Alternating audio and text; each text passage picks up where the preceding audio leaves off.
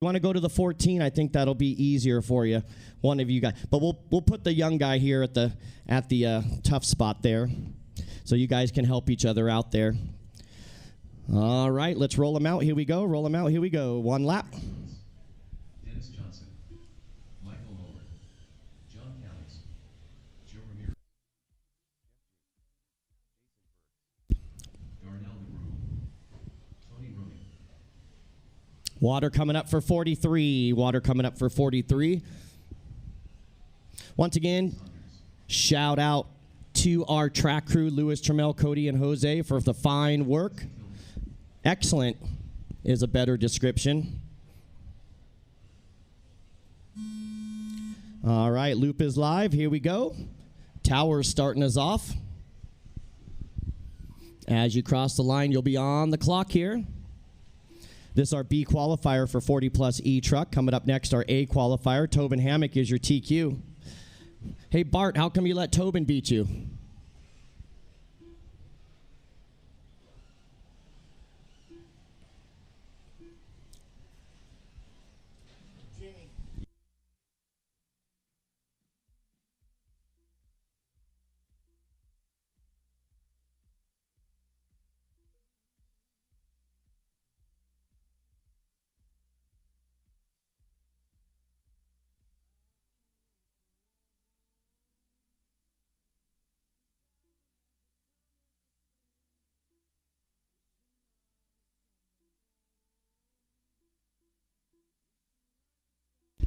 All right, 1 minute down and 3 minutes left to go. Towers, your leader, with Tony Roney running in second. Well, let's be fair. Let's let the rest of the guys get by here so we can give you the true running order.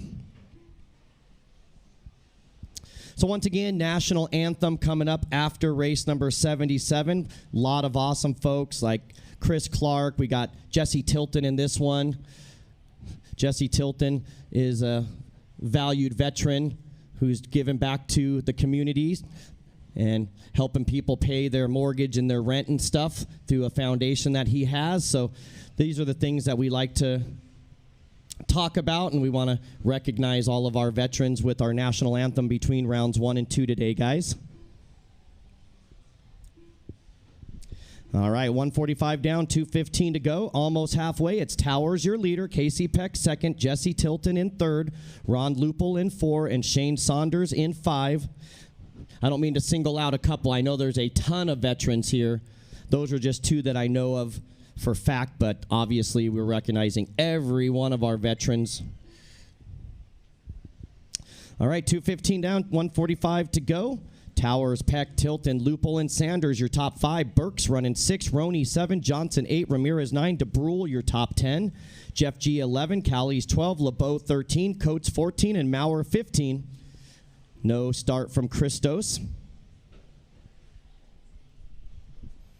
Once again, guys, there's numbers on the ground behind the driver's stand. You line up by how you were seated, and if you don't know how you were seated, then you line up by your car number.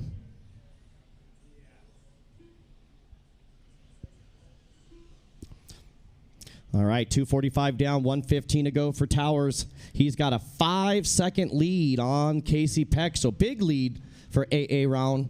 So TQ is Tobin Hammock at a 7:4:20. Towers on a 7:4:11. That's 9 seconds faster than Tobin's TQ time. So Towers on a burner right here. He must have got a good night's sleep. So Jesse and Casey now doing battle for second. They're only 1 second apart, Casey Peck and Jesse Tilton. Tony Roney and Ron Lupel doing battle for 4th and 5th. They're separated by a half a second. Still got Johnson in 6, Ramirez 7, G 8, DeBrule 9, and Saunders now dropping to the 10. Looks like Saunders had a couple rough laps in a row. Once again, guys, work together. You guys are all on your own individual clock. IFMAR qualifying, not racing anybody on the track.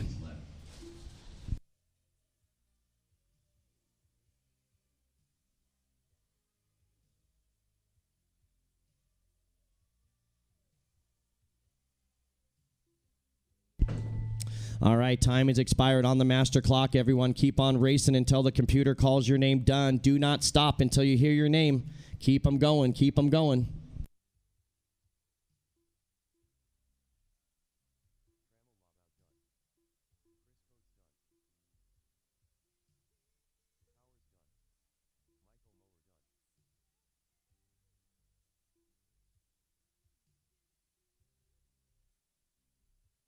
Do not stop until you hear your name.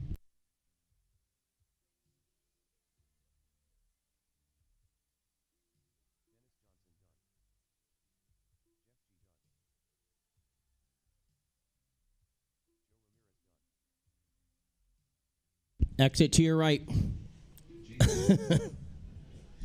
done. Casey Peck done. John Kelly's done. Sorry, Jeff G, I got OCD. And you made me get up 15 minutes early this morning to work, so. Waiting on. There he is, Saunders. Okay, that's a race. All cars are done. All cars are done. It'll be Towers taking the win of that one with the 7.417 new TQ.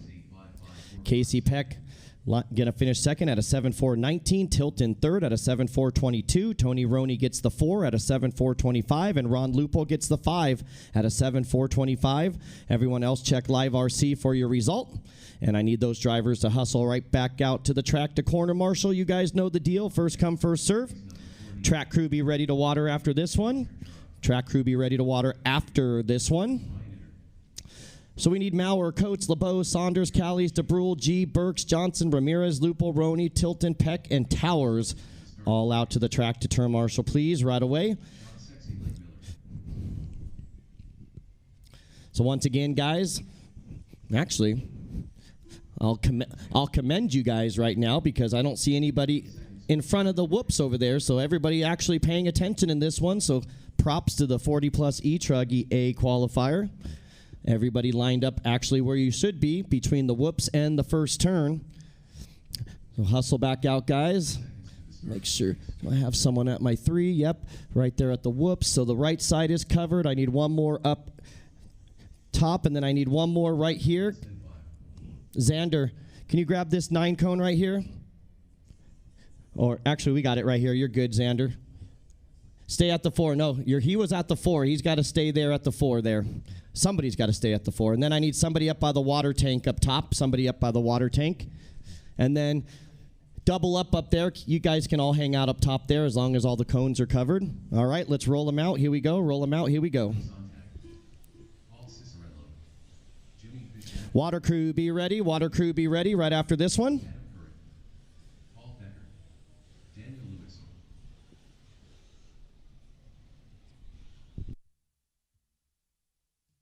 Remember, spread them out. Give yourself some room here, guys.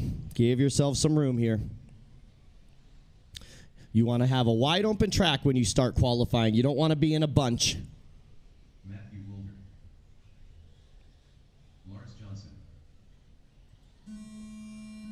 All right, loop is live. Here we go. Our A qualifier, the fastest seeded group from Wednesday's seeding rounds. Doing battle TQ right now is Towers at a 7.417. That is the time to shoot for.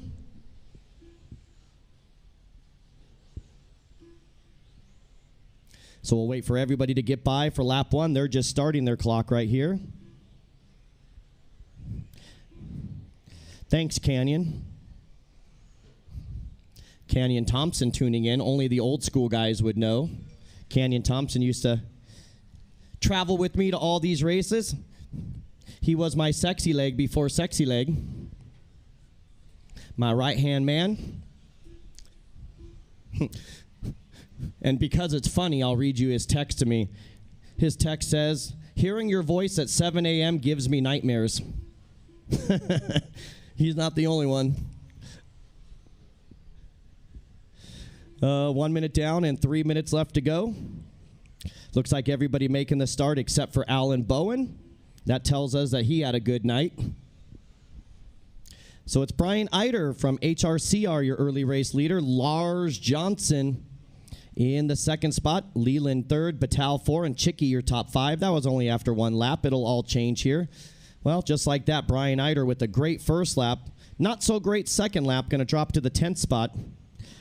Yeah, Jeff Guest agrees. He's not wrong. Hey, it's what I was given, Jeff. Just like this face, there's nothing I can do about it.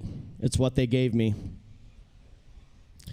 2 minutes down and 2 minutes left to go. Lars Johnson taking over that race lead by 2/10 over Leland. Leland with 3/10 on Batal. Batal with 1/10 on Chicky, and Chicky with 2 seconds on Fishback.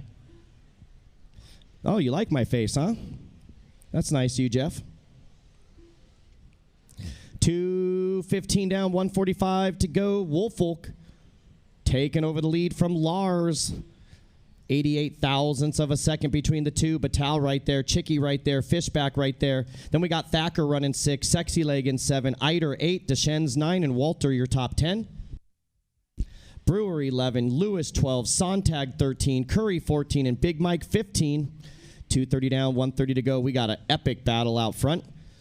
Woolfolk, Johnson, Batal, Chicky, all doing battle, all within about a second and a half of one another.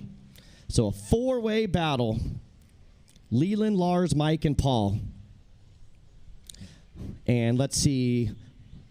Right now the TQ is a 7.417. Leland on a 4.10. Johnson on a 4.10. Batal 4.12. Chicky on a 4.12. So the top 4 are all faster than Tower's TQ time. So in essence, we're battling for the TQ here.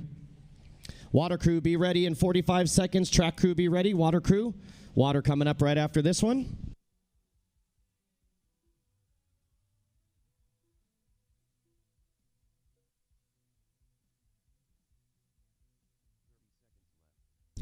"30 seconds. Hey, Chop, you get to hear me next weekend, too. You're welcome. JBRL 10 scale next weekend. Bakersfield, back at it for more. 15 seconds. Lars with 2/10 on Leland. Leland 4/10 on Batal. Batal 7/10 on Chicky. We're going to have a photo finish in this one for the TQ of round 1. Race it out, boys. Time has expired on the master clock. Everyone keep racing. Let's see who's going to get this TQ between those 4. It's a 4-way battle. Keep going. Don't stop until your name is called. Don't stop.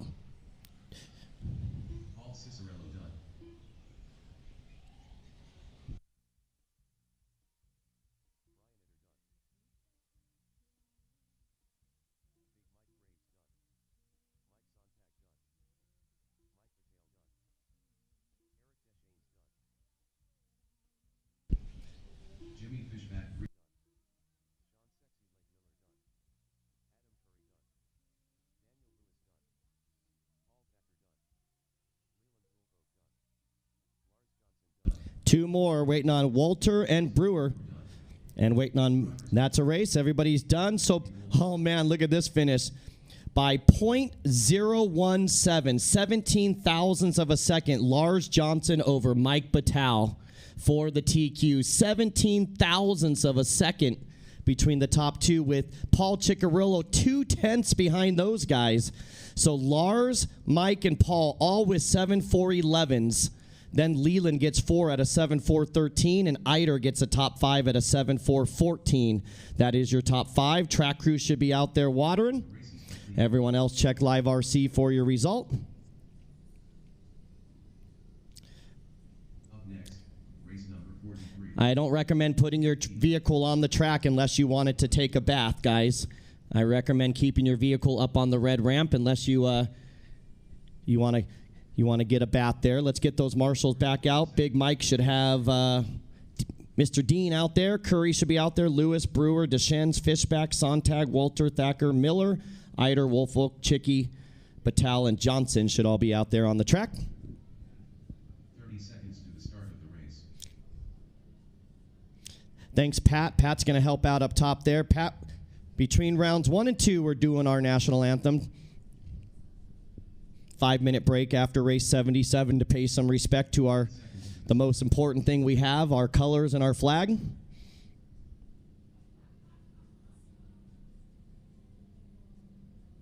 Less than 5. So hustle back out, marshals. Even though we're watering, we don't want to water and then take more time waiting for turn marshals. I would rather have our marshals in position so that we're ready to roll them out. Good job, Lars. You still got it. Team old guys getting it done. Actually, it's 40 plus. We're all old guys in that class. Next year, I'm coming for that 50 and over, Lars. Sexy Leg was just excited. He just turned 40, so he was excited to run that class. I'm like, bro, you don't want to be excited to get older. All right, looks like my right side is covered. Top is covered. I need someone to the back left, guys, up and under the cinch sign. Top left at the 10 cone.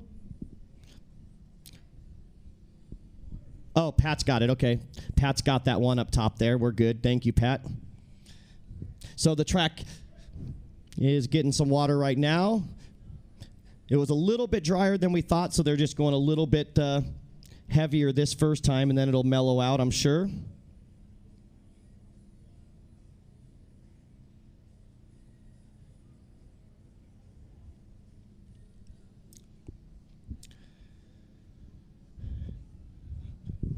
All right, looks like we're ready. We'll get that hose off the track if the other ones are off, so Lewis will jump over there with the hose. I think most of it's off over there, so everybody else is good to go. You good, Lou? All right, Lou says he's good. Let's go ahead and roll him out, y'all. Roll him out. Here we go. So here we are with our D qualifier.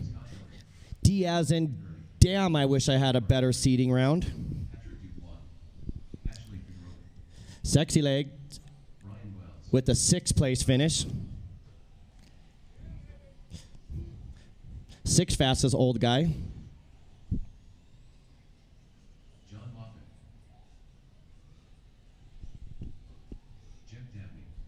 All right, here we go. Loop is live. As you cross the line, you'll be on the clock. Once again, thank you, Pat. Thank you, Lou. Thank you, Tremel. I'm not sure where Cody or Jose. Are they still alive? Do we know? I got a message from Jose saying he was coming down from the hotel. There's Jose. Perfect. Anybody check on Cody? Is he alive? He went to bed early? That's what I did. Not you? No. Cerveza? Oh, you like the hard stuff. Yep. No, go ahead. Come on in.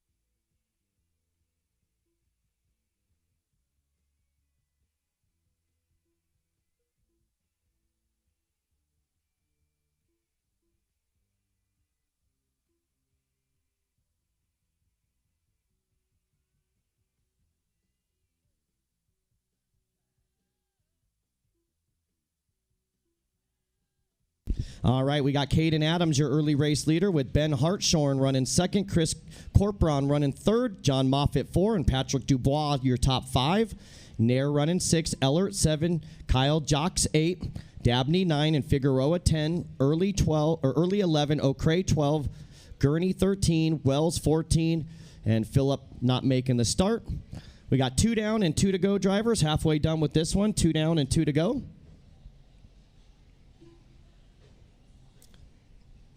Race 43 is on the track. Race 44 coming up next. That'll be our C qualifier for Sportsman E-Truck.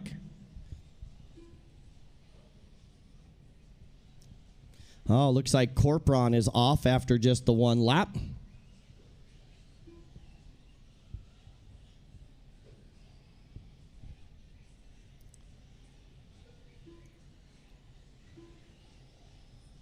Possibly Moffitt as well.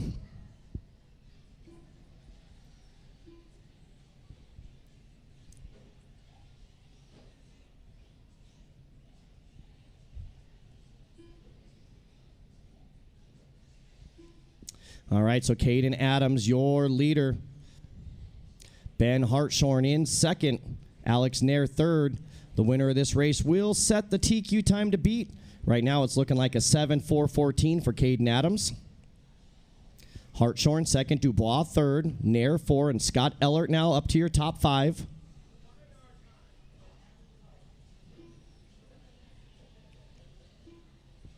seconds left. 45 seconds, drivers. 45.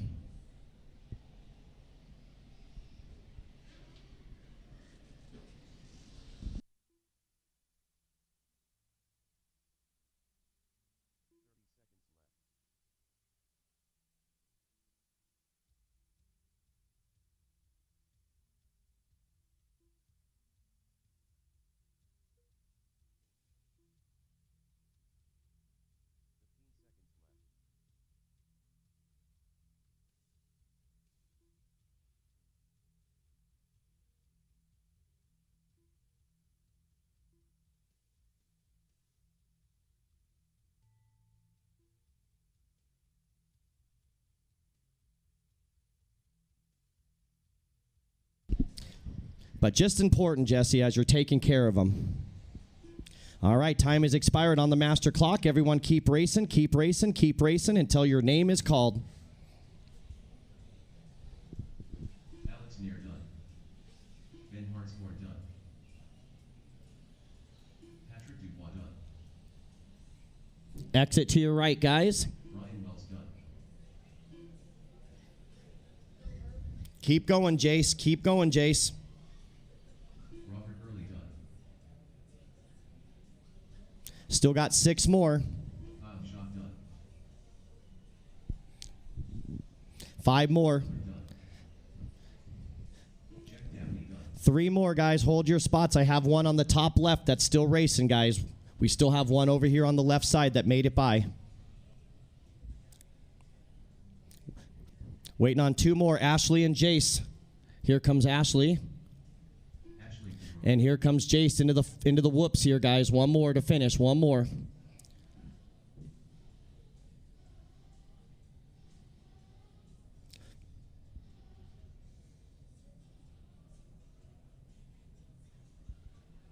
All drivers are finished. All right, that's going to do it. Everybody is done. So it'll be Caden Adams, your winner, with the 7.413. Ben Hartshorn gets the 2 at a 6.409. Patrick Dubois at the 3, 6.410. Alex Nair gets the 4 at a 6.412. And Kyle Jocks will get the 5 at a 6.416. I need all those drivers, including Corporon and Moffitt, out to the track, please. And Philip, if you're here, we need to see you as well. 1 minute till we roll out the next group, guys. Keep them over between the whoops and the first turn. Anywhere on the front straight or in the sweeper on the right. Don't creep back around the track, guys. So once again, we should have Moffitt, Corporon, Wells, O'Cray, Figueroa, Gurney, Early, Ellert, Dabney, Jocks, Nair, Dubois, Hartshorn, and Adams. We should have plenty of marshals out there. Every cone should be covered. First come, first serve. Actually, there's 14 in that last one, so every cone should be covered with just 1 person. 30 seconds to the start of the race. So hustle back out, guys. Once again, even those that broke, we need you out there. Please don't make me do roll call. We only had to do that a couple times yesterday. But I know that all 14 cones should be covered. So I got my right side covered there. Well, almost. We need the 4 cone. Scott's. So, Jesse, there's only 1 spot left, and that's that one right there. These Scott Ellert's heading over to the 14 over there. And so...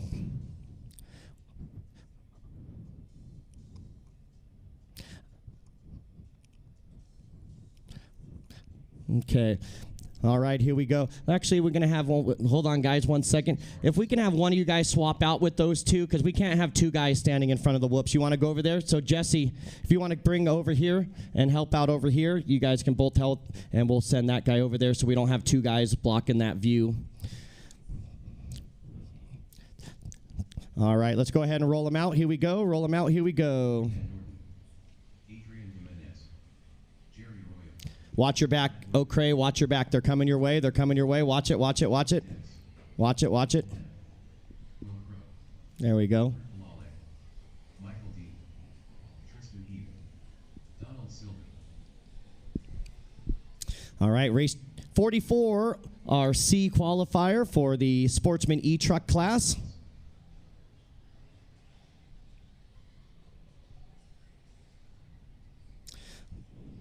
All right, here they come through the whoops. We'll get this one underway. Loop is live.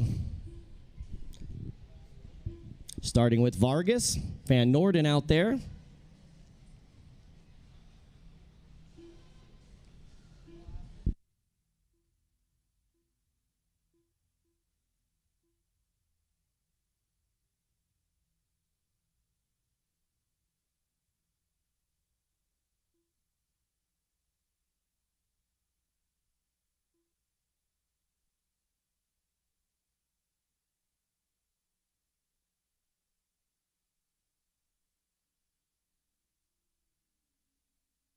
All right, everybody making the start except Curtis. I saw him walking off the stand right when the race was getting underway. So watch it on the back right, guys. Truck upside down, down the hill. There we go. Let everybody come by for lap number 1. We'll give you the running order. Race 44 is on the track. Once again, we're running races 40 through 77 3 times. So after 77, we'll take a 5-minute break for our national anthem, and then we'll go right back into race number 40.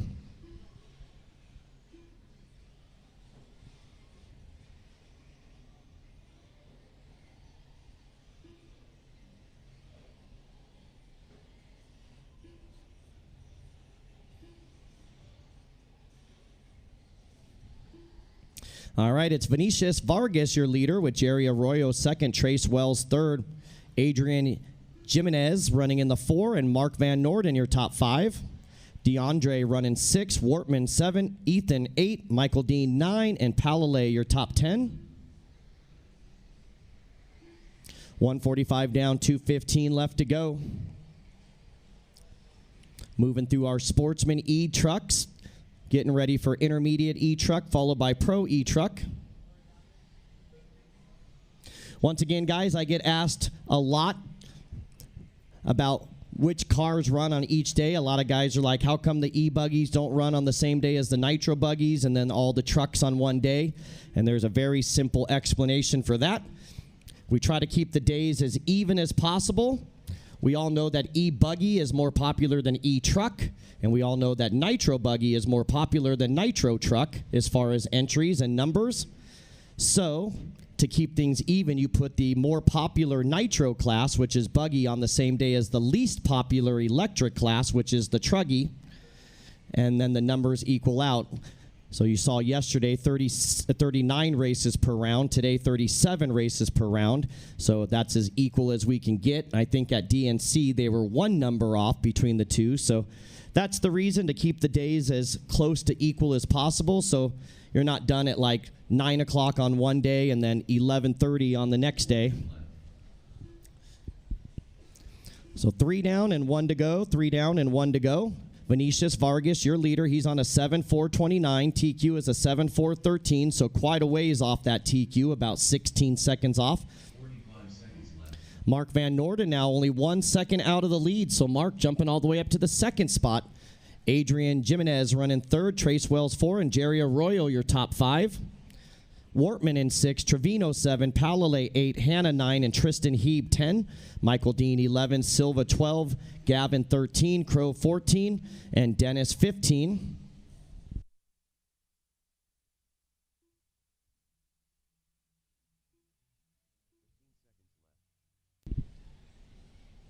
So once again, guys, we invite everybody to keep an eye on your lap times. I know most of you check out your lap times.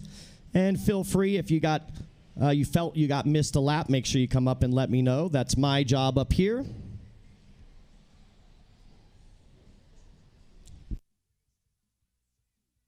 All right, time has expired on the master clock. Everyone keep on race until the computer calls your name. Adrian Jimenez done.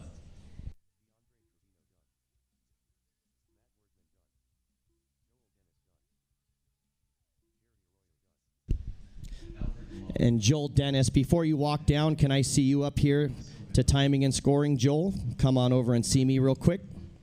Trace Wells done. Vinicius Vargas done.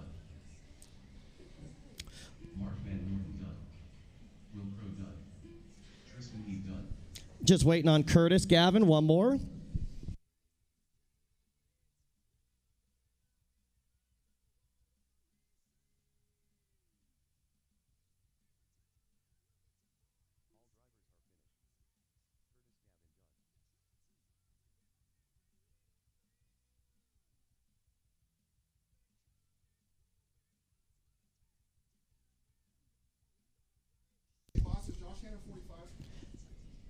Race number? Let's see here. Josh Hanna is 45. All right, so we had Vinicius Vargas, your winner, 7 in a 4:30. Mark Van Norden second at a 7:4:33. Jimenez gets third at a 6:4 flat. Trace Wells gets the 4 at a 6:4:03, and Trevino gets a top 5 at a 6:4:07.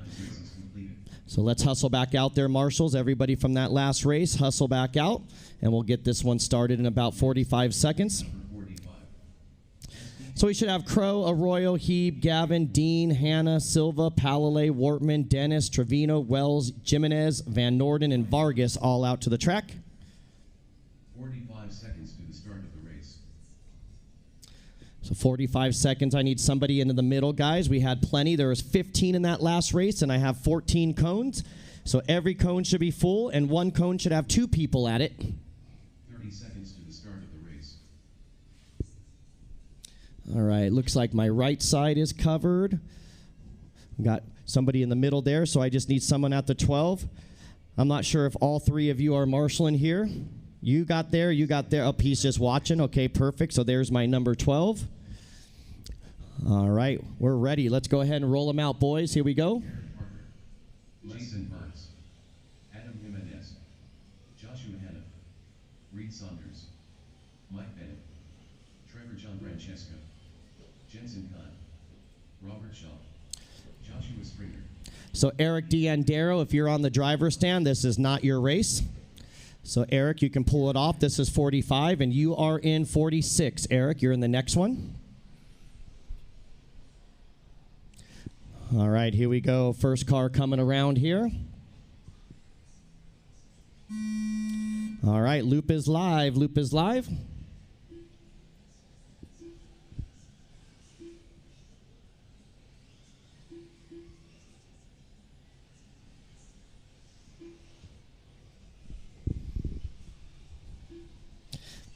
It happens. Huh? Are you looking? I don't know if you're looking at qualifier 1. You might be looking at seating.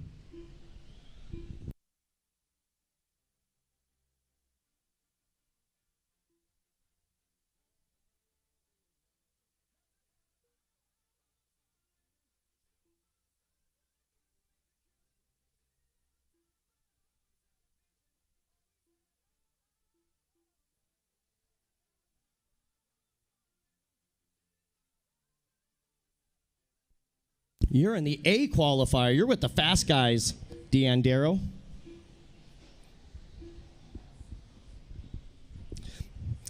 All right, 1 minute down and 3 minutes left to go in this one. Wait for everybody to come by for lap 1.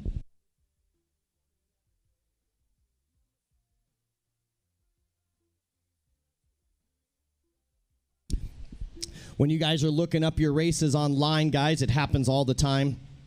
But make sure you're looking at Q1 and not seeding round. Seeding round was Wednesday. Things are different from that point. All right, it looks like Duke Watts, your leader, with Adam Jimenez in second, Garrett Parker in third, Chris Mueller 4, and Jason Burks, your top 5. 2 down, 2 to go, 2 down, 2 to go. Once again, guys, you line up on your car number behind the driver's stand. If you're coming up in the next race, you should be lined up on your number by how you are seated.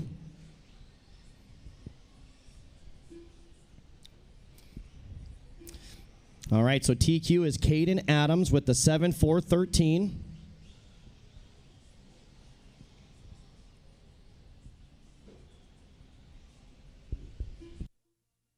Right now we got Garrett Parker leading the way on a 7-lap 4:30.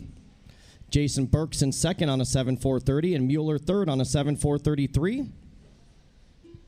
Then we got Saunders running 4, and Mike Bennett, your top 5. Jimenez 6, Robert Shaw 7. Josh Hanna running 8 with Stringer 9, Kime in 10, Phelan 11. Don't forget about our buddy Eric Phelan. If you're looking for media content while here at Silver State, guys, Make sure you hit up Eric Phelan with PhD Productions. They're here all week offering photo and video packages. He's pitted right across from the HRCR and next to the Dirt Donuts booth. If he's not there, he's either racing or running around with the camera. So if you're looking for any type of media coverage for your brand, make sure you hit up Eric Phelan. All right, so Chris Mueller now taking over that race lead with Garrett Parker dropping to the 2. Burke's running 3. Oh, Burke's now up to the 2. Reed to the 4. And Parker with the rough lap. He'll drop to the 4. Robert Shaw up into the top 4 now from Shaw's RC in Oklahoma.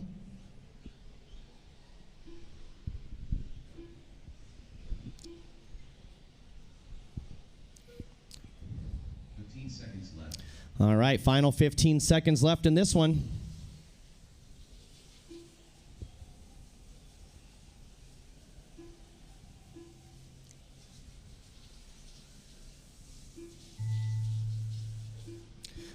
All right, time has expired on the master clock. Everyone keep on racing until your name is called. Do not stop until you hear your name. Next water is right now. Track crew be ready. Track crew be ready. Water coming up right after this one.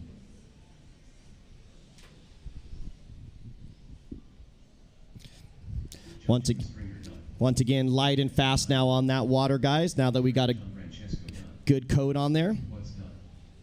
Jason Burke's done. Garrett Parker done. Brian Johnson done. Reed Saunders done. 5 more to finish here. Keith Henry done. It's looking good, Lewis, so we can get back to the program from yesterday. 2 more waiting for Mueller and Bennett. And that is a race. Everyone is done. It'll be Chris Mueller, your winner, 7 laps and a 4:27. Garrett Parker second with the 7:4:32. Jason Burke's third with the 7:4:32. Reed Saunders gets the 4 at a 7:4:34, and Robert Shaw 5 at a 7:4:37. That's going to do it for race number 45. All right, so we got 2 of our water crew members, so still looking for Thompson and Trammell. So Thompson and Trammell out to the track for water.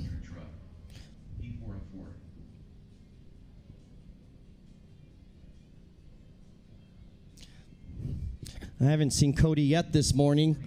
I know Trammell was out there earlier, so not sure where Trammell is. Once again, quick and light on the water, guys. Quick and light. We got a good base on that first water, so we want to keep the program rolling again. So literally the best way to do it is keep those feet moving. Don't ever stop, don't ever stand. Just keep those feet moving and then just miss. And I got out there and did a couple yesterday. I'll be helping the boys later on today. Lewis will be my boss. Head water boy. Head water man. Head water king. Sorry. I got to get it straight.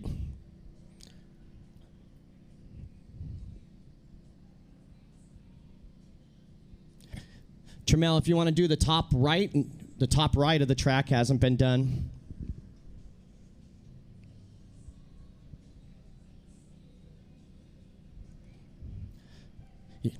Lewis, you're getting awfully kinky out there.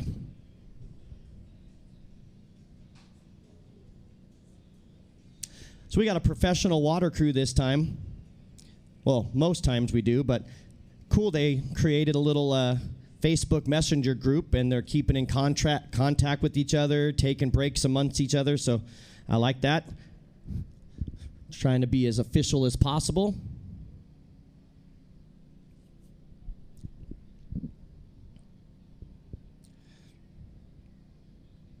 All right, once again, we should have Marshals, Johnson, Henry, Phelan, Gianfrancesco, Stringer, Watts, Hanna, Kime, Jimenez, Bennett, Shaw, Saunders, Burks, Parker, and Mueller should all be out there.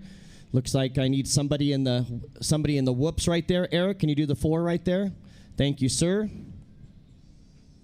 And then let's see. I think my right side is now covered, and then my left side's good. They'll double up a couple spots up there. All right, let's drop those hoses here. I'll wait for the word from the King El Jefe. He's good. All right, let's roll him out. Here we go. Roll him out. Here we go. Lance Parker. Chris Sharp. Here's our A qualifier. Bill Sharp. Adrian Rodriguez. John Edmond. Malcolm Townsend. Michael Moore. Mark Gerard. Jeffrey Burgos. Joe Ramirez. Jonathan Vandermolen. Zach Gilmore. Garrett Passmore. All right, the only one not checked in, Luis Zavis. Uh-oh, no transponder. And there's definitely no hand counting at the big races, that is for sure. So that's a tough break if he didn't put his so he said, uh-oh, no transponder as soon as I said he didn't check in. So unfortunately, this becomes a practice run now. And he is now going to be down to his final 2 qualifiers to try to make the show.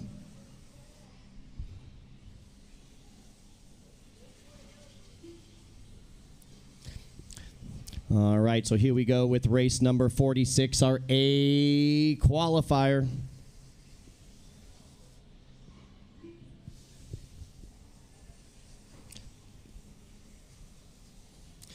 All right, coming up next, we move into 3 heats of intermediate E-Truck. Races 47, 48, 49 coming up. Then a couple pros, 50 and 51. And that'll take us to the end of E-Buggy, and then it'll get noisy for a while with a bunch of nitro buggies. So a lot more nitro today than yesterday. Yesterday we had a lot more electric. 3 minutes left.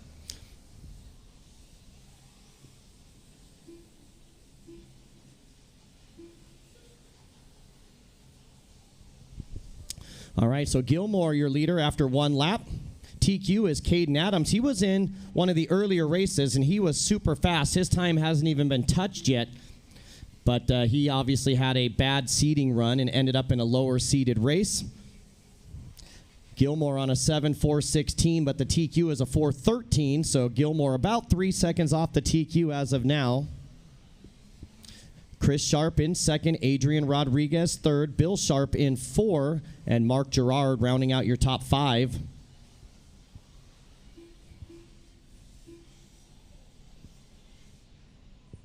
All right, 2 minutes down and 2 to go. Chris Sharp, your leader now on a 7.416, 3 seconds off that TQ of Adams.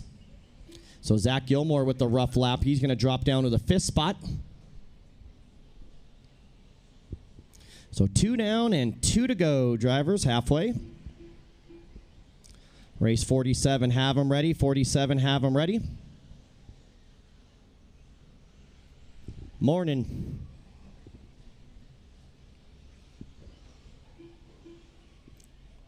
All right, 2:30 down, 1:30 left to go. It's Sharp, Passmore, Rodriguez, Sharp, and Gilmore, your top 5. Lance Parker in 6, Vandermolen 7, Ramirez 8, Gerard 9, Edmond 10, Maurer 11, Townsend 12, D'Andero 13, and Burgos 14. Oh, looks like Lance Parker might have trouble here. So Gilmore now fighting his way back up to the 3rd spot.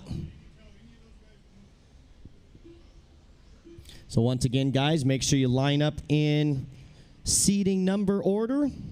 That's how you choose your spot.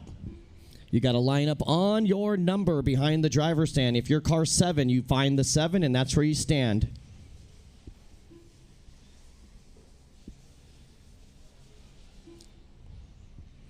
All right, so Chris Sharp and Garrett Passmore battling for the lead, only 0.3 apart. They're both on 4.16s, which is 3 seconds slower than the TQ time.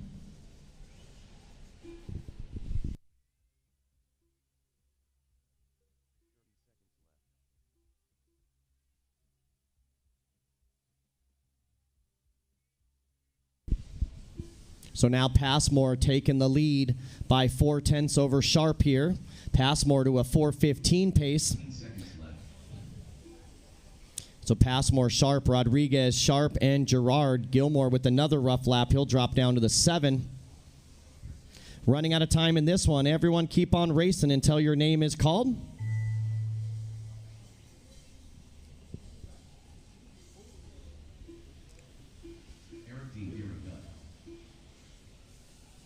Don't stop until your name is called.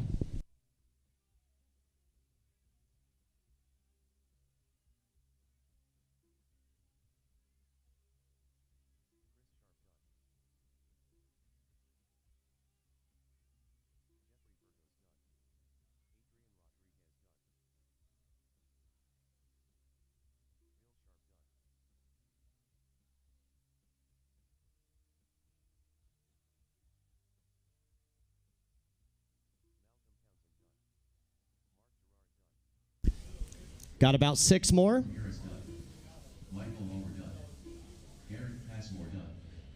Jonathan Vandermolen done. 2 more. Waiting on Zach and John Edmond. 2 more. And just waiting on Gilmore. 1 more to finish. Exit to your right. 1 more. Waiting on 1 more. All drivers are finished. And that's a race. Gilmore done. Everyone is done. It'll be Chris Sharp, your winner, 7 and a 4:17. Adrian Rodriguez, second with the 7:4:18. Passmore gets third at a 7:4:21. Bill Sharp will get the 4 at a 7:4:27. And Mark Gerard gets top 5 at a 7:4:28. Need all those drivers, including Louis Zavis and Lance Parker. Well, Lewis was up there the whole time just with no transponder. Lance Parker. Need those guys all out to the track, please. INT electric truck. Heat 1 of 3. So Zavis, Parker, Burgos, D'Andaro, Vandermolen, Maurer, Ramirez, Gilmore, Edmond, Townsend, Gerard, Sharp, Passmore, Rodriguez, and Sharp should all be out to the track. Marshalling, guys. Hustle back out. First come, first serve.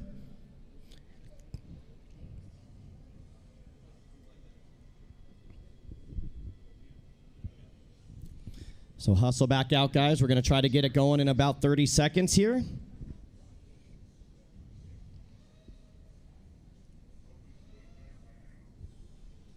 Left side looking good already.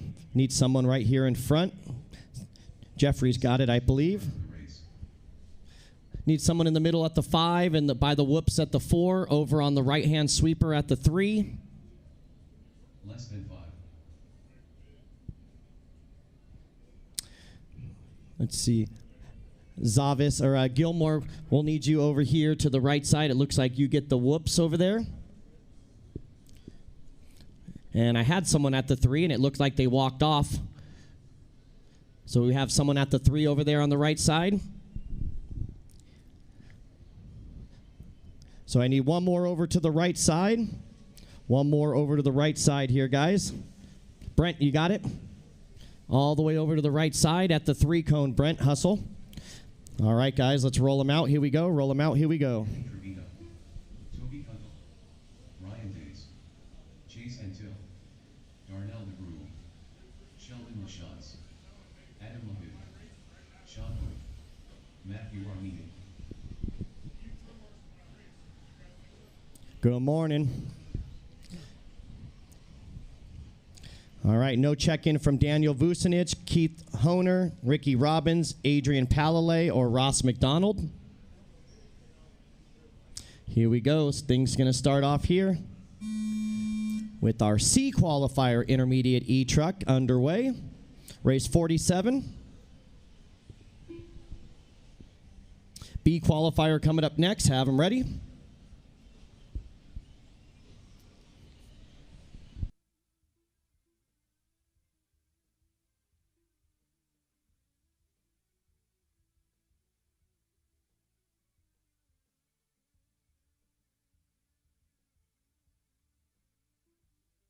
All right, where are we at?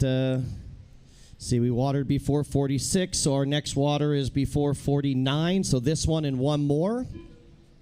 So it looks like our A qualifier going to get the water for round 1.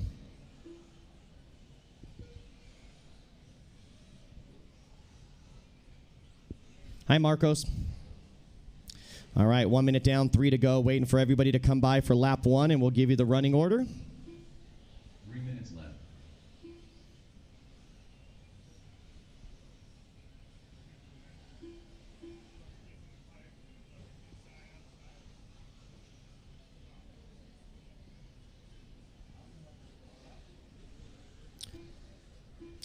All right, looks like 5 no-shows.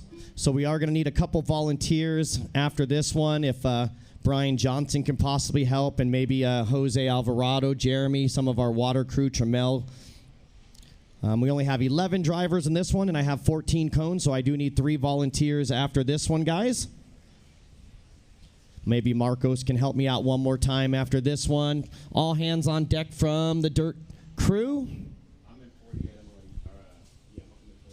Oh, Trammell's in the next race, so he can't be 2 places at once. So, once again, anybody that can help us out, Brian Johnson or any of the crew.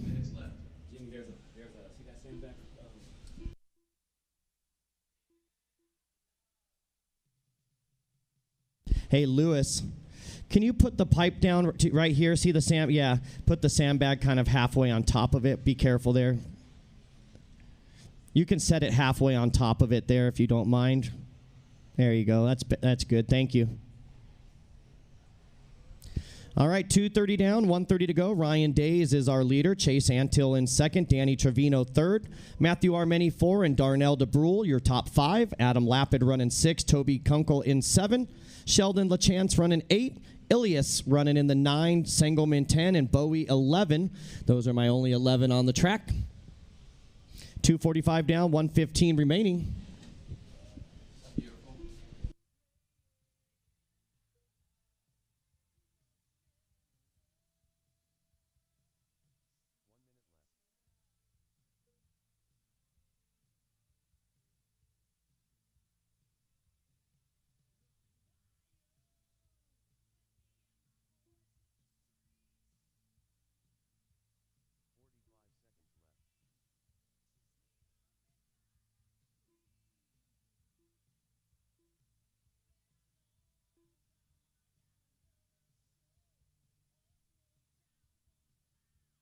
All right, final 30 seconds. Ryan Days on a 7:4:11, looking to set the time to beat here. Once again, volunteer tour marshal help. I need 3 of them. And we got one more race before water, Jose. One more before water, but maybe you can help me marshal, along with maybe Brian Johnson. I got Chris and Dave over here that possibly can help us out. We only need 3, though. All right, so Antill now taking the lead. Chase taking up the lead spot here on a 7:4:12. Time has expired on the master clock. Everyone keep on racing until your name is called.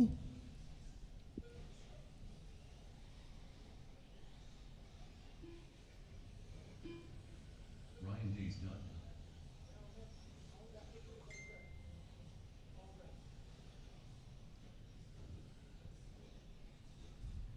You all right, Brent? I got a message, but I didn't see what happened. But thanks for taking a look at him.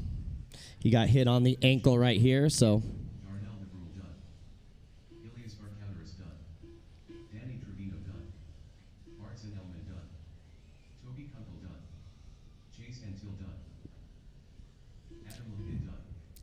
Matthew Armeni. All right, waiting on Honer. He had a long lap there, but looks like he might have got back out there, so stand by, guys. Looks like we might have one more still coming around here.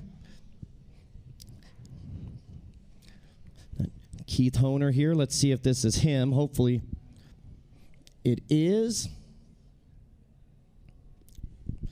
Then we'll bring up race 48 here. No, I'm off because you said I wasn't in. So you don't have to wait. So that is it. Everybody is done. So it'll be Ryan Days, your winner, with a 7:4:11. Chase Antill second with a 7:4:12. Sheldon LaChance will get third at a 7:4:27. Darnell DeBrule fourth with a 7:4:28. And Matthew Armeni top 5 at a 7:4:29. Okay, so if you start with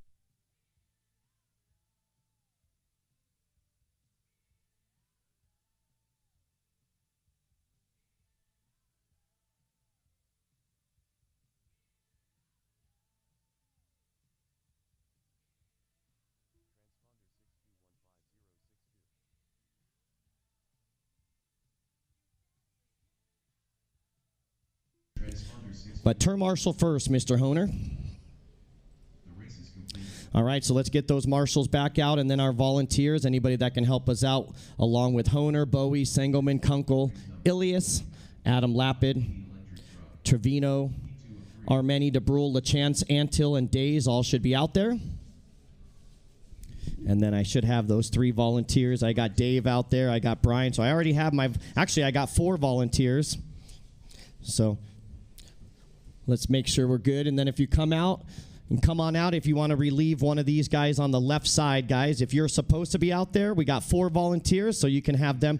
So, yep, Sean Bowie, you take over there. And then, once again, you can help out. If you're marshaling up in the corner, we got the 4 volunteers. Take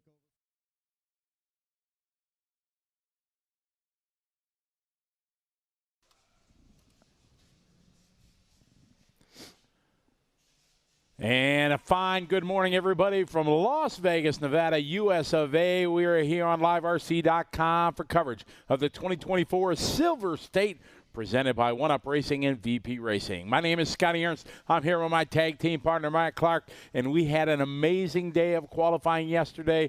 And Matt Mayfield looking strong like he always does. Yeah, Scotty, I mean, if today is going to be anything like it was yesterday, we are in store for some great racing, especially when you got guys like Mayfield out there in the Pro Nitro buggy today, E-Truggy. It's going to be awesome. It is going to be very, very good racing. We're glad to bring it to you. We had wonderful viewership yesterday. All you folks from around the world checking in, hanging out with Matt and I, and that's what makes the show a lot of fun. The track was worked on a little bit last night when we shut down. I think it was, 10:30-ish, something like that, 10:15 local time here. The track crew was out there right away, and they were speed grooming and stuff like that. So the track's in a little bit better shape than it was at the end of the day yesterday. But, Matt, we've witnessed it here. Every lap that gets turned on, the character gets built up a little bit more each and every lap that they turn. Yeah, you're right, Scotty. I mean, it was just exciting every lap because every time they go around those corners, it just creates a new obstacle that the dirt crew really didn't plan on putting out there, like the jumps. It creates these moon-like craters all over the place, and you can really see that some of the drivers are really picking their lines really well and able to get around these things, and others not so much, and they get claimed by those crater holes that are out there on this track. But I know that a lot of people were here at like 6 o'clock in the morning as soon as Joey opened the doors, so that way they could get their cars ready for today. And no exception for the pros either. They're all out there. They're all getting ready to go. We're starting with E-Truggy, and then we're going to get into our Nitro Buggy later this afternoon. It's going to be interesting as always. This is your first time here for this song and dance. I've been able to be here the last couple times, and the track, the evolution of the racetrack is something that always makes this race so special, so unique. I think as much as some people complain about it, I think they still enjoy having the uniqueness of the racetrack, and makes it a lot of fun. And as you can see, 1,200 or 1,199 or whatever it is, entries into this event. It is a race that people continue to come back for, and they enjoy it. It's a great venue for coming to race and being part of the show, and it just makes it a lot of fun for sure. Yeah, I'd like to second that, Scotty. We are here in Las Vegas, Nevada at the South Point Hotel and Casino, and this is like a racer's dream. You know, they get to come out here on the track and race this beautiful track at this monumental event, but at the same time, you get to, kind of hang out in Vegas and be at a Vegas hotel and experience Vegas a little bit. And I mean, my room is just a walk away, and I can get right down here to the track. And so Joey and the dirt crew have really put on a spectacular event so far, and we still got 3 more days to go, so it's going to be awesome. That it is. These guys up early in the first races.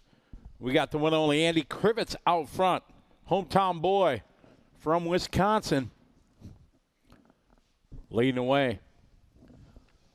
Be good to see our local kid. Yeah, he's from Trackside, back home, and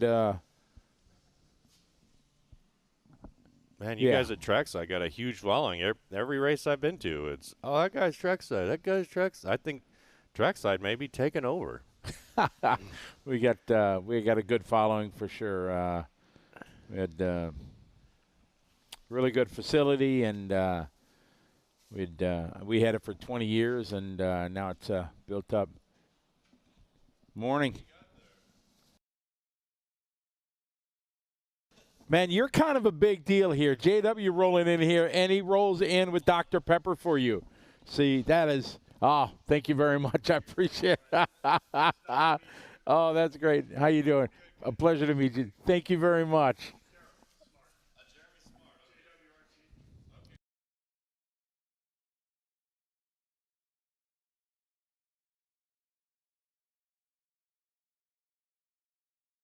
Andy out front leading the way. Leland second, followed by Heath, Justin, and James.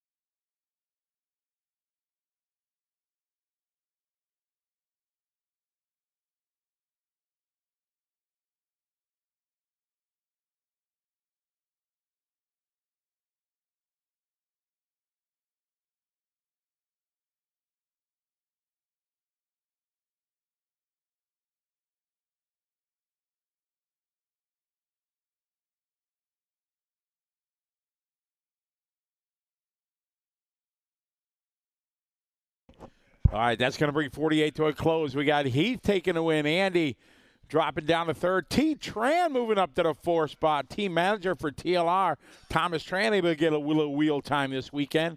He loves his electric truck, so Heath takes this one. Andy, as we're in our B sort here of intermediate electric truck, 7-lap 4:10 is the pace. We got race number 49 coming up next.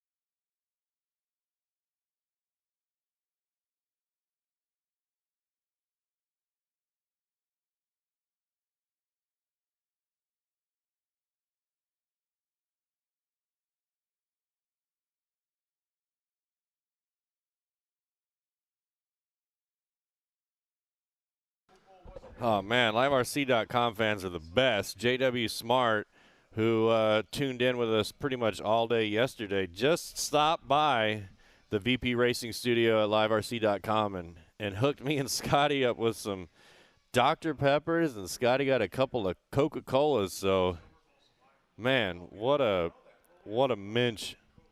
That was awesome. I mean, it doesn't get any better. What a pleasure. And good luck to JW. Good luck to JW's team today. And, yeah.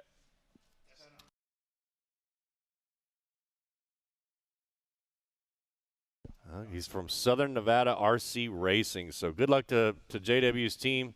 Hopefully he tunes in today, too. You know, while he's up in the grandstands, he's watching the liverc.com awesome. VP Racing Studio because man, that's a big deal. Yeah, that's cool. I got a little pile going on down here. I got. Yep. And you're good. Yeah. Yeah. Oh, you don't know how I consume Dr. Pepper. Oh, I do now after working with you last couple events for sure. Yeah. Oh, look, Kyle says he can hear that Dr. Pepper smile. That's right. It doesn't get any better than this. You know, I was kind of feeling down and out, and like I didn't know, what I was gonna do. And man, now liverc.com fans are. You got a 6-pack ready to go. Yeah, coming. A couple through. in the fridge over there, and Joel's nice enough to loan us his fridge. Man, that's awesome. All right, we got Danimal out front, 33.9. Well, bam, there's a lap for Danimal. Morning, Matt Haney, Ryan Crawford, Kyle Kiley, how are you? Scotty, CP2, welcome. Did you get a chance to take a look at the track this morning? I did, yeah. I didn't do a walk or whatever because when I came down, they were running already. But yeah, take a look at it. It looks much better. They did fix some of the big holes and kind of speed groomed last night. It looked like so they definitely put some effort into it. You see a lot of the in the hairpins where the end of the day yesterday, the big crevasses were. They're kind of gone. Like here, they fixed that one. That was one of the biggest ones that had come off that back section. So yeah, they did a great job and looking good and make for a good day. We shout out Andrew Selvaggi from Australia. G'day, mate. Yeah, I when I left last night, they had the big roller out there rolling the dirt right there at that concrete section. So just, I mean, again, they're not really out there, like really repairing it, moving dirt around, but they're trying to just, keep it groomed, I guess, as best as they can. And it's turned out pretty well. Yeah, for sure. We got Danimal leading away, 33.5. Bunch of consistent laps here for Daniel. Lewis into 2. A.J. Schumacher had a good run yesterday. If you were with us at the end of the day yesterday, wrapped up a good run of this nitro truck. Jericho's 35.1. Hello to Andrew Selvaggi checking in from Land Down Under. Aussie's in the house. Yes, Andrew, I'll be down there for the Chili Bowl. I'm looking forward to doing that. I'll be there 3 weeks. I'm going to be in Australia. We got 3 events back to back to back. Pretty excited for that because I love doing races down there and get to see you guys. I hope you're going to be there for that. That format that Matt and his club run sounds really cool. So I'm excited for that. It's going to be a good time. So what is the Chili Bowl? My Chili Bowl here is a dirt oval race, but they have a Chili Bowl 10-scale buggy race down there. They call it Chili Bowl because it's kind of there. I don't want to say winter, but it's not as warm as normal. So they got a unique format, kind of some heads-up racing and last chance qualifier stuff. It's really cool. So I get to fly down there, do that race, then I do a race, Pine Hills Raceway. 8-scale buggy race, then PDNR, Penrith, on-road race. So it's going to be – I got a busy July down under. I mean, Daniel's still out front. Cool. Oh, it's awesome. It's a long trip. It's a long flight. And unfortunately, post-pandemic, flight costs are incredible. It used to be able to get to Australia for $1,500. Now it's $2,200 to $2,800 economy to get there. It's terrible. All right, Danimal making it happen. 8-lap 433, crushing the TQ that was there. Danimal putting it out top. Very good run. Yeah, 8.433 for Daniel Sedler. I mean, 34.1.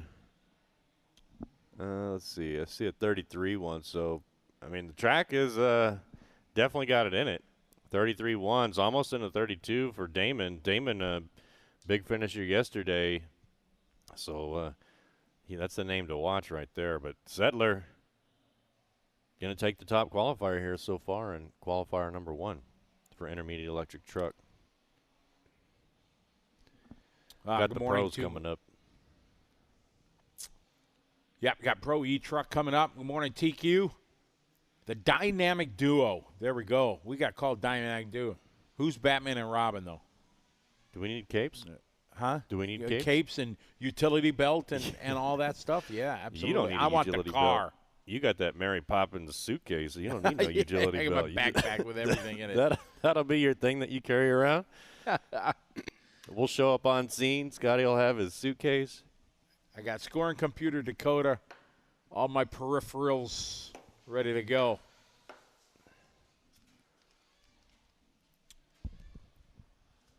Kyle, yeah, I know everybody's asking me for I got to get on that for sure. I mean, yeah. Thanks for the reminder. A painful reminder. I'm so busy now. I don't have time to do what I need to do, and yeah, I want to add that to it. But B.J. Williams up early. Good to have you on a team, partner. Oh, yes. Yeah, I agree, Kyle. Scotty, if you do make the merch, you need to make koozies. There we That go. way I Yeah. can put my Dr. Peppers in them. Like I you just have your face on it, you know. I saw a picture of a guy. He had an old guy, and it said, "You'll never be as cool as the guy." He had a holster for his hot sauce. And I was like, that's you. You need a holster for your Dr. Pepper, one that clamps on so it doesn't fall out. And That's right. all right, Pro E Truck. We got Adam Drake, Spencer Hecker, Caleb Noble, Felon, Cole Casson, Jeremy Robinson, Ivan Moreno Jr., Joe Figueredo, Brandon.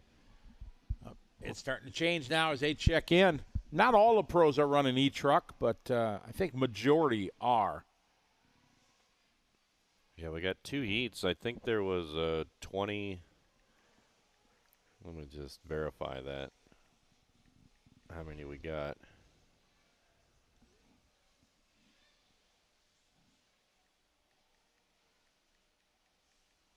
Looks like 29 E-Trucks.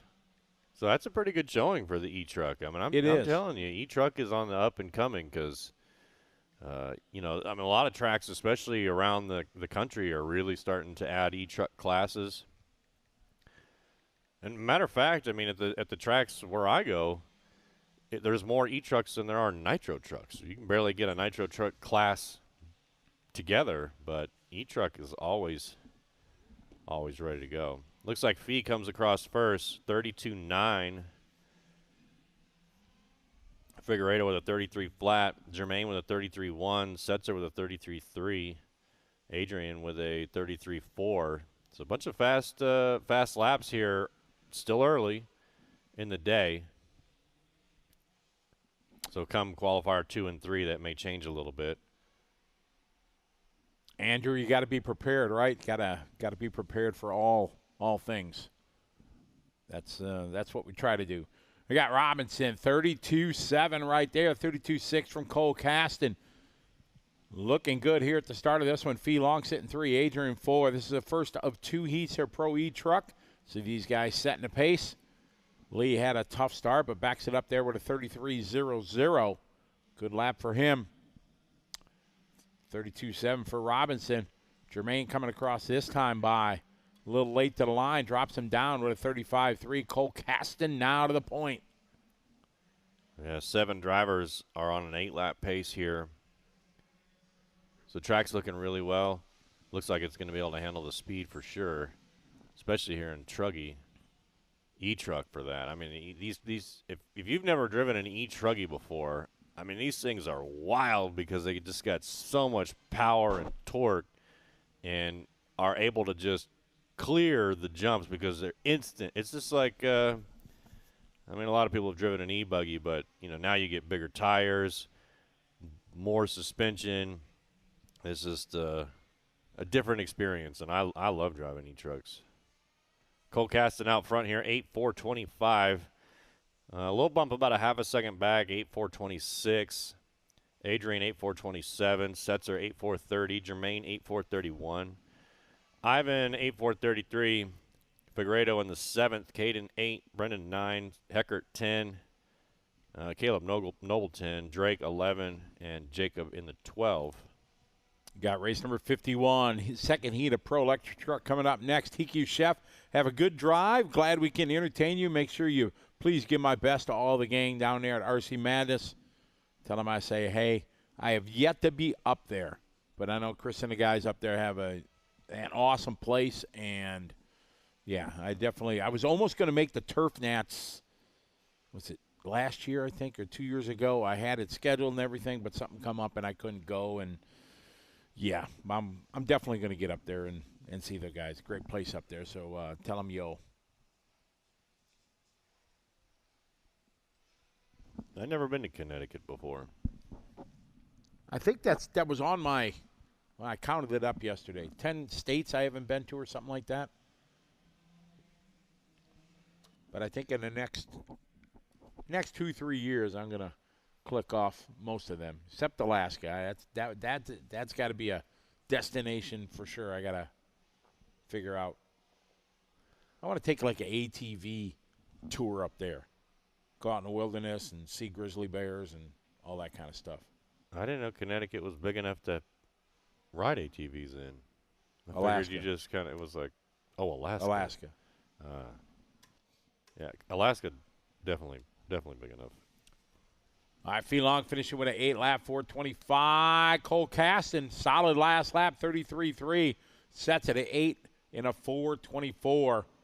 Followed by Feelong, Jermaine, Lee, Adrian. Ivan Moreno, the youngster, having a good one. Caden, Spencer, Joa, and Adam all having a few problems. Spencer Heck at 32.9. Last lap is hot lap. Speaking of Adam, I was in the elevator with Rhonda on the way down, and she was on an electric-powered scooter. Like Yeah, a they little- bring their little bicycle thing. Then she right out of the elevator That's and it. took off. I was like, okay, well, have a good day. It's kind of funny. Jeff Durant, thanks for tuning in. We appreciate your support. Here's your morning salute all the way from Las Vegas, Nevada. Donald, yes, I was talking about Alaska. I want to go on one of the really cool ATV, tours. Not one of those one where there's like 40 people on it. One where there's like a half a dozen, more private, intimate, and really get to go and see all the cool sides of Alaska. I really, really want to do that. I think that'd be fun. What about tent camping? You into tent camping? Oh yeah, I have no problem. When we used to camp, it was a tent. I've been to South Africa a couple times. Bucket list was to do a safari, but like legit safari, not go to a hotel and get picked up on a tour bus kind of thing. So when we were when I was going, it was 2018 was the World. 2017, I messaged my good friend Oshin at Red RC. I said, hey, I want to do this. Are you game? Are you in for it? I says, I want to go where there's the services and they have tent camps out in the bush, like out in the right there. Like there's no fences. You're out in the national preserve, and we did that. And I'll pull it up here, and you get these tents. And now I'm not gonna. These tents were like glamorous. They were like you had a real nice bed. You weren't sleeping in a sleeping bag. It was built like you had a bathroom with flush toilet and everything. But there was like 10 of these tents in this camp, and they had a main lodge in the middle where you go eat. But right off my doorstep, there was a sign that says, you don't go off your porch at night. It was pretty crazy. I'll pull up the pictures and show you. It's pretty neat. But yeah, I'm into tent camping. That was a bucket list thing I got to do. All right, we got a green flag here in heat number 2. Time to beat Cole Caston 8:4:24. Jared Wiggins coming across first here with a 32.6. So, geez, Jared Wiggins on fire there on that first lap. Mayfield, though, with a 32.5. Ryan Mayfield going to try to continue some of that nitro truck success here into the E-Truggy. Seth Van Dalen in the 2, Wiggins 3, Daniel 4, Mason Fuller 5, Jonas 6, Frankie 7. Wiggins again, 32.2. Jeez. Back-to-back heaters. Man, this is a crazy fast run. Yeah, here's Jared Wiggins here in the orange and white. Our liverc.com camera crew picking him up. There he comes up to the top side of the track. Let's see how he takes this concrete section if he chooses a different line. Taking the berm there. So, oh, no, he gets up on the pipe and flips it over. That's going to cost him a couple of tenths for sure. So that's going to put him down into 7th. That one tiny mistake. I mean, what is this, 10 skill racing? Oh, these guys pushing the limit for sure. So Mayfield now to the point. Mayfield throwing down his own fast lap there, 32.2. Daniel, 32.7. Juan Carlos, 32.5. Ryan Lutz, 32.6. Cavalieri, 32.8. Fuller 32.9. Jonah 32.7. Some very, very good laps. Seth Van Dalen doing a 32.2.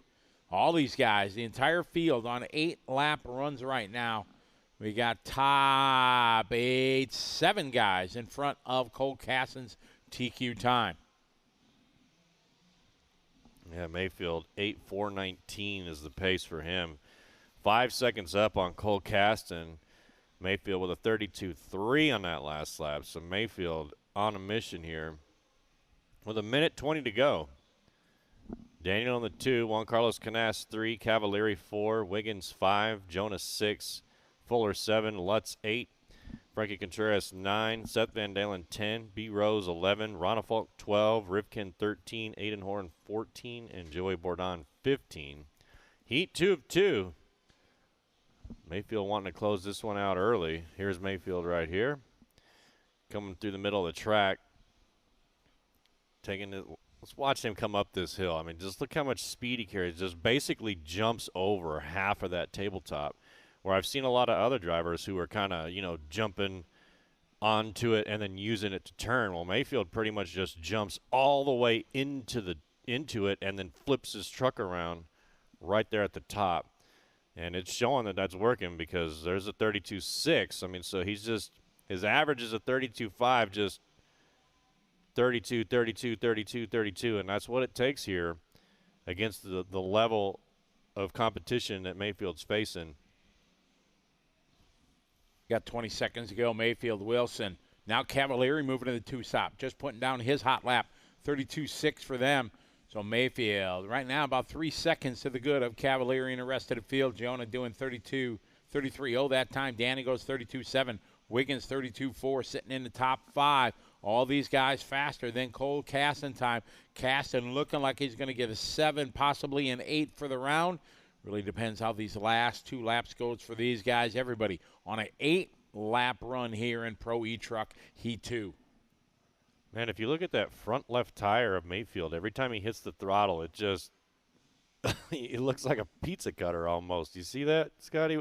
I mean, you'll see it when he does the turn here. It just I don't know. I don't know what's going on with that. But anyways, Mayfield does it. 8:4:20. So Mayfield going to be the Pro Electric Truck top qualifier. Good battle here, Fuller and Cavalieri. Fuller coming on strong here at the end. See, cross the line. Waiting for Cavalieri, and Fuller going to hang on to 2. Cavalieri goes 3. Wiggins 4. Yeah, Fuller beats out Cavalieri there by a couple of tenths. So very close racing. Now Wiggins was right there too, 3 tenths back. So, I mean, 2, 3, and 4 were separated by half a second. And 5 too. Daniel 8:4:22.5. Cavalieri then 8:4:22 flat. So yeah, half a second between 2, 3, 4, and 5, and 6. I mean, every time I look at it, they're all just right there. So incredible racing, incredible talent. We're lucky to be here to call this race. Watch these guys. There's Mayfield right there. The most recent top qualifier. Round 1, E-Truck. Heading out to his Marshall spot. Yeah, Chris Shepard says, see, wet wheels are faster, Scotty. No. Yeah, you're always searching for the tenths, Donald. No matter what you do, you want to search around the track everywhere you can to find that edge to where you can find a tenth here and find a tenth there. And if you can find a couple of places on the track, now you're looking at, being a half a second quicker than you were the last lap. And that's really what you got to do, because when you're driving with the level of these drivers, I mean, you can see they're only tenths of a second apart when they come across the line. So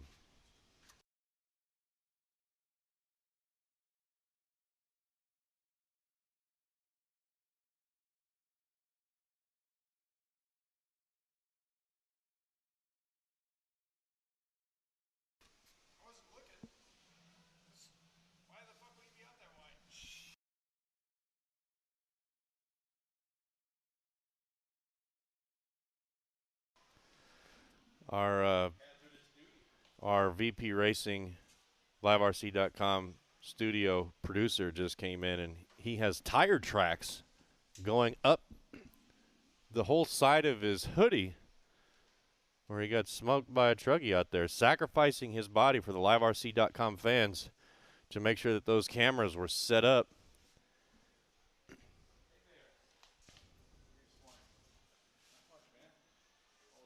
All right, we got our 40-plus nitro buggy. Oh, we got the buggies coming out now. This is the one that everybody wants to see.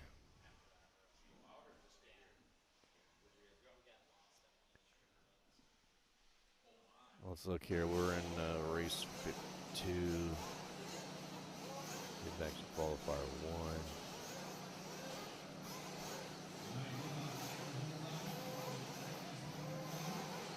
+40 nitro buggy, 50+ nitro buggy, sportsman, intermediate, and then pro. So our next pro race is race 74 for pro nitro buggy.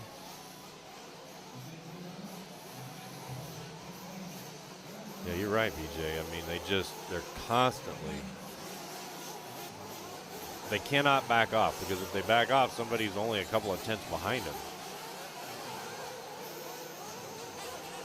And you can see, I mean, Jared Wiggins was out front and then just barely gets up on that pipe, kind of gets flipped around, doesn't have to get marshaled, but went from first to fifth after that one bobble that he had.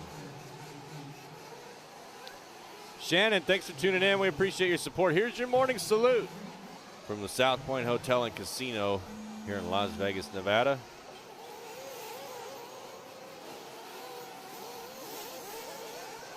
Green flag here for the 40+ nitro buggies.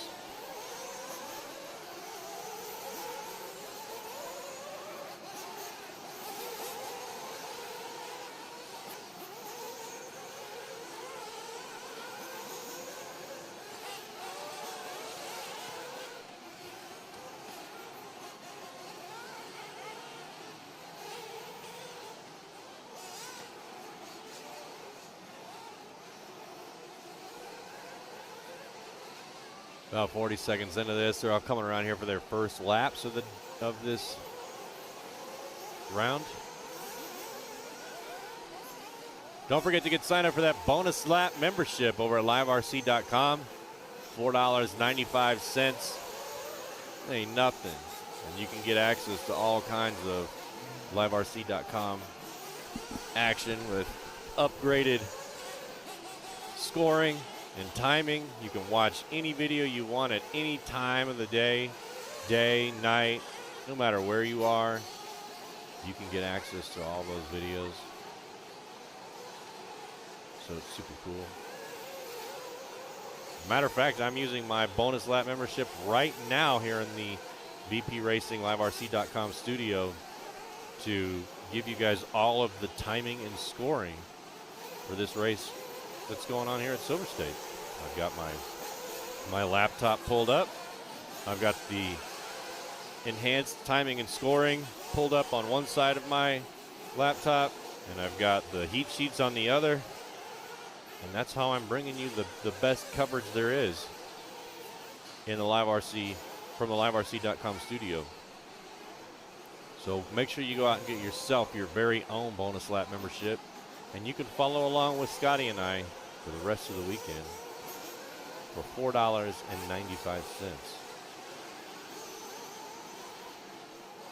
2 minutes into this one, 2 more minutes to go. Eddie out front here, 7.432. Elton on a 7.434. Gene 7.435. Coach on a 7.437. Rob Isaac 6.401. Yeah, we were talking about Rob Isaac yesterday. He does the FX of Nitro. It's like a motocross style event. I don't know if he does it all over, but I do know he does it out on the East Coast. I attended one of his races on the East Coast couple of years ago out in Sumter, South Carolina, at Sumter RC Raceway. He came out there, him and his wife, and put on an event. It was a lot of fun. So check out Rob Isaac on Facebook. If you guys are out on the East Coast, you can get some leads to some events that he may be doing. David Backer in the 5, Michael 6, Steven 7, Randy 8, Travis 9, Gene 10, Ryan 11, Jason 12, Casey 13, Sean 14, Derek in the 15.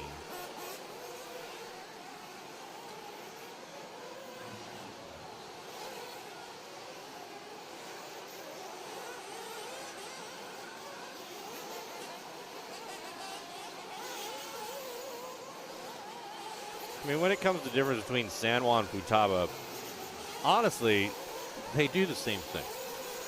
When you get down to the nuts and bolts of it, they are going to make your car go fast, and then they're going to make your car turn left and right. If you're in NASCAR, they're only going to make them turn left. But the radios themselves all pretty much do the same thing at the end of the day. Now, when you talk the difference between a Futaba 4 PM, or I think it's the San Juan MT44 versus the 10PX or something like that, there starts to become big differences there. One, with the number of channels that they have, and two, the features that they're going to do for you with the touchscreens and the music and the vibration and all the stuff that they do. That's when you really start to see the differences between the models that each company makes. Now, the difference between the manufacturers themselves, I mean, that's kind of like saying, well, what's better, a Techno or a TLR? And it really just depends on what you like. I mean, and there's other things that you got to take into consideration too, and that's the price of receivers. Because every one of your cars that you have, your Nitro Buggy, your Truggy, your Basher, your Rock Crawler, your whatevers, are going to need receivers. So that's another thing to look at too when you're deciding on what radio you want to buy. But ultimately what you need to do is go to your local hobby shop, put these things in your hands, and then buy it from them. Because one, the local hobby shop's going to racer, but Ryan Mayfield could probably TQ with anything. But the point is that Ryan Mayfield has the Noble, and he's doing well. But the best advice I can truly give you, go to your local hobby shop, wherever that may be, and put these things in your hands and see which one you like the best, because they all feel a little bit different. Some are heavy, some are light, some have tighter springs in the knob, in the steering wheel. So that may make a difference to you. Some of the steering wheel, some of the radios come with small wheels and big wheels. So that's what I would do. Look at the prices, what you can afford, and then in the future. For example, let's say you want to do a crawler that's got a bunch of channels, four-wheel steering and a winch and lights and all this other stuff. Well, you're going to need something with, 7 channels. And, let's say you got a Futaba 7PX. Well, now you're talking about you need an airplane receiver in order to do that, to get all those channels, because the normal service receiver at max comes with 3 channels, a fourth one for, or maybe a 4-channel receiver, and you're not going to get all those features that you want for your rock crawler. So therefore, now you're switching to an airplane receiver. But those high-end radios will have a bunch of different protocols. And when I say protocol, I mean they'll transmit with surface receivers and airplane receivers and older Futaba receivers and newer Futaba receivers or San Juan receivers or whatever the case may be. Futaba's not going to transmit with San Juan. I didn't mean that. But what I meant was San Juan will have older stuff and newer stuff and different protocols, and every radio does that. So take all that into consideration when you're buying a radio. 1, go to your hobby shop, put it in your hands. 2, buy the best one that you can afford, the one with all the features that you like, and go from there. And just have some fun.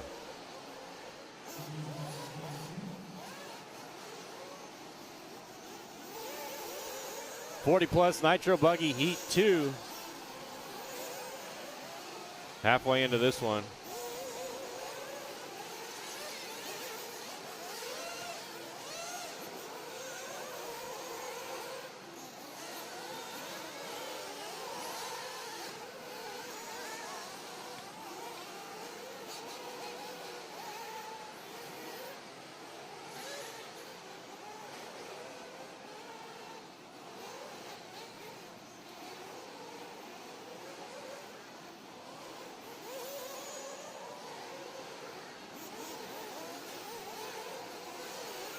Minute 10 left to go here.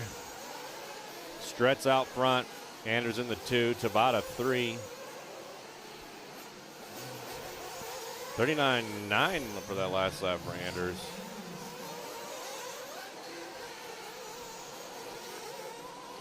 Less than a minute to go.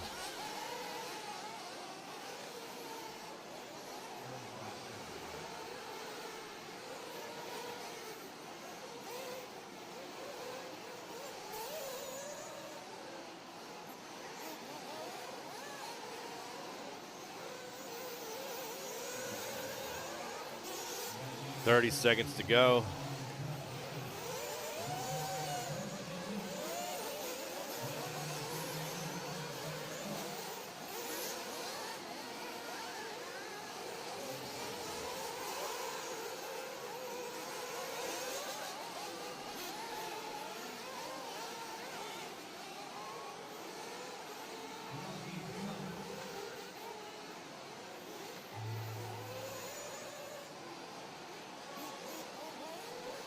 And that's the race. They're going to race to the finish line.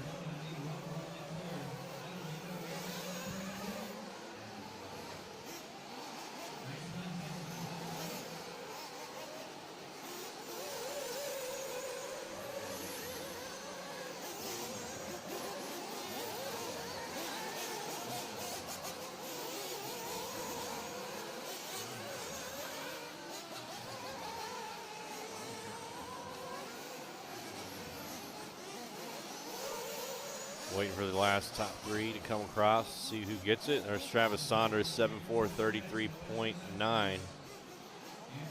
Anders and Stretz on their final lap here.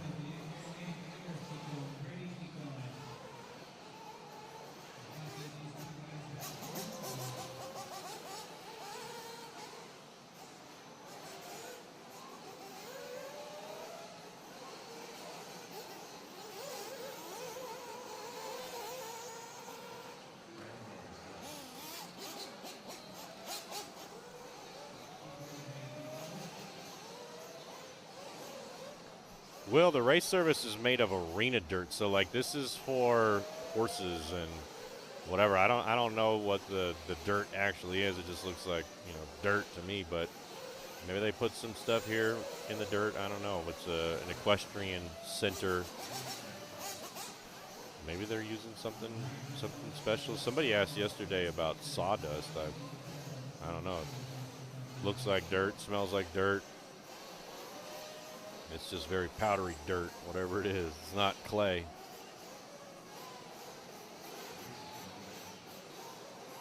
I don't think it's clay at all, Will, because it doesn't really stick together. I mean, you can see like anything but the racing line all around the edge right there is nothing but powdery moon dust type of stuff.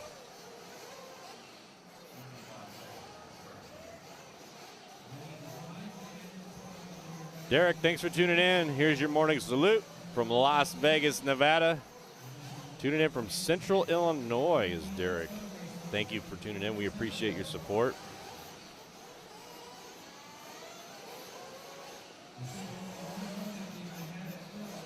We got 40+ Nitro Buggy out on the track. Heat number 3 coming up.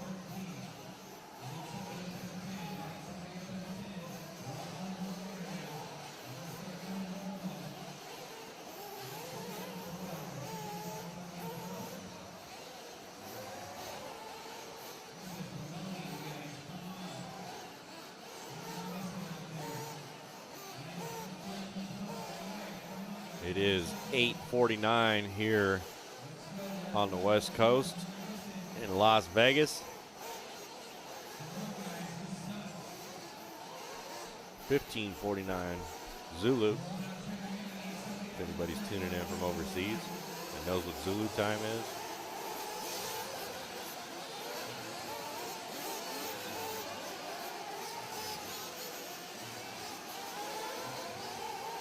Yeah, Derek, there's another Derek tuning in. Derek Fairfield from Central Illinois. You are in South Carolina. I got two Dereks. We'll call them Double D.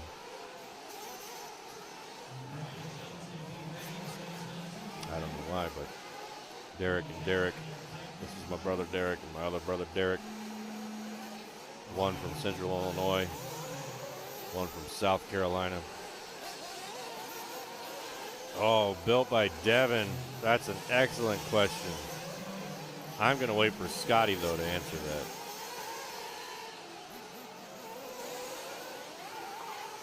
I think that, well, I'll go ahead and answer with mine. And then we'll ask Scotty the very same thing when he gets back to the VP Racing studio here at liverc.com. My best part is, well, one, I'm in Las Vegas, Nevada, hanging out here in the VP Racing studio in the bunker of the South Point Hotel and Casino. Two, I really, really enjoy the RC hobby, every aspect of it, from off-road racing to on-road racing to whatever it is. I've been doing it for a long time. But I think the most important thing is I really like interacting with you, the liverc.com fans. Because, yeah, I mean, I could sit here and tell you my personal opinion on what I think Ryan Mayfield's lines should be and what they shouldn't around the track. But ultimately, I just like hanging out and watching the races with you guys. You guys are what makes it fun. Answering the comments and giving you my experience. I mean, I have experience from racing to running and managing a hobby shop, a local hobby shop. So I know the ins and outs of the manufacturers. I know the ins and outs of the industry. And when it comes to you guys asking about what basher you should buy and what radio you should go with and all this stuff. And even running and operating an off-road track, a mini-Z track, an on-road track, I've done it. So I have some experience in it, and if I can pass on that to you, and you can go out and make a informed decision, well then, that makes it worth it to me. So I think that is the best part about being an announcer here at liverc.com is I get to hang out with you. Now the biggest difference for me between being an announcer and a race director is being a race director, you had to, the racers wanted to know where they were on the track, who was in front of them, who was behind them, is the guy that's coming up behind them, is that for position, what is going on? And that is what you really have to relay as a race director. So a lot of pace details, a lot of times, a lot of this person is this far behind you, and this person is this far behind that person, and so on and so forth. And that's what a lot of people want to know when they're on the driver's stand. They need to know where they know where their car is, obviously, on the track, but where are they on the grid? What did I miss? I'm back.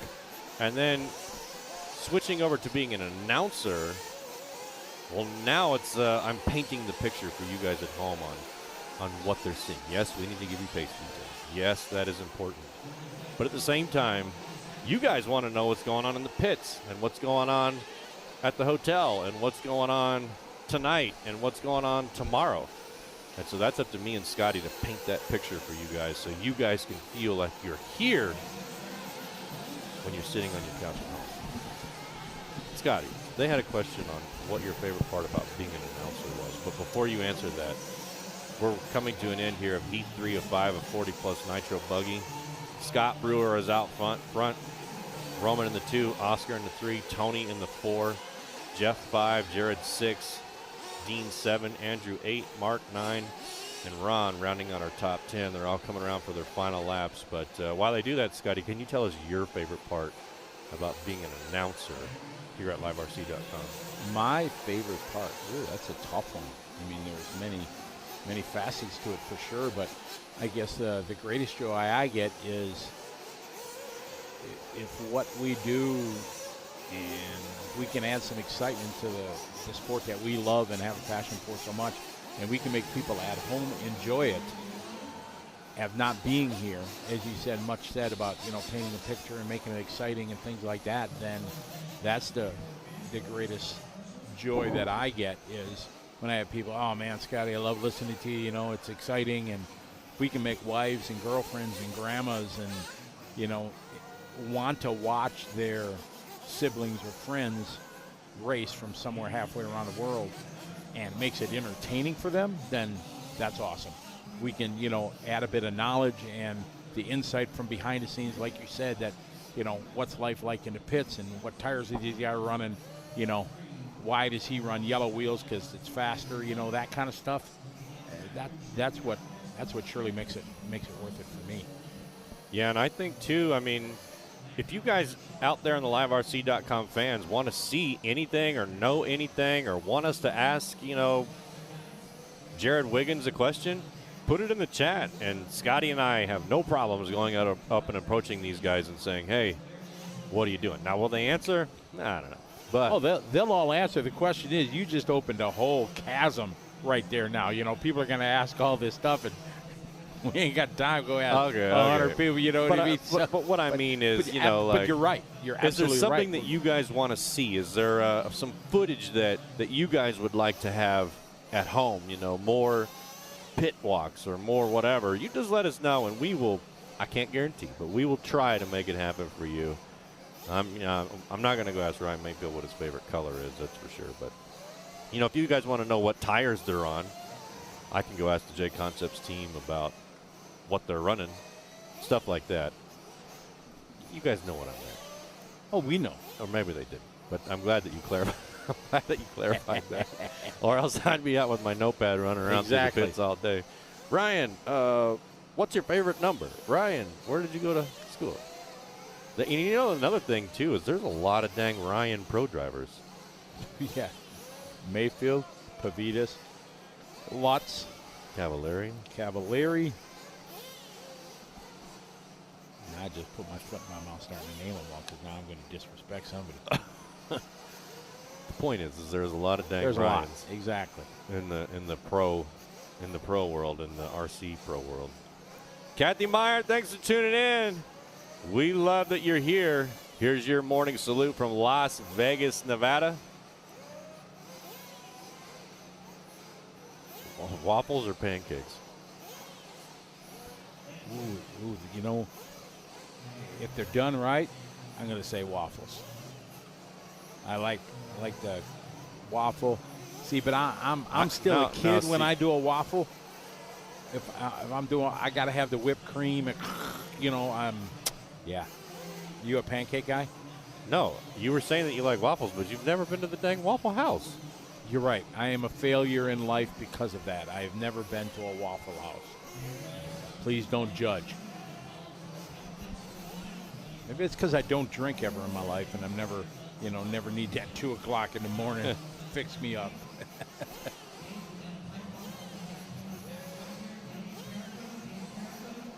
Yeah, Zeta, I actually asked yesterday in our interview what the setup difference is for the arena, and I asked Mayfield, and Mayfield said there's no difference. He has the same setup that he ran at the P&B here at the DNC. It's all about the tire.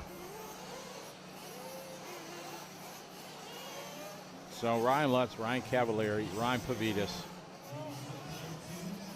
I'm going through the list here so I don't miss anybody. Ah, got it. Ryan Mayfield. I thought I missed one. Okay, nope, that's it. So I think I got him covered. All right, we got race number 55 coming up.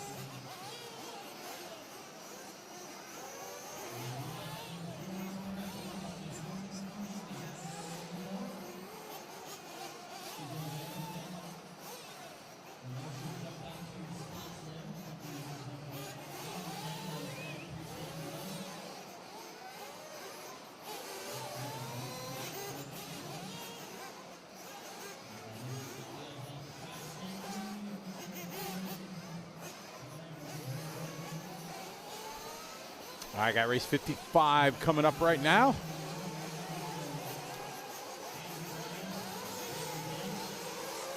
Zach Meadows, welcome to the show. Grant Nelson, how are you? Grant, nice. Keep myself pure, avoid the Waffle House. I like that.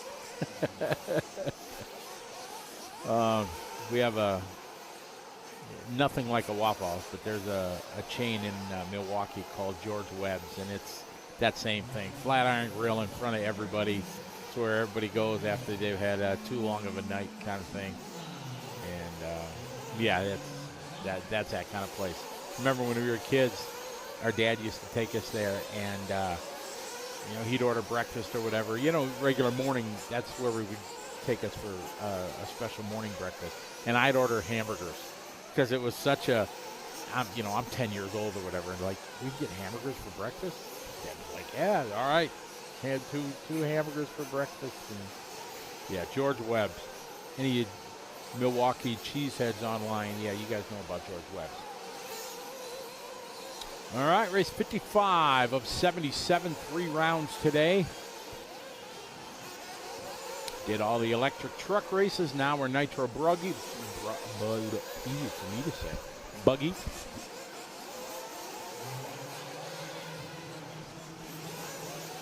+40 guys on the track. Saxton, Givens, Cartwright, Patel, Lobos, Reggie Tung, Garnell, Trammell LeBeau in this one. I got it right, Trammell. There you go. If you listen to this, smile. I'm thinking about you. Tony Corliss in this one. Jose Alvarado, Paul Thacker. Oh, the one and only Jeff Guess. My #1 fan. Pork chop. Off and rolling. Saxon coming out. 35.6 out of the gate.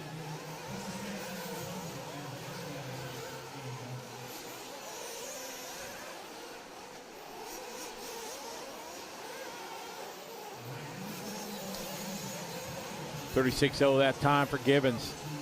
Watson to 35.5.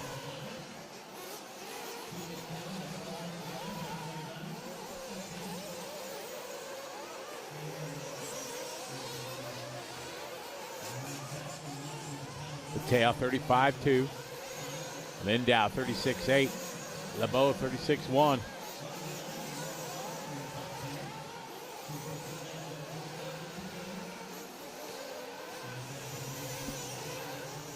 Saxton, Watson, Patel.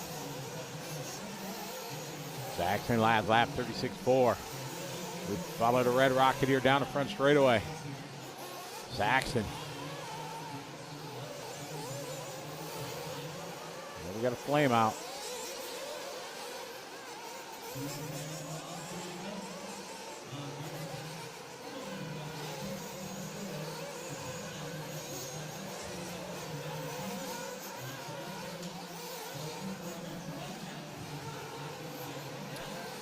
Three minutes into this one, a little over a minute to go. Saxton, Patel, Watson, Given, LeBeau. That's your top 5 here, 40+. Lead 4 of 5.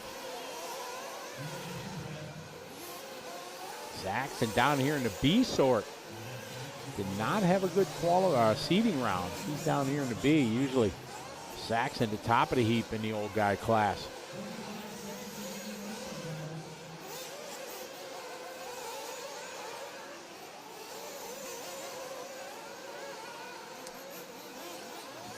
Go the frame. What caused the flame out? Could be numerous things. Could be a simple thing of, obviously, most likely not this case, lack of fuel. You'll see that sometimes in the finals that we run where they'll run them out of gas because they didn't fill it all the way or made a mistake in the timing of how long they can be on the track. Sometimes a hard crash can do it because the flywheel that's attached to the engine maybe gets hit by a stone or something like that. That can do it. Sometimes a marshal, if they grab on the side of the car and they plug the exhaust manifold, not the manifold, but the exhaust pipe, the stinger that comes off the pipe, you can flame them out from basically suffocating it. Saxon going to finish with a 7.409. Things not being tuned right, so the engine's running too hot. where it's too rich and they grab the throttle and too much fuel, and there's numerous things. Air leak, cut in the fuel line, loss of the pressure line. There's many reasons that you can have a flame out. All of them not good, because you're wondering what just happened when you're up on the driver's stand. Saxton looking to take this one here over Watson. Waiting for Watson. Here comes Watson. No. Watson having a tough last lap. Pateo going to go 2. Givens goes 3. Watson 4. Reggie Tung goes 5. Rhonda up to the 6th spot. Rhonda doing a 7.4.17. Followed by Lars, Dave, Trammell, Jose, Michael, Jeff, Paul, Darnell, and Ever.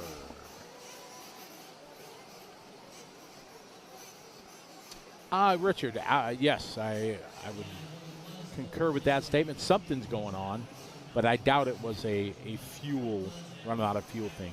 Otherwise, the mechanic, well, really, that was a epic failure if the mechanic forgot to fill it.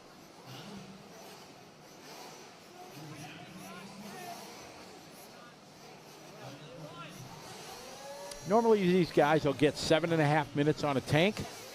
That's the normal pit window that most have. And since these are only 4 minutes with the warm-up laps, so they're 4:45. There's Mayfield down there pitting. Look at that. Gotta love that. He's down there, got Truey. He's got his boy. Mike Truey, a legend in the world of 8 scale back in the day. Part of the OGs of 8 scale. Good to see him doing a little bit of running again. He's been friends with Mayfield, Spencer Hecker down there.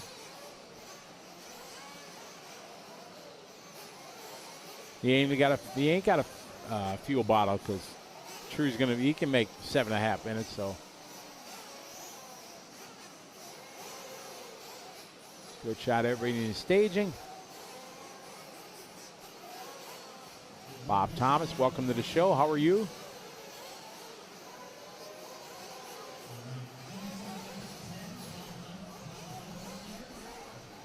If I'm at a race like this and I'm having engine tuning problems, I'm going over by Adam Drake. So Adam, I need some help. You got a minute? Adam, one of the best guys. He'll absolutely help him out. When we were at P&B there a couple weeks ago, man, there was every time I walked out going to the pits to interview people or whatever, seems like Adam was outside his trailer helping racers, helping his customers. Him and Rhonda have the Drake in engine service thing, and he's helping out people. Awesome.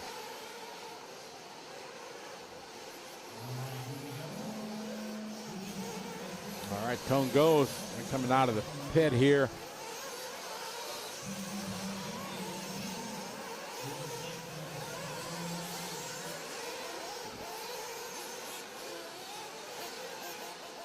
These guys off and running.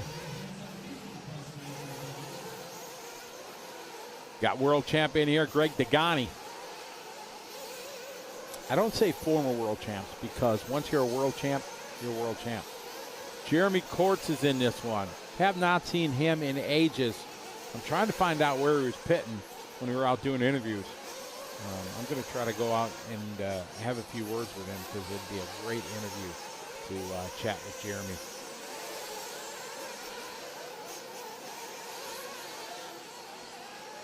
See what the world champ does on lap 135.4. Chickarillo 35.8. Chicky running like 10 classes again this weekend. Brent Telke out there, team manager, Associated 36.1. Eric Deschennes 36.6. Mike Trury not having a good first lap, 36.6. I mean, that'd be like a money lap for me. Not good for them. Santos Rodriguez 40.1. Chris Nelson top of the board, 34.8 for Chris. Philip Atondo 34.9. Donnie V. Got to say hey to Donnie. Donnie's a long-time racer from the Southern California area, Arizona-ish. Been running for ages. Loves running, loves racing. Big TLR fan. Been running TLR for ages. Usually always running an orange car. Just a great guy. Loves racing. Loves the competition. Good guy. Here's a good question, Scotty. If you don't do well in qualifying, does that mean that your weekend is over? No, not nitro racing. I see, but my glass in life is half full, so I know. Yeah, you're disappointed that it didn't go well, but you know, nitro racing, there's a chance. So I think you have to have a positive attitude, or you're not gonna. Yeah, if you throw in the towel after qualifying, then you're done. You're not gonna succeed. Yeah. Plus, some people say you get your money's worth. Well, that you do, absolutely. You talk about track time. I'll goof about it and say, yeah, I'm going to just maximize my entry fee, but yeah, you definitely get more running, the more track time. I mean, some people just show up on mains day and try to bump their way up all the way to the top. I don't allow that at my races. Yeah. But some people do, yes, I agree. Because I got burned by a guy in the early years of my dirt oval chili bowl race. We were running an 8 scale, and there was a guy that said to me, I can't get there because of work, can I just show up? And I let him do it. And then when this started happening, a bunch of people, why is he didn't qualify? I said, well, he said he couldn't, get off of work. And he's like, and everybody told me, no, he always does that. And he was a top level racer. And then he bumped all the way up and ended up winning. And it was like, all right, this is not right. All these guys paid their dues, were there for qualifying. So my rule is you have to make an attempt to at least qualify one qualifier. You got to be on the grid. If your car breaks or whatever, at the start. So I make guys at least have to be there for one qualifier. Whether right or wrong, that's how I feel, because I felt just taken advantage of, and I felt the other racers, that were there for the week, putting in their time. It was kind of disrespectful to them. So. Well, some races will do something called an LCQ, right? Yep. The last chance qualifier. That's usually like mains day. So for people like that guy who had to work or had something else and they couldn't, but they'll do one last qualifier right before the mains, and that way, if you couldn't make it on Thursday or Friday or whatever, then you can at least do your one qualifier and try to position yourself well into the mains. Absolutely. So I like the last chance qualifier race is always really exciting. So it's they're cool. What do they call it at the Neo Buggy? Last chance saloon. They always called it, and it was a last chance qualifier. Filatondo taking this one 7-lap 4:04. That is going to be TQ because Saxton had a 7:4:09. So Filatondo, Phil's an old school racer too. Been racing for a long time. So congratulations, Phil, taking TQ here, better in Saxton's time. Saxton had a 4:09, Tondo doing 4:04. Yeah, so he's going to reset that pace.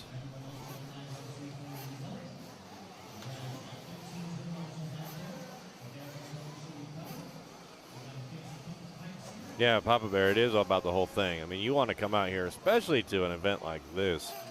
Like, I don't think that I want to show up on mains day and try to bump up here at Silver State, but, I would definitely enjoy something like this.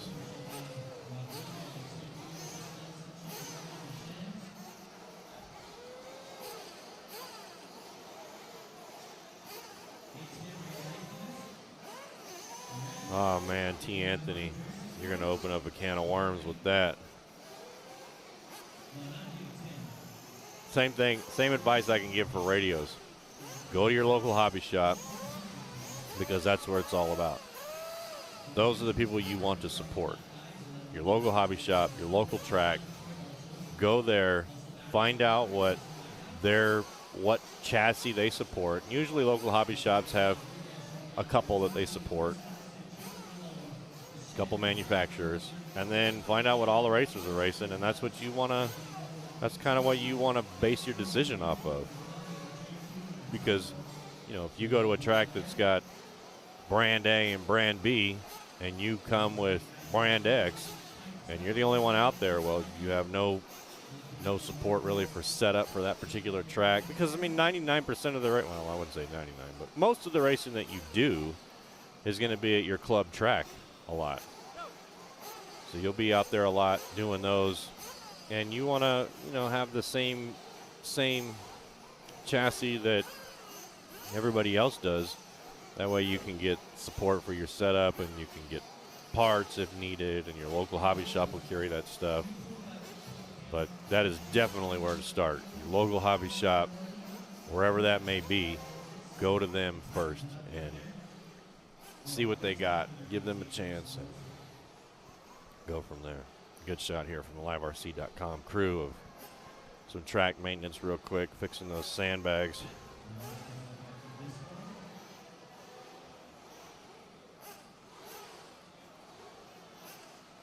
Well, T. Anthony, if most people run AE at your local hobby shop, looks like your decision has been made. Nothing wrong with the AE buggy at all. The AE product, been around for decades. They got a ton of fast drivers.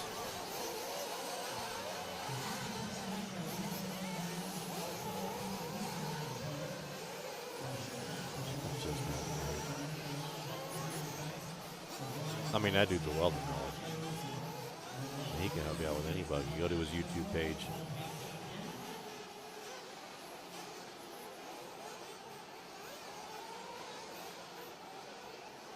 Yeah, Shaw's is a great track there in Oklahoma. So if you're around there, go check it out. If that's your local track, then there's definitely some people out there that can help you out. One guy I know of that you can talk to is Aaron Royston. Races out at Shaw's 8-scale program. And, yeah, he's more than willing to help you out.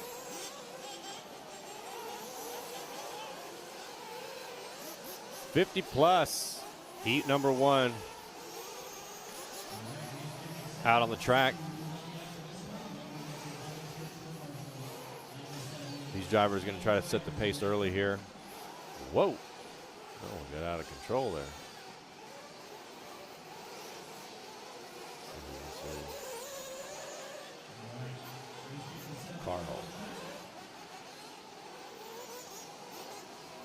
Carl runs a 41.8. First driver to cross the line in the 50+. Yeah, Papa Bear, exactly. The best advice. Can't go wrong with any of the chassis. But where you can go right is getting the one that everybody else is running, or the one that your local hobby shop has a wall full of parts. That way you can get them that day. You can support your track, support your hobby shop. Because let's face it, without that hobby shop, without that track, you got nowhere to go to race that toy car you got. So support them. Do whatever you can to help them out. Order all your parts from them. Because I guarantee you, any hobby shop can get any kit and any part that you could possibly want. Trust me, they can get it all.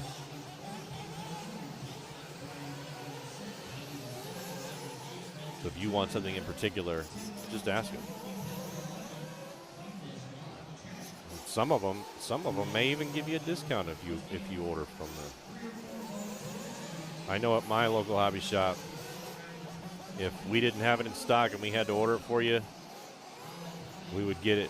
Well, normally we could get it faster than you can get it, unless you pay expedited shipping or something like that. But we'll have it in a couple of days, and we'd hook you up for coming to us first.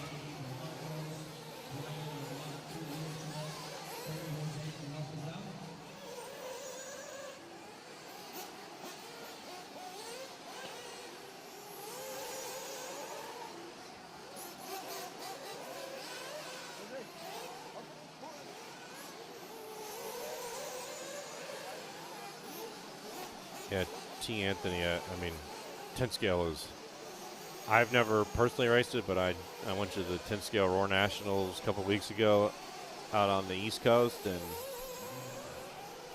that got the bug. I'm ready to do it.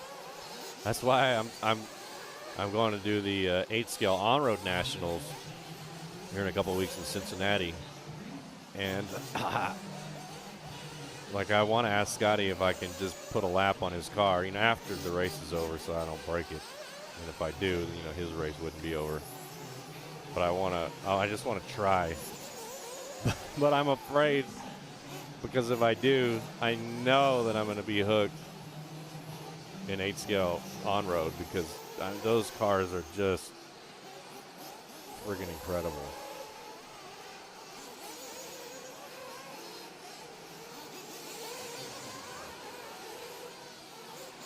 Yeah, always support your local hobby shop. I will preach that till the day, any chance I get on this platform is support your local hobby shop. Support your track, because that's who gives you a place to play. Go there, have some fun, support them, ask if there's anything you can do to help. They're always looking for people to help out with track builds and, you know, pulling pipe and doing all kinds of stuff. So see what you can do for them. Plus, it's just fun to hang out. And usually, if you go do that, they let you practice for free that day. Not all tracks, but that's what I would do. If you came and helped me pull pipe or help me build a track, you got to practice for free. Now, don't keep thinking that you're going to get handouts, because that's not how it works. But do whatever you can to support your local hobby shop. PJ, I know it's going to be expensive. I know. Ugh. It's going to be crazy. But I can't wait. I'm excited. Yeah, speaking of fifth scale, Devin, my friend and I, was it 2 years ago, bought some fifth scales. We bought a 5T and a 5B. Those are the low C fifth scale truck and buggy. And we were going to bring them out to Silver State and race them. But they're just so big. We'd have to drive. We were going to have to drive from San Antonio to Vegas to race. And really, fifth scale is only big out on the West Coast. There's not many tracks that will allow fifth scales on them, just because they're so big and so heavy, and they tear the tracks up real bad. But we bought them anyway, and we were going to travel out here to Vegas to race fifth scale. But for whatever reason, it didn't work out. I can't remember. Elliot, if you're listening, why didn't we do that? That would have been a memorable thing. I still got a bunch of fifth scale parts sitting in my garage. Got an engine. Got a bunch of servos. I mean, I got all kinds of stuff. Eric takes that one 6:403, so that will be the time to beat.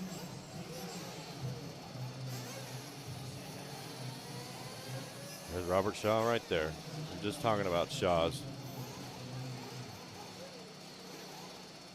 Let's ask him. Robert, what do you think as far as what buggy or what manufacturer drivers should buy? My advice is, 1, support your local hobby shop, and 2, find out what parts they carry and what racers are driving, because to me, that's the best way to go. If you can't get the parts, or you have to wait on part. If you break something at the track and you're done for the day, well, you're done.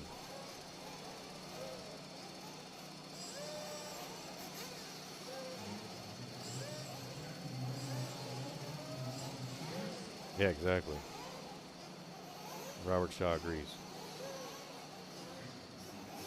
You go to your hobby shop, wherever that is. You talk to the owner or the staff that works there and ask them that question. And I guarantee you they will say the same thing. They won't try to push one brand or the other. They will try to push the brand that they sell and carry, because, that just makes the most sense. But like I said before, if you went to Shaw's and they didn't have what you needed, they can get it for you. If you go to any of these tracks, they can get you the parts. or the chassis or whatever it is that you want, the radio that you want, the engine, the servos, the whatever it is. These hobby shops have access to all of it.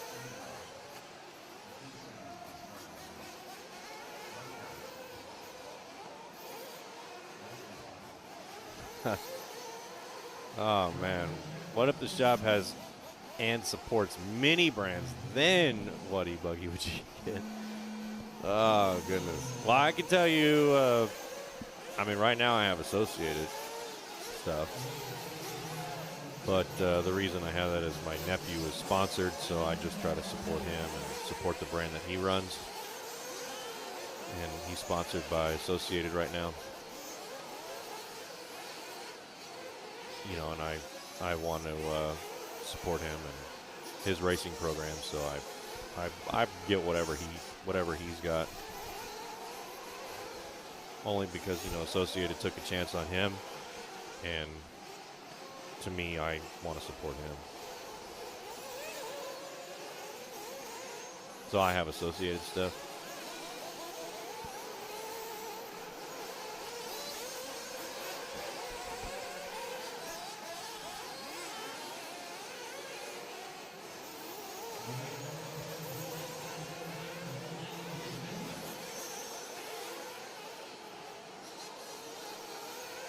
Yeah, you're right, Robert. I mean, you know, most hobby shops, they're not going to have, because the way the industry works is, let's just say one brand brings out a brand new buggy this year, okay? You go out and buy it, and you race it, whatever. I guarantee you that same manufacturer is going to come out with a new chassis next year, and in Techno's case, in 2 weeks. They'll bring out a brand new chassis with brand new parts. And the reason they do that is because they're a business and they have to stay in business.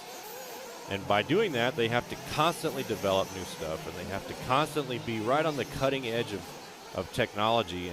And their engineers are in there just, as soon as the new buggy comes out, they're already working on the next one. And the reason is because they want to stay in business and they've got to sell you new kits. Now, where I'm going with this is, the local hobby shop can't possibly support every brand on the wall. So usually hobby shops stick with one or two brands, and that's what they run. And the hobby shops know what their customers want, and that's the one that they bring in. So if all their customers want brand A, and that hobby shop refuses to bring it in and they just push brand B, well, I mean, you know, they're not going to do that. When I was managing a hobby shop, I am going to carry the parts that my customers want. And I listen. If a customer comes in and says, hey, do you have this part, whatever, and the staff says, no, we don't carry that. Well, I guarantee you that staff member is going to write down that part number, and we're going to start carrying that part. Because if you start asking for it, the next guy asks for it, and then the next racer, well, you know, that's what the racers want, so that's what we're going to carry.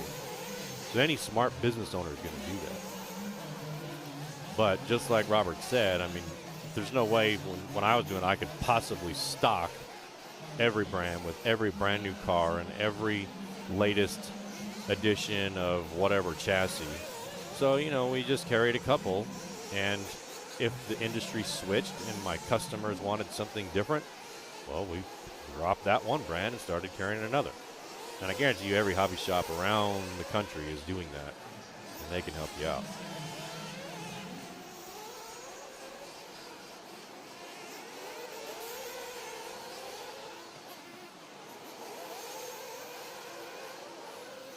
Yeah, every hobby shop will be the size of Costco. That's funny.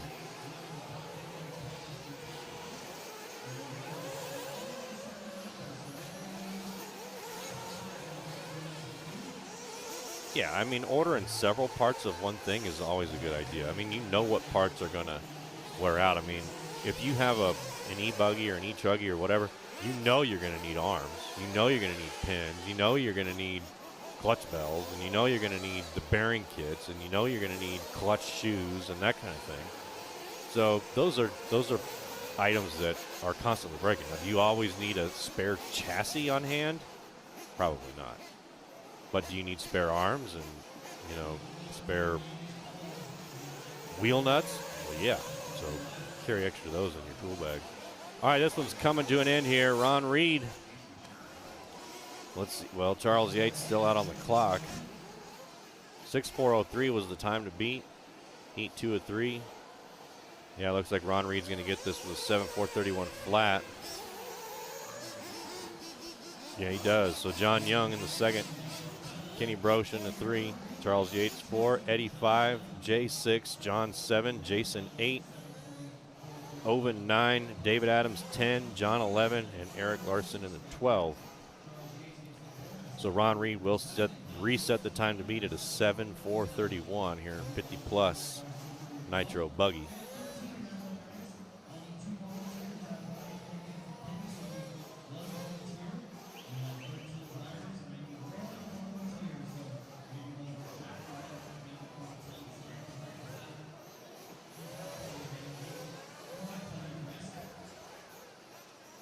Oh, Jerry, the bingo cards are available on his Facebook. I'm going to ask Scotty to pull that up because I guarantee you I'm going to win that bingo game.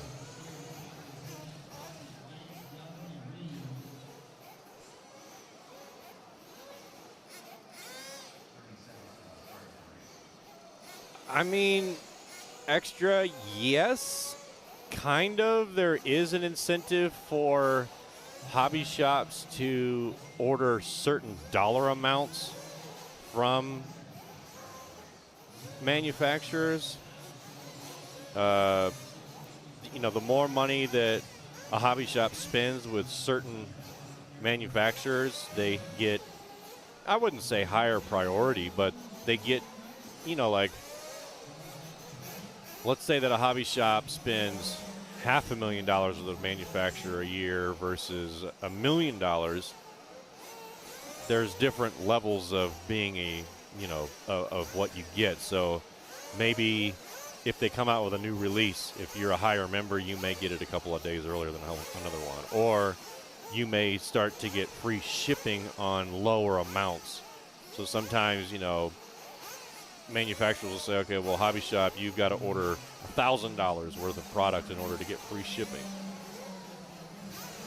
And the more money that they spend in a year, well, those manufacturers will drop those limits, those minimum orders down.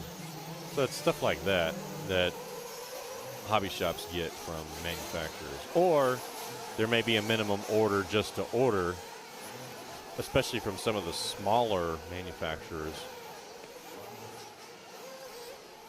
And sometimes hobby shops don't want to take risks like that because they'll have money tied up in product that isn't going to sell. They really have to be, choosy on what they do. Let's say you get a servo company that you want to carry servos for. Well, you want to get the ones that are going to sell, and you don't want to be stuck with inventory that's not, that the racers don't want or the people who are coming in don't want. And you also have to realize that a hobby shop is also catering to the customer who just wants to bash. Because most hobby shops, to be honest, that's their main customer, is the customer who's not a racer, who is going to just bash their tracks of slash and all that stuff. But other hobby shops who are very track-oriented, it's just a different business model. So it really depends on where you're going to go. I don't know if that answers your question or not, but yes, there are incentives to hobby shops to spend more money with one manufacturer than the other. So a lot of times, like Horizon, for example, Horizon owns a lot of stuff, Proline and TLR and yada, yada, yada. But they can also get other manufacturers' stuff too. Obviously, Horizon incentivized hobby shops to buy the TLR brand versus the other brands from them by giving them deeper discounts on those products. And the more money that the hobby shop spends with Horizon, the more benefits they get as far as, money-saving stuff, especially when they order things in bulk. Like instead of ordering 2 kits, if they order 10 kits, they'll get more money off. And that's kind of how it works.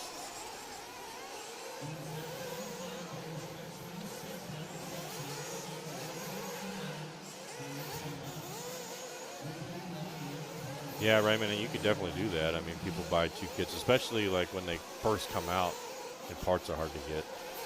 You'll have an extra kit for everything.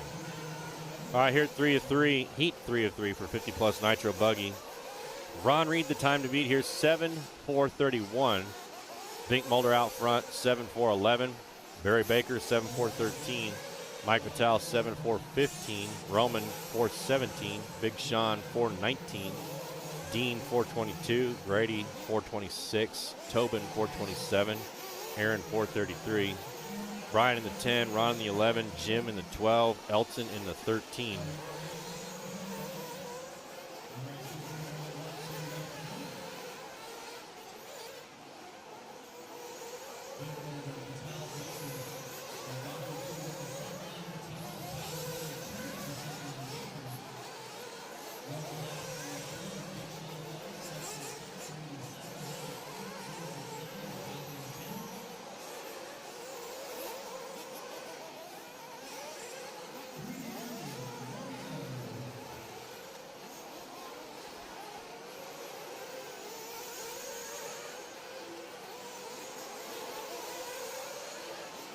Let's see. Built by Devin. Do hobby shops get told what's being discontinued by manufacturers? Sometimes. Sometimes they will. Sometimes they won't. Sometimes, you know, like I would log into, well, I'll just stay with Horizon. I'll log into the Horizon dealer website and, you know, I'm looking for something that's discontinued. You know, a lot of times what they would do is they would discontinue one thing, but have something else take its place. So, you know, that was a lot. I mean, as far as these buggies go, not really. I mean, you would know when a new kit's being released or whatever, and you would buy the new kit, and we would discount the old kits to try to sell them, whatever we still had left on the shelf, because in that, you know, nobody wants to really buy those old kits. But no, and I think the reason that they do that is because it's tough, because if something goes on discount, you kind of, if something's going to be discontinued, the first urge is to discount it because you want to get rid of it. But then the customer knows, oh, well, if they're discounting it, that means something else new is coming out. So it was a balancing game of, I don't want to be stuck with inventory, because if I don't sell this kit, it's just going to sit there on the shelf because nobody wants to buy the last generation kit. They want to buy the new stuff. So it's you know, kind of a balancing act there.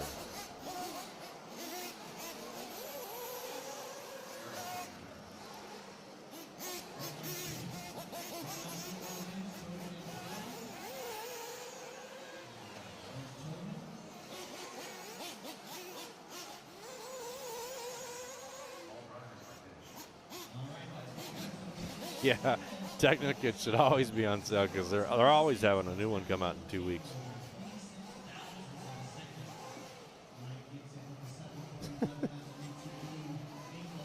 That's funny. All right, Mikey B.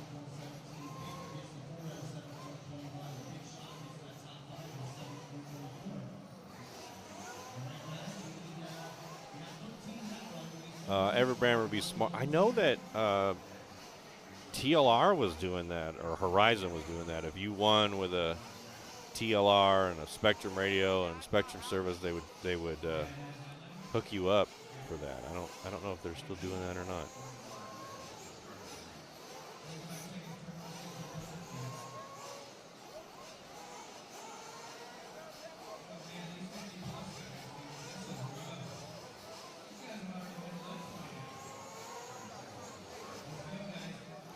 All right, moving into Sportsman Nitro Buggy.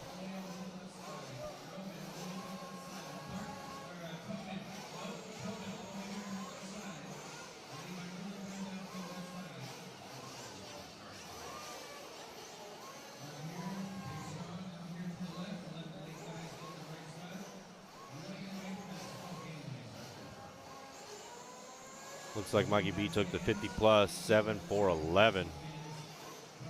7-4-11 .05 to Vinkmolder's 7411.07.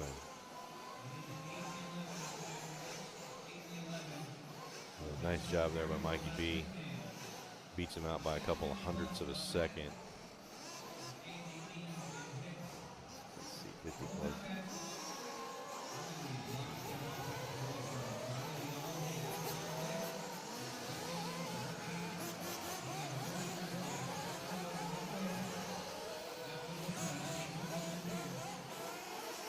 Yeah, Mikey B takes it.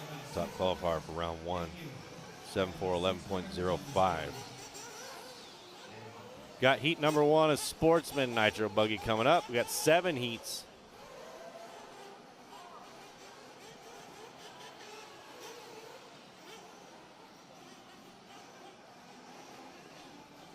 Of Sportsman Nitro Buggy.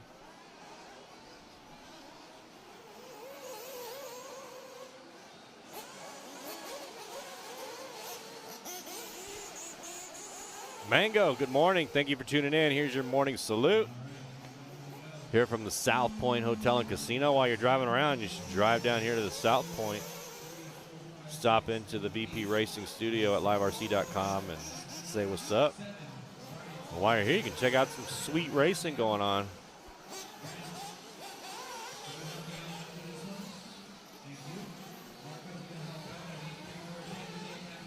It's really cool that you guys are at work with your phones, tuning in, listening to me and Scotty ramble on about RC stuff all day.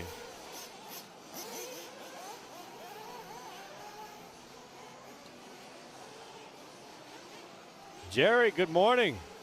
Here's your morning salute from the South Point Hotel and Casino here in Las Vegas, Nevada. It is 9:43 a.m. 16:43 Zulu for my international friends. Thanks for tuning in. We appreciate your support. Oh, man, T. Anthony, who's going to win the pro classes? Well, Barufalo is the reigning, defending Silver State champion from 2023. So, I mean, by default, I'm going with Barufalo. I haven't seen any qualifying yet, so it's hard to say. But if I had to put it out there, well, let's see who the top seed is in Nitro Buggy. I assume that's what we're talking about is Nitro Buggy. Van Dalen is a top seed. Where's Barufalo? Barufalo's 16th. Oh, man, that one's tough. You know, I always like Ronafalk.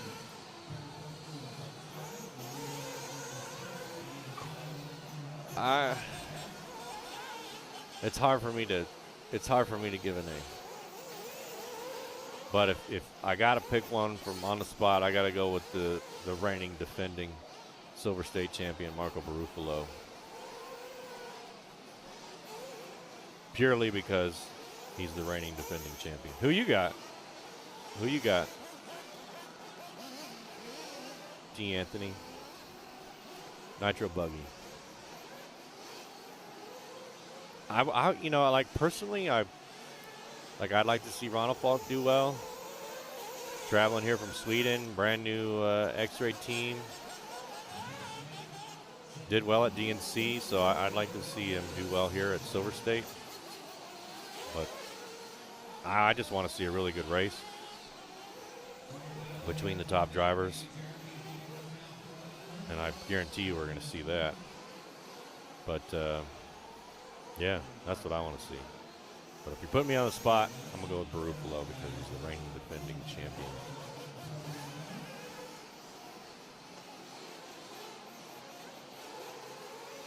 Morgan and Kevin, here's your morning salute from the bowels of the South Point Hotel and Casino here in Las Vegas. Thank you for tuning in. We appreciate your support.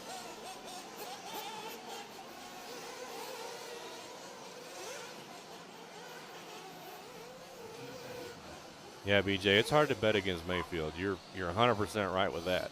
I mean, Mayfield, the TQ for Nitro Truck, so he would also be a very, very safe bet. I wonder if we can bet, if they have like odds here in the South Point Hotel and Casino. You can bet on anything. All right, this race coming to an end. Sportsman Nitro Buggy, Steven Smith out front. Man, it was a bunch of no-shows. Only 7 drivers out there.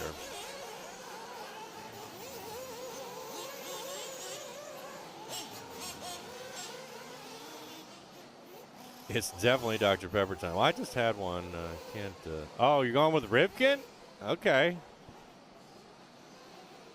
Let's see where Rivkin seated 5th. Those are just hot laps.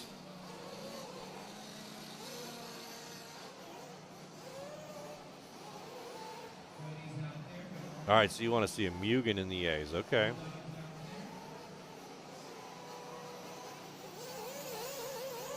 Yeah, Fend is Dakota Fend's ranked number 14th right now.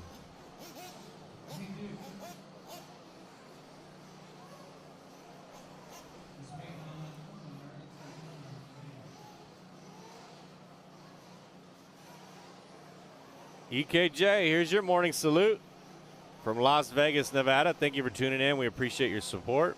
Yeah, Fuller's a good bet, too. Let's see where Fuller is. Fuller is 22 in seating.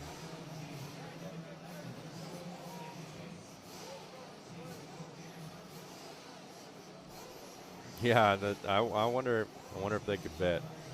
That'd be cool. And then, like, who gives the odds, right? I mean, the odds makers. Who are the odds makers who think that? Who are going to put that in there?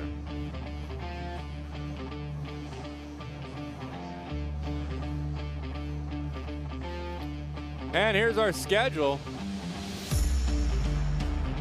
You guys have been asking for it. Today, Friday, May 3rd, we got electric truck and nitro buggy. Tomorrow, Saturday, May 4th, starting at 7 a.m., we got nitro truck and electric buggy mains. And then Sunday, May 5th, Cinco de Mayo, 7 a.m. electric truck and nitro buggy mains. All these times are Pacific Standard Time here in Las Vegas, Nevada. Please set your calendars. Make sure you tune in because you don't want to miss it.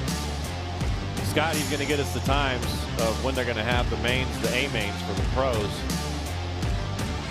So it's going to be great. We will also get that posted on our Facebook page at LiveRC. So you can make sure that you can check it out. We will get you all the info. So stay tuned all weekend because we got nothing but live racing here from the South Point Hotel and Casino. All right, getting heat number 2 underway. Sportsman Nitro Buggy.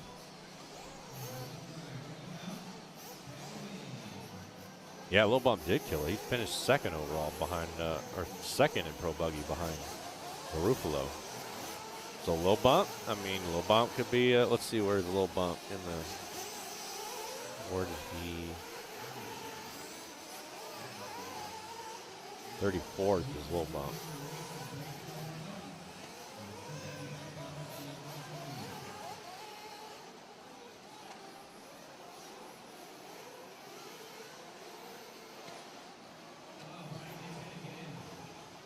Yeah, Lil Bump is driving Kyosho now. Yeah. I don't know how much money I would bet on a pro class, only because there's going to be 16 of them. And anything can happen. I mean, these nitro mains are won or lost in the pits sometimes. Or, you know, they clip a pipe and something breaks, so it's tough. It'd be a tough one to go to the sports book and bet on RC racing, but I think it'd be cool.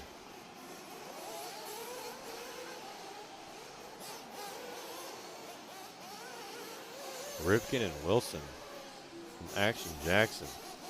Oh, it's Craig Jackson. What's up, Craig? Here's your morning salute from Las Vegas, Nevada. I got to meet Craig out at Beach RC at the 10th scale Off-Road Nationals. And what a cool guy. Veteran. Matter of fact, let me just go ahead and take a moment to shout out to all my veterans. Thank you for everything that you do for this country. And I really appreciate you, all the veterans, past, present, the future ones, even the Coast Guard. Thank you from Scotty and I and the liverc.com staff. We really appreciate you. Why you got to throw out even the Coast Guard? You know, because sometimes the Coast Guard aren't, they're forgotten about. Yeah, no, they are. Absolutely, they are. And we had a joke, being a Navy guy, that you had to be over 6 foot tall to be in a Coast Guard so that you could wade in the water, because they don't go out deep enough in the deep water. Oh. That was our Navy joke. So if you're over 6 foot tall, you can be in the Coast Guard. Well, my very good friend's daughter's in the Coast Guard, and she's serving out at Port Aransas right now in Texas. And yeah, so all the veterans here from liverc.com, thank you. Here's your morning salute. Thank you. All right, so what did I miss, mate?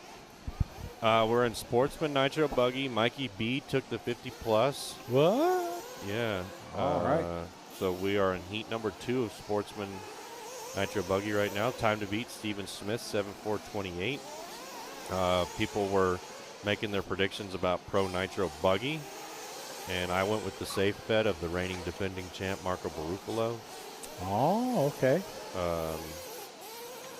But it's anybody's game when it comes to nitros, because it could be won or lost in the pits. It could be, anything can happen in nitro buggy racing, especially for 45 minutes. Absolutely, anything is possible.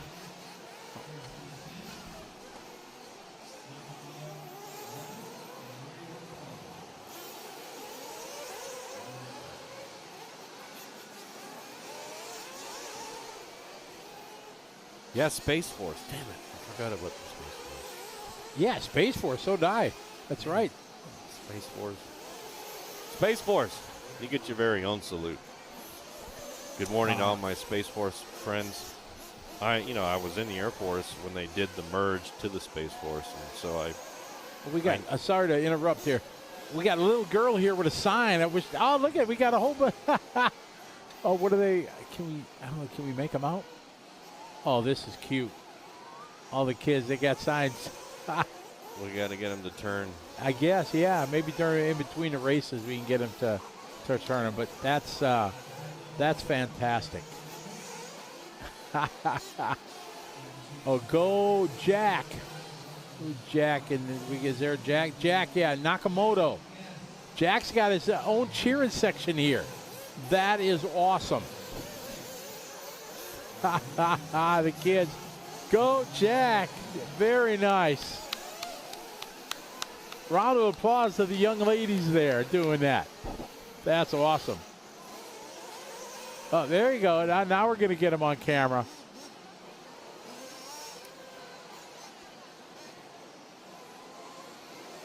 All right, that's awesome. How awesome would it be to have your kids here? Yeah, there you go. Yeah. All right. Wait. Oh, that's awesome. Everybody having fun here at the Silver State 2024 on liverc.com, presented by 1UP Racing and VP Racing. As this race comes to a close, Jack getting cheered on by the cheering section. Ah, very nice. Good shot of the pit lane. And Andre Trevino going to take this one. JD 2, Michael 3, Jeremy 4, Mike Hansen round out the top 5. Yeah. We got him on camera. That was awesome. So Matt just ran out and told the girls to turn to the camera. That was pretty cool. I don't know how Jeremy did. Let me take a look. I'm going to go get an interview. I just told our producer that I found out when I was away this last break here, I went and over there trying to find him, and I found out where he's pitting, and I told him, hey, we want to come over and have an interview. So that was cool. So I'm going to do that. Let's see where I'm looking right now. Where he is. You said he was in 40 plus, right? I don't see him in 40 plus. Unless he had trouble.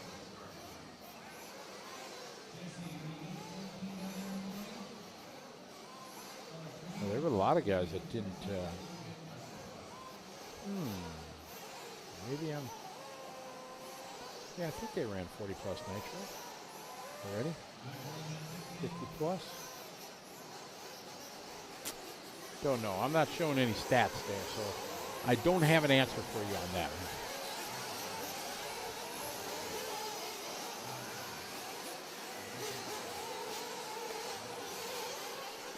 Yeah, I look forward to Jeremy. Jeremy was big time into racing for many, many years.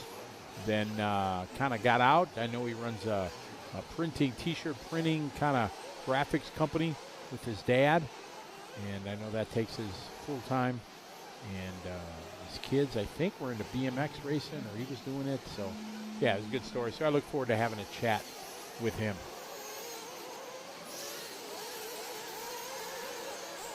I got race number 62, Sportsman Nitro Buggy, heat 3 of 7 on the track.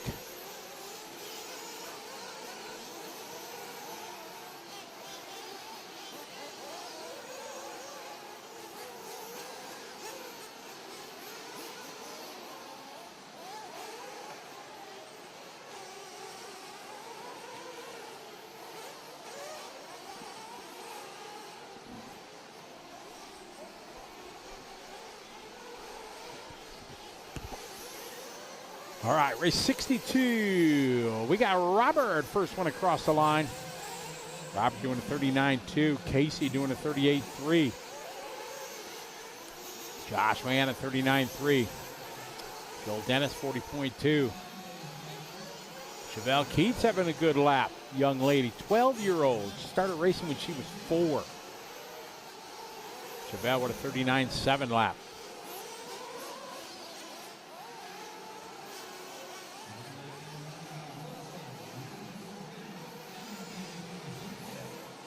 Vinicius Vargas, 40.2. Christopher, 40.8. Anthony Smalls, 44.2. Robert, 38.2. Second lap to start Sportsman Nitro Buggy. Across the start finish line. CJ Faust with a 39.7.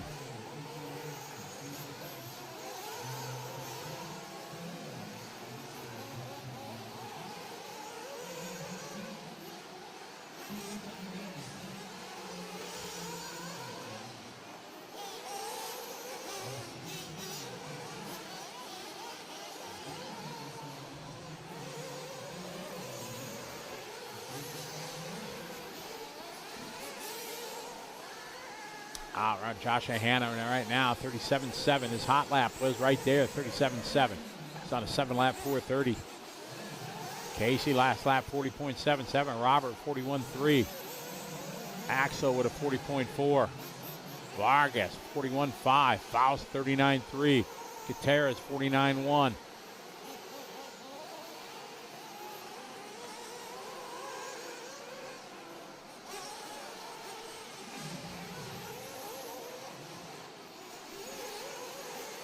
And out front, 37-1 that time for Josh. 38-6.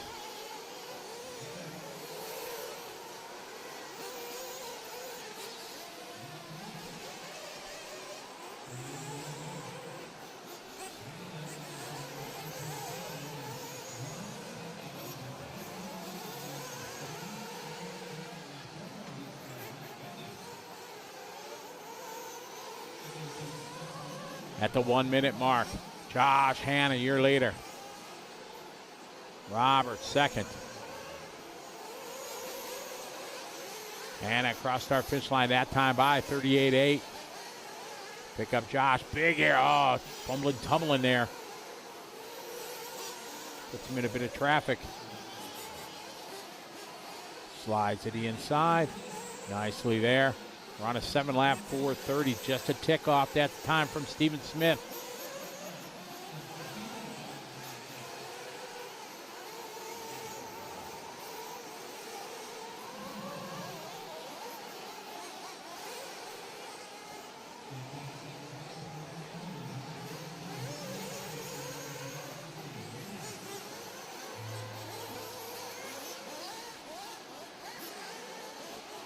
Hannah out front leading the way. 7-lap 4:31, 3 seconds off TQ. Kekela 39.7. Owen at 39.0. Wilson 39.4.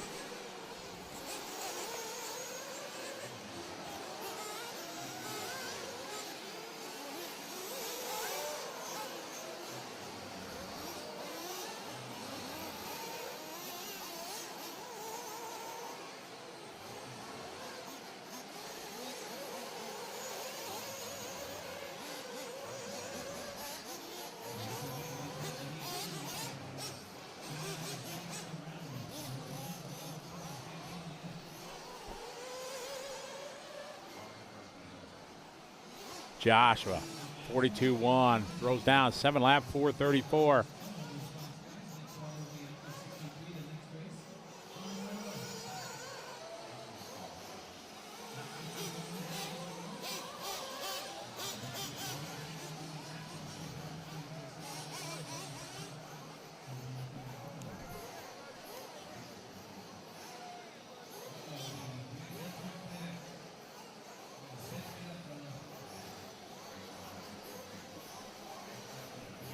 All right, 63 coming up. Thanks, BJ. BJ's always there with the stats. Good job. Thanks, BJ. Not bad. Yeah, I don't know if Jeremy's been doing any club racing or anything like that, but yeah, cool to have him here. We're going to go have a chat with him. We get our next heat of Sportsman Nitro Buggy onto the racetrack. Good to have you folks following around from around the world. 2024 Silver State here on liverc.com, presented by One Up Racing and VP Racing. Appreciate VP Racing being part of the show again. Lots of guys here using VP Racing fuel. That's what I use when I go racing for my 1.8 Nitro on-road. Looking forward to going to the Nationals in a couple weeks.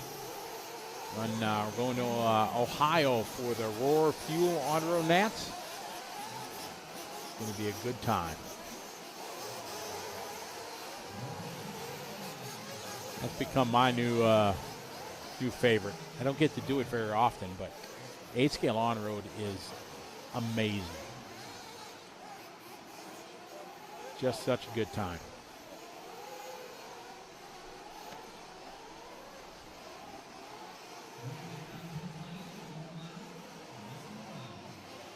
All right, 63 out there rolling. These guys are going to start their clock here as they come around.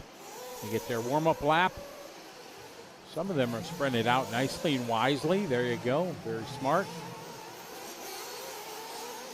And down and away. I was just out trackside a minute ago with my good friend Jordan Goes here from the Philippines. He was with us last week there at the Philippine Masters. And he's here with his family on a bit of a vacation. And he stopped by to say hi, so he's never experienced anything like this. So we were out there, did a little trackside walk, and I picked up a handful of dirt, and I said, here, feel this. It's like powder, and it really is. It's very unique dirt made just for equestrian horse events. And, yeah, it was really cool. So he was happy to be here. He'd never been to a race with this many, and he was trying to understand it all and wrap his head around it. It's crazy to think a race with 1,200, and if you count in the fifth scale racers, there's even more. So there's 100 or so entries over there. I was talking to Ron Rossetti yesterday. That's an old school name that not many people will know about. He's old school RC, back into Gil Losi junior days. Him and Gil Losi very tight. Ron was very close to the Losi family. Gary Kais, another old school name from back in the days of the 80s, back in the heydays of Losi. And Ron Rossetti's here running the MX the Losi motorcycle. That they have a motorcycle class. I don't know how many entries. I'd love to get over there and watch it. But he was showing me some videos. He's done a lot of R&D for them on tires and suspension, brakes and things like that. Ron said he was doing for the Losi motorcycle. You get a chance, Matt, to run that one of those Losi motorcycles? Yeah, I have. They're actually pretty cool. Oh, they're amazing. Like you just take it out of the box, and you know the gyro spools up to like 1,000,000 RPMs, Yep. and it just it was a lot easier to drive than I thought it was going to be. Especially if you have a big open parking lot. I've tried to drive it on a track, and it's a little difficult. But I did go out yesterday and watch some of the Pisco stuff, and there was some of the motorcycles cruising around out there. Oh yeah, they have a motorcycle class. While you were away here, I was talking about a guy named Ron Rossetti, who's old school RC, way back when Losi was independently owned, and it was Gil Losi Jr., Pops, Ron Rossetti, Gary Kais, and Ron Rossetti he's still very close with Gil Losi Jr., and he's been helping them do some R&D for that motorcycle, working on tires and brakes and things like that. And he's got he can run it on a small racetrack. He's got it now. He put a stronger steering servo in, which was a huge upgrade, he says. It really lets you time things much better. But I give that the innovation of the year for sure. Oh, 100%. Of the decade maybe. You know, if Slashes has already been around, they've been around for more than a decade, then I say that was the innovation to do something like that. If you've never drove one, folks, get a chance to do it. They are an absolute blast. They really do work. If you've driven any form of RC, you can literally pick up the controller and drive it. It's that easy, and they're just a blast. I really think it'd be cool if somebody would come up with an on-road circuit for them. You know, you can get those the Supermoto tires that Proline makes. Yes. And it would be pretty cool to do like a parking lot race with them. Funny you say that. They do that quite a bit in Southern California. There's a couple tracks that have a Supermoto class, and the guys running the Supermoto tires and things like that, and they're having a blast. And Ron actually showed me there's some guys run them at Dirt Oval. I don't know if it was in Bakersfield or somewhere. They got some guys running Dirt Oval race with them. Wow. Yeah, so it's pretty cool. I don't know if you ever seen the Dirt Oval motorcycle races from the UK. Have you ever watched it where they race them and just absolutely sideways? It's impressive. Yeah, no, I second the how easy it is to just pick up the controller and go. Especially if you start, you know, like even when I was selling box stock cars to brand new people, you know, kids and whatever, I'd always tell them put it in training mode first. Yeah, absolutely. Learn to navigate it around. And the cool thing about that motorcycle is it does have that training mode where it doesn't just, you know, wheelie right out of the gate, but it does wheelie pretty well. However, you know, you put it in training mode and you can pick it up just like that. And before the first battery pack's done, you're like, let me crank this thing up. Oh yeah, you're ready to go. Congratulations here, Cody Odell, taking this one 7-lap 4:33, just to tick off that time from Steven Smith. Steven's time has held now for a couple races. Looking really good. I want to give a shout out here to the chat room. Pop Along RC, what's up, fellas? How you doing? I got to meet them when I was over in the UK in March. Had a really nice interview. They came up and asked me some questions, and that was a really nice interview. Thanks for asking me to be on the show, guys. They do a lot of great exposure, a lot of just fun, enjoyable videos that they do on YouTube. So if you want to add to your list of cool RC websites or YouTube pages to go, look up Pop Along RC. They got a lot of fun little skits and stuff they do. So good to have you guys following along. I was outside talking to some of our fans, and they're really enjoying the coverage that we're providing. They're in the pits watching. That's funny when that happens. Yeah, they're but I mean, if they're over in the pits, they can't get up and watch it, so they can just watch it and see what race is on and everything. So that's cool. So glad everybody's following along. We're having a good time here in Vegas. Not able to do much Vegasing, but we're having some good RC racing fun, and it was good. I thought we were going to the casino last night, buddy. What happened about that? Yeah, so we left the VP Racing studio here at liverc.com, and I thought that the plan was we were going to go drop our bags and then meet in the casino. So I dropped my bag in my room, and I went down to the casino and watched some people play craps, walked over to the roulette table. There was no Scotty Ernst in sight. I was down there. I was standing right there. They got like 10 craps tables. Yeah. I don't know. I was there. Man. Yeah, I was looking for you, and then I was figuring to call, but you texted, and I didn't hear my text come up, and you're like, "Are you down at the casino?" I'm like, "Yeah." You already went back up to your room, so. Yeah, I thought you fell asleep or something, and I put a $20 bill in the Buffalo machine. And the only reason I didn't is because I didn't like that $20 bill. So, that's why. So okay. I was like, I don't want this $20 bill in my wallet anymore. And so I put it in the machine, and, it took that. And then I was like, you know what? I also don't like this $10 bill either. So I'm going to feed that into the machine. And so I donated $30 to the South Point Hotel and Casino last night. It only took a couple of minutes to do it. Yeah, and I felt it's good a quick about, thing, right? Yeah, I felt good about donating the. I felt good about putting the $30, donating $30 to the employees here at the South Point Hotel and Casino. But maybe tonight. Maybe because we're supposed to get done a little bit earlier. Yeah. So we'll see. We'll go down it. So yeah, because you said you want to play roulette. Yeah, but this time we need to come up with like a meeting point. Well, you stopped when we left the venue here because you stopped because you had to do something. Yeah, well, I mean, if you didn't stop and do something, so we'll make a plan. Yeah, we'll make a plan. We're gonna meet at. We're gonna meet right there, by the Oyster Bar there. All right, in 15 minutes from. Yeah. When we split. Okay, deal. Yeah, perfect. And maybe we can get some of the Live RC crew to come and hang out with us. I know one of our camera guys is. Oh, he's down. He's down for it. Yeah, he's definitely down to donate some. I don't know about donate. I don't want to donate. I want to take some of theirs. Oh, that's what you. Well, see, I'm more into the just the donation. Yeah, apparently. So far, I'm down $50. I haven't won a single dollar. I've just $50 is gone. Are you still up 60? Well, how did your night go?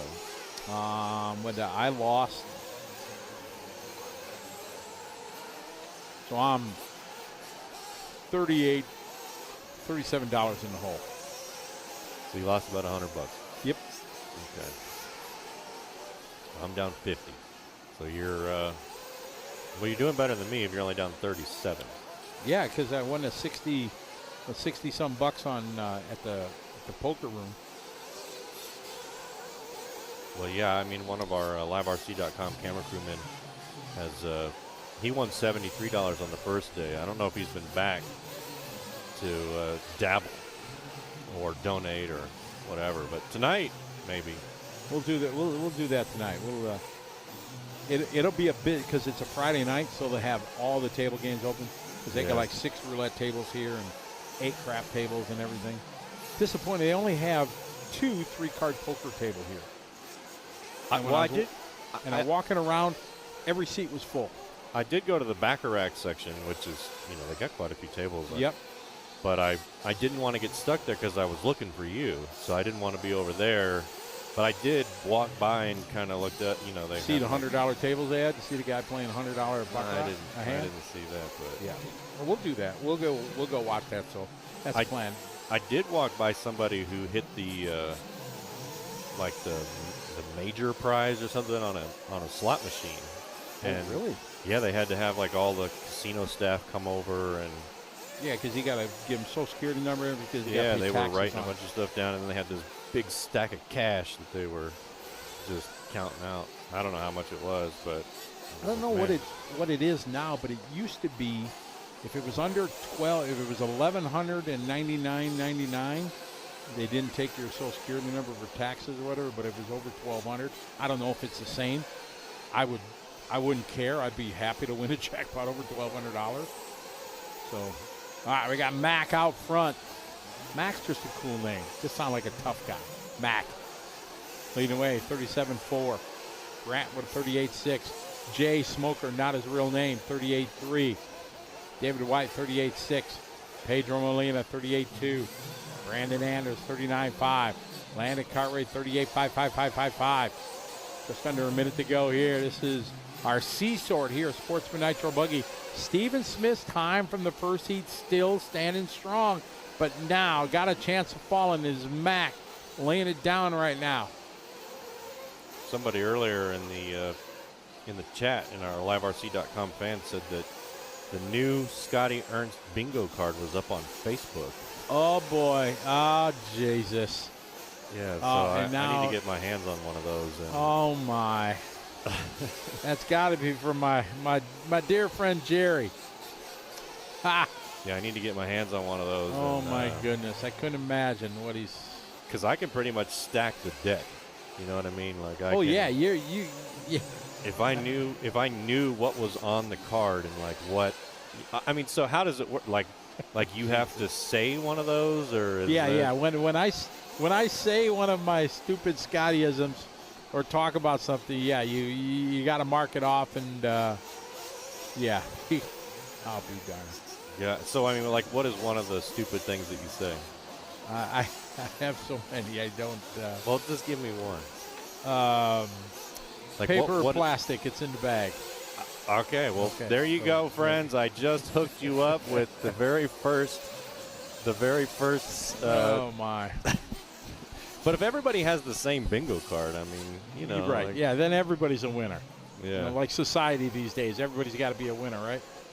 Well, I just wanted to hook up the liverc.com fans, There especially you the go. Trackside Hobbies people, with their very first bingo spot. And we of were talking paper about or the plastic. Navy. We were talking about the Navy earlier, so that's on there too. Oh, well, there's two.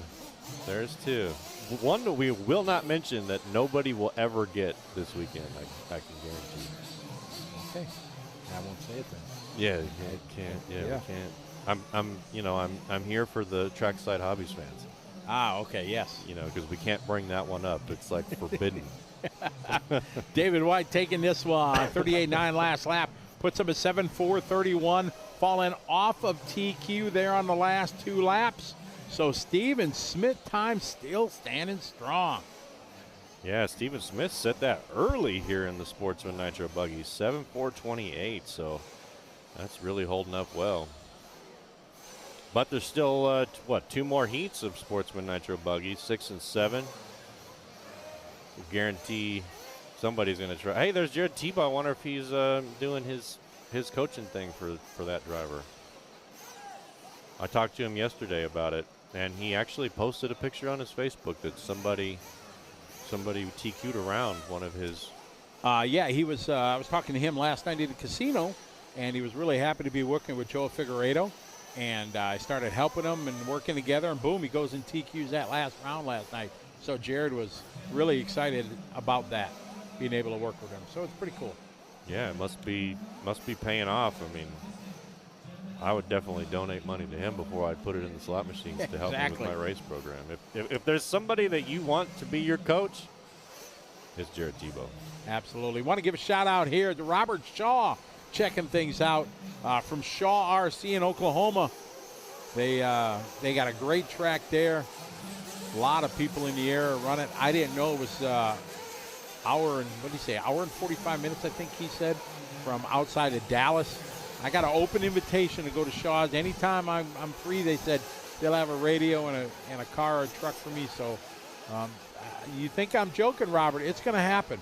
I'm going to show up one day, and you're like, okay, Scotty's a man of his word. He's like, he made it. So for sure, it's going to happen. Got a shout out here from Derek Fairfield for Let's Go Caden Adams. Caden Adams in this heat. Heat 6 of 7 for Sportsman Nitro Buggy. So good luck to Caden.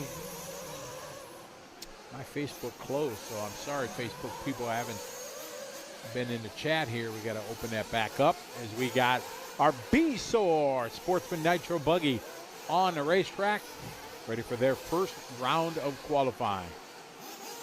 Oh, look at this. And what pops up? A beautiful picture of my granddaughter. Is that on the bingo card? Oh, yeah. You know what it might be? Granddaughters. Oh, it's on the bingo. Dob it right there. I put open Facebook, and there it is. Well, bam, just like that. Midwest RC says, There's what's another up, one. Scotty? Hey there. Midwest, here's your morning salute here from Las Vegas, Nevada. 10:21 in the morning. 17:20 for you Zulu fans. Dustin Metz out front here, 38 flat. Caden Adams in the number 2, 38.4. Jim Lemming in the 3, Allen 4. John rounding out our top 5.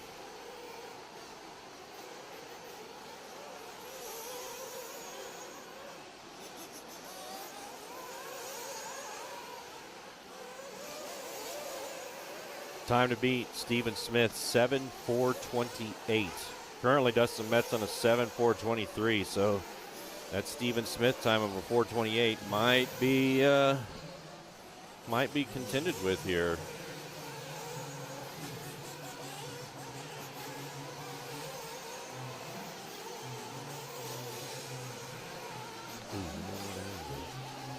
All right, Matt's leading away 37.3. Caden 37.8.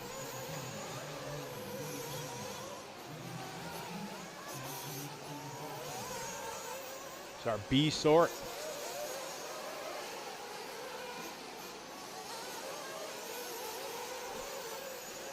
Current TQ 4:28. We're on a 4:20.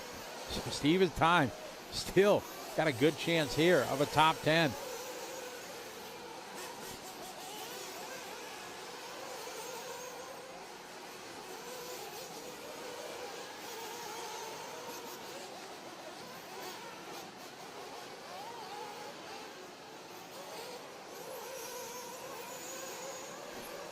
Dustin Metz, 36.4, another good lap for him. That's his hot lap. Last lap backs it up with a 36.8. They're 37.7. That last lap, Caden steps it up here, 37.8. He moves up to 4th spot.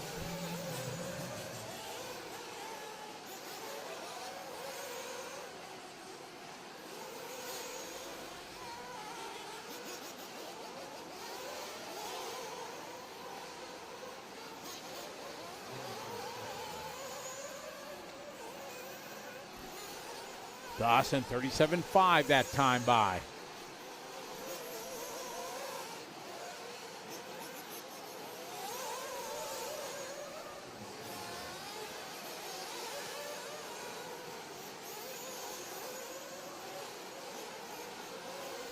Michael Lee, thanks for tuning in. We appreciate your support. Here's your morning salute from the South Point Hotel and Casino. Dustin Metz still out front here, 7:4:20. So that's going to put him As TQ right now. TQ, if he can hold on to Because Smith it. at a 4:28. Matt's late to the line this time by. A long lap for your leader. Very long, 46.9. Ouch. That's going to move Eric now to the point. And Steven Smith time is still going to hold going into the A sort. Oh, man, yeah, Dustin Metz there. Long lap.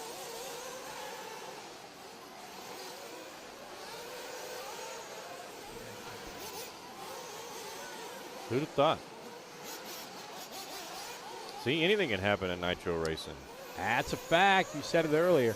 Now Jonathan Vandermolen moves to the point as Eric has a 42.0 last lap. Metz backs it up at 36.4 after that 10-second long lap. Moves him back to the lead on a 4:29, but not good enough for TQ, so Steven Smith time will stand.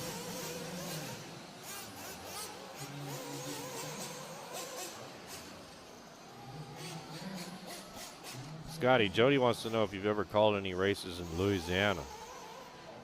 No, I think Louisiana is one of those states that I have not had the pleasure of visiting. So it's on the list.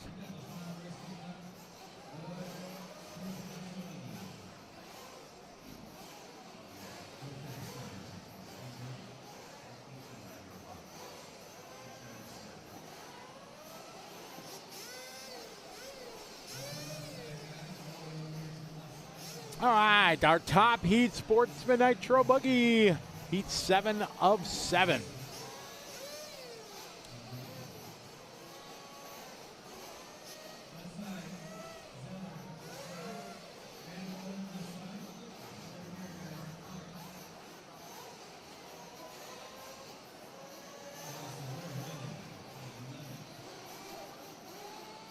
Yeah, Steven Smith's time still holding up here, 7:4:28. There was some drivers in the last round in the 7:4:20s, so maybe we can expect to see that from some of these drivers here.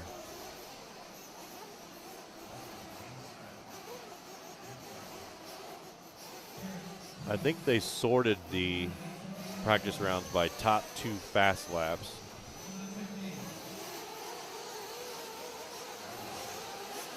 That's correct.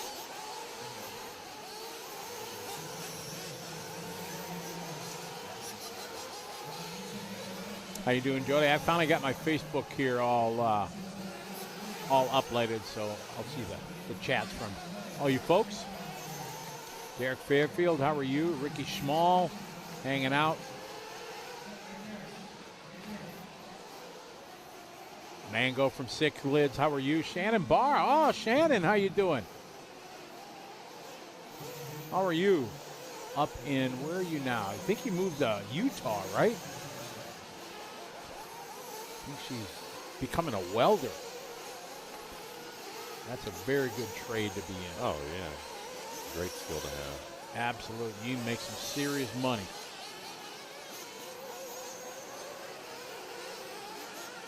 I got Sportsman Nitro Buggy. James, Ezra, Noah, Weston, Brian, Lewis, Dan, Brandon, Ivan, Jaden, all in this race.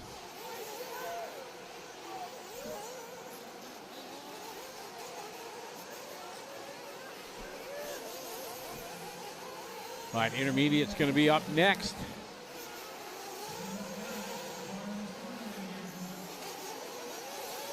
Oh, that's right, yeah. The guys back home, Jamie sent me this. This is rarely seen. You got a bobblehead? Yeah, somebody made me a bobblehead, yep, of me. And it's pretty good, like, it's a pretty good one. All right. Got our water schedule here. Thank you, Eric.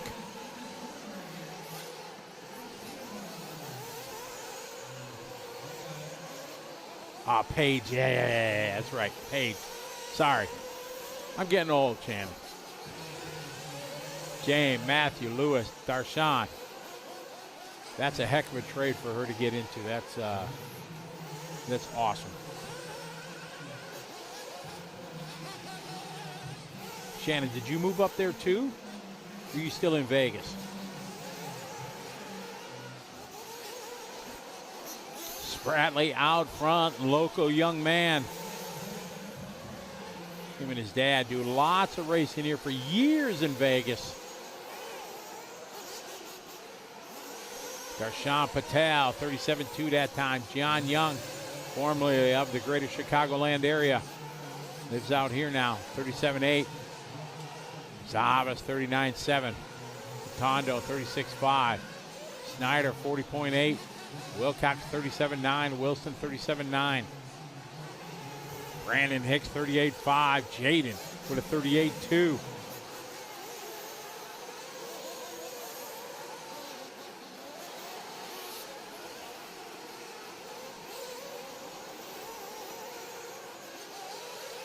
You guys moved to St. George, Utah. I've been to Utah. Utah is one of the states I've been to. It was beautiful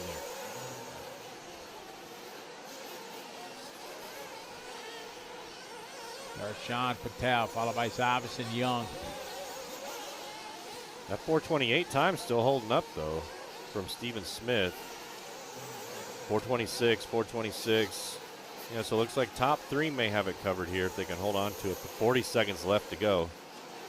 I don't know. That might be a tough call here. He's only a couple seconds under. Steven Smith had a good run, and it's held throughout these 7 races. These guys being challenged now. Only 2 guys on T2. Darshan Patel moving out of the TQ time. Out front here with 2 laps to go. Yeah, 7.426 for Darshan, 7.426 for Lewis. Matthew Snyder, 7.428.6. So, yeah, top 3 got it covered right now. But still a very good run from Stephen Smith. Oh, yeah, to be able to put a top 5 from the early race.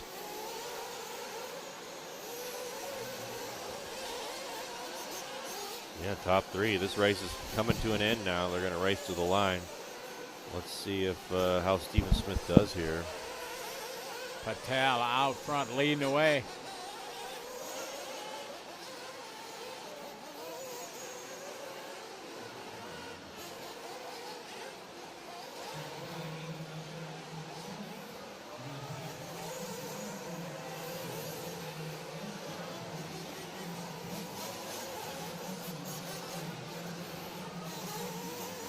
All right, Lewis takes it 7.427. So Stephen Smith's time is going to put him number 2 overall. But Lewis taking the round 1 TQ on a 7.427.5. So it gets TQ by about a second and a half.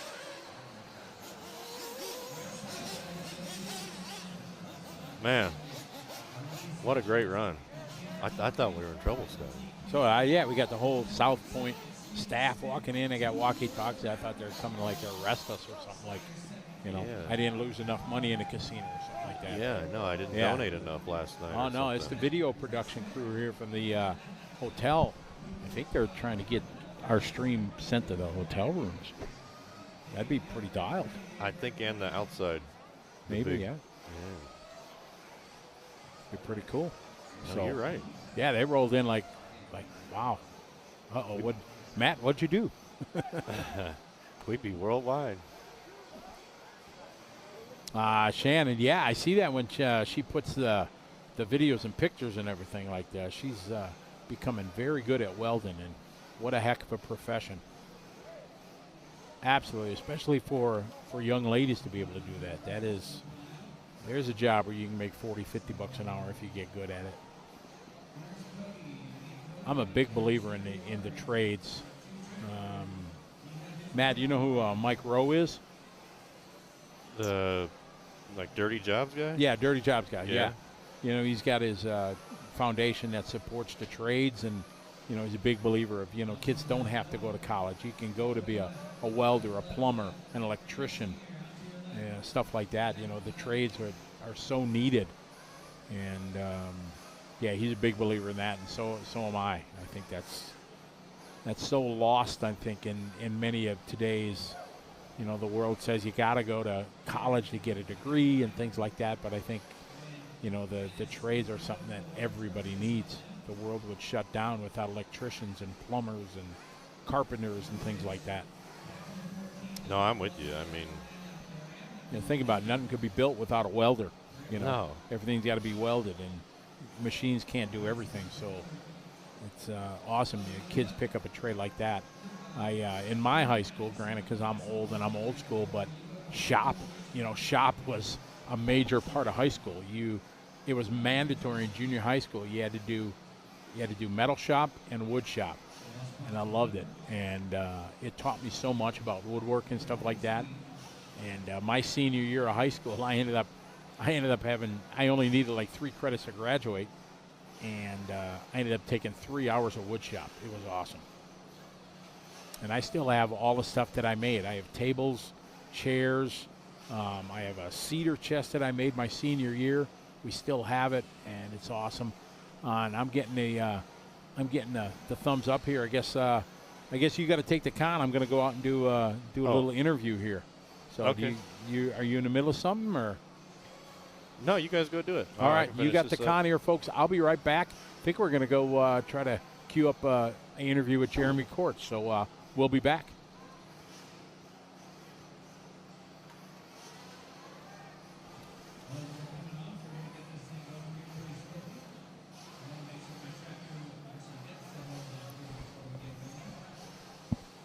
All right, heat number 1 of intermediate coming up next.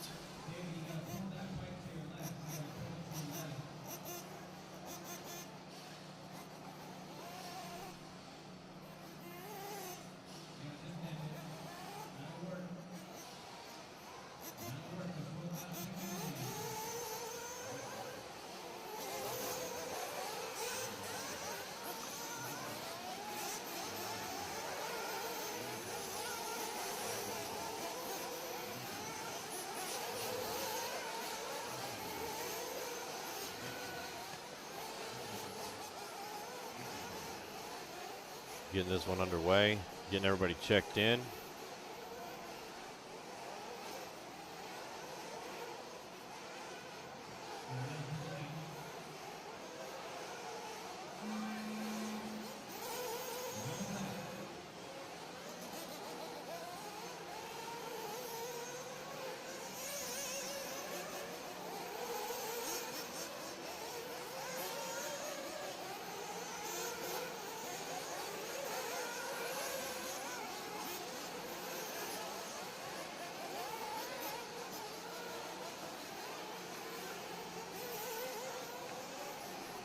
Green flag here for the intermediate nitro buggies.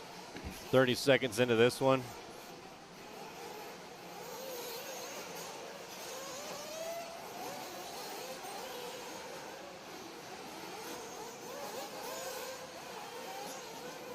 See who comes around here first.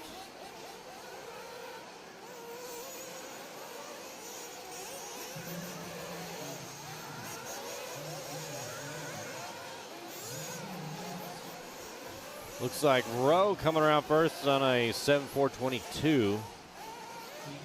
Buddy Christian 7.428. Tabata 7.432.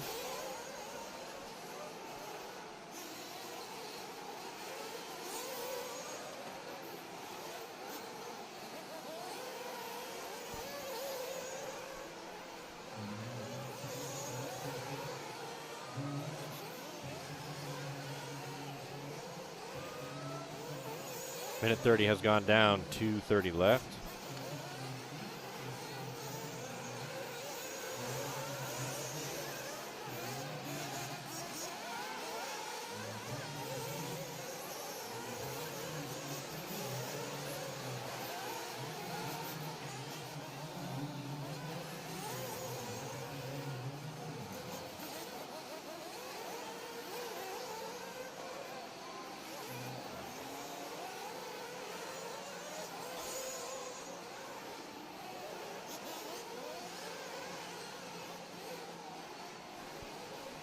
Heat 1 of 7. Justin Watson out front, 7.406. Buddy Christian, 7.420.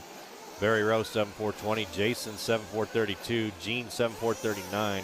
Tabata, 6.404. Backer, 6.405. Toby, 6.406. Brandon, 6.412. Joshua, 6.419. About a minute and a half left to go in this one.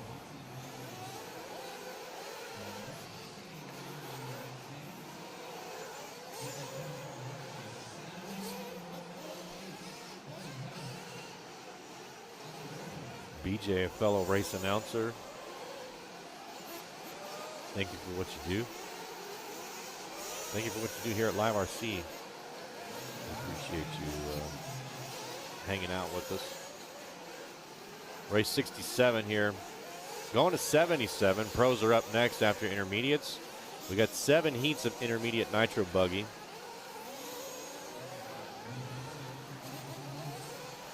Got some shout outs here for Buddy Christian. Buddy Christian sitting in the number 3 spot right now. Buddy Christian on a 7.430.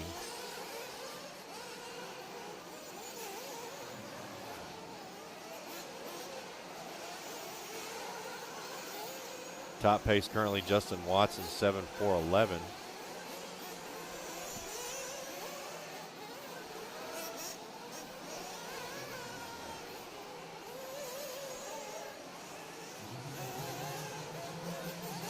Ten seconds left.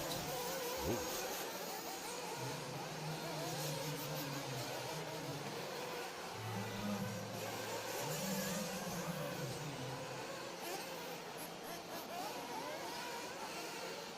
And that's a race. They're going to come around to the start-finish line.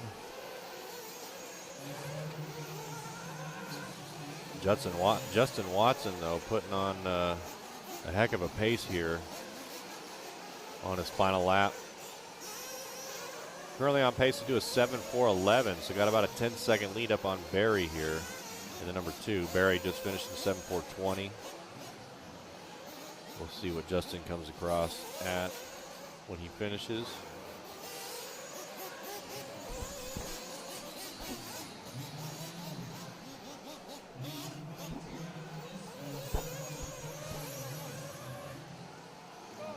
7-4-11 for Justin. So very good run here, especially in heat number 1. That could hold up for a little bit.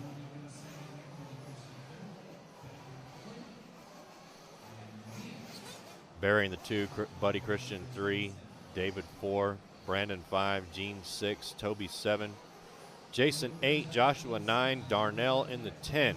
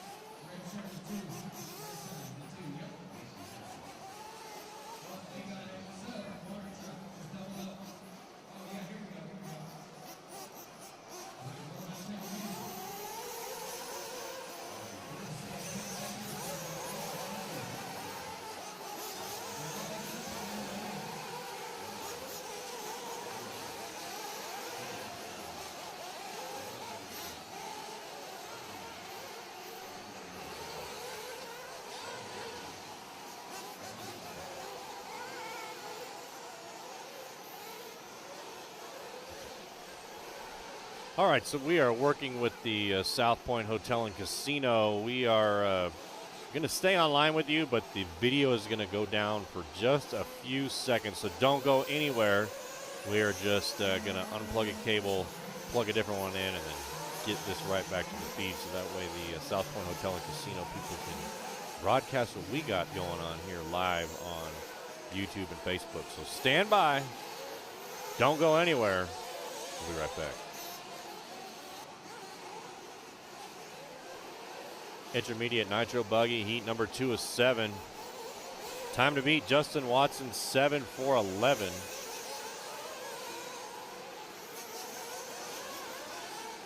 Mason Tippleman coming across first here.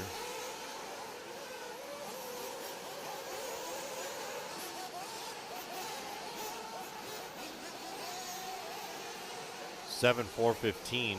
So that Justin Watson holding up pretty good there.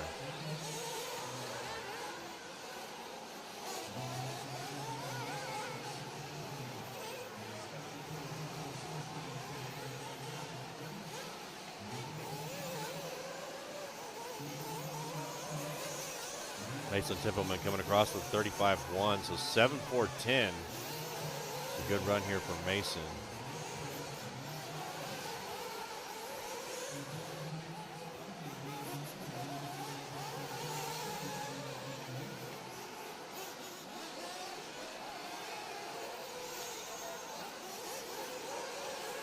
Yeah, Mason Tippleman out there showing us what's up at Beach RC at with the 10th scale off-road roar nats. Now coming out here doing it in 8 scale as well.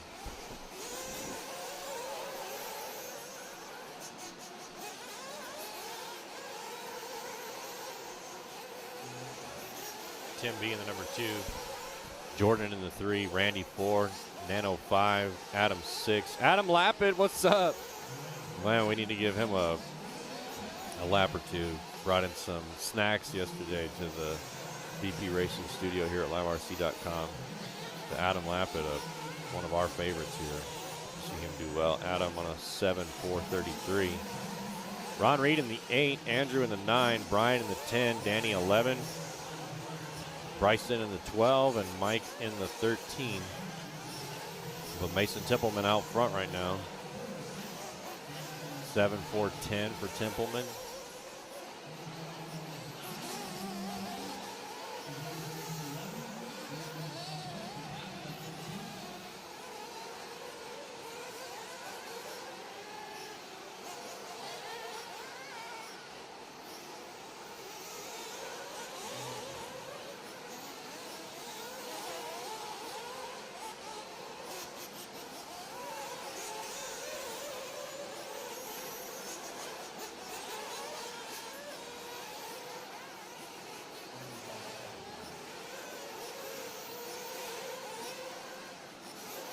37 and 9 was his last lap.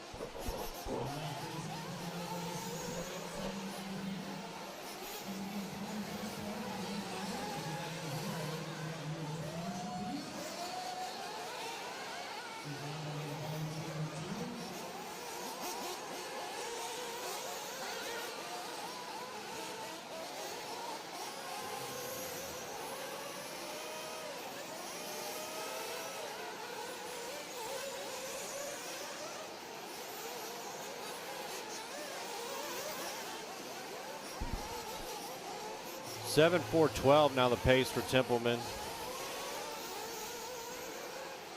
Yeah, two-time national champ.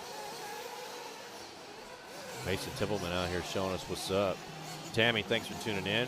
We appreciate your support. Here's your morning salute from Las Vegas, Nevada, hanging out with Mason and the rest of the intermediate nitro buggies. This is heat number 2. Looks like Templeman may take this here. Justin Watson, though, a 7.411, so Mason just a couple of seconds shy of that top qualifier time. Jordan in the number 2. Randy, and Randy's not done yet, so can't make that one official. But 1 and 2 are done. Mason Templeman 7.413, Jordan 7.425. Randy finishing up. Randy falls to the 4 there, so Nano going to take the 3. Randy 4, Tim B 5, Andrew 6, Adam, the liverc.com fan favorite, in the 7. Ron Reed in the 8. Scott 9, Danny 10, Brian 11, Bryson 12, Mike 13.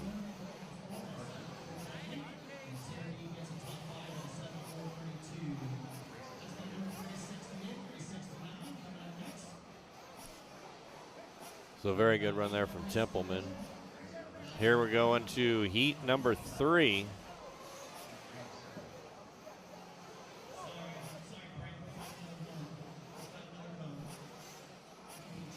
So currently we're going to have Watson out front on a 7.411. Templeman in the number 2, 7.413. Barry Rowe, 7.420, our top 3. So these drivers coming up in heat 3 are looking for those times.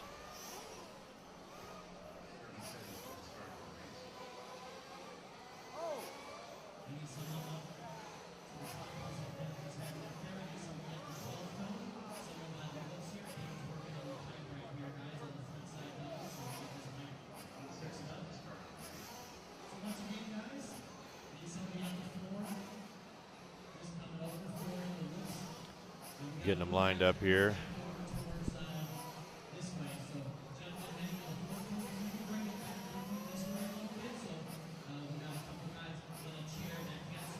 I like that, Racing Mason.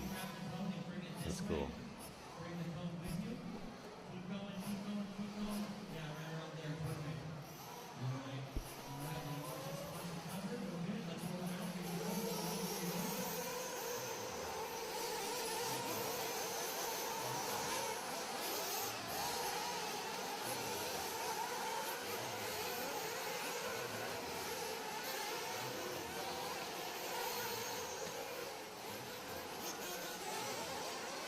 Okay, getting them checked in. They're going to come around here for their first lap.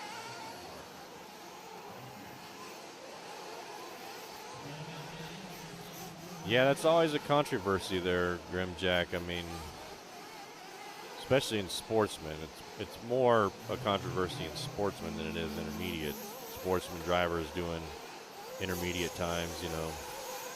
But usually, I mean, pro is normally reserved for 100% sponsored drivers usually. Well, at least that's how it used to be. You know, if you had any type of, if you were just a privateer, you were a sportsman. If you had 1 to 99%, you were an intermediate. And if you were a 100% sponsored person, then you were a pro. But not so much anymore. A lot of sponsorships these days.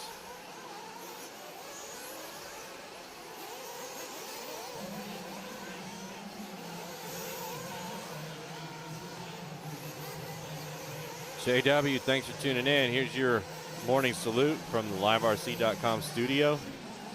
JW stopped by earlier Brought Scotty and I some drinks. We really appreciate JW and all the liverc.com fans, but Adam and JW coming through this weekend. JW out here hanging out with his race team. Got this one underway, about a minute in. Matt out front, 7.4.13. Trying to get that 7.4.11 from Justin Watson. Yeah, the straight camera is pretty cool. liverc.com staff putting that one in. It's a great shot.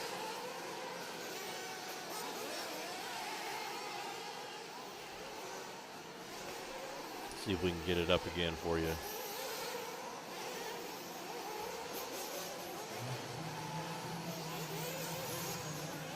There it is. Yes. Awesome.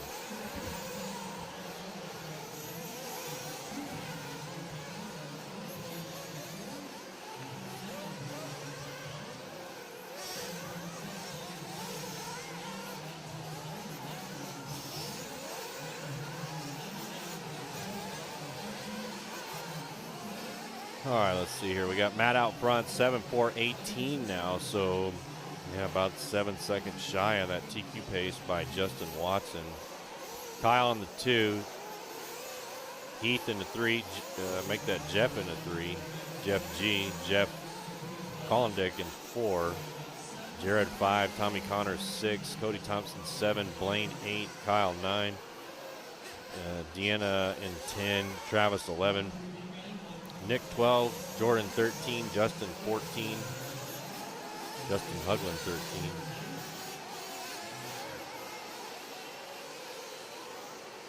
Jonathan in the 15 and Nick in the 16.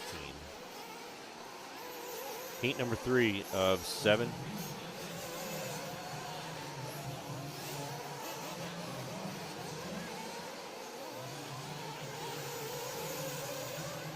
Big pile of cars there.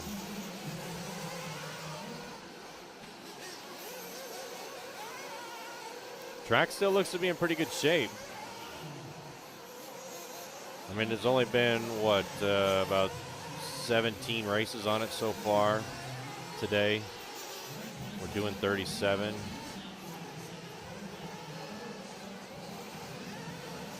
Wait, where did we start? No, 27, sorry. 27. We started at...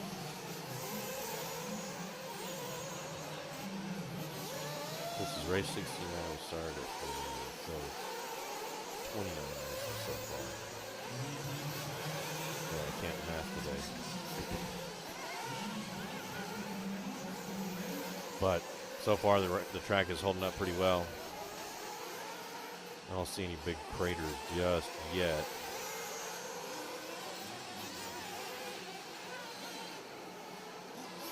But they definitely could be forming.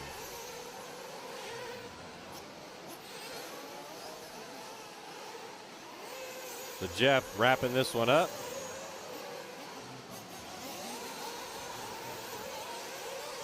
Jeff finishing on a 7.4.19, so Justin Watson's time of 7.4.11 appears to be safe for this round.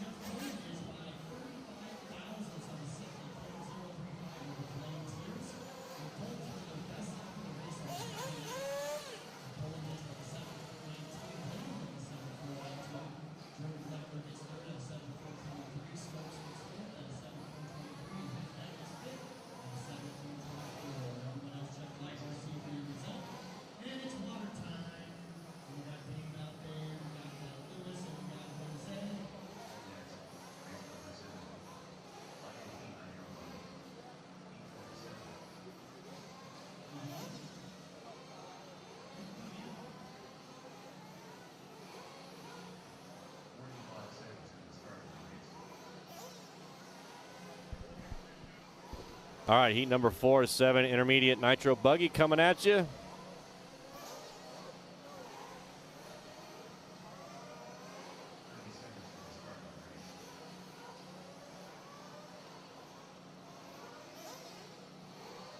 Yeah, I mean, first year, I mean, it really depends, but, you know, normally first-year drivers are sportsmen, getting the hang of things, getting some experience.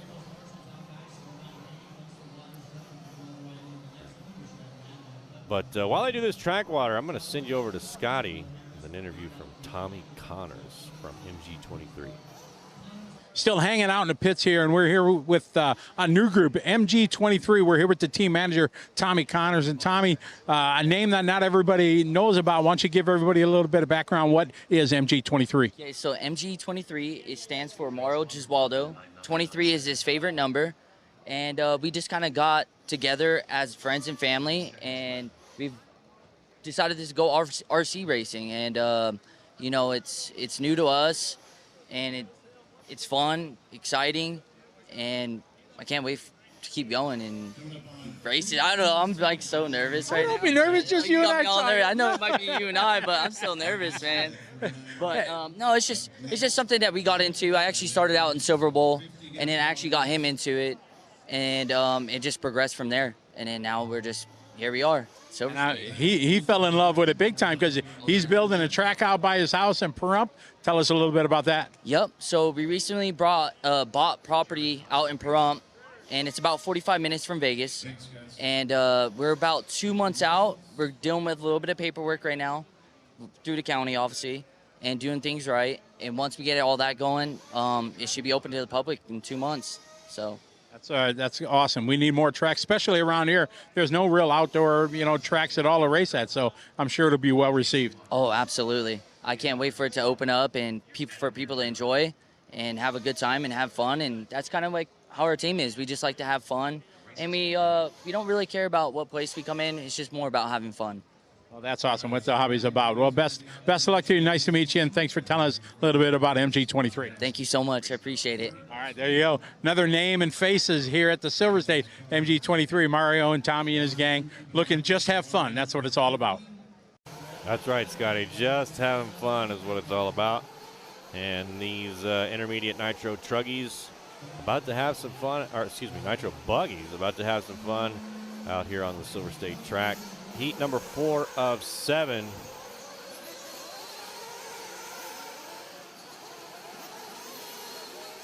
Coming at you. They're trying to chase down Justin on a 7.411.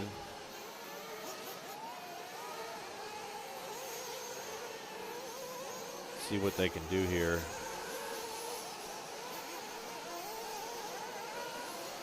They're all coming around for their first laps.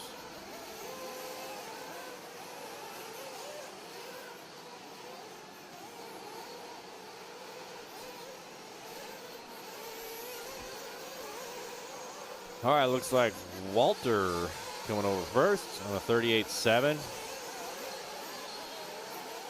Caleb, though, with the hot lap there so far, 37.4. Caleb Dubois on a 7.421 pace. Michael Cartwright clicks off a 37 flat.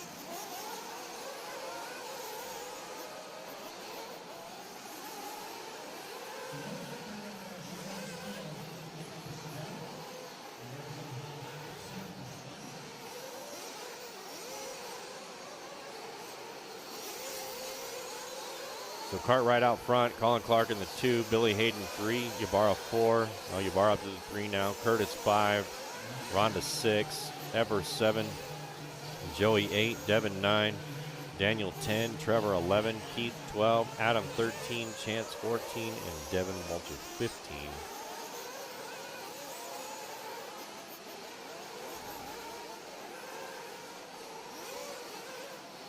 Cartwright out on a 7.416, so got to find about 5 seconds here if Michael wants to catch up to Justin.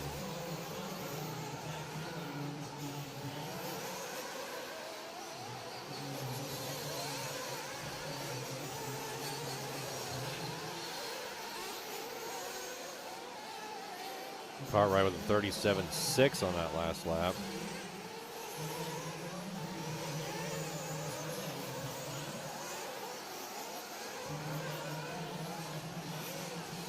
Ron and Drake moving up to the number 3 now.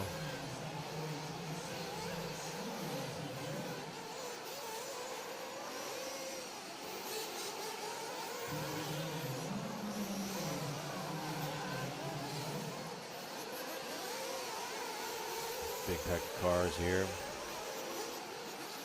Flowing around. Check out their lines. I'm really interested I want to go out there when Scotty comes back and just check out the condition of the track. So far it looks like it's holding up well,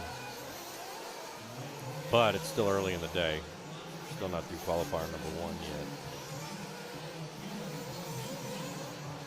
The back section looks pretty good still.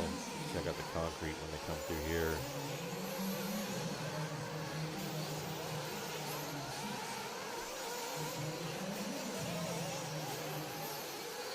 Colin Clark now taking over the top spot, 7.418.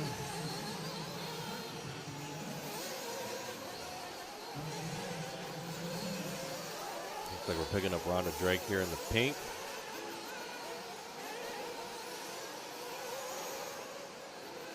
Coming through the front side of the track. Right there on that hairpin is where it's developing some holes there. Let's see how she does up here on the backside.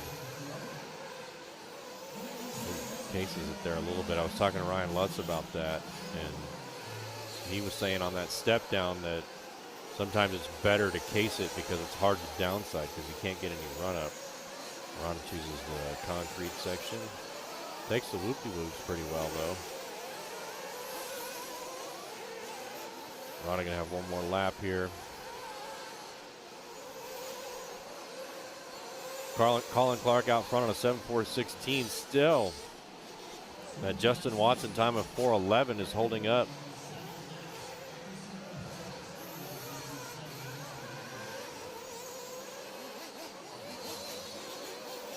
They're all coming around for their final laps.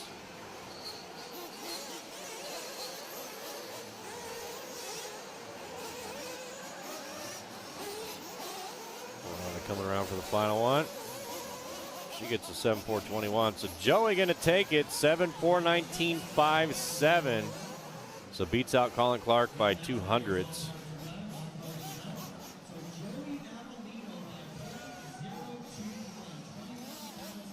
Justin Watson's time is going to hold up. Still 2 more heats though.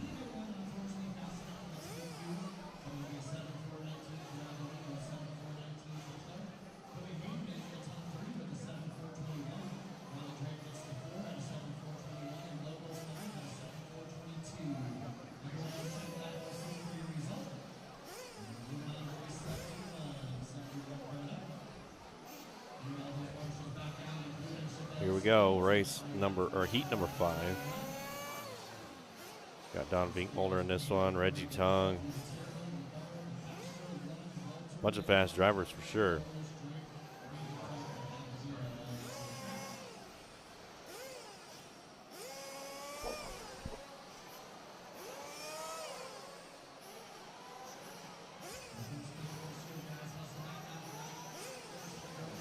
Pros are coming up.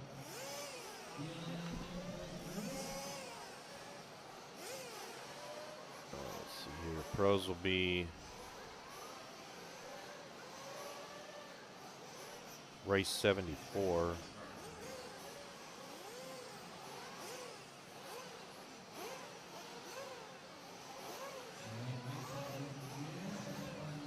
So in probably 15 minutes or so, we'll get our first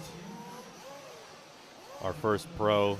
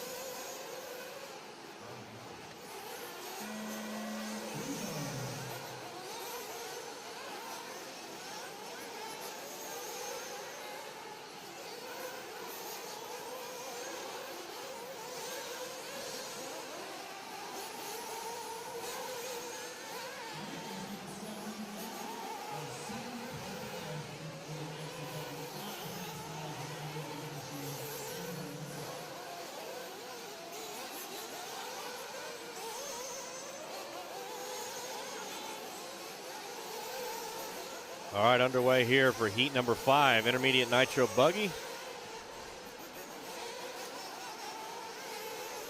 It's about to be lunchtime here in the liverc.com studio.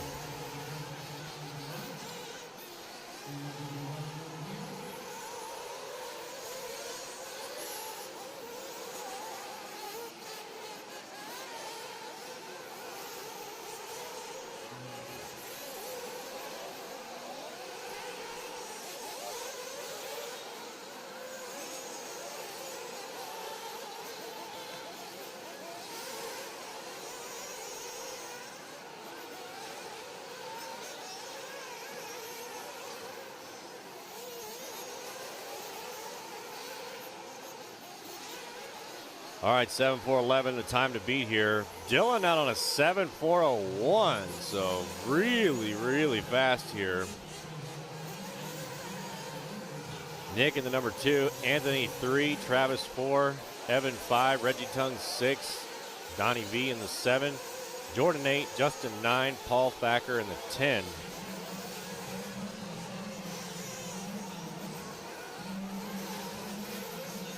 Dylan definitely on pace here, 7.403.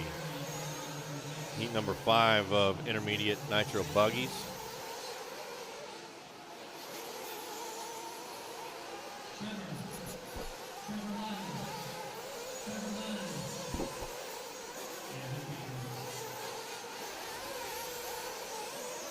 Race number 71 of 77. Pros are up. Race number 74.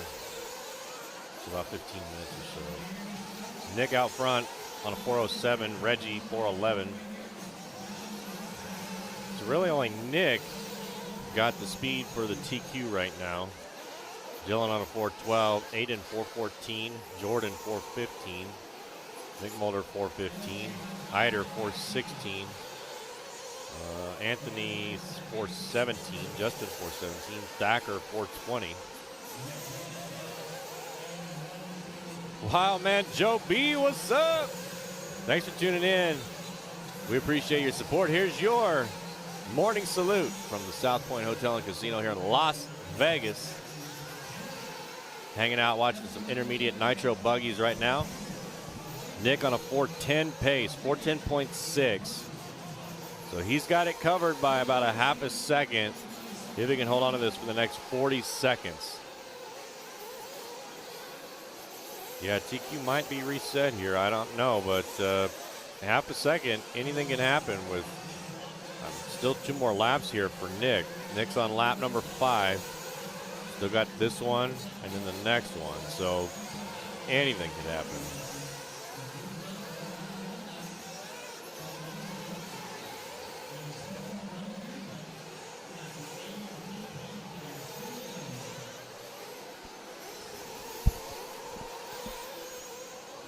Hey, buddy, I'm back.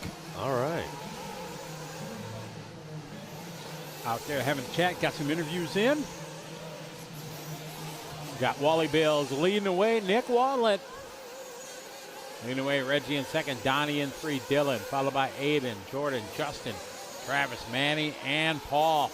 Intermediate nitro buggy, this is our C-sort, heat 5 of 7. Current TQ, Justin Watson, 7-lap 411. We got Wally Bills, Watlet, 7-lap 409 TQ time. Good run going on here for Watlet. He could bring this home. He was about 3 seconds under the time from Reggie. Oh, Wally Bill gets it sideways there. Oh my, how much time did he lose? Oh, lost not too much. Going to maintain a 7.410. Oh, catching that bump at the end of the straightaway as they park it. But Watlet, Wally Bill's going to hang on to take that one. Dylan, Reggie, Aiden, Donnie V moving up to 5th there at the end. So it's 14 in front of Justin Meyerson from Moto Whips. And Jordan, Travis, Anthony, and Manny. Oh, there's some good product placement. Putting a ProTac pit bag there right in front of the camera. That was nice.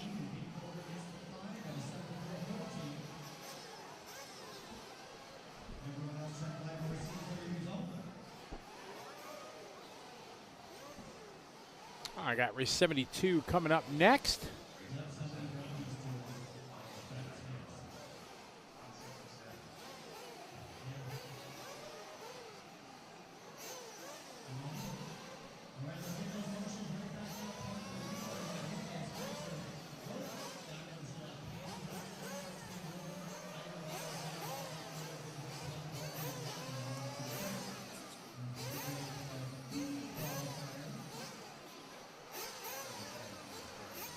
next heat coming up. Johnson, Peterson, Chamberlain, Hill, Raleigh, Palele, Hahn, Givens, Corliss, Horn, DeShenis, Alvarado, Nelson, Newland, Roxbury, and Halfcoat.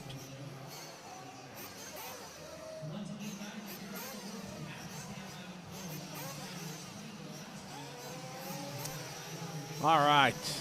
Big shout out to everybody in the chat room here.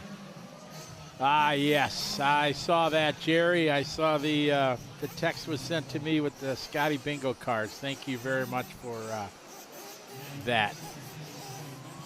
Really, not really.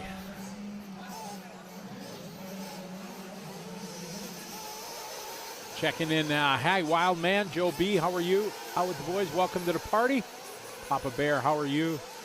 Damon Robinson, good day to you.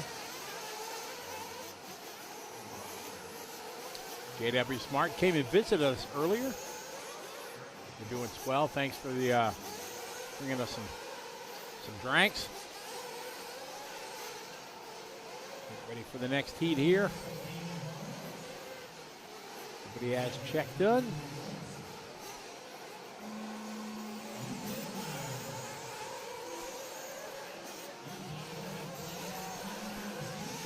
All right, off and rolling. Ooh, pilot there. There's a good catch. I've got a flame out.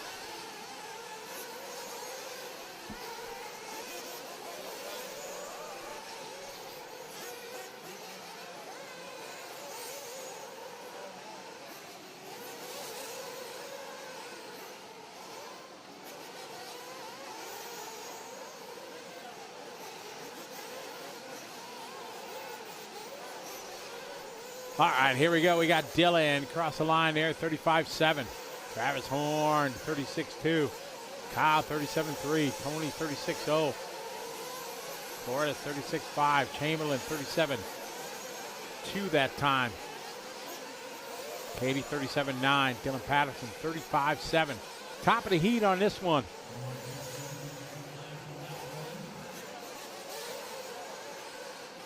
Johnny Skidmore, what's up? Checking in. How are you? Oh, Jared, no, it's all love for sure.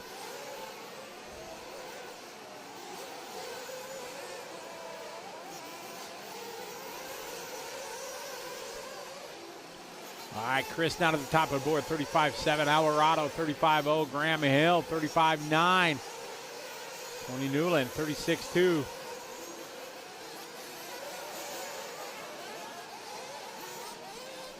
Corliss that time, 36-2. Peterson, 37-5.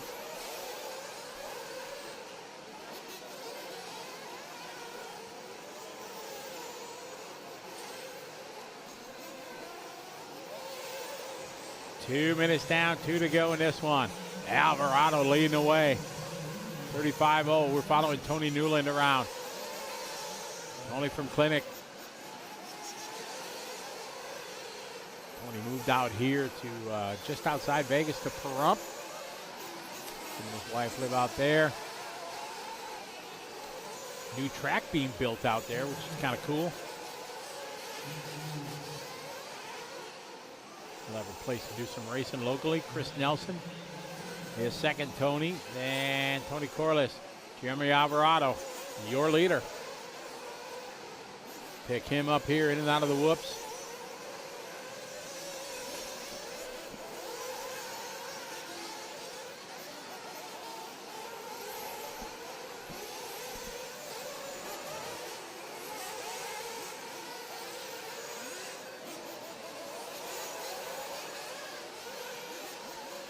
Chris Nelson now moving to the lead.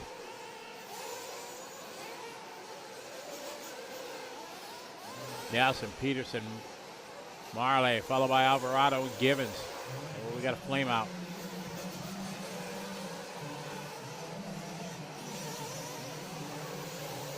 Race 72 on the track.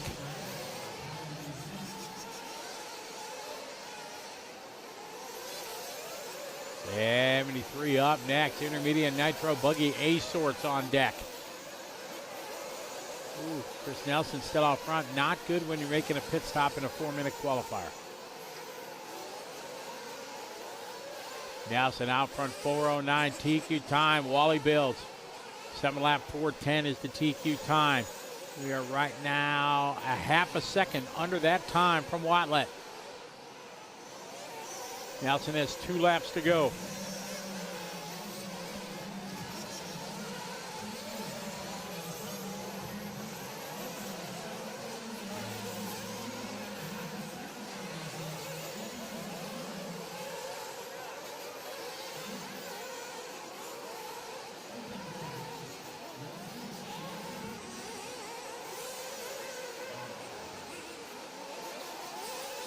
Now Nelson going 37.5 that lap, moving Chris Morale out front.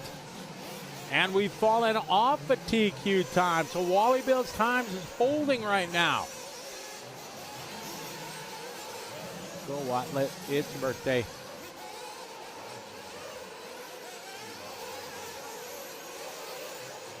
Watlett having a good chance now for a top 10 here in intermediate. As we are winding down here in race 72. Nelson takes it back on the final lap. 4:12.0 to a 0.1, but not good enough to take that time from Wally Bill. So Nick Watlett going to maintain that TQ time going into the A sort. Good run there for him.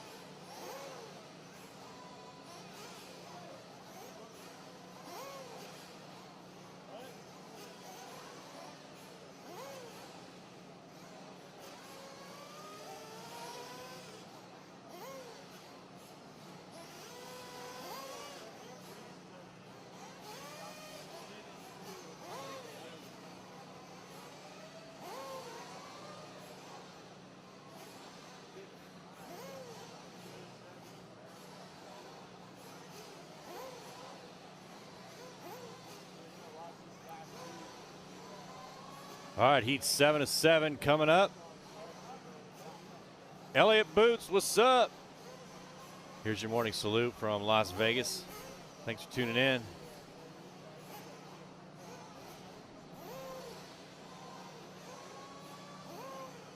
Time to beat Watlett 7:4:10.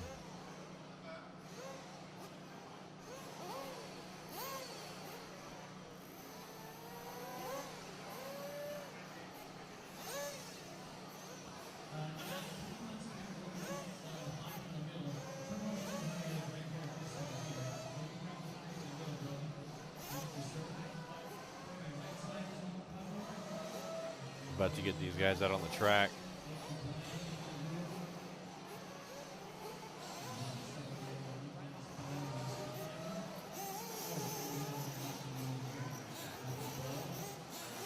Justin Watson though, by that 7:4:11, still holding on. All right, here they come. We get them checked in now.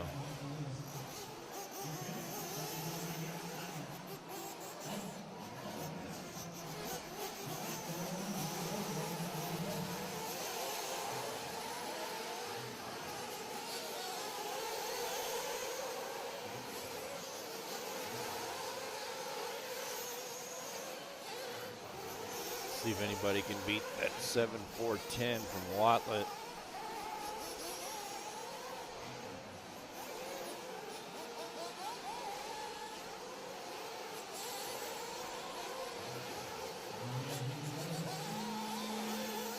Green flag. Following Fishback around here in the green with the green wheels.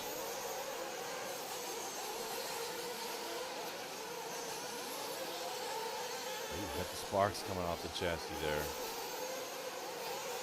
Fishback casing that drop down too. I need to get up there and check it out. Oh, he's off the track there.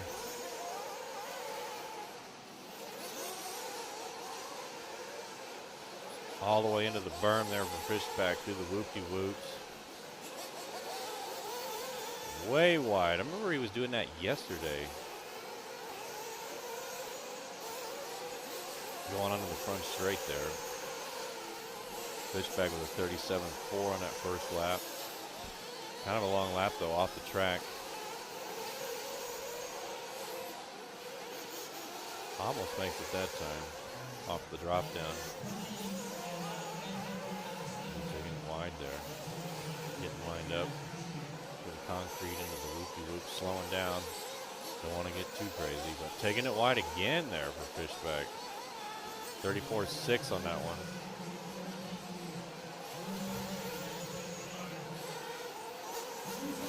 So we're following Brendan Bartlett around now.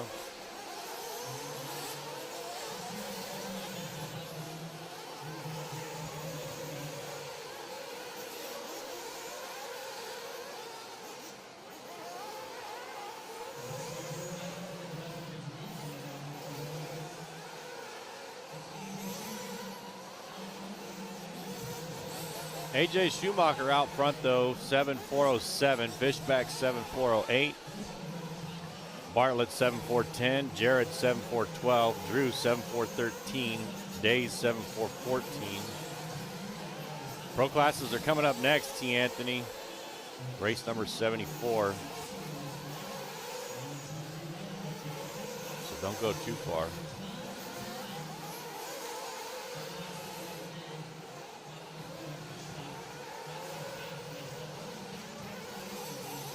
Fishback taking over that number one spot again. 7.408.6. Schumacher getting it back. 408.8 for Schumacher.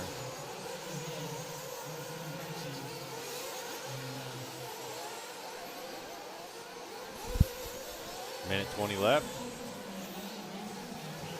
A-sort here of intermediate nitro buggy. Watlet's time 4:10.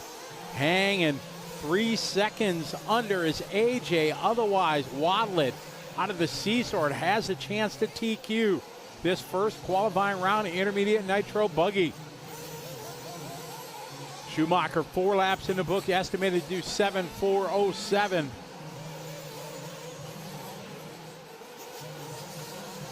See if he's going to be able to hang on and take that, snatch it from Watlet.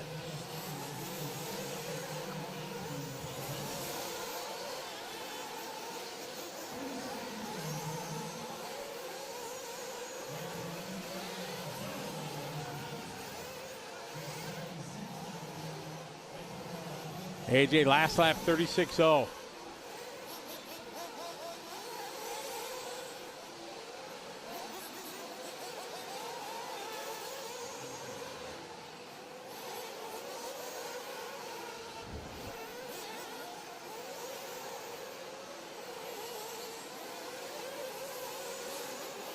AJ Schumacher out front, 7 lap 4:09.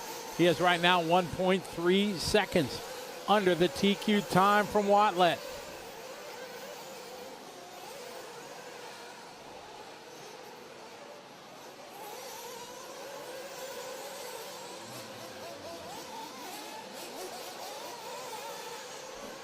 Is he going to be able to do it? Is Watlet going to be able to hang on? AJ trying to crush Watlet's dreams of TQing out of the C group. Good lap for AJ. What's it going to be at the time? Oh, money lap there. 35.4 puts the 7 lap 4:08. Ryan Day stepping it up here at the end. 34. .9 last lap, takes him 7:4:09. So A.J. Schumacher going to take the TQ here, qualifying round number 1, intermediate nitro buggy. Well done to him.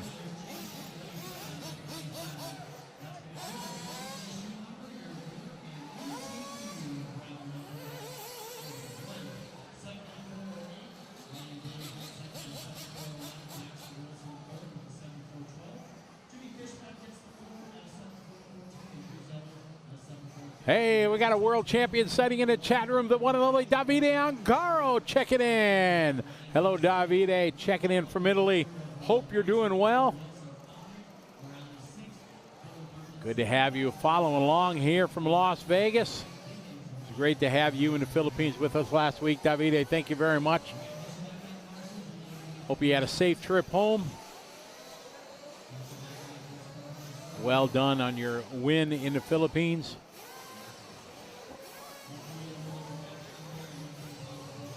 I got race 74 coming up. It's time for the pros. Pro buggy. Craig McGee, because I did not know Silver Bowl Raceway was still active. I haven't heard much about it, so I know how iconic that track used to be. But I found out here this weekend that it is still active again. So good that there is a track out here. Now they're going to have a second one not far out in Pahrump. MG23. Mario going to be building a track out there, so that'll be cool. Area deserves some tracks, no doubt about it. Glad you had fun, Davide. We got our first of 4 heats of Pro Nitro Buggy on the racetrack.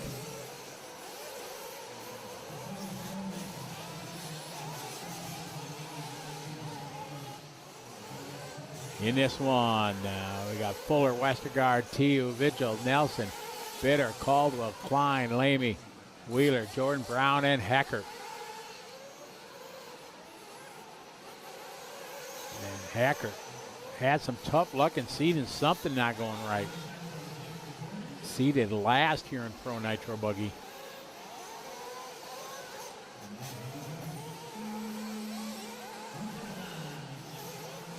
Ashley Patterson, how you doing, Ashley? Hope you're doing well. Good to have you joining us. People from around the world. We got world champions in the chat room. Awesome. Coming to you live from Las Vegas here on liverc.com. Presented by 1UP Racing and VP Racing.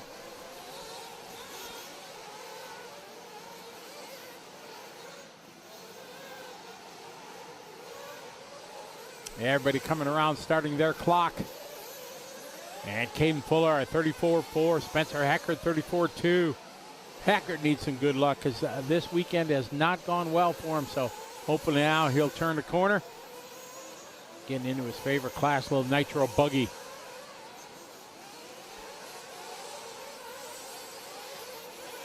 Jaden Tiu 35.6. Chris Wheeler 35.9. Saw Chris. Chris got the big beard going now. Didn't notice him when I was walking towards each other. Like, oh, that's Chris Wheeler. Good to see him running. Dylan Nelson, 36.1. Dylan Caldwell, 36.3. Downtown Tyler Brown, 36.4.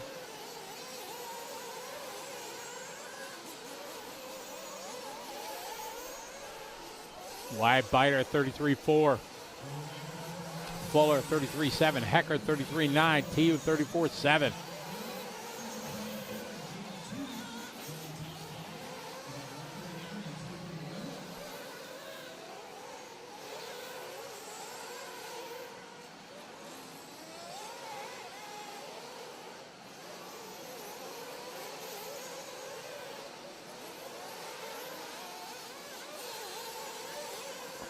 Wide last lap, 34.5, running 8 lap, 4:31. Caden Fuller, 7.4 flat, just missing that 8 lap run. He's got time, pick it up, only 3 laps in the books.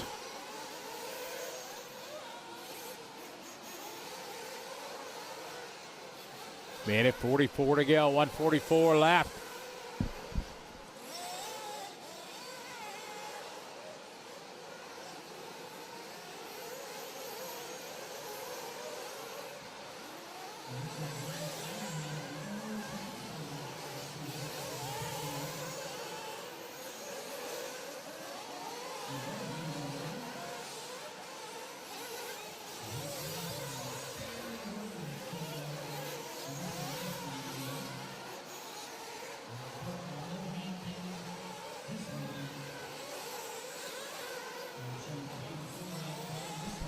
It's Fuller now to the point. 7-lap 4:01. They've fallen off that 8-lap run. Spencer Klein, 35.2. Dylan Caldwell now up to P2, 34.4. Klein, 35.2. Angelica cheering on Spencer Klein. John Moore, what's up, John? Good to have you joining us. 30 seconds here as the pros are on the track.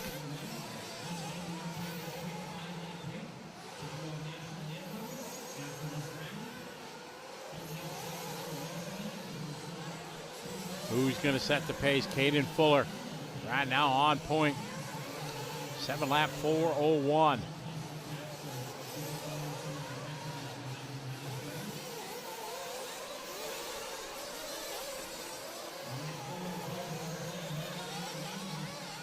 Following one of the track builders here, Anthony Westergaard.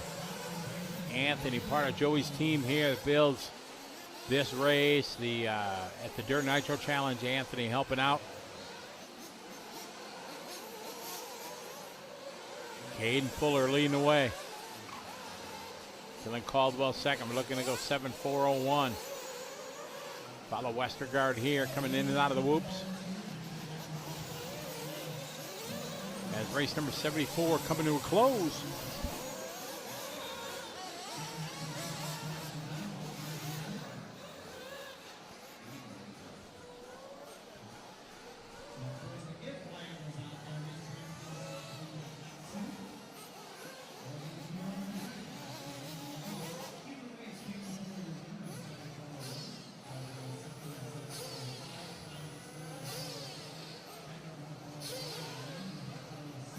This one coming to a close, so Caden Fuller setting a pace, 7-lap 4:01. I'm sure we'll see some 8-lap runs here coming up in possibly the next group, or as we move on up to the A sort. Race 75.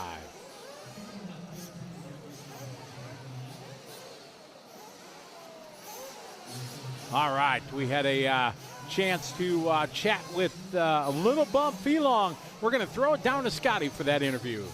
We're over here in the Kyosho pits now, and we're going to move over to Little Bump here. Felong. Fee, you've had a very busy year traveling around the world. You went to Vietnam and you won the FEMCA race, and now we're back here in Vegas. So tell us about your racing so far this year.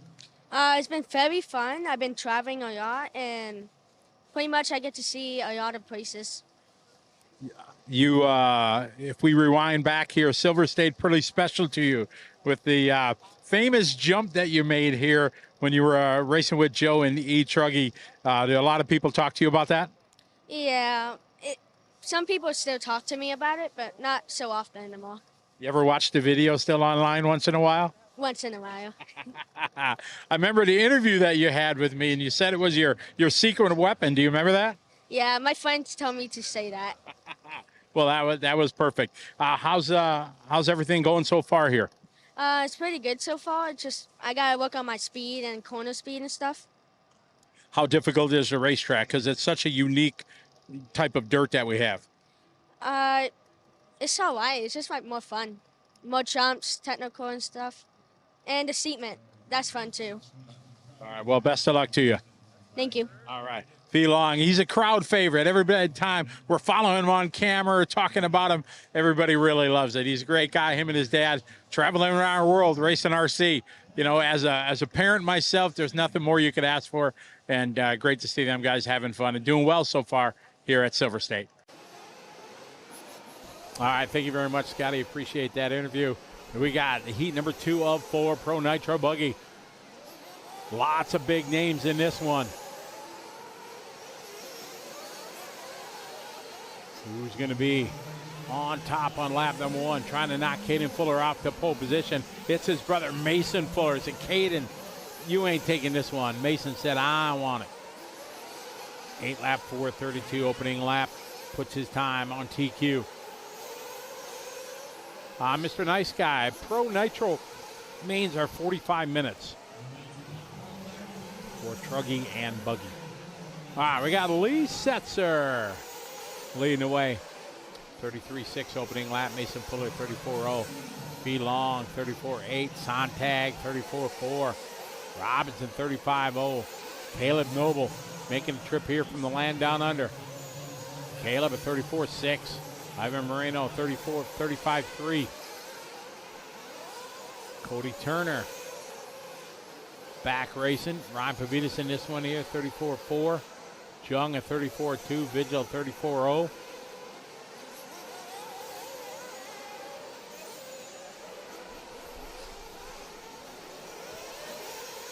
Sats are on pace.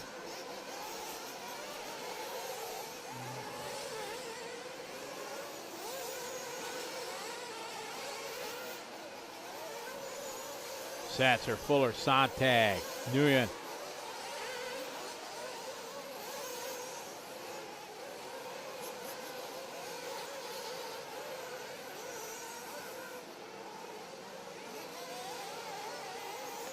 We follow Setzer around the raceway. Left side here, coming up to the step up nicely. Got a bunch of traffic in front of him. Marshall there doing a very good job. Had a mess in front of him. Got to it right away. Oh, ladies and gentlemen, the one and only Mitch on the mic, checking in from Australia. What's up, Mitch? How you doing, buddy? Hope you're doing well. Hey, Mitch, when's that 10 scale race in October? 10 scale buggy, I think, at the World's Track in October. When is that, Mitch? Mason Fuller, 33.5 TQ time. Lee Setzer, 7 lap 4 flat.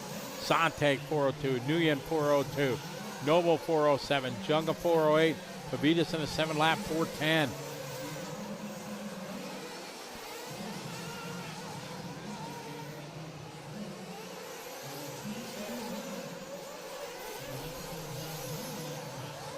Fuller out front, leading away, TQ time.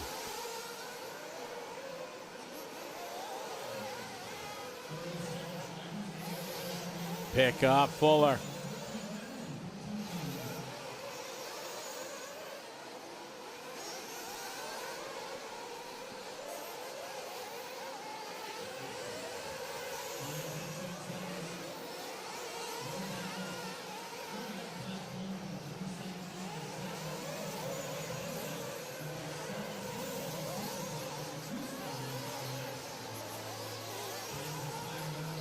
Fuller out front, Satzer, Sontag. TQ time right now for Fuller. Trying to take it from his brother.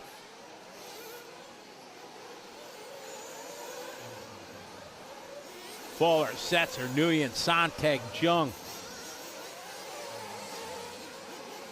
Yun Kyu Jung, one of the top Korean drivers. Good to have him making a trip over here. I'm trying to find him out in the pits.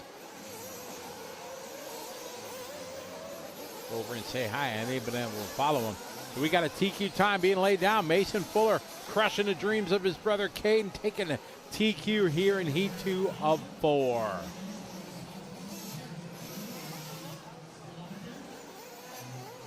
Hey, give a shout out here. Simply RC checking in from Bulgaria.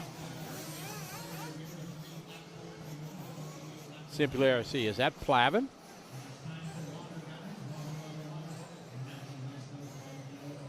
2 through 7, Mitch says.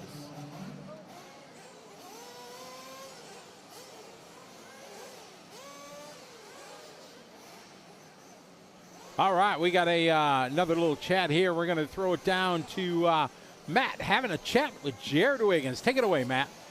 All right, I'm here with Jared Wiggins. Jared, tell me about the first time you came to this race.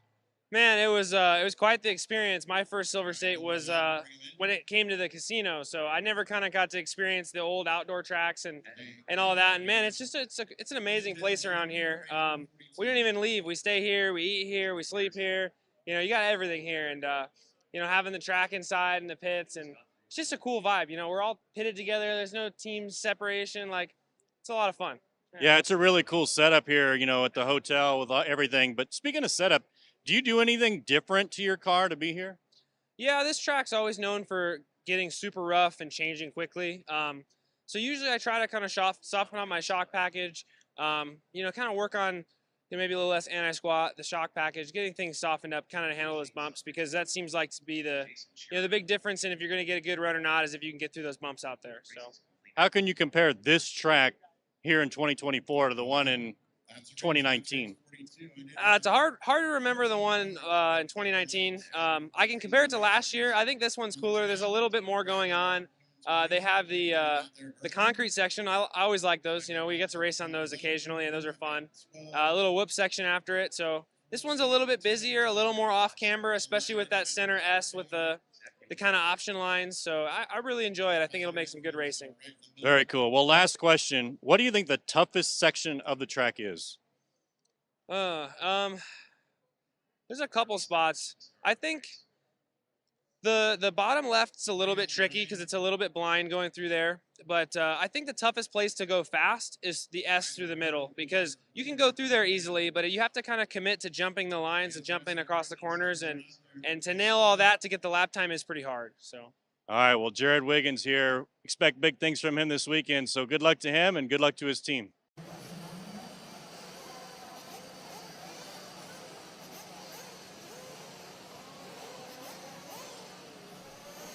Thank you very much there, Matt. Good to have a chat there with Jared Wiggins. We got race 76 here. Sword here, Pro Nitro Buggy. Look at some of the names we got in here. Dakota Fenn, Camden Line, Ricardo Berton, Frankie Contreras, Jared Wiggins, who Matt just had a chat with, Cole Caston, Carlos Arredondo, Aiden Horn, Joey Bourdon, Tyler Fenster, Paranetti in this one, Ogden Olsen, and Spinrad. Here's Cody Turner walking in and out of frame. Cody, you need some sun, buddy. Legs looking pretty white.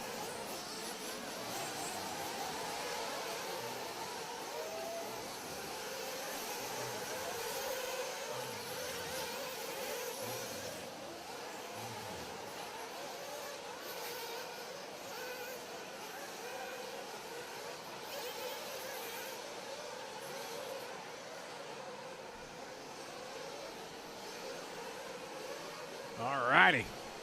This should be a wonderful race. Some big names in this one.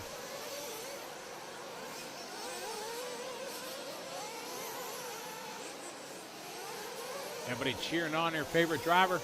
Mitch, thanks for the info on that.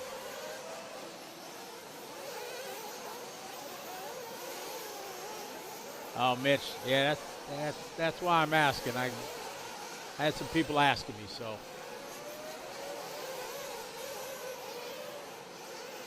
Are you calling that one?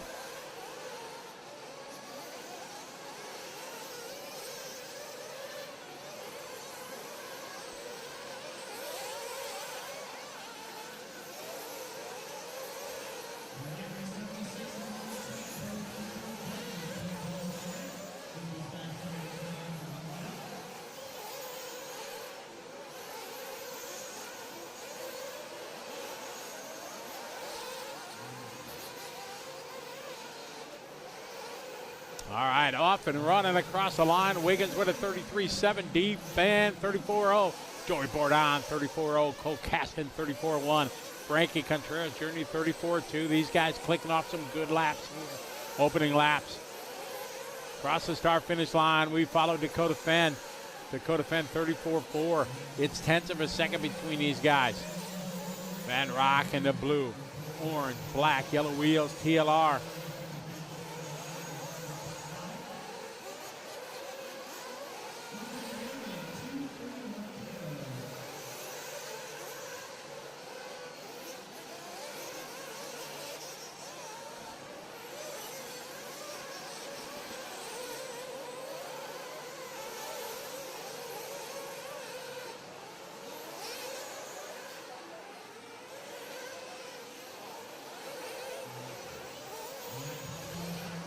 All right, we're following Wiggins. Wiggins on the racetrack, rocking the techno. Looking good, money on the downside there. Coming into the pit. Nice line going through the berm there, in and out. Man, it's looking good. Wiggins last time by 35.1. This one way better, 33.8. 8 lap 4:33, but we are off of TQ from Mason Fuller. Dakota Fend out front. Dakota Fend gave up about a second and a half the last lap, and it's all about those tenths of a second at this level. We're back on Dakota Fend.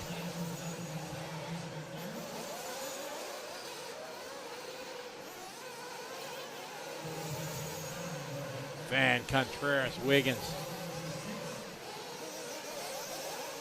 1:05 to go. We've watched Fend. Nice line there through the whoops.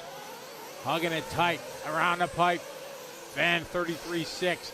8 lap 4:31.5. 2/10 off the TQ from Fuller. And on the spot there, slides it around nicely to step up.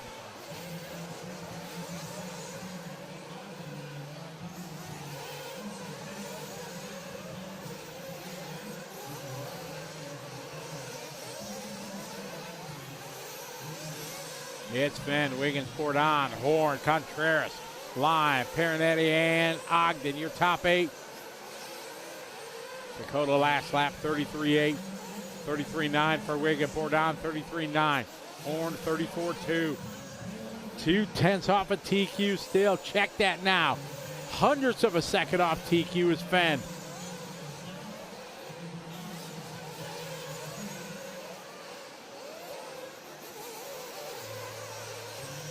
Lap and a half yet to go for Dakota. Nice line there. This is a good lap. This should put him on TQ time. Cross the line. Bam. TQ time right there. 8 lap 4:30 for D Fend.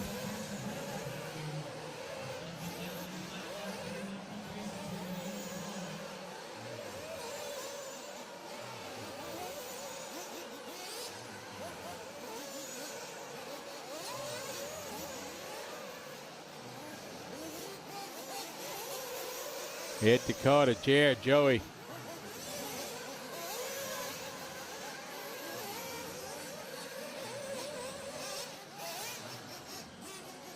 Wind it down, a solid last lap. Hot lap for him of the race right there. 33.2, Dakota Fend throws down a heater. 8 lap 4:30.1, new quick time. Out of the B sort. Question is it going to be able to hold?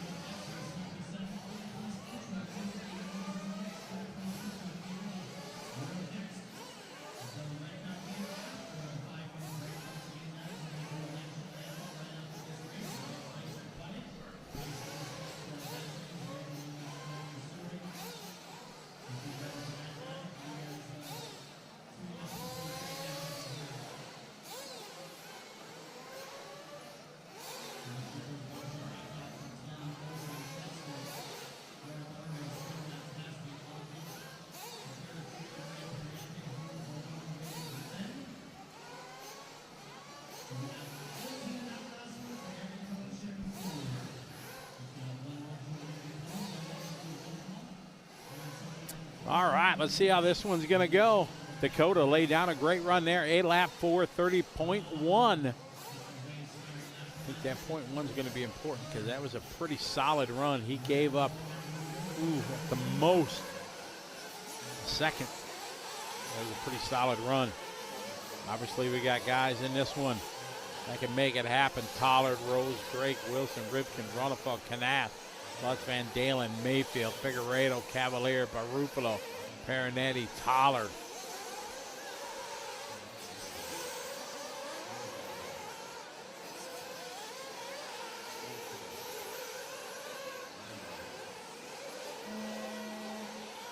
All right, here we go. These guys are going to come around, start their clock. Everybody spread out nicely.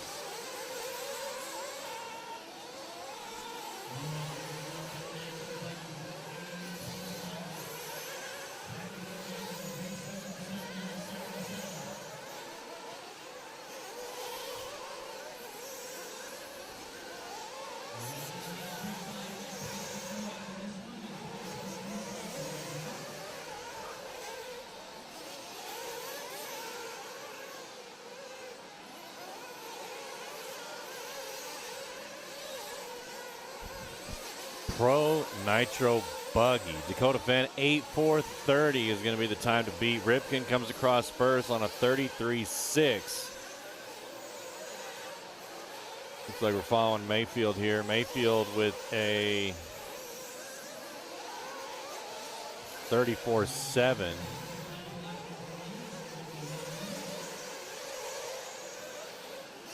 Taking it wide there on the concrete through the whoop-de-whoops. Mayfield keeping it tight there. We were seeing Fishback in the intermediate go real wide, like way, way outside. And I don't know if that's the best line, but I don't know. Mayfield, we just saw him go to the inside. Rivkin now to the number 1. 4:28 is the pace for Rivkin. So that's good enough to beat the Dakota Fenn on an 8:4:30. Fenn laid down a great run in that last one, Matt, with an 8:4:30. These guys are going to have to keep it clean to be able to do it. It's going to have to be 33-second laps throughout for Rivkin to have a run at that one. Lutz on an 8. We got 6 guys on an 8-lap run. Lutz, Rivkin, Canas, Mayfield, Barufalo, and Brandon Rose now stepping it up to an 8-lap run. Yeah, Lutz now taking over the top spot, 8:4:28.8.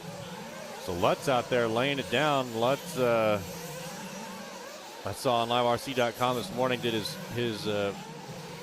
famous track drive with his car. I watched that this morning before we came down here to the liverc.com BP Racing studio. But Rivkin now taking back over. Rivkin 8:4:29, Mayfield 8:4:30, B Rose 8:4:31, Juan Carlos Canas 8:4:31, Lutz 8:4:31, Barufalo 6, Cavallari 7, Ronafalk 8, Jonah 9, Van Dalen rounding out our top 10. Rivkin 33.6 that time by. Still on a TQ time. Mayfield just a 10th off that TQ time by a 10th. Yeah, 8:4:30.1 is a TQ by Dakota Fenn in the last round. Looking really, really strong there in heat 3 of 4. Ronafalk last lap 33.6 down to the 33. Barufalo at 34.2. Still Rivkin on point right now. Got about 1.2 seconds to the good of that time from Fenn. Last lap 33.5. Mayfield 33.8. Mayfield still 2/10 off that TQ time. Try to take a second for the round if it plays out as it is right now. 40 seconds on the race clock. See what Rivkin coming through the whoop section now. Found that long right-hander across the line. This time by 33.6 still on a TQ time. Juan Carlos goes to the 2 now, stepping it up on a TQ time. Yeah, Juan Carlos 8:4:29.7. Mayfield 8:4:30.3. So Mayfield about 2/10 off that TQ pace set by Fenn. But Rivkin out front here, 8:4:28.9 with a 33.6 on his last lap. His hot lap 33.4. So Rivkin looking really strong out here in the Pro Nitro Buggy here in qualifying. Oh.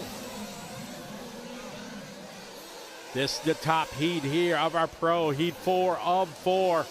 Dakota out of the B-Sword, laid down at 8-lap 4:30. We got 2 guys now in front of it, Rivkin and Mayfield. Mayfield now 0.8 of a second, made up 4/10 that last lap behind Rivkin as we are on the final lap here. Ronafalk moving up to the 4th spot with a 33.6, Lutz a 33.7. These guys coming to finish up their 8-lap run. Who's it gonna be? Rivkin, Mayfield, 33.339. A hot lap at a race right there. Going to Rivkin on lap number 8. How you doing? Keep it moving. Going to take TQ here as Lutz, Rose, and Cavallari yet to finish. Lutz right now, won't be able to take TQ, but still has a chance to take second from Mayfield. We'll see what he's got at the line. Final couple cars coming around to finish. And then it's going to be Rivkin with a 8-lap 4:28, taking a quick time. Well done. Mayfield going to go 8:29.8. Dakota Fenn going to hold on to the 3 out of the B-Sword, 8-lap 4:30. Man, that's Rivkin was on another level there. I mean, 8:4:28, taking the round number 1 top qualifier in Pro Nitro Buggy. Mayfield in the 2. I mean, they were right there together. So I mean, they're only a second apart. Anything can happen in qualifier 2 and 3, that's for sure. So But Rifkin holding it down for now until qualifier 2, which we're about to get started. All right, hearing the music, you know what time it is? It's schedule time. This is what's going on today. It's Friday, May 3 here. We got electric truck nitro buggy as we just wrapped up round number 1 of qualifying. We got 2 more rounds yet to go. Finished 11 minutes ahead of schedule from yesterday, so that's good. We have electric truck buggy today. And then our mains, we have a set time. We don't have it on the schedule yet, but it will be added. We're going to run our electric Pro A mains at noon on Saturday and Sunday, and our Pro Nitro truck and buggy mains at 3 o'clock in the afternoon, Las Vegas time. So noon and 3 will be the time for the big shows here on liverc.com. Coverage presented by One Up Racing and VP Racing. We're going to take a short pause for the cause. We'll be right back here on liverc.com with qualifying round number 2.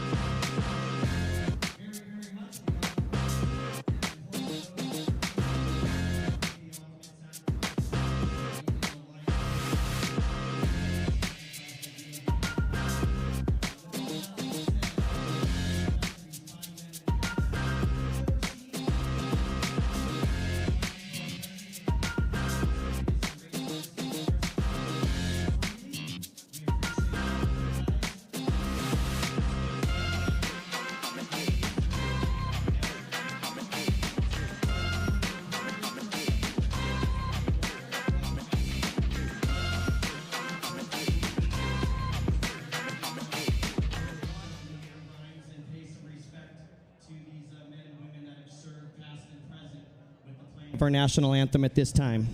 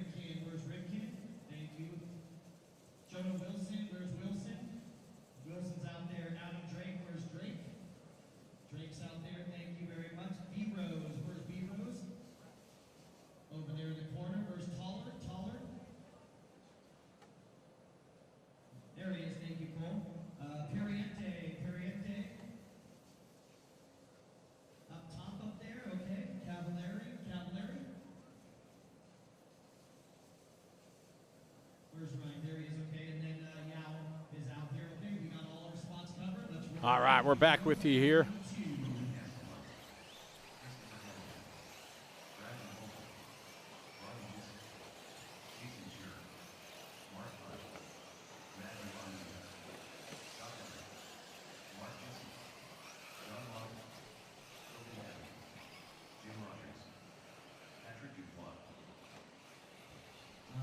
All right, got 40 plus E-Truck. Just did a little national anthem thing. That was awesome. Get a chance to pay our respects to past and present service members.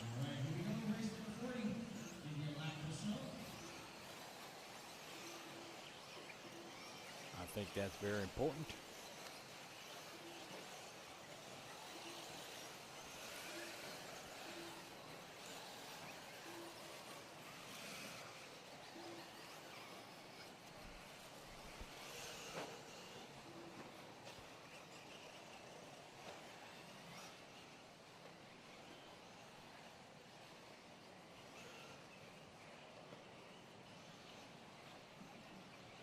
All right, off and rolling here. These guys are going to be coming around, starting their clock.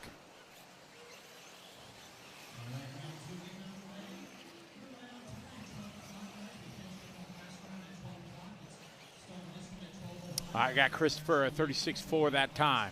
37.2 for Jason. Roman Gaslam 37.3.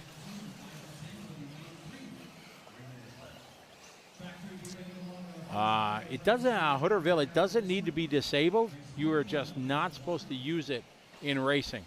So I think that was in warm-up. So it technically not an issue. Just once the racing starts, you're not supposed to use it.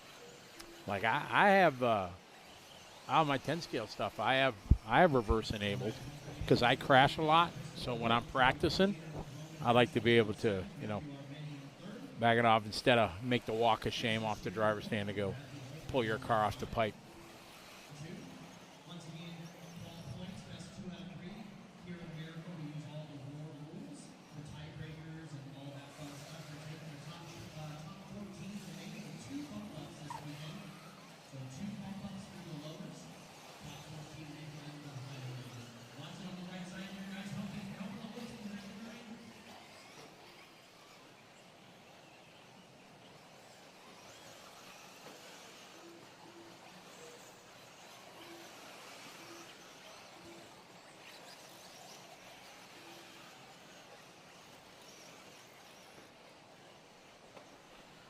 Christopher Hamilton, 38.1. Bradley Holcomb, 36.0. Matthew, 36.1. Jason Shearer, 37.9. Elias, 37.5. Roman, 40.4. Tough lap there for Roman. Drops him out of the lead. Elias Arcadarius, 37.5. Shearer, 37.9.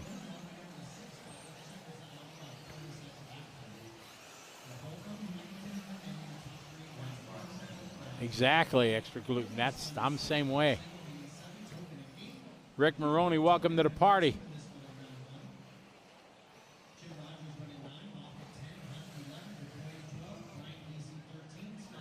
Oh, Tony, this kid was back there in the 90s. Holcomb, Armini, Hamilton running 1, 2, and 3.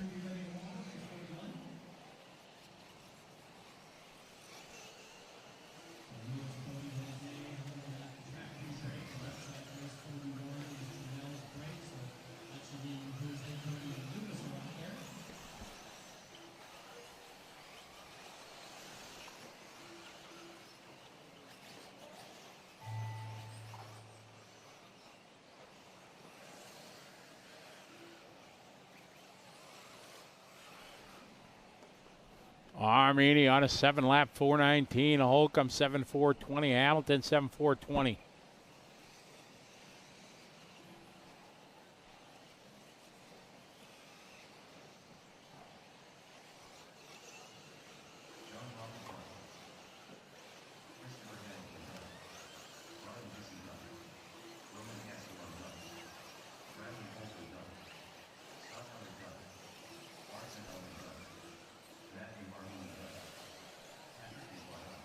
This one winding down.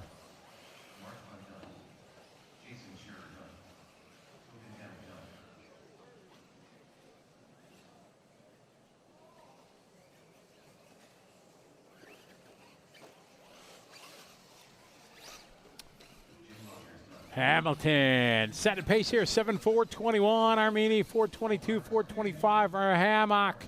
Holcomb of 4:26. Gastelum 7 laps, 4:26.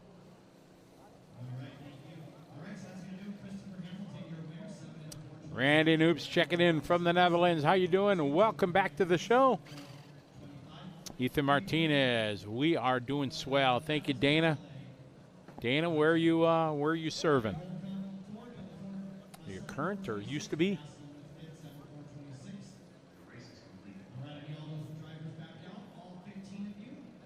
Tony Cart, welcome to the show. Oh no, we'll probably have a couple thousand watching come main time from around the world. We got our main scheduled 3 o'clock for Nitro, 3 o'clock tomorrow and Sunday. 3 o'clock Vegas time. 45 seconds to the start of the race. I love it, Rick. Love sharing it with you guys. Tony, the Nitros will be up here probably in about an hour. We have electric divisions running right now. So we got, I don't know, 15-ish, 20 heats of electric.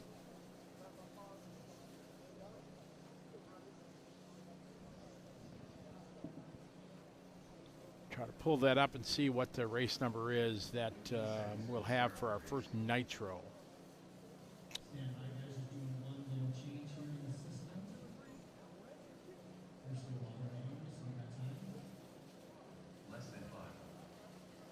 Pro Electric Trucks race 50 and 51. Then we go Nitro. So race 52 will be our first Nitro, and Pro's up at race 50. Nathan RC Clips, hello from Oak, Canada. Ian checking in from Australia. G'day, mate. Crikey. Mr. Pink at work in Anaheim. What's up, David? How are you?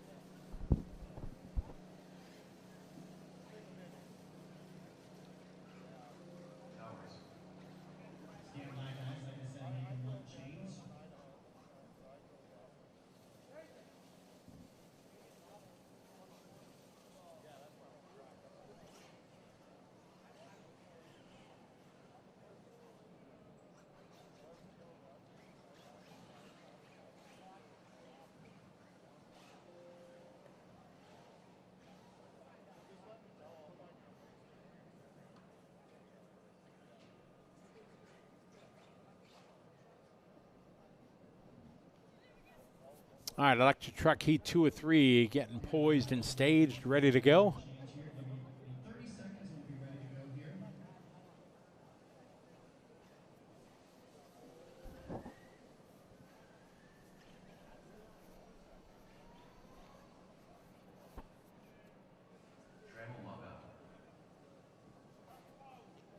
Waiting for these guys to rock and roll, get rolling.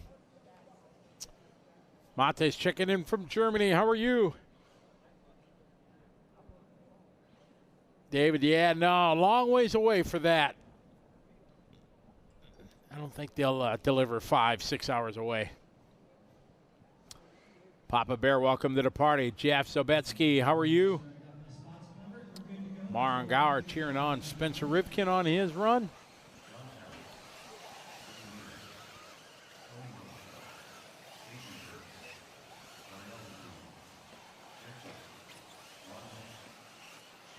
I'll copy that. Savannah, Georgia. So I'm guessing. Air Force or Army?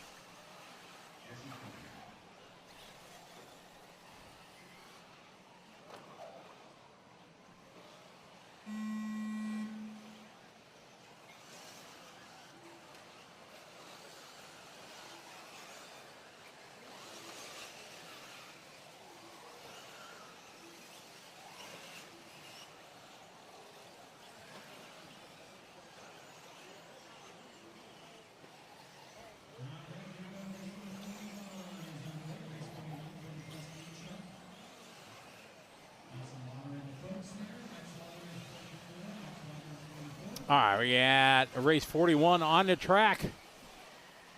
Racing at the Phil Hurd Raceway. Nice.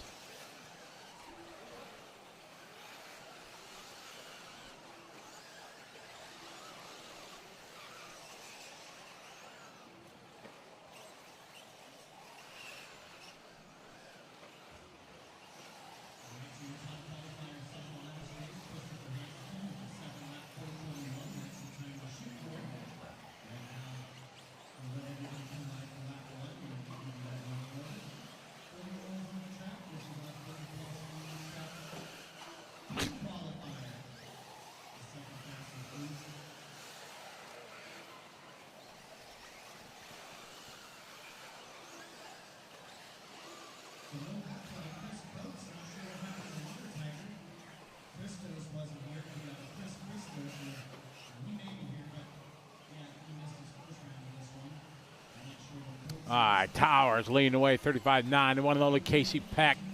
Long time RC racer. 36-2, great guy. Jeff G, 36-3. Ramirez, 36-9. Tramel Lebeau, 36-8. He is from France. Well, not really, but it's a French name. Dennis Johnson, 36-6. Daryl DeBrew, 37-4. Burks, 37-9. Mower, 37-3. Jesse Tilton, 39-0. Jesse, part of the track crew here. Jesse builds the tracks up at HRCR, is involved up there.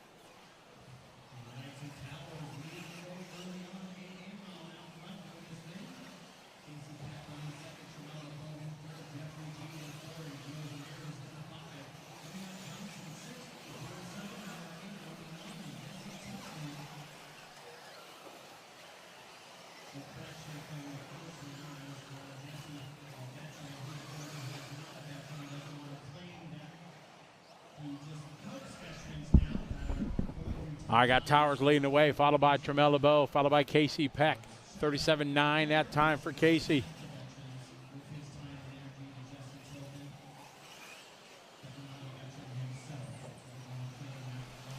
It's Towers, Tramel, and Casey. Got 1 minute to go, 1 minute to go. Qualifying round number 2 here at the Silver State. LiveRC.com presented by One Up Racing and VP Racing. Towers, last lap, 36-8. Casey throwing down a 35-0. Tramel LeBeau, 36-1. Run a 7-lap, 4:11 TQ time here. Current TQ, Chris Hamilton, a 7-lap, 4:21. Towers and Peck trying to crush that one. 30 seconds left on the race clock. All these guys looking to go 7 laps here. 0.6 of a second. Casey Peck now to the point. Casey leading the way. Towers, LeBeau, followed by Ramirez and Jeff G. 15 seconds on the race clock. 15. Guys got about a lap and a half to 2 to go. Peck out front.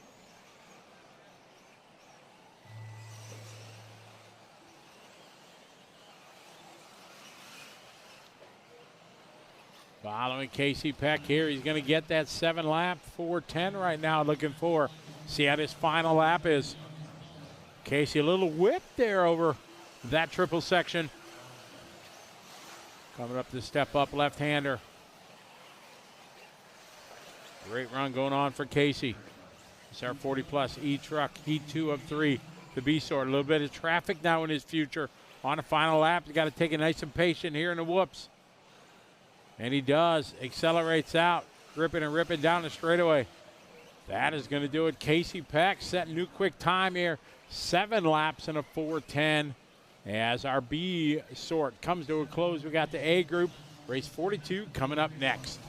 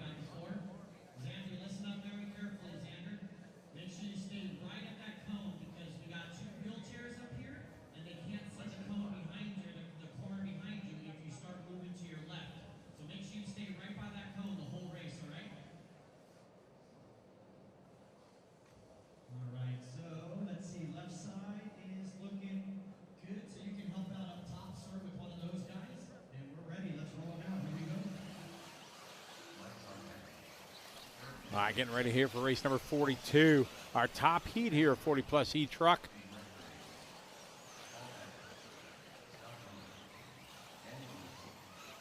And once again, red Shreggy, you're not supposed to be in front of the woods there.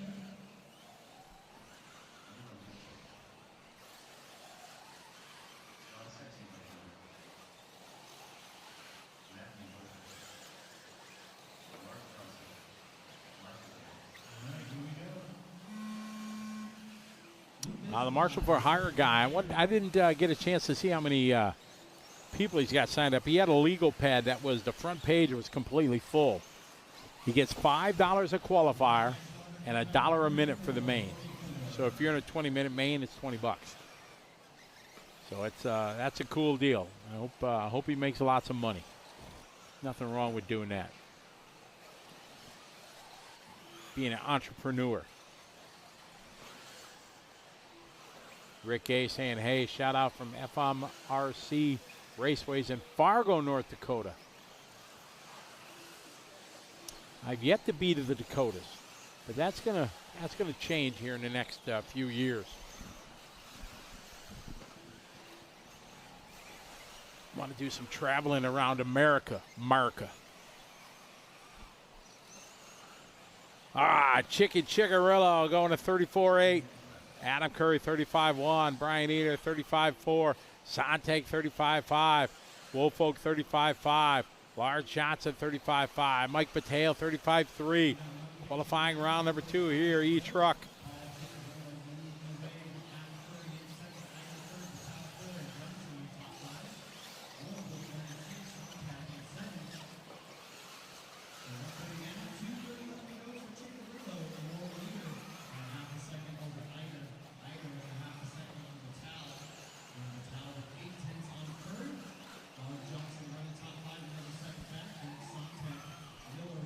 Cigarillo that time, 35.2.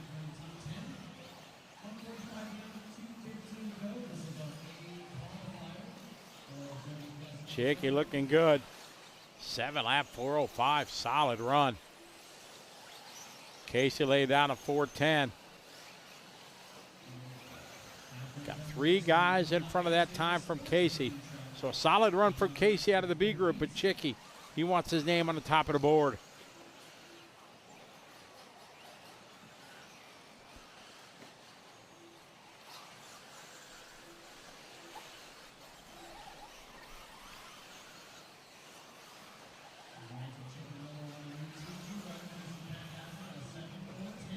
Chickarillo out front, 35.1 last lap, in and out of the pit.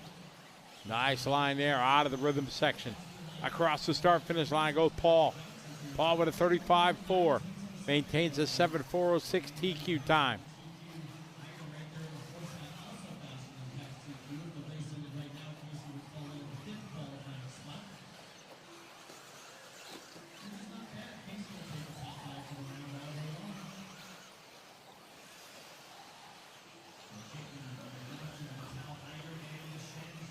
Chicky, 35.4, 35.4 for Johnson.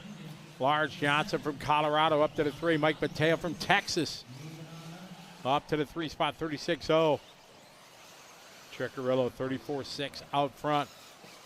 Rocking the yellow white wheel X-ray.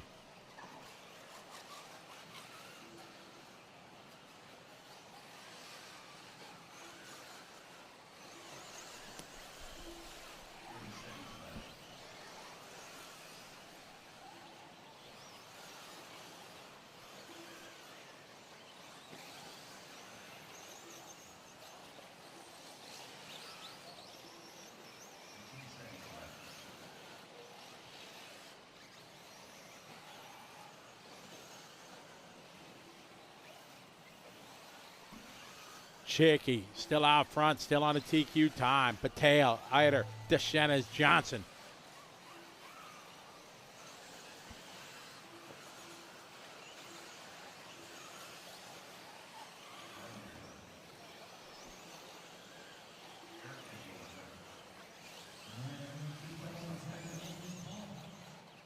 Couple more trucks to finish up here.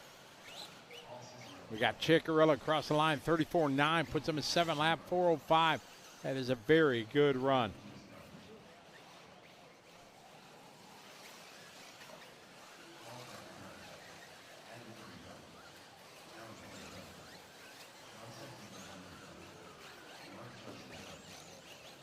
Wait for Matthew Walter.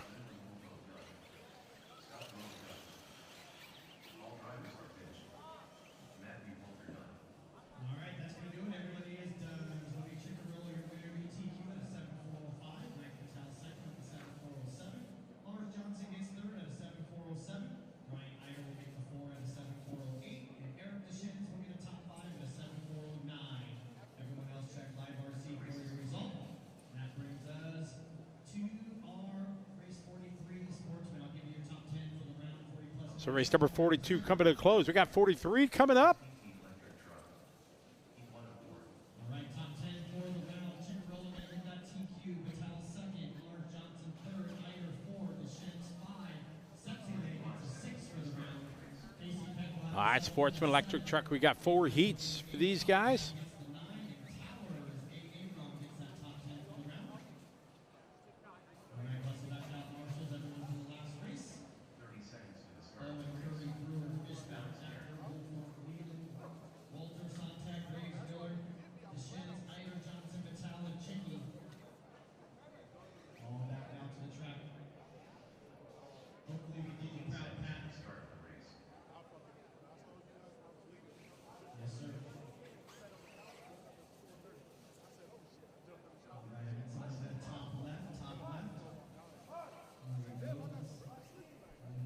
All right, getting ready to release these cars.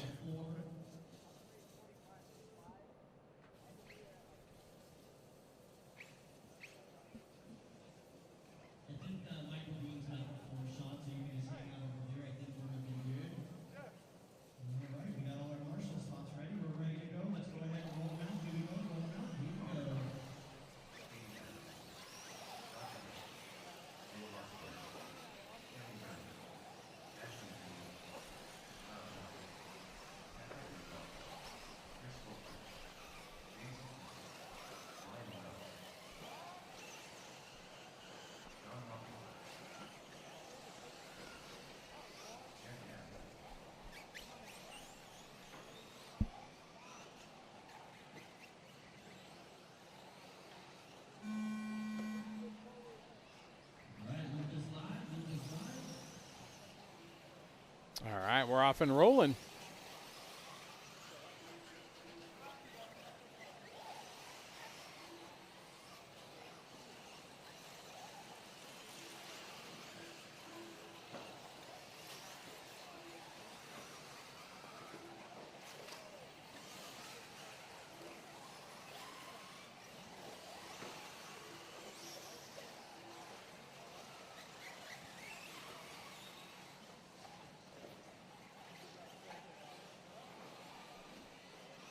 All right, these guys coming around, going to start their clock and complete lap number 1. Caden, 37.2 that time.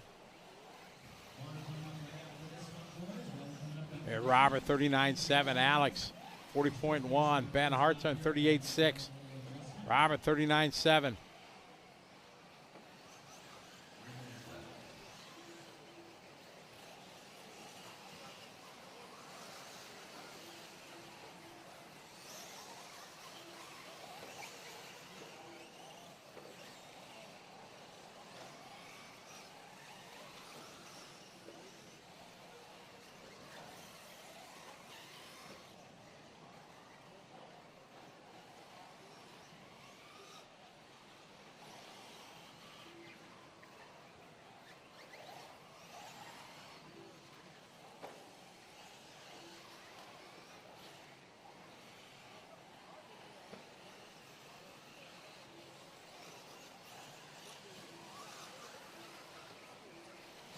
Adams, 36.2. Dabney, 38.3.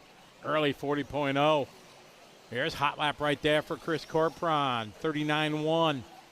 7 lap 4:18. Our first heat of 4 Sportsman Electric Trucks.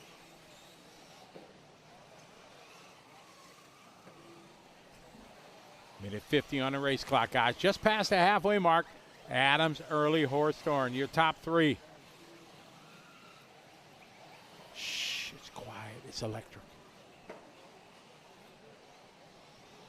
Minute 40 to go. Adams, early, Hartshorn, your top three.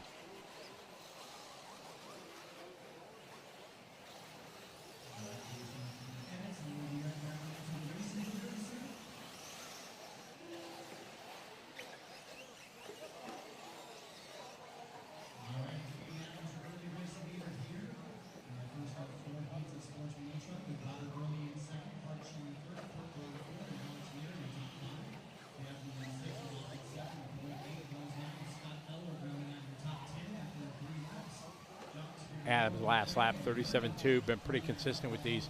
7 lap 4:19, Hartshorn 6.4 flat. Needs to pick it up 0.0. So less than a couple tenths here off, or less than a tenth off of that 7 lap run for Ben.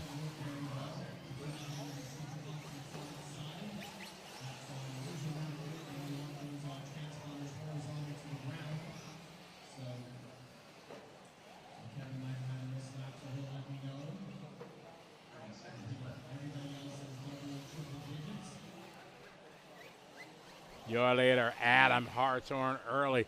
36.7 that time. 7 lap, 4:18.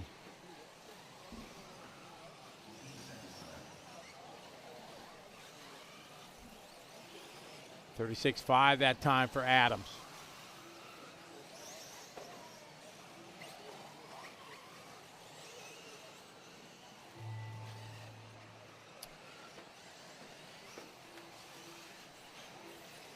These guys on their final laps. Ben maybe going to get a lap and a little bit more. Going to look maybe get that 7 lap run. Yes, Hartshorn going to get that 7.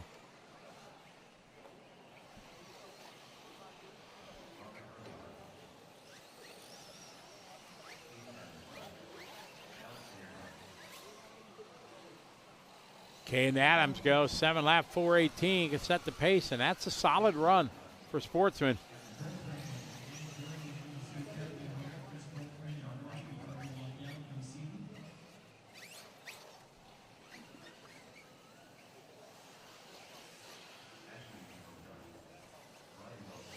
Final couple of trucks running across the start-finish line. That's going to move Caden Adams to the point. Sets the pace here in Sportsman Electric Truck. 7 lap 4:18. Banna 7 lap 4:37. Dabney going 6. John and Robert all going 6 laps.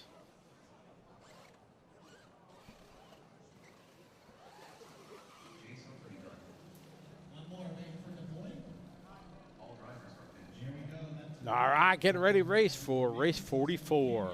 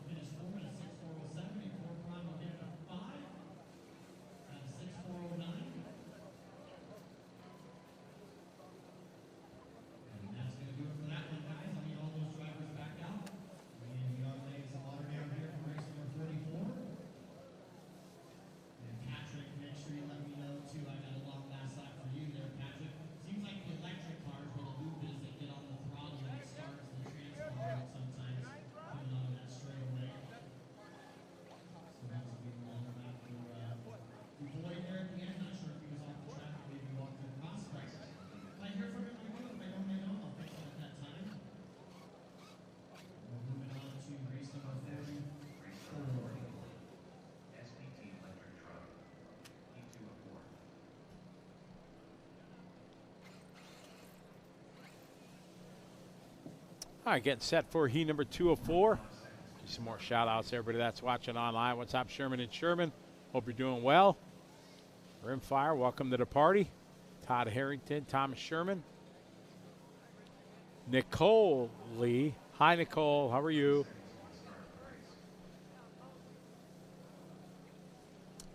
Jonathan Vandermolden. Good to have you folks following along. Lee Grace, Eric Sackett, how are you? Second of 4 heats of Sportsman Electric.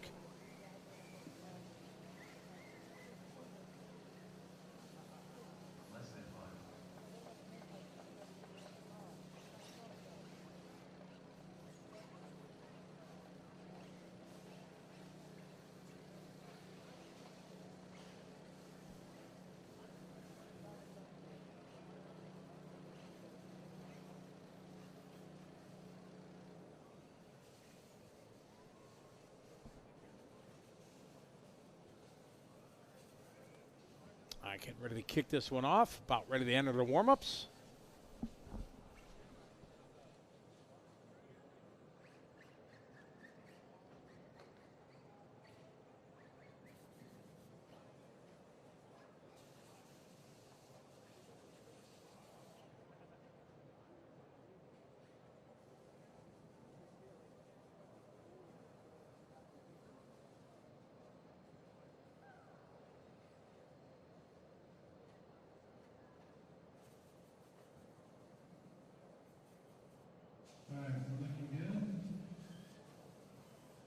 Vinicius Vargas.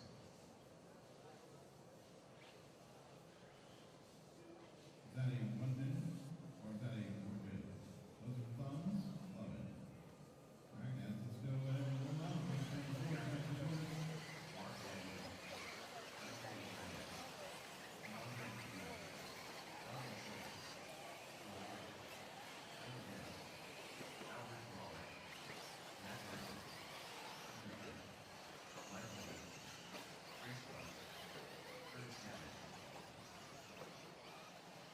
No Tristan Lou down here with us, Jeff. Race number 44, and 2 of 4 sportsmen in front.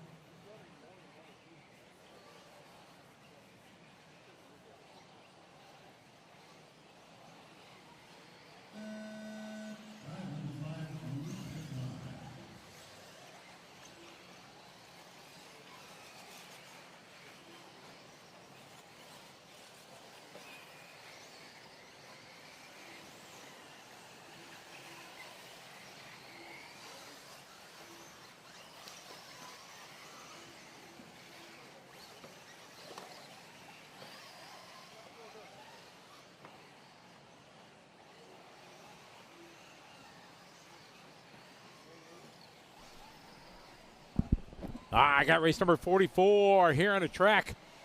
2024 Silver State here on liverc.com, presented by Horizon Hobby, along with One Up Racing and VP Racing. Sportsman electric truck, heat number 2 of 4.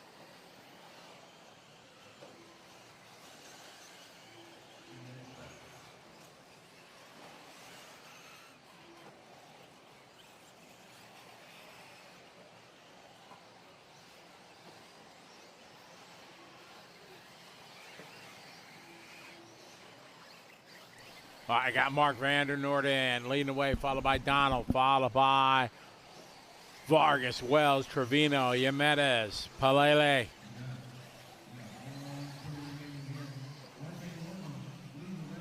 Yes, race 44 on the track. Mark Van Norden out front, leading away, 38.88888 lap. Puts him on a 7-lap 4:26.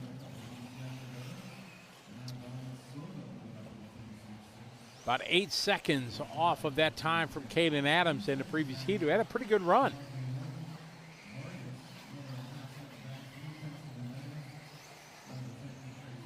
Three down, 1 to go.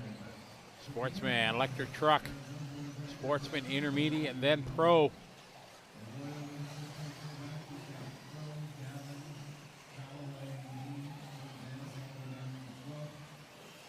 Donald Silver last lap, 36.6.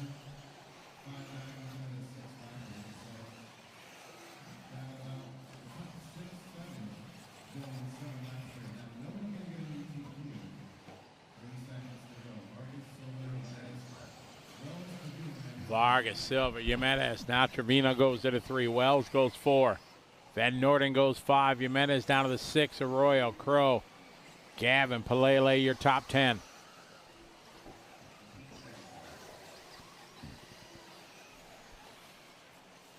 Ten seconds on the race clock. Still got about 2 laps to go for everyone. Most drivers are going to get that 7-lap barrier. Trevino, we're following him across the start-finish line now. Be squaring out. Trouble. The sandbag grabs another one.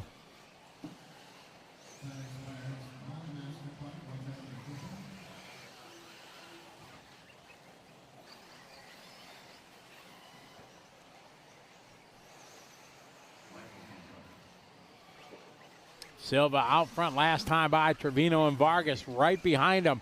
They had about 1.8 seconds between the 3. So they come down to their final lap here, race 44, Sportsman Electric Truck. We got Group 3 up next. Vargas goes 2, Van Norden goes 3, Trevino goes to 4. Now Vargas going to Vargas to the front. Silva dropping all the way down to the 5 spot.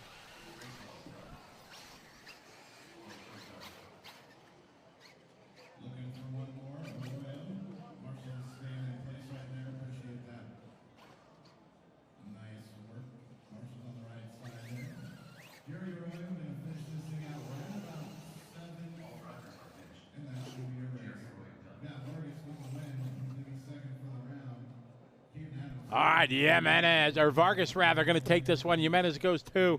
Van Norden goes 3. 7-lap 4:32. Not quick enough for TQ, but still solid 7-lap run. We got race number 45 coming up. Hope everybody's having some fun, spending your Friday morning or afternoon, even evening, depending where you are in the world with us here on liverc.com. Coverage of the 2024 Silver State from Las Vegas. We're having a good time in Vegas. Haven't lost much money, which is a positive thing. It's a good side of the long hours here on the show is that we can't get in trouble in the casino. I had a visit from Mark Santamaria. Everybody knows MSM. If not, look him up on the YouTube. Great, great guy doing a lot for RC. Stopped by, said hey. He said he was doing really well. He was losing and he was winning. He had got a bad beat in poker yesterday. Somebody beat him on the river for a ton. And, yeah, he was kind of bumming. But he's having a good time. So if you're looking for more cool RC content to watch on YouTube, go to Mark Santamaria. Look him up, MSM. And like it, share it. 128,000 subscribers now. It's kind of a big deal.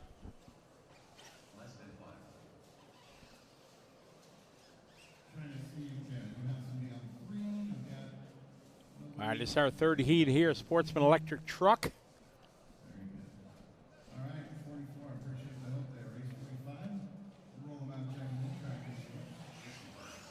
All right, gonna let these guys roll.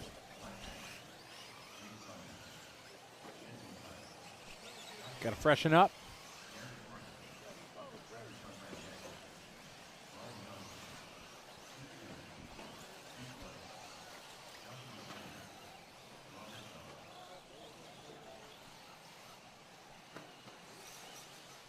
Race 50 is going to be our first electric, pro heat rather. 5 heats from now.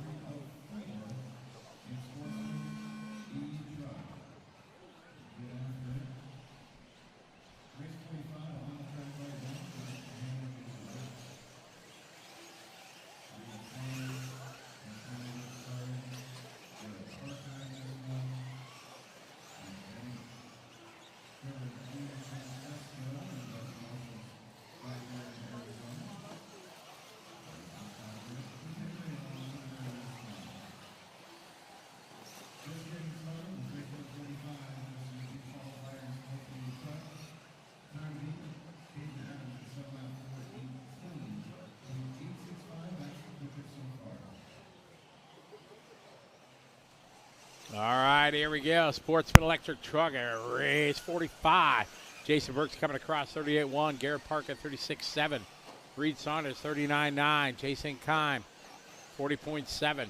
37.2 that time for Bennett. Jimenez 43.4. Watts with a 41.3. Hannah 41.0. Trevor 38.8. Gian Francisco. That's a long name. Garrett Parker on point, lap number 1.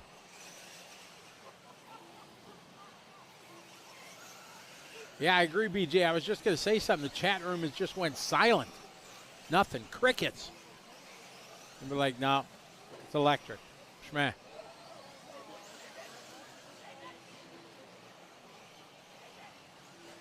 Joshua Stringer, 37.2. Bennett, 39.7. 37.9 for Miller that time. Ryan Johnson, a 37.5. Jason Burks, 38.2. Robert Shaw from Shaw RC, 38.9.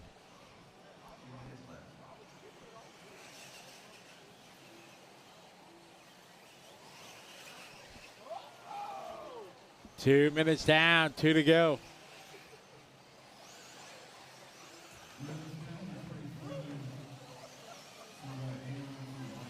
Garrett Parker that time, 38.7. Chris Miller, 37.9. Johnson, 37.8. Shaw, 37.1. Burke, 38.8.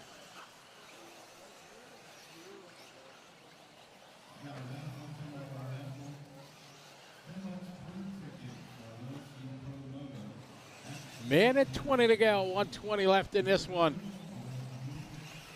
Sportsman Electric. Johnson, Shaw, Burke, Saunders, Hanna.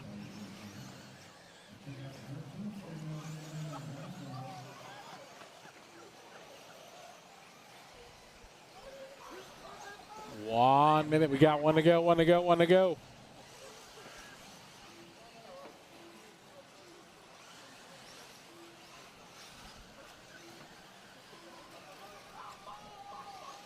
There you go, Diet Clorox. Crickets, thank you.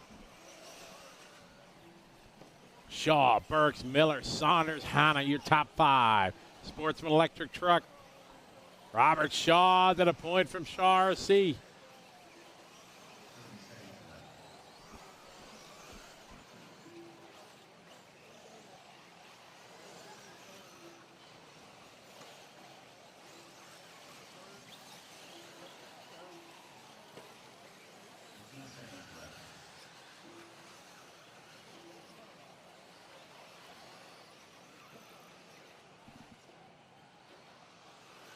Burks out front, leading away. Miller and Shaw. Tough lap there for Robert. That was my fault, Robert. Sorry, I jinxed you. Burks now to the point, 38.4. Miller, 38.2. Jimenez, 36.7.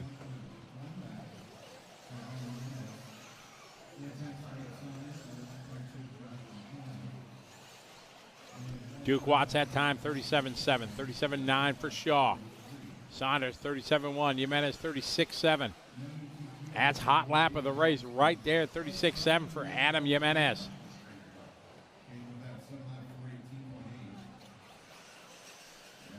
Rimfire, I'm supposed to be working too. I don't know if you can call this work. We're pretty lucky. Don't tell the boss that though. I want them to think they're, slave drivers, just grinding here. Burks, Miller, Saunders, Jimenez, Hanna.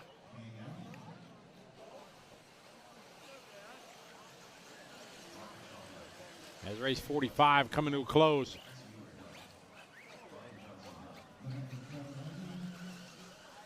Looking for Gian Francisco to finish up. Everybody is done that time. Chris Miller going 7 lap, 4:27. Solid run, but not good enough for TQ. Is that Caden's time from that first heat still standing strong.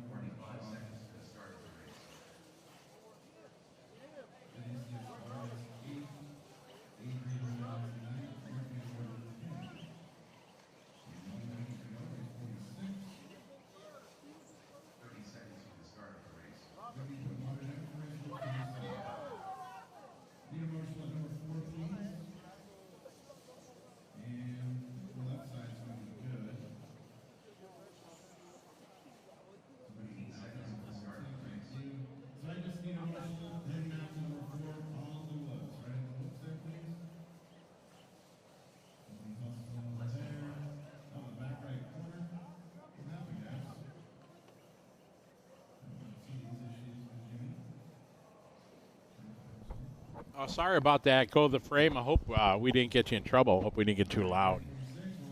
Got you in trouble at work, said kill a video. Come on, Silver State's on. Got race 46 coming up.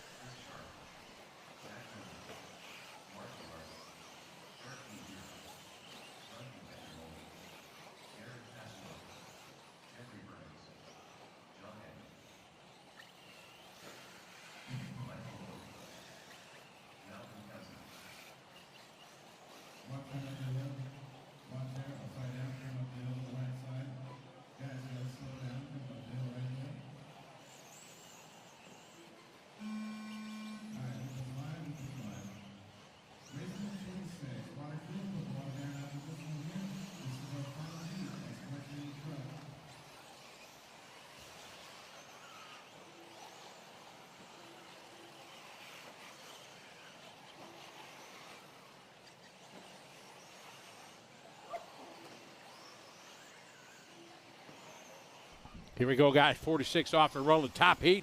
Sportsman Electric.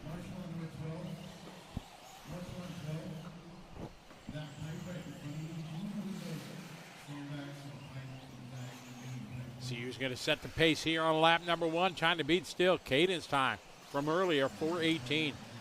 Zach going 35.7. Joe Ramirez 36.4. Lance 36.8. Zavis 37.4.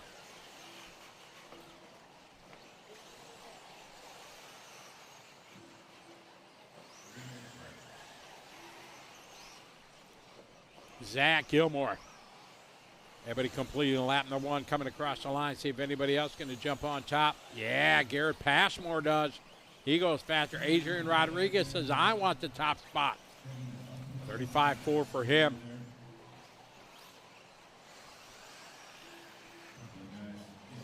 Rodriguez, Passmore, Gilmore, Ramirez, and Zavas, your top 5.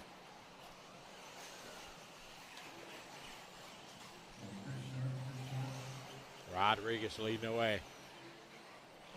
Well,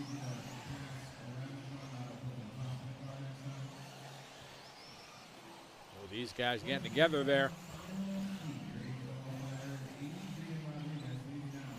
Adrian Rodriguez, 36.1. Passmore, 36.5. Gilmore, 36.5. Ramirez, 37.0. Sharp, 36.2.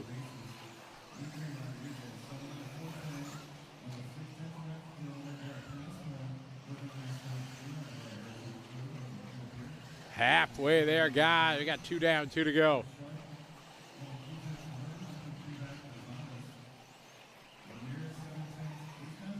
Pros are coming up at race 50.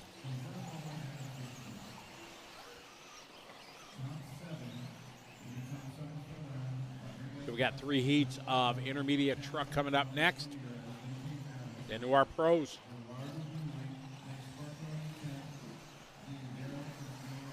Rodriguez 35.1, Passmore 36.0, Gilmore 36.3, Sharp at 35.3.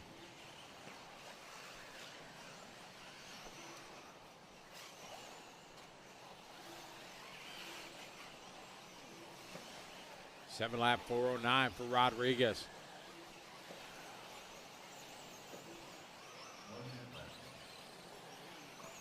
Man, that was a great slide there at the hairpin. We following this truck here. Now we pick up our leader. Here's Gilmore.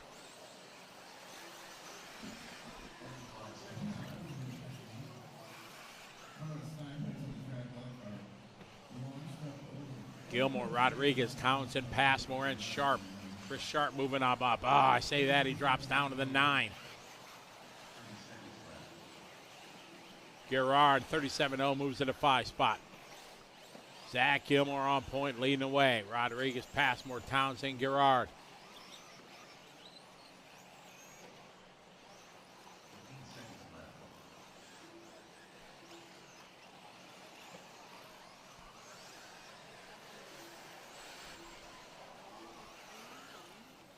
Seven lap 4:13, take you time.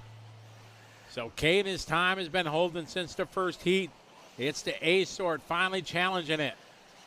We got 3 guys faster than Caden's time. Passmore goes 36.8. Gilmore 39.9. Rodriguez 37.7 that time. 3 drivers ahead of the TQ. Gilmore, you're done with a 4.17. Ramirez done. Parker done. Zavis done.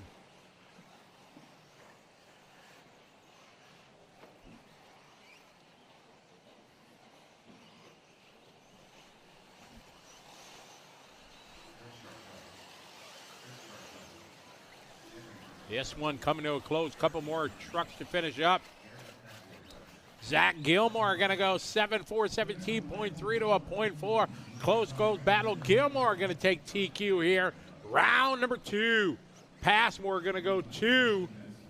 Rodriguez goes 3. Adams going to go 4. And Joe Ramirez rounds out your top 5.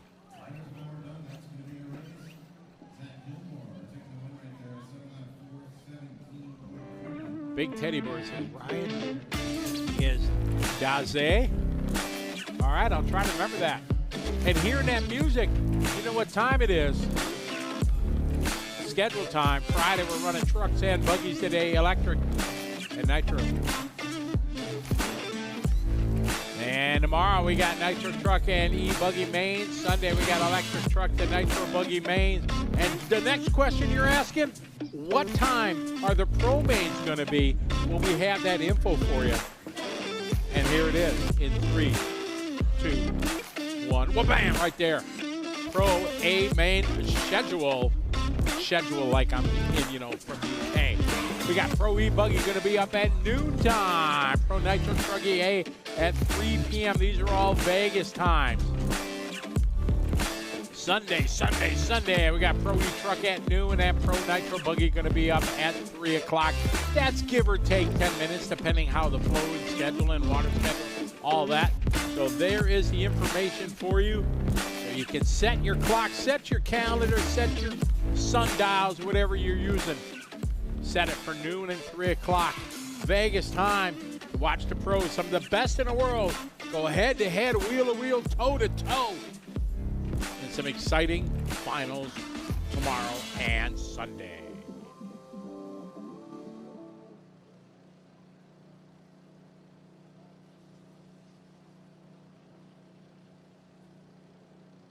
I've got cone 12 open and number 14.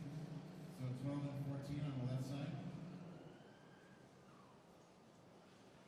Gilmore, Passmore, Rodriguez, Ramirez, Townsend, Parker, Zavis, Sharp. Sharp 1, Sharp 2. There's Aaron. Ryan Hayes. Water crew, nice work, appreciate it.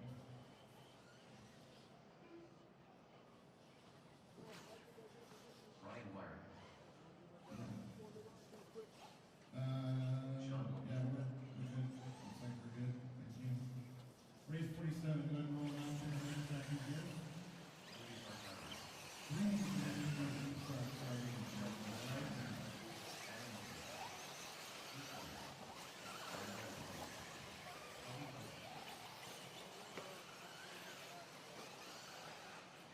Next one up is race 50.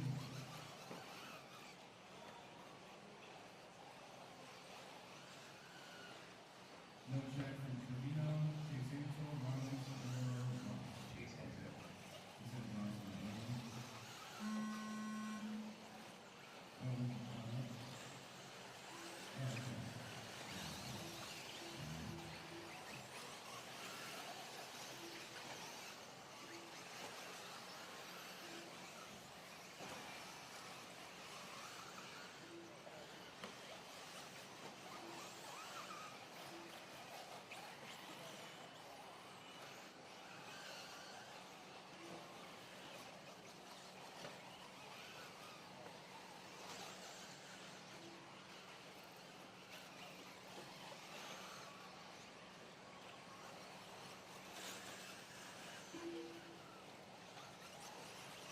We're off and rolling here, race 47. Intermediate electric truck. Ryan Daze, 35.0. Brian Wyrick, 35.3. Bart Sengelman doing a 36.8. Adam Lapid, 37.3. Adam is our LiveRC.com savior as he brought us snacks and drinks yesterday. He hooked up Matt with a 6-pack of Dr. Pepper. Matt was going through withdrawals because Dr. Pepper cannot be found in his hotel. Matt had his shakes going on. Oh, it was definitely the shakes. I didn't know. Man, it was crazy. I was just sitting here like, oh, I don't even know what to do. And then he showed up, and I just completely calmed down. Oh. Yeah. The angel sang when he walked in with his satchels. So you did get like weekly delivery of Dr. Pepper to your house? You just call up Dr. Pepper and say, hey, you know, please schedule like it's a regular water delivery or something? Yeah, I should. You know, like back in the day how they used to deliver milk. Sure. I get Dr. Pepper dropped off at my door. You know, actually, or you can get them, see if they sell it in 5-gallon water bottles, you know, just have it right there on a spigot. See, I can't do like 2 liters because I don't drink it fast enough. So, yeah, you know, so like. It just flattens out. Yeah, like the first half is good, but then the second half is like, I don't know, not fizzy enough. You know, there's nothing like just fresh. It's got to be fresh. That's all.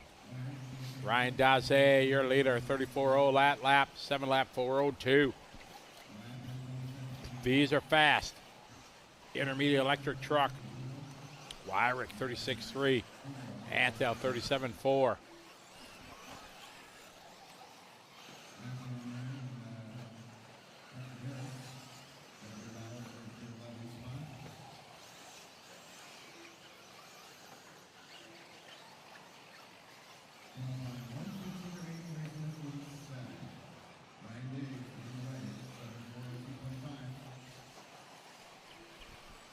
All right, we got a long-distance shot out here. Hussein checking in from Kuwait. Hussein's always with us at our big shows. Hussein, hope you're doing well over there. Not too hot. What do you got? 45 degrees maybe? Ryan Daze out front, 35.9. Wyrick, 35.5. LaChance, 36.1. Antel, 35.0. Lappin, 37.2. Kunkel that time, 37.6. What's that? You ever been to Kuwait? I have not. Man, it's a beautiful place. That's what I hear. I know some guys. There's a bunch of 8-scale guys that I meet every year or not every year. Whenever I go to the Worlds, they go to the Worlds every year, and they've shown me pictures of the racetrack and stuff like that they run. They got I don't know if it's still around, but this was last time I saw them was, what do we have? 2018. Our last time I saw him. Ryan Days, Wyrick, and Lappin. Adam now stepping up. Oh, just I say that, back to the 5 spot. Hussein, how's racing going on in Kuwait? You guys race it all still? Yeah, I've never been to Kuwait to race, but been there plenty with my previous career, and I'm sure you got to go visit a lot of places there. They had this mall that was insane. Like you go outside and it's nothing but like Land Rovers and Porsches and all kinds of stuff out there. It was an awesome place.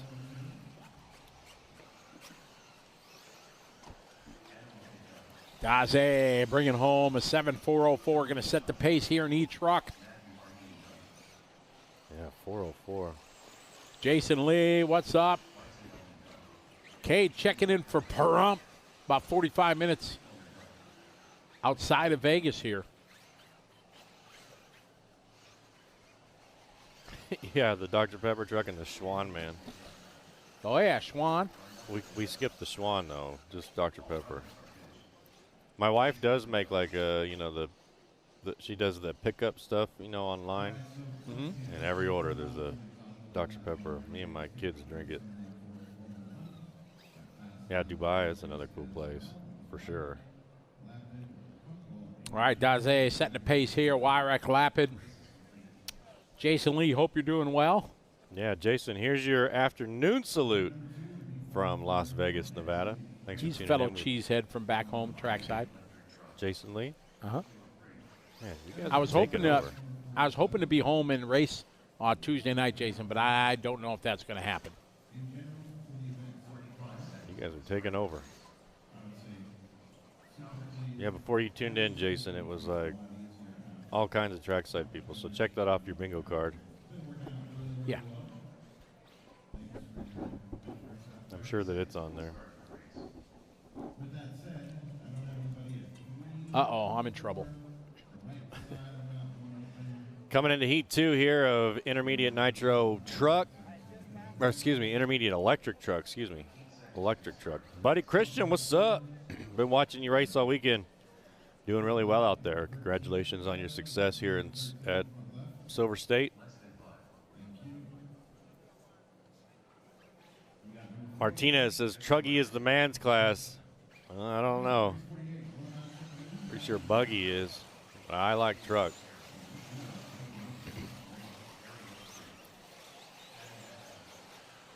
Getting these drivers checked in.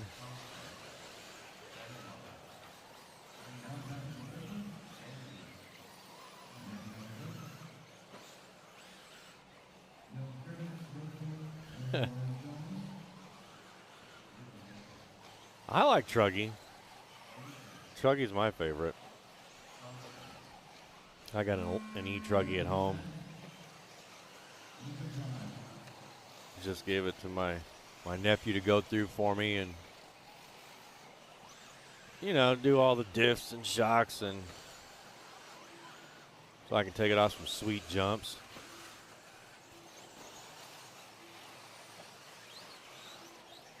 All right, time to beat here. Daze 7404. Denny, thanks for tuning in. Here's your afternoon salute from the South Point Hotel and Casino. Denny tuning in from Nashville.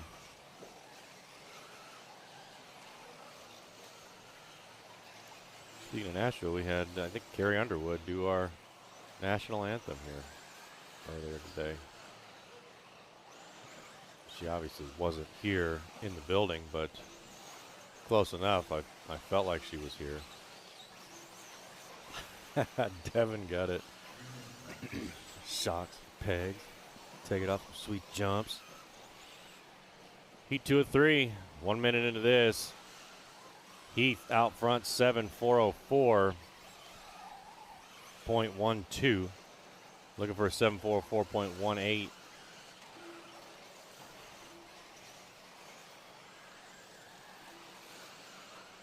Trammell make that Big Mike in the 2. Krivitz 3.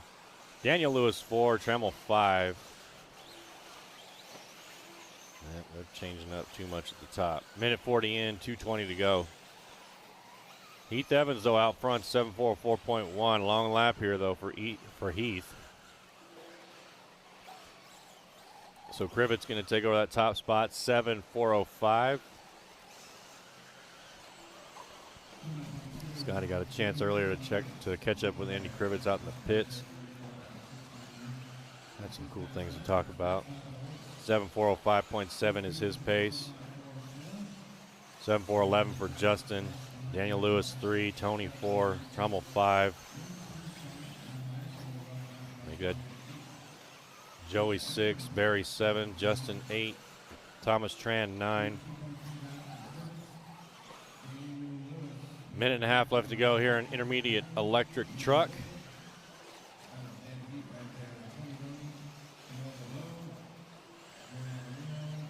Daze still holding on to that top spot, 7:404.1.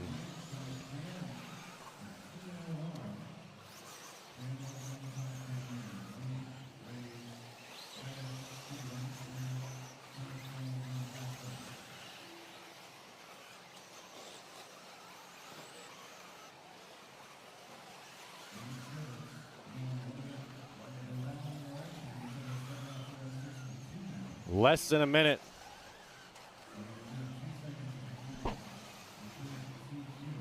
Krivitz out front, 7:406.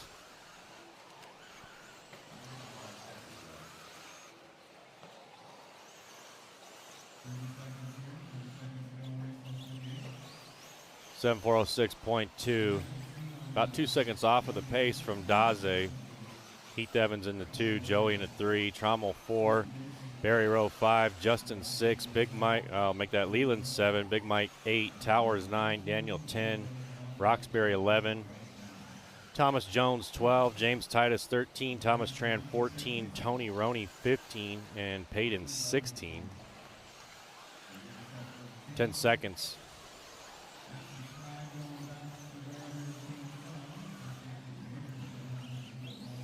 We got one more heat of intermediate electric truck, and then we get to the pros.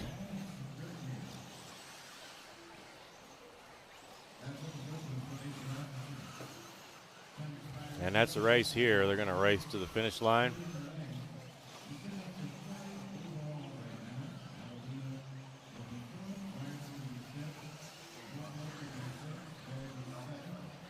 They're starting to come across the start-finish line now.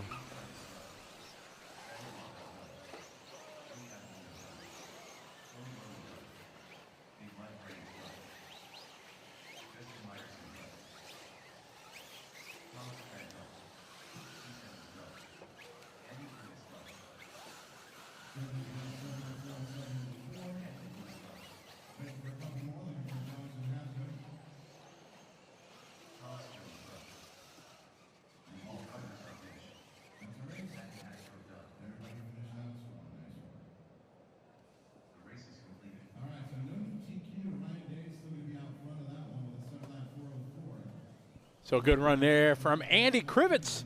Andy, part of the trackside gang.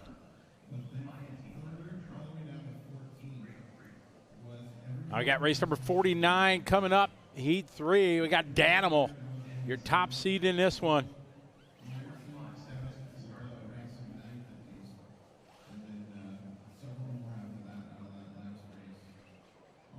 Race 49, we got the pros coming up next.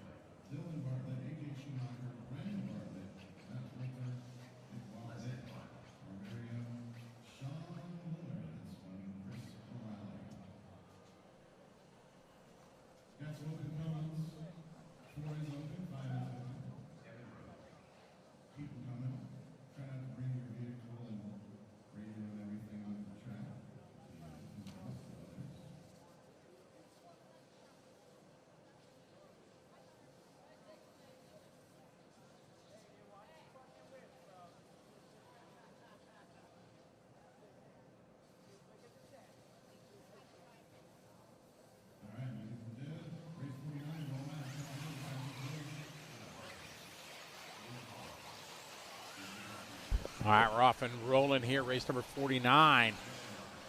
Top sort.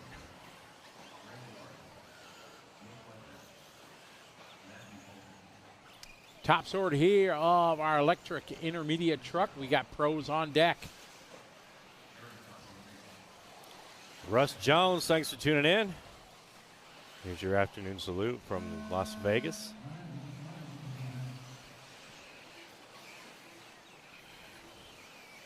From North Dakota, one of those unknown territories to Scotty. Yeah, I haven't. You know, I haven't been there. Not yet, but that's going to happen. Time to beat Daze 7404.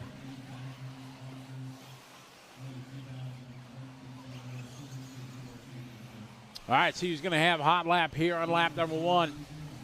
These guys starting to come around, going to complete lap number 1. There's Danimal, good opening lap, 34-1. Jackson doing a 34-3. Damon Holland, 34-1. Aiden Ridgway, 34-7. Dylan Bartlett, 35-5. 34-3 for AJ Schumacher. We got 2 AJs in this one. Rodriguez, 35 flat. Here's Roth with a 34-9. Wally Bells, Nick Watlett, 38. So it's Danimal leading the way here as the rest of these guys come around to complete lap number 1 of the top heat of E-Truck Intermediate. Yeah, top 2 drivers here in the 8-lap pace, Daniel and Damon. Oh, now Jackson too, so 3 drivers looking to, well, actually more than that. 7401, 7404, so it looks like top 5 got the TQ time covered here in Heat 3 of Intermediate Electric Truck. Daniel 8.429, Damon 8.432, Schumacher 8.433, Jackson 8.433.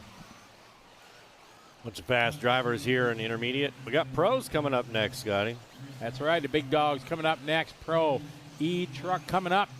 Races 50 and 51. Then we start lighting it up. Rob. Nitro's on after that. We got Danimal leading the way. 8 lap 4:31. Solid running TQ. Schumacher and Wilson, trying to make a bit of that all on 8 lap runs. AJ Rodriguez dropping down to the 6th spot here as Ridgway moves up to P4. Jared moving up to P5, just a tick off that 8 lap run. Daniel Settler taking round 1 as our round 1 TQ. Looking to do the same here, 8:4:31. Got about a 2-second lead on Schumacher. It looks like, yeah. Oh, Schumacher taking it over now. So 8:4:33, long lap there for Settler, 35.4.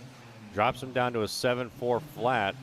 So he could easily get that 8-lap pace back. Got a minute and 20 seconds to do it. But Schumacher out front, 8:4:32, clicks up a 33.6.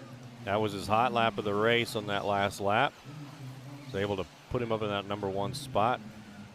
Jackson in the 3, Rodriguez 4, Bartlett 5. Here's Danimal down the front straightaway, right in front of these guys. That red, white, and blue, you pick them up right there. Well, bam. Danimal now to the lead as Schumacher having a 35.0, 33.7 lap there for Settler. Going to move Danimal to the point on a TQ time, but by 0.2 over Schumacher, then Wilson, Rodriguez, Bartlett, Ridgway. Your top 6.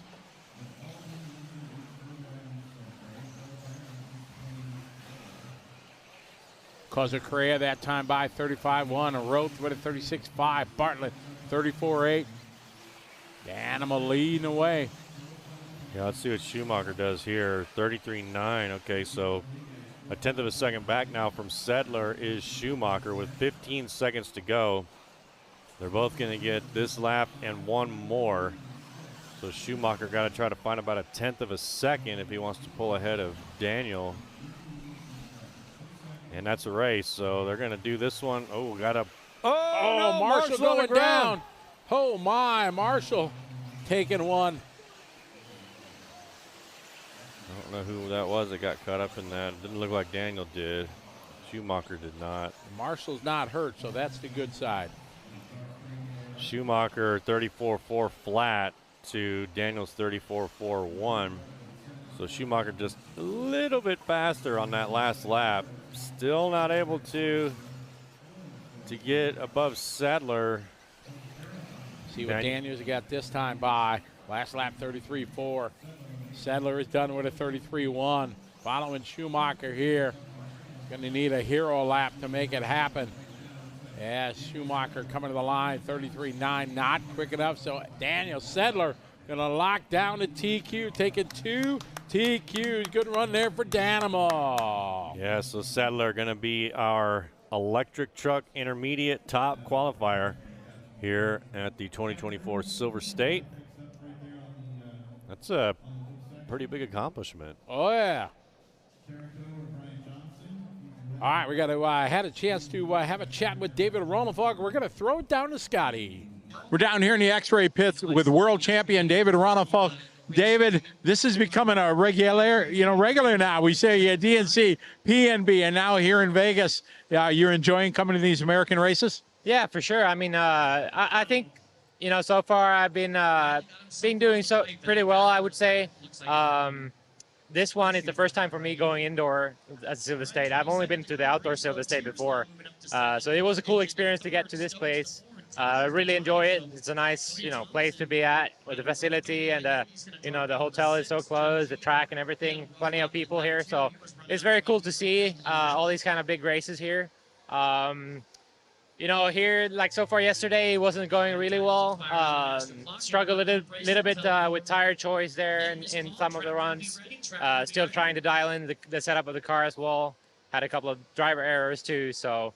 Not the best of days yesterday, but looking forward to swinging around here today, and hopefully I can get the better scores for the nitro buggy class especially. So, what are your thoughts of such a crazy race like this? 1,200 entries and a unique surface that's one of a kind for sure. Yeah, it's one of a kind. I would say it's kind of similar to the dirt of the RC Tracks Las Vegas. Kind of this like soft dirt But what makes it so hard, like especially for me, not having the track time yet, just practice days with the cars is like, you know, I'm trying to set up the car, and then like it's like 5 hours between the runs. So the track changes so much, and then like one run I get the dry track, next run you get water. So maybe that just the changes you do, it won't work necessarily on the next time you're out there. So it's very difficult. So I'm kind of looking forward still to go back home because now the weather is great at home.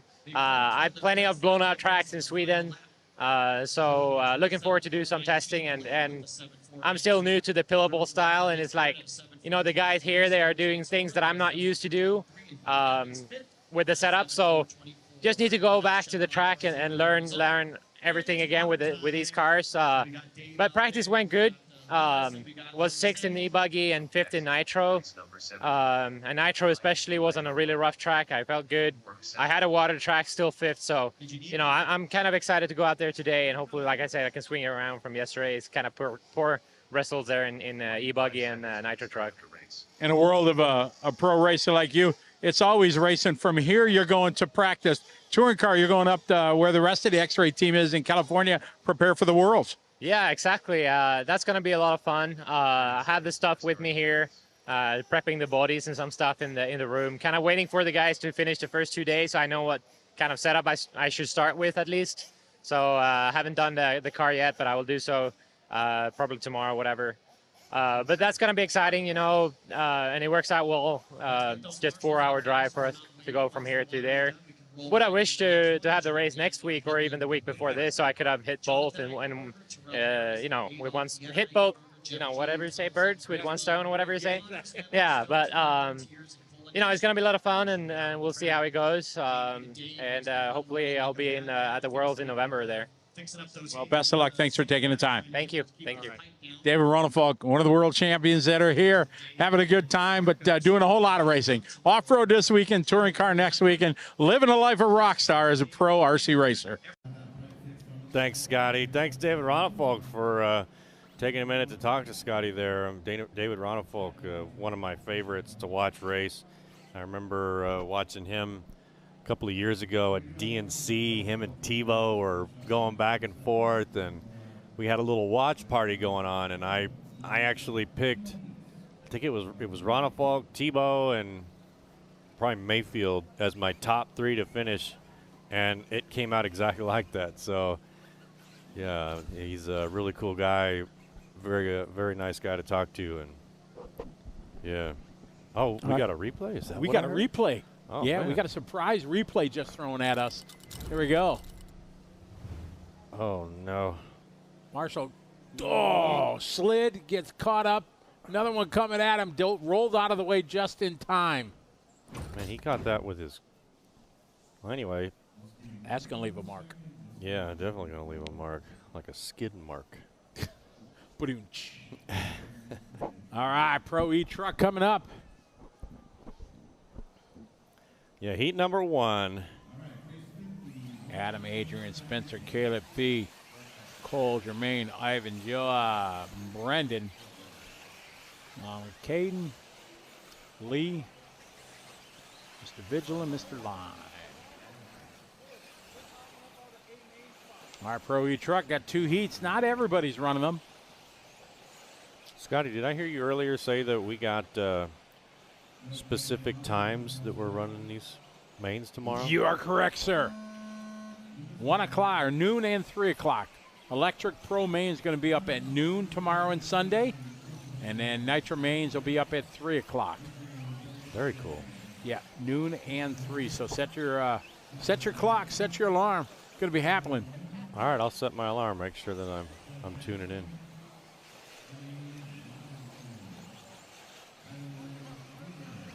All right, here we go. Pro E truck, Charlotte Ronefalk checking in. Hello, Charlotte. How are you? I don't think I've ever met you. I'm assuming Mom. I've met Dad many times. But maybe if it is Mom, hi. Maybe sister. I don't know. Don't know if David has a sister. All right. Following that teal and yellow. We know that one. That's a Setzer ride. I like it because he's about the only one that I know runs a teal, so it's easy to pick him out in a field. So he gets a lot of camera time that way. Plus he's fast, so that also helps. Yeah, it does help. Nice line through the whoops there. Coming across the start-finish line. See what sets there. Oh, yeah, 32.9. How you doing? Keep it moving. Good start for him. 32.8 there for Heckert. 32.7 that time for Caston. All right, Hecker needs some good luck. This sort of live RC vibes to Hecker. He has not had a great couple days, so it's going to get better right now. It's got to get better. That's Lil Bump's class right here. He's in this one. Low Bump on a 8.425. He needs to pull out that secret weapon. I don't see a real spot on the track where to do the secret weapon, though. But if anybody can figure that out, it's Lil Bump. Caden Fuller out front, 8.422. Caston, 8.424. Low Bump, 8.425. Heckert now to the 3, 8.425. Setzer, 8.425. Figueredo, 8.426. Drake, 4.27. Caleb, 4.30. Brendan, 4.32. Ivan, 4.32. Jacob, 4.33. Adrian, 7.402. Jermaine, 7.408. Looks like a 32.5 by Caden Fuller. Yeah, it's the hot lap here, 32.5. Caden Fuller out on a 8.422.5. Following Spencer Heckert around here. Heckert rocking the red, white, and blue. Running the techno rides now. Looking good right now in the 2 spot, 32.9. His hot lap is 32.8. A couple tenths off of Fuller. Using all of the berm in and out of the pit. A little cattywampus there through the through the whoop section, but hangs on this time by 32.8. So it would have cost him a tenth or two. Still looking strong right now. 1 minute to go in this one. These guys all looking to throw down 8 lap runs. Yeah, it looks like Heckert about 2 seconds back off of Caden Fuller. Little bump. Here's Caden Fuller here. Coming through the concrete section. Man, he just powered through those whoop-de-whoops, Scotty. Just didn't even think about it. Just flew right through it. Here he comes up over that double. Caden Fuller on his last lap, 32.5. Truck definitely looking locked down, looking good. Fuller, Heckert, Nguyen, followed by Caston and Lee. Sets your top 5. Got about 2 laps left to go. Looking to go 8 lap 4.22 to set the pace in truck. Again, just hammering through there. Yeah, we got to watch him come through those whoop-de-whoops on this one because he's the only driver I've seen that just throws caution to the wind through there. Everybody else kind of sets up and tries to, double it. But Caden Fuller just hammers it all the way through. Here he comes. Let's check this out. He's going to, right after this concrete section, just check out his truck. Well, never mind. Didn't do it that time. Maybe he knew he was on his last lap and had this thing locked up. Just finished with an 8.422. Heckert coming around the line. Heckert, 33.8 last lap, falls to a 5th spot overall. Little bump looking to take the 2 spot. If he can finish up, he's going to do it. So it's Fuller, Nguyen, Caston, Setzer, and Heckert, your top 5. Yeah, Gavin saw that. Caden just blasted through the whoops like they weren't there. I mean, it's exactly true. Yeah, Charlotte says it's David's mom, but he also has a sister named Julia. So good luck to Ronafalk today. Hello, and Mr. Ronafalk. How are you? Welcome to the show. Hope you're having a beautiful, I guess it'd be evening. What are you, probably maybe 8 hours ahead of us, I think. 1:30 here.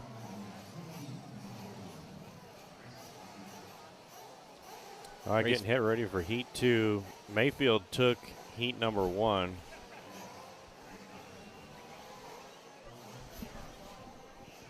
All right, race 51 coming up next. Mayfield's pace in Heat 1 was 8.420.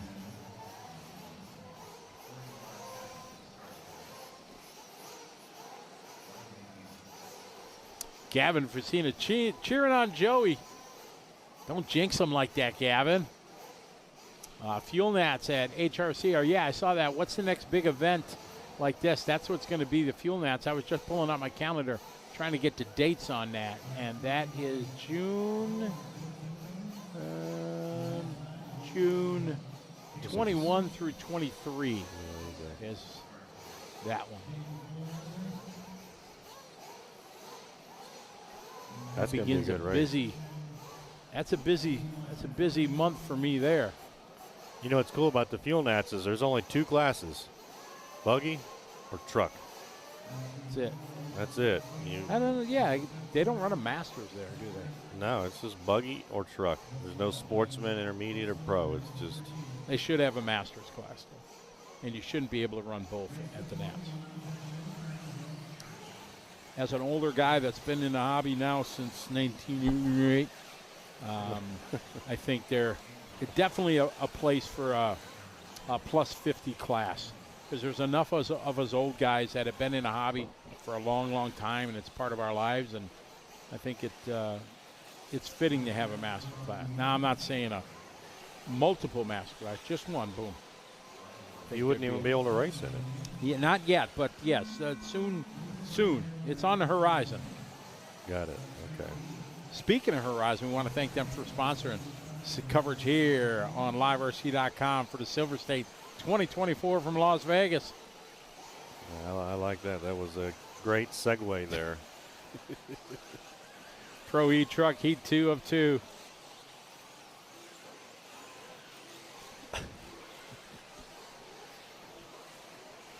All right, 30 seconds in here.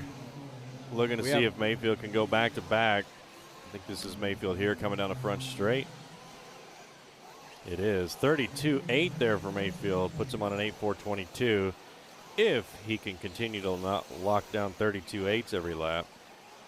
Caden Fuller had an average lap of 32.8 in the last one. So if Mayfield can do it, he could go back to back here and become the pro electric truck top qualifier. Let's see what Mayfield does here in the whoop-de-whoops.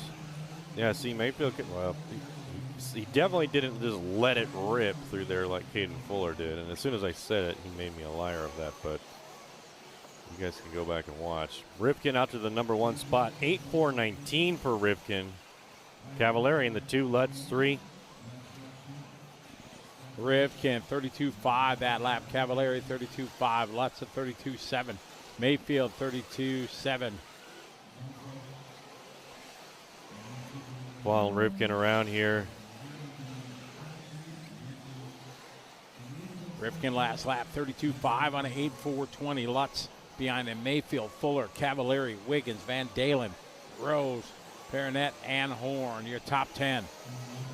Man, that whoop-de-whoop is becoming kind of gnarly going through there. I mean, we just saw Rivkin really get his car just kicked up in the back there when he came off that concrete section. But Lutz now taking over. 8.421 for Lutz. Fuller in the 2, Rivkin falls at 3, Wiggins 4, Cavallari 5, Van Dalen 6, Daniel 7, B Rose 8, Jonah 9, 8 and 10, Carlos Canas 11, Ronafalk 12, Mayfield 13, Bordon 14, Frankie Contreras Jr. 15. We pick up Lutz on a racetrack. Your leader. Rocking the K car or truck. Man, you see how tight he just takes that corner so tight there coming down that downhill. And that really saves him some time. Ooh, up on 2 wheels. But the way he just hugs these corners that's what saves him the tenths. For sure. 33.2 that time for Lutz. Rivkin 32.6. They're separated right now by 0.4 of a second. 1 minute to go. They're both on a TQ time. Better than Caden Fuller. Fuller had an absolute heater in the previous heat. Putting these guys to task to try to put some laps together. Good lines through the whoop section. They come across start finish line. 32.7 there for Lutz.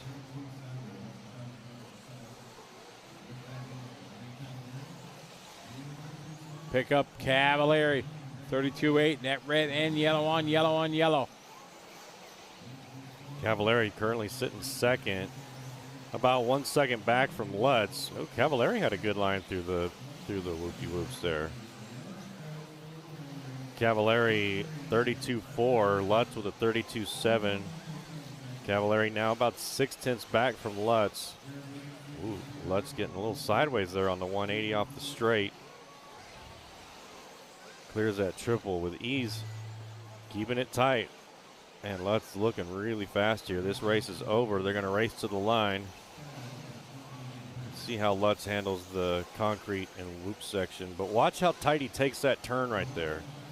We saw in the intermediates and sportsmen they're going out real wide, but here's proof. Take that turn real tight, and you can do it. Lutz got one more lap to go here. 33 flat on that one. So B. Rose now up to the number 2 spot. Yeah, Brandon. There's B. Rose here. Let's see how B. Rose chooses to take this concrete segment. Man, he really flies down that back straight, but he took that wide and then floored it into there. Here he comes through the whoop-de-whoops. Oh, man. Everybody's got a different approach to that, Scotty. I think it's just lap to lap. I don't think anybody has a game plan. It's just, well, how do I get through there? There's Lutz for his final lap. 8:4:21 for Lutz. Lutz going to do it there. Gets the TQ by a second, so round 2 goes to Ryan Lutz. Great run there for Lutz. Fuller nipping right behind him, less than a second by. Daniel getting 3. A good run there for Daniel. 8 lap forward, 23. Cavallari, Mayfield, Wiggins, Wilson, Rivkin. Rivkin having a tough finish to this one. Juan Carlos and Brandon Rose. Round out your top 10. Yeah, what a great run there from Ryan Lutz, though. 8:4:21. Fast lap, 32.3. Shaping up to be a good one. Where did, let's see where Mayfield finished. 5. Okay, so Mayfield's got a 5 and a 0. Lutz finished 7th in qualifier 1. So now Lutz with a 0 and a 7. I got 5 heats, 40 plus time. Fire up the nitro buggies.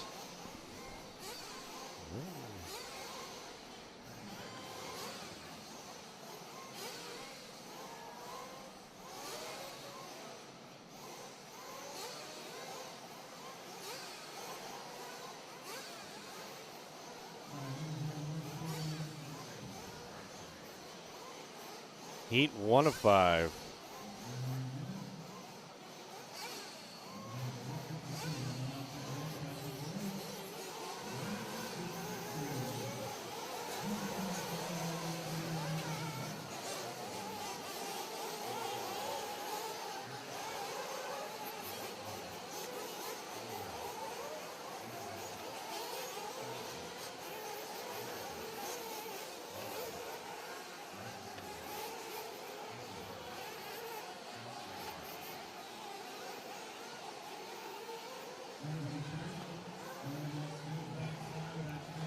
All right, 40 plus nitro buggy underway.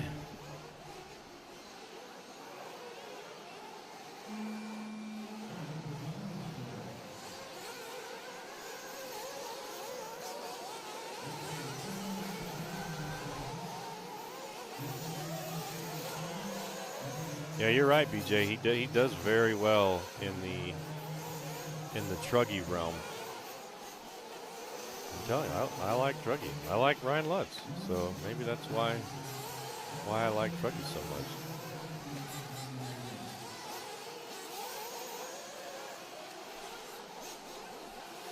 .40 plus nitro buggy on the track.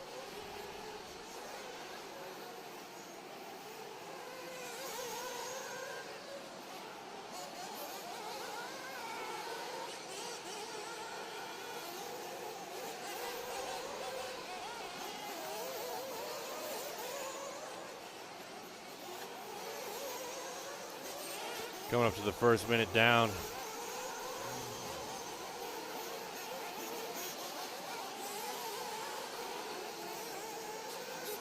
Looks like Eddie, the first one to come across, 36.2.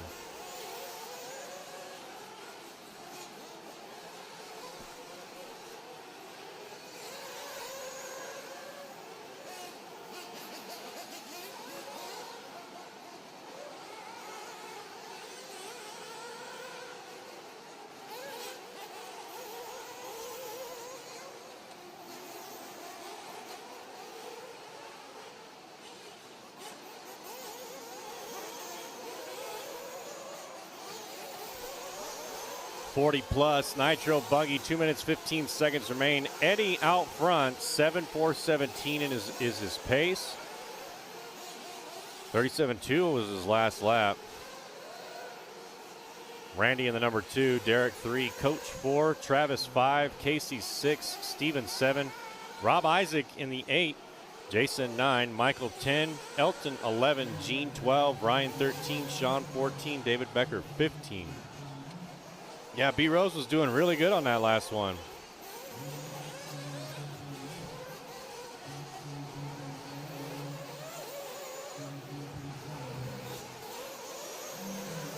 The Butcher, to be honest with you, I would find your local hobby shop. There's a couple ways you can do it. You can maybe go to the Horizon Hobby website and look for a dealer near you, and they can direct you to your local hobby shop or your closest dealer. There's also, Facebook pages. If you're from, I know I'm from Texas, and so they have like the Texas RC Racers. So you could get involved with the Facebook groups on Facebook, and they can point, you can say, hey, I'm in the eastern part of the state or the western part of the state or whatever, and you can figure out where they are from there and get involved at the local level first. One of these, right? Like if you were going to come to Silver State for your first time, I would definitely, recommend that you at least go to your local track and put in a few laps and learn how to navigate, obviously first before you just head right on out to Silver State. But definitely come out to the hotel and watch, that's for sure.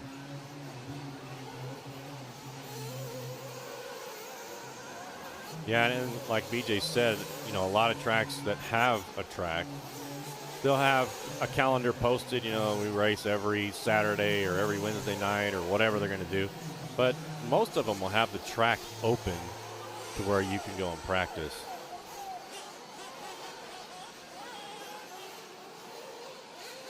Oh, shout out to RGB RC Raceway in Harlingen.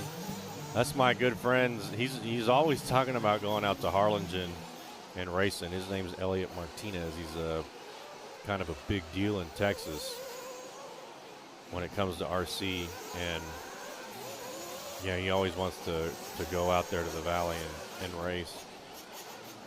The Butcher 141, where are you from? Let us know where you're from. Yeah, Joey, I think you might be talking about the whoop-de-whoop section. It is a fun and challenging section for sure. Eddie comes across 7:4:24 will set the pace here in 40 plus Nitro buggy. Coach Townsend in the 2, Randy 3, Rob Isaac 4, Elton 5, Travis 6, Michael 7, Casey 8, David 9, Steven 10, Derek 11, Sean 12, Ryan 13, Jason 14, and Gene in the 15. Yeah, 956 RC. I'm from San Antonio, so I would definitely like to come out there.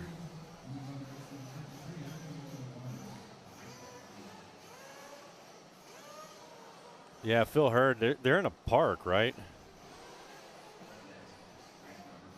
Phil Hurd, I've been out to that racetrack in Georgia, and they're out in a park, and you just kind of hang out and do the thing.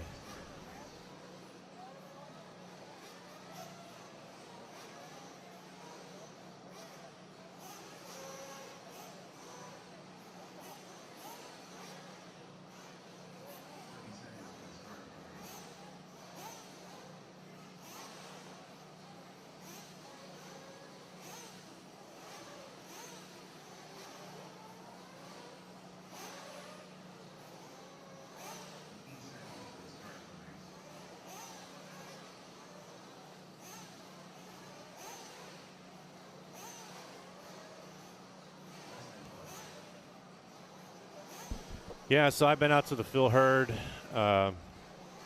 We did I can't remember what race we did there, but I actually did pretty well in the 40 plus, and I still got the trophy at home from that, so that's pretty cool. Well, let's see. The Butch. Oh, you're in New Jersey. I don't know of any tracks in New Jersey per se, but man. Trains and lanes. Oh, who was that? Oh, that's Ryan Lutz. Hey. Ryan Lutz here in the VP Racing studio, brought to you by liverc.com. We wanted to sit down with Ryan for a little bit and just have a little chat. He's going to watch a couple of races with us for the 40 Plus Nitro buggy. We want to talk about his recent success in E-Truggy just now. And man, so you were saying what track is in New Jersey? I believe Trains and Lanes is in New Jersey, or if not, it's very close. Okay, so there you go. So New Jersey has a track. But like I said, man, you can go out to horizonhobby.com, who's one of our sponsors here today, and you can look up, stores near me, type in your zip code, and it'll give you some phone numbers, and you can start calling around. Or get on Facebook, find a Facebook group, maybe just search RC Racing in New Jersey or something like that, and you'll be able to figure it out. Elmo RC Racing, good morning from New Zealand. Here's your morning salute coming from Las Vegas, Nevada, so good morning to you.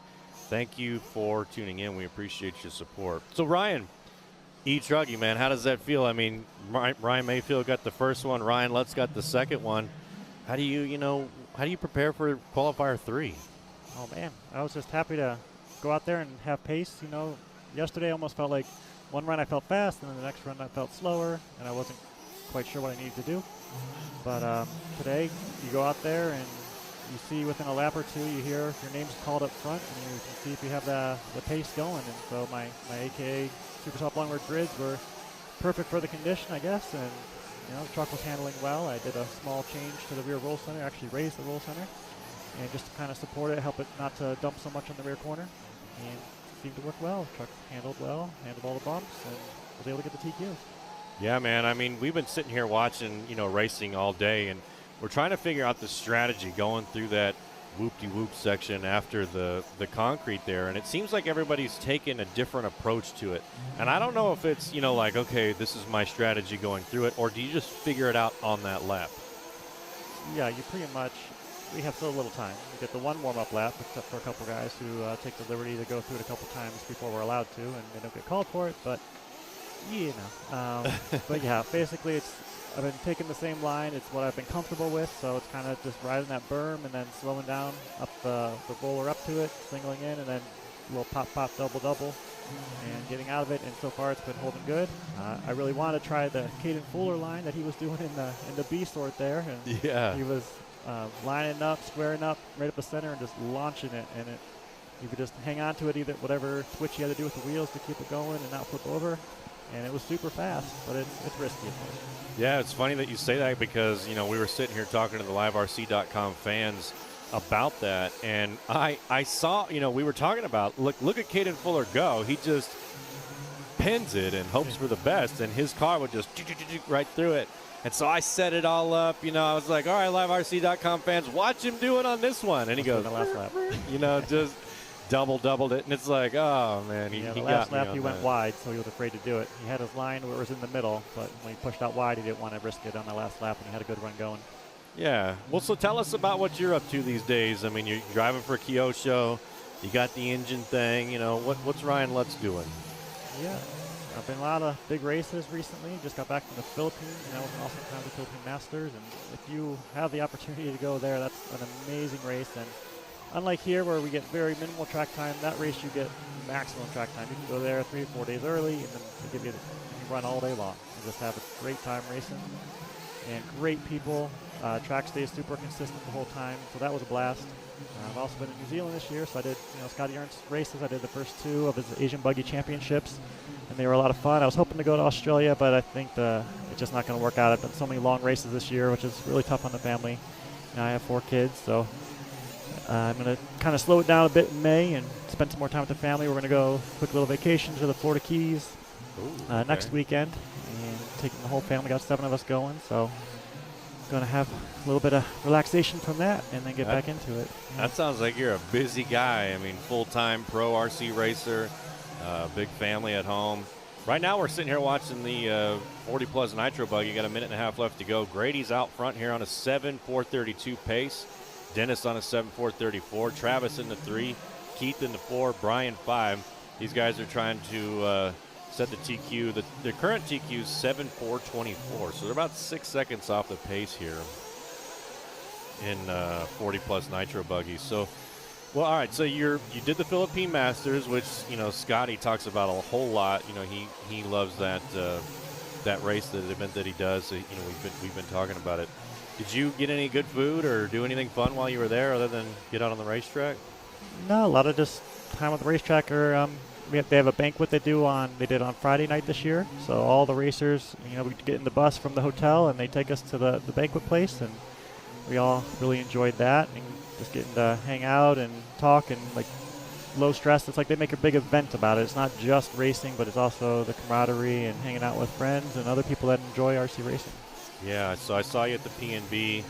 I saw you online at the Philippine Masters, and here we are now at Silver State, sitting here in the VP Racing studio at liverc.com. And I mean, is there, like, when you're come to an event like this, how do you prepare for it? At home, like before you're even on the plane, before you book your tickets, like how does a team driver know?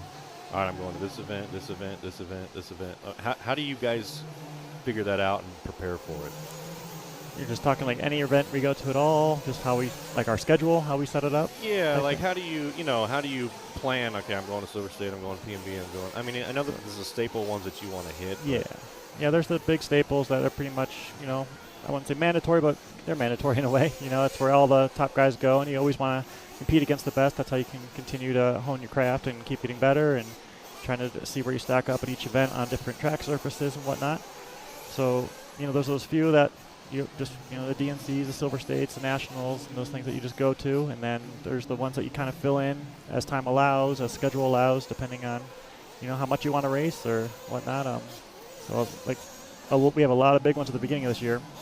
And then as we get to kind of the summer months, it goes a little bit more of like the regional flair. We go to some big regional races, maybe like LCRC for me, or things that I can drive to within like a 5-hour range, 5 to 7 hours. And 2 to 3 day races that are still large events, but just get to meet new people there. And I think almost those races are almost more important than the big ones per se, because you get to meet a lot of people that aren't sponsored per se, and you can kind of influence them a little bit. You can kind of help them with their stuff more. It's a little bit more relaxed. Yeah, so Travis Saunders takes that 7.4.36. Put in a good effort to try to hunt down Eddie's 7.4.24, but not going to be able to happen. We're going to have to go to heat number 3 here. So how about, are you going to the Fuel Nationals? Yeah, we're going to the Nitro Nationals in like Coeur d'Alene, or Hayden, Idaho, which is right next to Coeur d'Alene. So it'll kind of give some flashbacks of the Manufacturers Cup back in the 2008, 2009 period. That was an amazing event they put on there. So beautiful area, and I've heard good things about HDRC tracks, so looking forward to it. Yeah, we're looking forward to it as well. It's going to be a Roar event, and I think the cool thing about it is there's only 2 classes. It's either buggy or truggy. There's nothing else. There's no in-betweens. It's you get put against the Ryan Lutzes of the world to see how you can stack up. So yeah, I really enjoy that. I like the single class personally. I think that's how it was in the old days. So I've been around doing this for a long time, I guess. So I just kind of like how it used to be, and I guess there's a place for how it is segregated now, but at the same time, it's nice to have a race where just everybody against everybody. Yeah, so Dana says, what's up, Ryan? Thanks for sending my Invisible Speed book. Well done so far this weekend. So got a little shout out there from Dana. What was the Invisible Speed book? Yeah, JQ, he wrote an excellent book about RC racing and setting up the cars, and a little bit of a mental or even physical training in the back of it too. So it's probably the most in-depth thing you can get on RC racing if you're new to the hobby.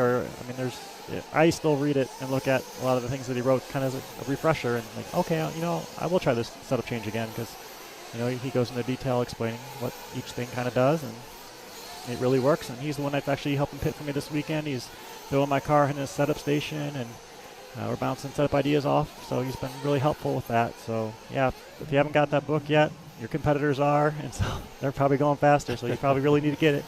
And it'll definitely help you with your program. Yeah, Joseph, he's a JQ. He's a super knowledgeable guy when it comes to the technical aspect of RC. If you make this change on your car, what a kind of effect, positive and negative, you're going to have in it. So tell us a little bit how you got started in RC racing. I mean, did you just go to a neighborhood track? Did you buy a basher first? Like, what was your intro into this? Mine was my dad. He had a hobby shop my whole life. So just always been around it. I remember when I was, say, like 4, he laid me out in the front yard and ran me over with his twin-engine nitro USA 1 monster truck. And so I've just always been around RC. And we had a track about 12 minutes from, or actually, where I used to live, it was only about 6 minutes from our house. So we could race in the summer. And then in the winter, he did indoor oval track. And it was just a flat track oval that we did throughout the winter. He'd do that on Wednesday nights. And so I've done it every single year since 1991 or 2. When did you become, into the pro level? I feel like I had the ability when I was about 12 to 14, but back then, obviously we didn't have the internet and social media as we do now, and those were all the magazines. You didn't even know a result from the DNC until 3 months later when it came out in the magazine. You didn't even know who won. So being from the Midwest, the Mecca was in Southern California. We couldn't afford to travel. I was from Ohio. We had never even traveled west of Indiana, so I just kind of did my region. And then finally, the RC Pro Series came about around 04, 05, and that was right when I was getting in college. I went to culinary school, but right around that time, I'd come home and did the Pro Series, won the Midwest region, and then the finals were in California, so we made our first ever trip to California, and I TQ'd Pro Truck and qualified like 3rd in Nitro Buggy. So then that kind of got me more noticed on the big scene. And that's when after that race, I got offered full ride from Kyosho, and did that and was doing it for about 6 months. And they asked me to go to a race, and I couldn't because I had to work at the local bowling alley. I was the food and beverage manager. And I said, I can't because I have to work. And so they said, well, it was Joel Johnson. He was owner of Kyosho America. He said, well, come work for us, and you can have all the time off you need to go race. So I went out and was team manager for Kyosho for about 2.5 years. Yeah. Look at that. I didn't really search out the pro career per se, and it kind of found me, I guess, and been doing it ever since. So you said pro truck. Are you talking like nitro truck, or are you talking like truggy, like the original truggies? Yeah, when they were first coming out. Yeah. So it's funny that you mentioned magazine because I actually have an issue in my bag from 2005 that has a write-up with Adam Drake and Jared Tebow on their stadium trucks, and I got them to sign it. Kind of fanboyed there for a minute, but. Yeah, that's cool. So culinary school, I mean, are you a fast food eater, or do you cook for your family and yourself, most of the time? It's a pretty sad story. I went to culinary school because I didn't want to go to 4-year school. I didn't know what I wanted to do, really. I semi-enjoyed cooking, so I'm like, all right, I'll do this. It's only 16 months. It was a 12-month schooling and then a 4-month externship, which I did on Mackinac Island in northern Michigan. So I lived on the island for 4 months and came back and was food and beverage manager at the local bowling alley, so I could still have time to go race a little bit. And then the racing found me. So, and since then I haven't really done much with cooking whatsoever. And my wife does most of that. She watches the cooking shows, so she does well with that. Okay. And I have knife skills. That's my claim. I can do all the knife skills and whatnot, but as far as pairing foods and flavors, I was never good at that. I was more of I can follow the directions and do that well, but the creativity part I lack. So you're a good slicer and dicer. I can slice and dice, batonnet, tournays, things like that. Yeah, okay, that's cool. So 4 kids at home. Well, I mean, how old are they? So I got my daughter will be 14 next week. And I got a 12-year-old boy, a 7, and a 6-year-old boy. Are they into RC at all, or? No, my wife doesn't really want them to be per se, and it's like this is my life, and I do this, 120 days I'm traveling a year, and then when I'm home, I'm working on them 100+ days a year. And so it's hard to maybe like go to the track with just one of them or 2 of them and like leave the rest of the family. So it's kind of like when we're all together, and try to spend the time together versus me just taking 1 or 2 at a time somewhere else. Yeah, but I mean, you're really good at it, and that's just how it goes. Yeah, we'll see how it goes in the future, but. All right, we got Gastelum finishing here, heat number 3 of 40+ Nitro Buggy, 7:4:23. So that will be good enough to reset the top qualifier time from Eddie going into heat number 4. All right, so I've seen you post on Facebook. You do these videos with your car. I mean, that's like a huge thing that everybody likes to watch. Matter of fact, liverc.com reposted it this morning and got to watch it. How did you get started doing that? I mean, did you used to just hang a GoPro off of it? I mean, I know now you're actually doing it during your qualifiers, so it doesn't doesn't really affect the handling at all? Yeah, so when I first started, it was when the GoPro Hero 8 first came out, and I had never really followed GoPros so much, but I somehow came across the advertisement for the 8, and they were claiming how much stability it had, so I'm like, I wonder how this would work on an RC car. So I got it literally like a day before I went to Italy, to Padova, and just simply double-sided taped on top of the body. And luckily that was a very smooth track. The jumps were very smooth landings, and just I had a 5-minute run that I put it on and posted that video, and it ended up getting over 2 million views. Like, that was early in the process when it was new, and it was exciting to see, I think. So that was pretty cool. And then ever since then, I ran the GoPro when I could, either practice after the event or before the event. But that thing was like 155 grams, this assembly that I put on it. And then I was tuned into the Insta360 Go 3, much smaller package. It looks like a GoPro, but then you can pull out the little camera part and use that separately. And it's only 55 grams. So the GoPro, I would have to, every time I use it, I would just raise my ride height on the front 3 turns. Insta360, I really don't do anything. I could maybe raise it a half a turn if I'm really trying to do something with it. But if the track is looser, I hardly can feel it. And then the higher the bite, the more you feel it. But just kind of adjust the driving as necessary just to still turn good laps. And you can't really tell by the camera that it's affecting it. When you're watching it through there, it still looks good. And I'm just, because it doesn't affect it too much, if I asked the guys at the SIC this year in A2 if I could run it in A2, and they all said it was okay. And so that was some pretty cool footage, being right in the middle of the pack in the A. And then at Motorama, I won the first 2 mains, and they let me run it in A3. Normally I wouldn't run A3, but I did my best to stay out of the way if I made a mistake or anything, and got some good footage following Mayfield and Spencer Heckert a little bit in that one. So it's just worked out to be able to use it a couple times, and my sponsors don't put pressure on me per se to get results. I think I do more than that in a way. Trying to bring new people into the industry as well. They enjoy seeing those videos and just that other aspect of our scene, seeing what these cars are going through, and I hope it's enjoyable. And if I don't win them all, I don't win them all. That's just how it is. Yeah, I think the Ryan Lutz videos and any pit camera video, or get these crazy, especially like on TikTok. Like I see these 30-second. Somebody catching a car and throwing it, and they get a ton of views. All right, we got 40 Plus Nitro Buggy Heat number 4. Got a little shout out here for Jeff Guest. So Jeff Guest in this one, Darnell out front here. Well, we'll see what they do when they cross the loop. But trying to put a 7.423 run down to best the time of Roman. We'll see what they can do. All right, so you said something about how you want to, introduce this to new people, and that's why you're doing it. What would be your recommendation? I mean, because I get a lot of liverc.com fans who tune in and just say, I'm new to this, what do I do? What's the Ryan Lutz recommendation? Is it to go out and buy a brand new buggy, or what do you say? I don't know a ton of people they could just reach out to, but I know at least for myself, reach out to me on Facebook, and I'm happy to direct you in a path to get you started. You can tell me your constraints or what you're looking for, and I'd be happy even if it's not the cars that I run. I can point people in the right direction towards things, and I'd hope that there's some other pros that would be willing to do that as well.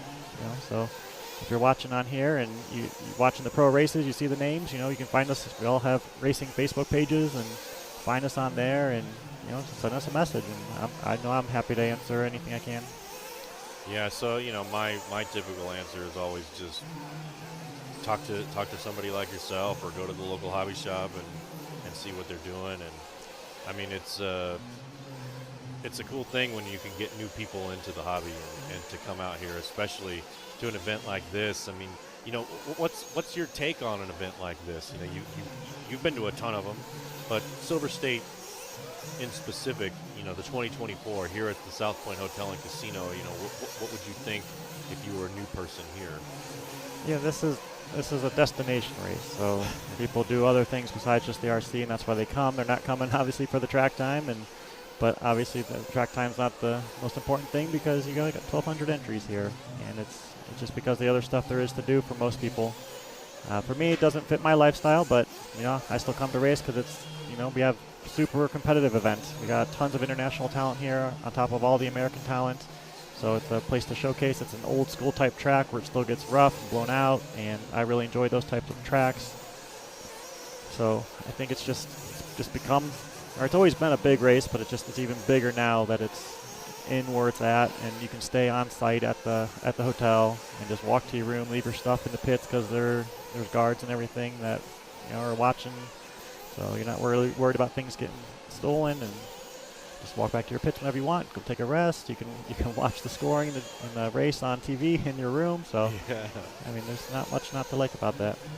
No, I think it's cool too, especially if it's like you said, it's a destination race, so you could bring your family if you wanted to, and they could hang out and watch movies and go bowling, and, especially if the way that the dirt has it set up where they run two classes, so you could maybe just do nitro buggy and e-truggy and have the other day off to kind of experience Vegas and maybe go see the Hoover Dam or do the Las Vegas-y things, so... Yeah, I mean it's a cool perspective that you've got on that. I mean it's a destination race. I haven't heard it called that yet, but that's a perfect title to put on it, if you will. So what else are you doing? You got the Kyosho, you got the Alpha. I saw you had a discount code or something on your Alpha engine. What's that all about? Yeah, so it ends today. I'm just doing a promotion. I've had really good success with the Falcon engine, and I'm allowing anybody that purchases the Falcon combo on my website, letsrc.com, today. Basically, they're going to be entered into a drawing, and I'm going to draw at least one winner, and that winner will win another Falcon engine. And then if everyone else will get at least a 20% discount code on my website for their next purchase. If I podium, they'll get a 30% discount code. And if I win Nitro Buggy, every single person who bought a combo will get a free Falcon engine. Dang. So, okay. So that ends today. So I did that for Nitro Challenge and doing it again for Silver State. And so far, Nitro Truggy, I qualified 7th, so I'm in there. And then Nitro Buggy, I got a 4th in the first round, which is solid. So should be in there. And car's feeling good. Engine's running great. So if I end up winning it, right now there's 5 people that are going to get a free engine. And if not, at least one will. And then the other guys will get a discount. So now, do your engines, is there a difference between Buggy and Truggy, or is it just... I run the same one in both. Same one, okay. All right, looks like Richard Saxon takes that 7-4-12, so he's definitely going to reset the TQ there. He got beat Roman by about 11 seconds, so that'll be the new time to beat going into Heat 5 of 5. Built by Devin wants to know, is it a good engine for Truggy? Yeah, it's been great for me. I've had good success with it this year. It opens up a bit more on top than our previous Dragon series, and then they redid the piston material, and the longevity is amazing. So I'm kind of documenting on my Let's RC Facebook page after every couple big races. I've used the same engine all year so far in my buggy, and I'm showing how the compression's still amazing on it without me doing anything to it. And I'm going to continue to document that until something goes wrong, to kind of to show people how good it is, how reliable it is, and it's just working great. Yeah, so are you still using the Let's Blend fuel? Yep, so the VP, the Let's Blend fuel, basically how that was developed is we took the Testament fuel, we took the Pro Race fuel, and we took them both a couple steps further in their development because the engineer had some ideas of things that we could do. I chose to go the route with taking the Pro Race fuel further because I wanted some caster in it. I think that's better for 99% of the racers out there. You can get a tiny bit more performance out of the straight synthetic, but it can be harder on your engine. If you miss a tune, it can be a little more detrimental. So having a little bit of caster gives you a little bit of hot engine temp protection, mistune protection, and then we could put a little bit of color in it as well. And we got it closer in performance to the Testament. So what you'll find on a straight synthetic fuels, it'll be a little bit more crisp on the bottom end, whereas something with caster in it's going to load up a little bit on the bottom. So we got it to be a little bit more crisp than what the Pro Race was, and then added a little bit of color to it, and that's the Let's Blend. Yeah, it's definitely pink when you... Because I would use it and put it in my tank, and it would be pink. But a cool thing about the color is you could really tell where the fuel level was. I don't know if that's why you did it or not. Yeah, but it's good to be able to see it. For you to see it after the race, for your pick guy to see it when he's fueling you, just all that. Yeah. So if a guy's going into his local hobby shop and he's got regular 30% and the Lutz 30%, you got real technical there. But what's just like a down and dirty? Why should they choose the Lutz over the regular 30%? So the Lutz and Pro Race they're similar, but the Lutz one will have a little bit of color, and it'll be a little bit more crisp on the bottom end performance-wise. But as far as the oil protection package, you're pretty much going to be about the same. Okay, so there it is. So I'm going to continue to buy the VP Lutz from my local hobby shop for sure because Well, one, I just really like the color because it's easy to see, whereas the other race fuel is just clear basically, and you can't really tell. Yeah. Okay, well, so what's next for Ryan Lutz? You're going to take the month off and go hang out with your family and do a little vacation in Florida Keys. Anything big lined up there?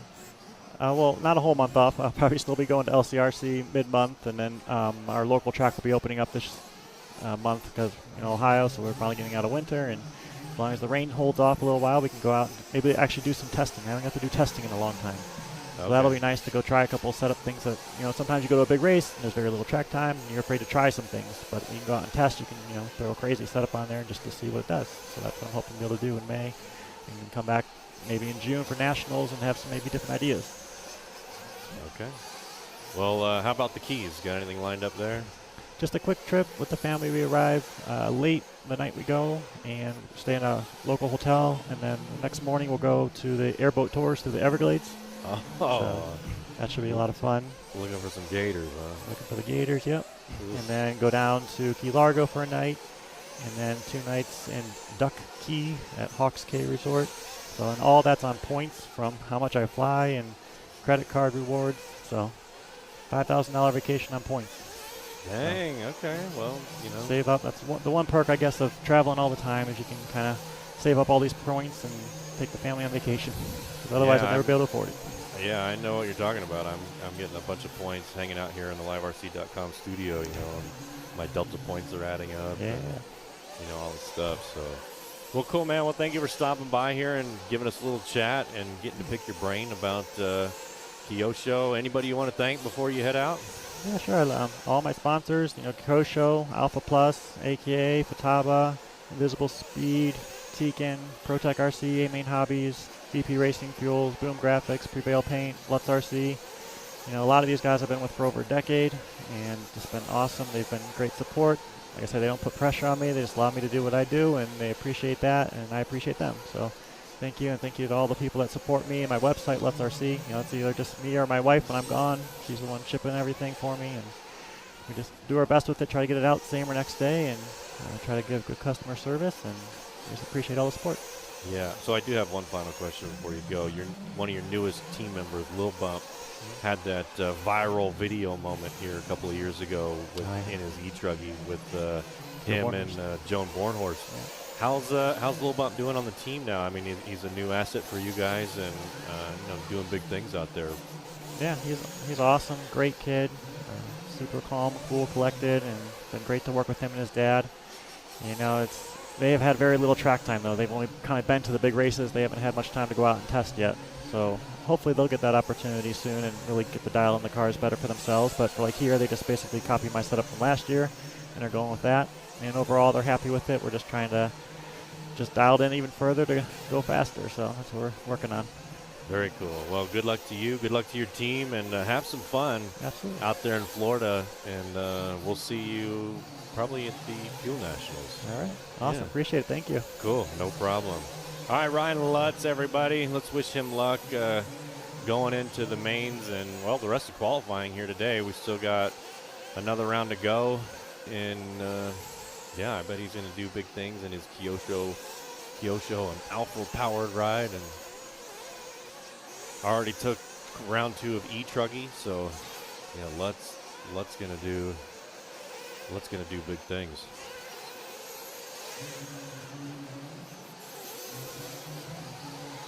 All right, so we got 40-plus Nitro Buggy Heat 5. We got Greg Degani leading the way here with less than a minute to go. Jake Q in the 2, Nick Hernandez 3, Don Vinkmolder 4, Tilke 5, Mike Truey 6, Chickarello 7, Quartz 8, Nick Miller 9, Anthony 10, Brian Eiter 11, Santos 12, Tim B 13, Philip 14, Eric 15.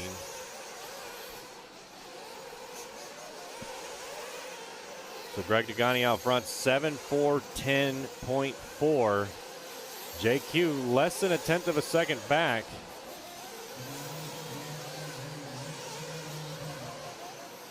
Jake Degani with a long lap there. So JQ going to take over the top spot. 7-4-10. They're looking to beat Saxon on a 7-4-12.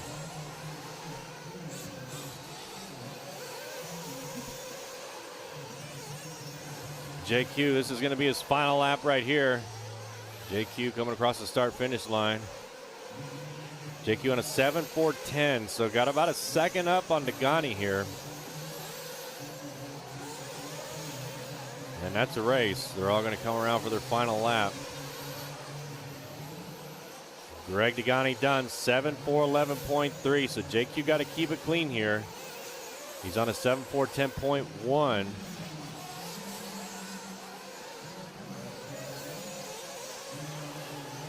Here he comes. He did it, 7.409.7. So JQ taking the TQ here in round number 2 of 40 plus nitro buggy. Man, that's super cool. If you guys haven't checked out JQ's videos, I mean, they don't get much better than that. JQ really breaks stuff down. He really does a lot in the production of his videos, and they're easy to watch. So I strongly suggest that you check it out if you can. All of his setup stuff and everything that he's done. I mean, he's just a wealth of knowledge when it comes to the technical aspects of RC racing. I mean, he had his own car for a while, his own chassis, a very popular car, and he developed the whole thing and put it out.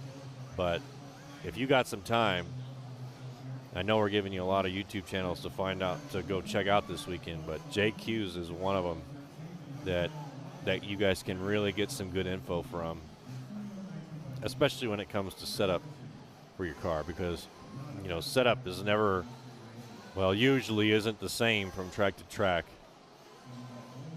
Sometimes you can just leave it alone, but, you know, you can change a few things here and there to make your cars react in different ways, and JQ really breaks that down on what changing your camber does, the positive and the negative effect, kind of like me and Lutz were just talking about. You know, if you change something, you're going to improve one thing, but it's going to have a negative effect on something else usually. But JQ breaks that stuff down, and I mean, he's got this new book, Invisible Speed. I got a copy of it right here. And yeah, I mean, jeez, I need to get one of these.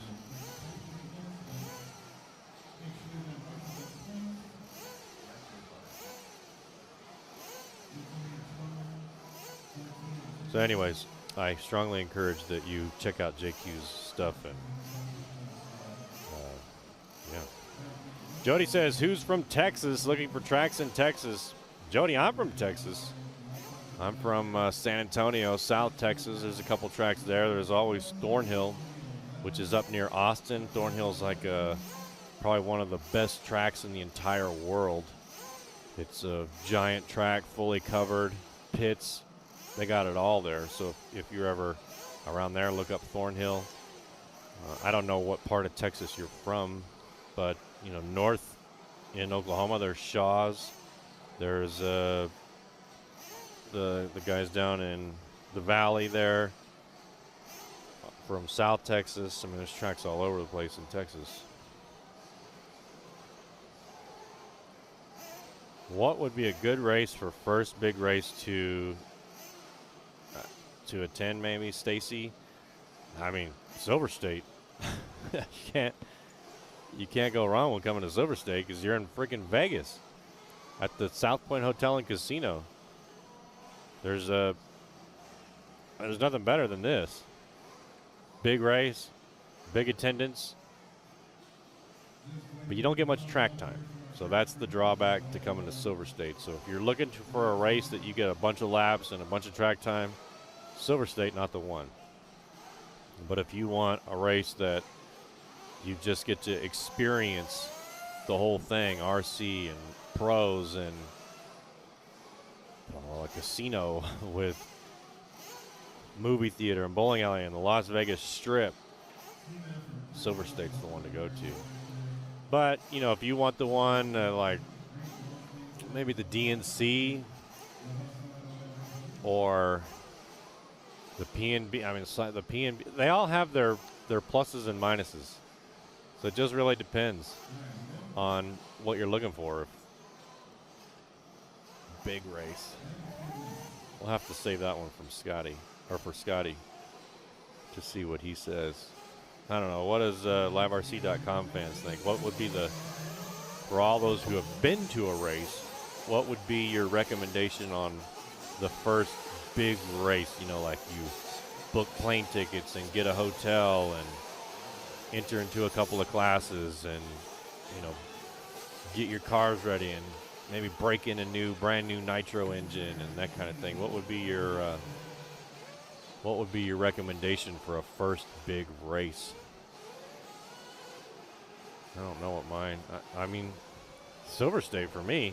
I mean, if there was one race a year that I could go to, it would be this one. Just because I like Vegas. But at the same time, if I had to be honest, I would only enter classes. Like I would probably just do e-truggy and nitro buggy. That way I could get a day off and go do stuff in Vegas. Because, you know, you spend a lot of money to come here and you can kind of make it a vacation, especially if you can bring your family or your girlfriend or your boyfriend or your husbands or wives or whatever it is. You can bring them here to Las Vegas and hang out and do some racing, you know, kind of do best of both worlds. Masters of the Dirt, yeah, I mean, if you're into 10 scale, that's probably the one. Out at Beach RC, I think they said that they're doing that in October maybe or November. I can't remember the date, but if you're into 10 scale, then Masters of the Dirt is probably the biggest 10 scale race that there is.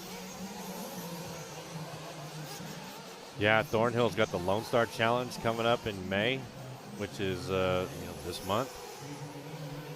So you could do that one. It's going to be a big race. It's not a 1,200 entry race, but it's definitely a big race at Thornhill in South Texas.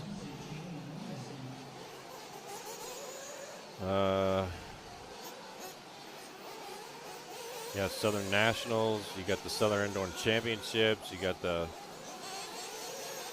Wicked Weekend, PNB, Silver State, DNC. There's a lot. But if it was me recommending one to you, Silver State.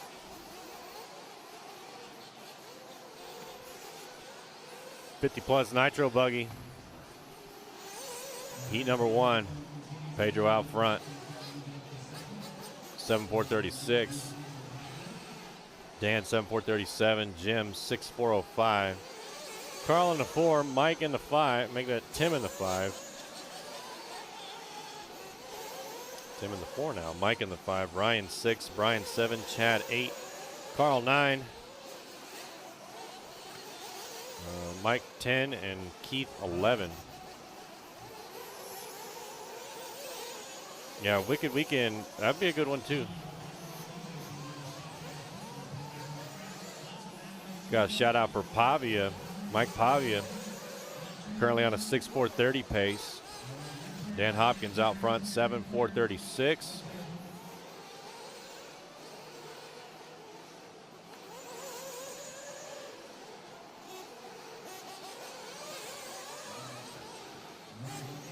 Track that was at a flower nursery in Austin. When was that?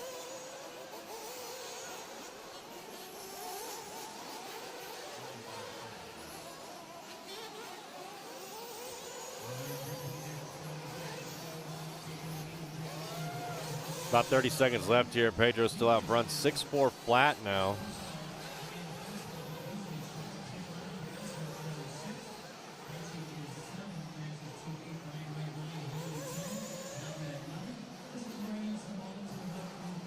Jim on a 6.407, Dan 6.413, Carl 6.414.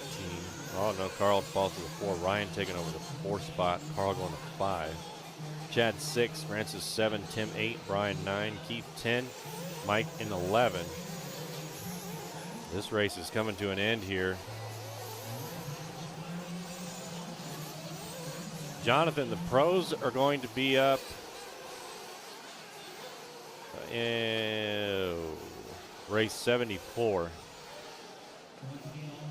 So right now we got 50 plus, then we got sportsmen, then intermediate, then the pros.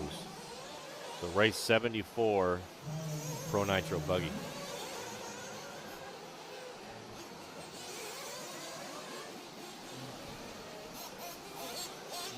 So not too far away.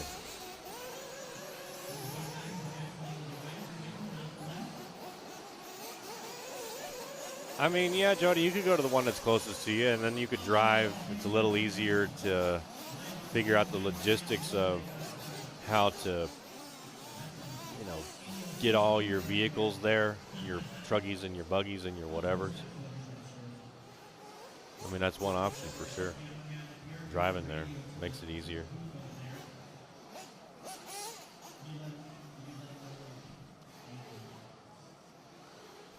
Me personally, Silver State.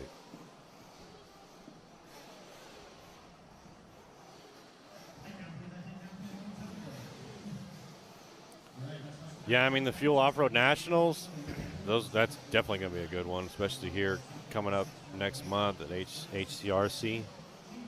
So if you wanted to make that your first big one, the problem with that is if you've never really been to a race, they don't have a sportsman intermediate pro class. They just lump everybody together, and whoever the best is the best. There's only two classes, buggy and truggy.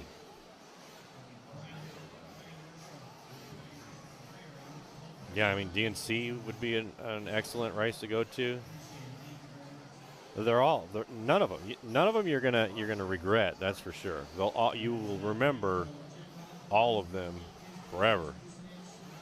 I mean, I remember all already. I've been to big ones and medium ones. And one of the best races I went to was the Dirt versus Buggy Land out in California at Thunder Alley Raceway. It's in Southern California near, I don't remember where, Beaumont, California, I think is where it's at. And that was a great event. I mean, because, when you go to these events, hopefully you can go with somebody you know, maybe a friend or two, or your team or whatever, and you can have some fun with your friends. And that's really what this hobby's about. Especially at somebody my level, whose driving isn't very good, and, I'm not going to be the guy taking home all the hardware. But I like to just go and hang out with my friends. I don't get too competitive. If I do good, good. But if my friend does better, then that's even better for me. But, it's just fun to go to these big events like Silver State or the DNC or Wiki Weekend or any of them and just hang out with your buddies and just have some fun.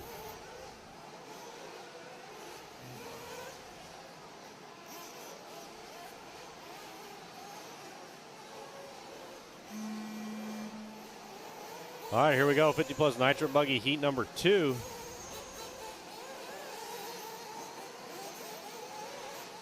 Time to beat 7:4:39 set by Pedro.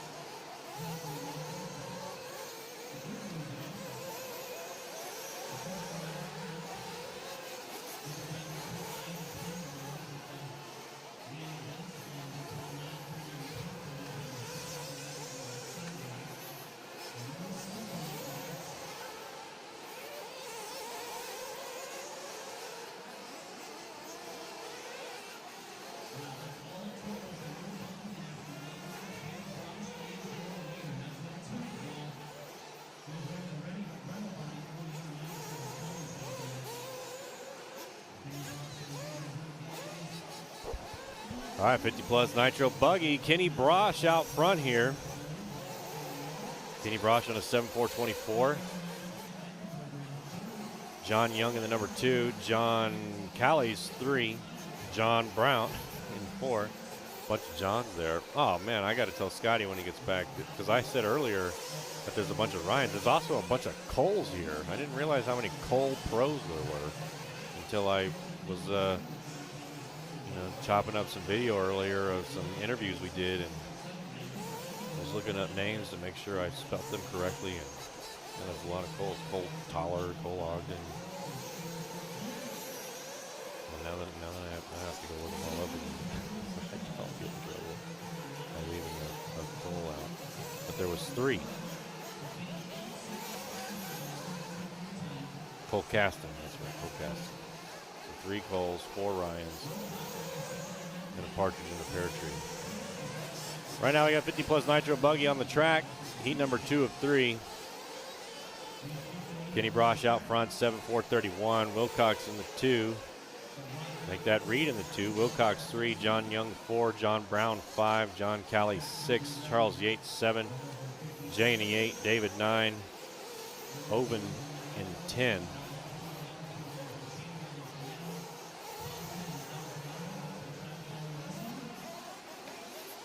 Yeah, there's the Alabama. What's the Alabama shootout? So you could.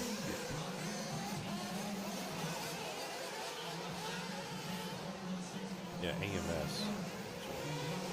AMS. So if you're near Alabama, you could catch that one. I don't know the dates of any of these, but if you're going to go to a big race, it's kind of something that you plan. And, I know a lot of people can't make all of them. Maybe you can just do one a year or something like that. Hi there. Hey, what's up? Hey, Scotty, we had a question. If you were going to recommend one big off-road race, which one would you suggest? For 8 scale? Yeah. I think there's 3 main ones that three main ones that you consider: DNC, PNB, or this one. And it really depends what your goal is, what your aim is. If you want to see probably the biggest turnouts, and most longest duration race, then DNC, because it kind of starts on Wednesday, much like this race, but it's outdoors and it's such an iconic race. Then you got PNB. PNB is such a exciting race, but it's slammed into 3 days. You know what I mean? So if you really want a hardcore experience, they practice from 6 a.m. Friday to 6 a.m. Saturday, so you get a whole lot of track time, and it's awesome because they got lights and smoke, and it's really themed event, so that's awesome.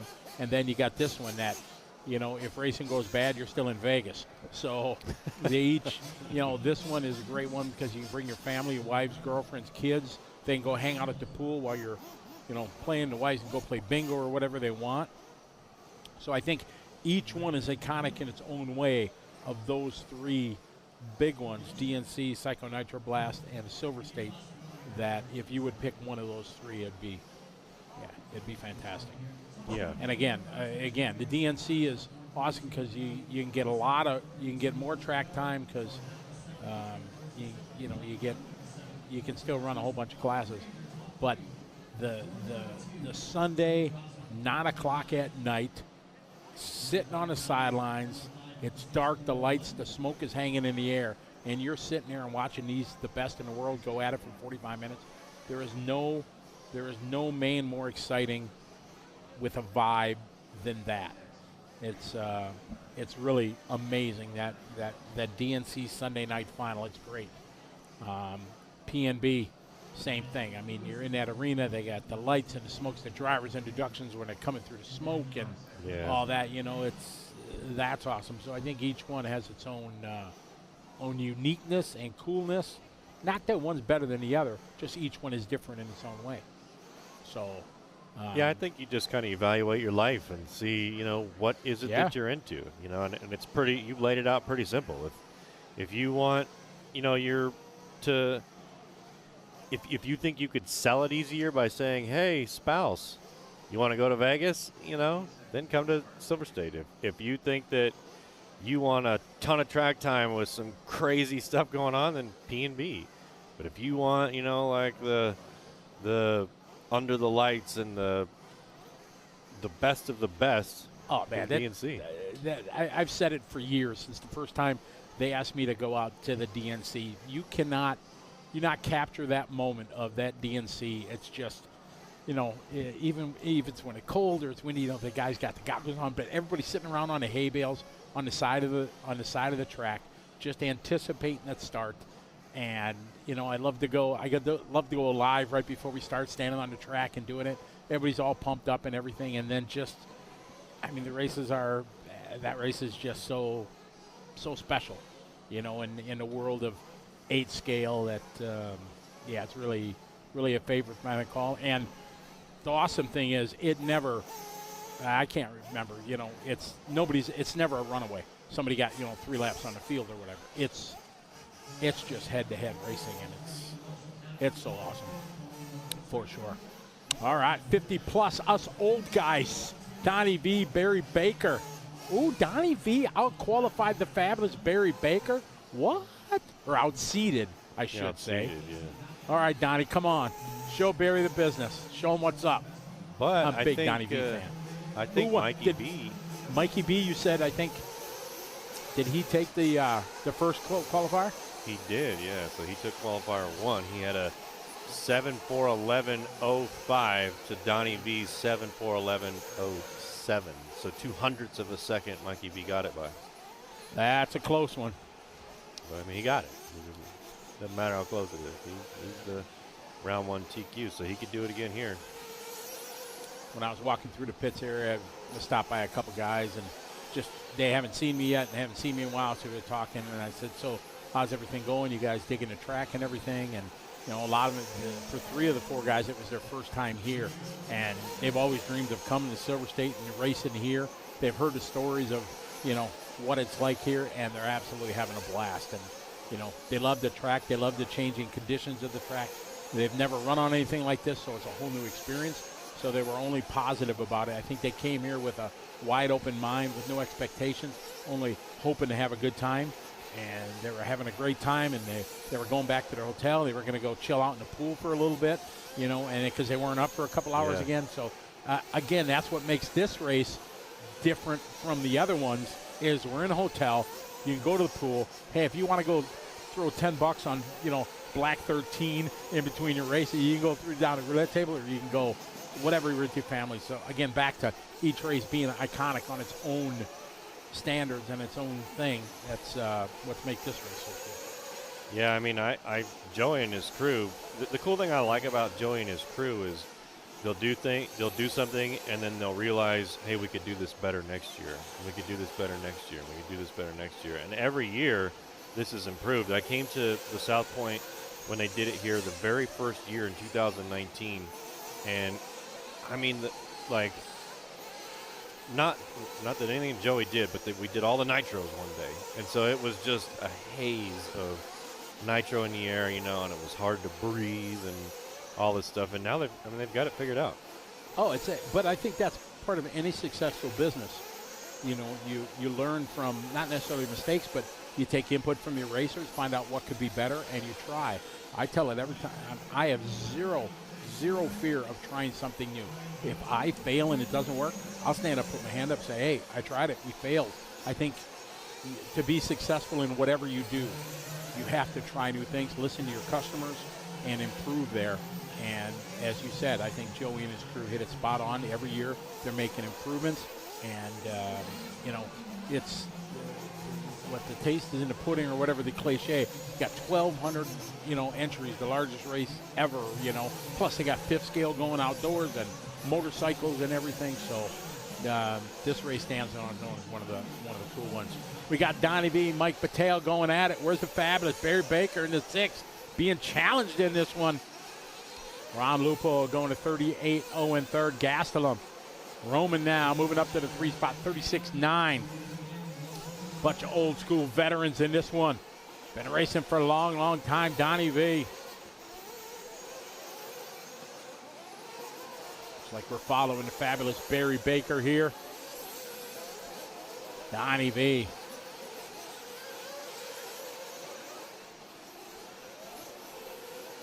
Donnie V last lap, 35.4. Mike Pateo, 36.2. Barry Baker, 35.6 that time. Down to the final minute here. Round number 2 of qualifying. Oh, parked it at the top there. Where's the marshal? I hate when that happens. You crash at like the 1 point that's farthest from the marshal position. Not the marshal's fault, of course. But the racers will still blame the marshal. Why were you so slow? Donnie, Mike, and Barry, top 3. Roman, then Bo, Ryan, Jeff G. Doing his best lap, the last lap, 36.7. Backs it up with a 37.4. To those guys that are listening to us in the pits, they worked out something cool here at the South Point. It's now broadcast in your hotel room. So you go to Channel 5 and watch the show, watch our broadcast in your hotel room. So you can do that. Channel 5 on your TNV.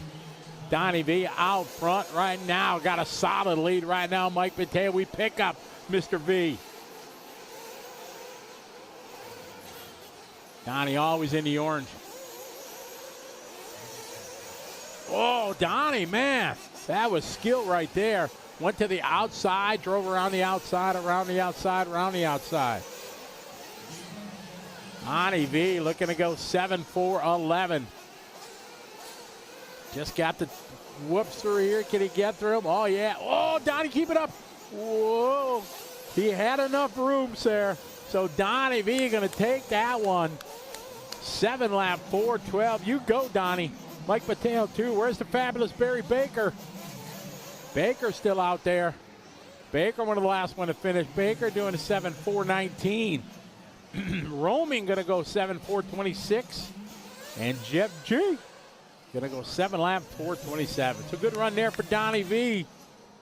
So Donnie going to make it a race in Q3. Got Pateo with a TQ. Donnie V with a TQ. So you're saying there's a chance. Hey, everybody listening on our Facebook stream. You know what time it is? What time is it? It is time to start a new stream on Facebook. Only Facebook. YouTube, you're going to be fine. But if you're on the book face right now, we're going to stop the stream. We got to start a new one. So we're going to click it over. We'll see you on the flip side. Continuing coverage of the 2023 Silver State from Las Vegas here on liverc.com.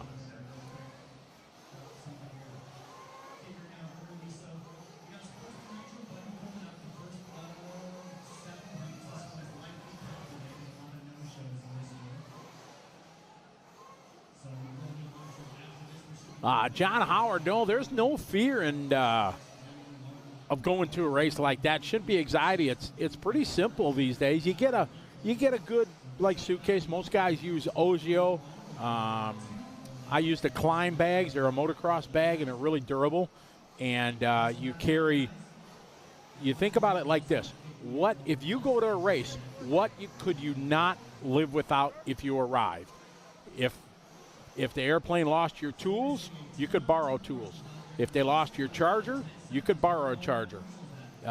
Tires, rims, stuff like that, you can all get. There's enough people that'll help fellow racers out if they're having some bad luck like that. So you bring your radio with you on your carry-on on the plane and your car. And you have to carry all your LiPo batteries with you on the plane, like inside in your backpack and stuff like that. So that if they lose your luggage, you got your radio, you got your car, you can borrow everything else. And there's, like I said, plenty of people. If you go to the race director and say, hey, I need some help. If you're just an independent guy and you really don't know a lot of people in the industry, you say, let's say you come here. You go to Joey and Jimmy and say, hey, the airline lost my luggage. Do you have any guys that can help? And whatever brand car, I guarantee people will step up. And that's the good thing about our RC community. Good thing about major events like this. The people will look out for everybody. So there's no anxiety to go. Sure, it's nervous, but if you bring your car, your radio, or your LiPo batteries with you on the plane, you got half the battle. So getting a good luggage Another thing that's cool to get, I'm not going to prop up a brand here, but I know for all my luggage and equipment, I get these little things, little tags that electronically connect to my phone, and they tell me where my luggage is. So that's a bit of peace of mind for you. You can see where it is. But it also adds anxiety because sometimes it doesn't update all the time. So I'm at, gate 32, and I landed at, Charlie 12, and I still see the tag showing up over there. So that's a cool thing you can get to track where your luggage is. But no, don't be nervous at all. Part of the RC experience is traveling to these unique events like the Silver State, DNC, and stuff like that, to be able to watch some of the best in the world. You get to meet them. You get to ask advice. I've been in the industry for a long, long time. I know a lot about racing and stuff like that, but I still go to these guys when I go to a race and ask for, advice and, what tires are you running, and, are you doing anything to your inserts, or, what diff oils are you running in these conditions and stuff like that. So there's always lots of cool stuff that you can do and learn. I remember a couple 8-scale races ago when I used to run 8-scale off-road a while back. I saw the guys spraying WD-40 like on their chassis and on the inside of their rims and stuff like that.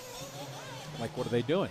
Yeah, it stops the dirt from clumping up and inside the rims and stuff like that. And then when you blow it off, it cleans up really quick. So, you just never know what you're going to learn. But don't be too nervous flying to a big race. That's part of the cool experience. I love going to the big races and watching the best in the world, live and in person, being able to talk to them. I'm still a fan of all these guys. And, I was just in the Philippines. We had our race a couple weeks ago in the Philippines. And David Angaro's there, and Hara's there, I get a picture with the guys, even though I got a bunch of them. I mean, these guys are, the legends in our world of racing. And it's really cool to see them and stuff like that. So don't be nervous at all. Have fun, and definitely take advantage of a chance to go and see some new races.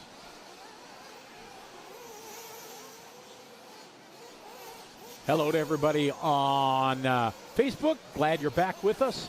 Well, speaking of that, I got to start a new stream. I guess I closed this one. I forgot to do that last time. I wonder why nobody was talking in the chat room. It's like, I failed. Like I said, I fail normally, always.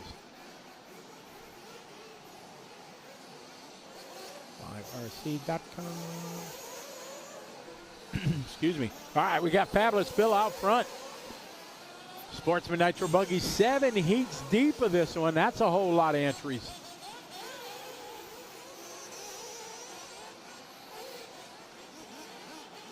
Although next year's DNC, I said this all the time, I'm going to run E-Truggy next year DNC. I gotta do that. I got to make sure I sign up to, because I don't want to be that guy that doesn't sign up and then goes to Joey later like, hey man, I forgot to sign up, so I got to sign up early. But I wanna race the DNC electric truck. Maybe they I think they got like I'll run the old dude like 40, 50 plus. That way I'm not really getting anybody. The only guys I'm getting in the way is, old guys my own. Yeah, I think if I was going to do it, I'd do E-Truck too. Not a lot of work to it. I'll sweet talk my friends on the associated team. Hey, BT, buddy, you got some time to charge a battery for me and, help me out with my truck? So that's the plan. So, BT, if you're listening, I'm going to hit you up next year. I'm just saying. All right, I got Chris Hamilton out front, 39.7. Steven, a 37.4. Dan Hopkins, 39.5. Jeff Dabney, 39.993. Vince Baracco, 47.0. Jennifer having a tough lap there, 54. John Ross, 49.2. ASR Sportsman Nitro Buggy Heat 1 of 7. Did you say you're going to hit up BT next year? Is that what you said? Yep. Okay. Yep. Because I run associated stuff. Associated Reedy stuff, so I'll sweet talk the associated team. Hey guys, if you got time, can you charge my batteries and set my ride height and stuff like that? So, yeah, I mean, because we ain't got time to work on them when we're doing this. I'll be like, Matt, I'm out. I gotta go work on my car. I'm sure the boss will appreciate that. I know, yeah. Hamilton out front, 6 lap, 405. Tough last lap, losing a couple seconds there at 6 lap, 407. Going to set the pace here, Sportsman Buggy. Yeah, you'd be the perfect guy to run for BT for sure. Go out there and then come back and report. Oh, yeah, like, yeah, there's a hole here. Did you see me hit that hole? Did you see me crash here? Crash here? Yeah, but the AE Truggy handled it well, you know? Ah, yeah.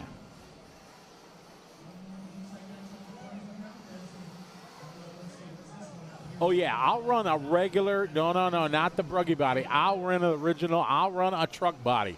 I'm on record on saying I will run a regular truck body for sure. I like the difference between a buggy and a truck. I like having the old truck body. So, yeah, that'd be cool. I would like to race you. And then who's going to do the show? Maybe we'll pre-record it. Yeah, we'll get Eric to come out and do it. Yeah, I like the pre-record, though. That way I can just be like, and Matt Clark beats Scotty Ernst.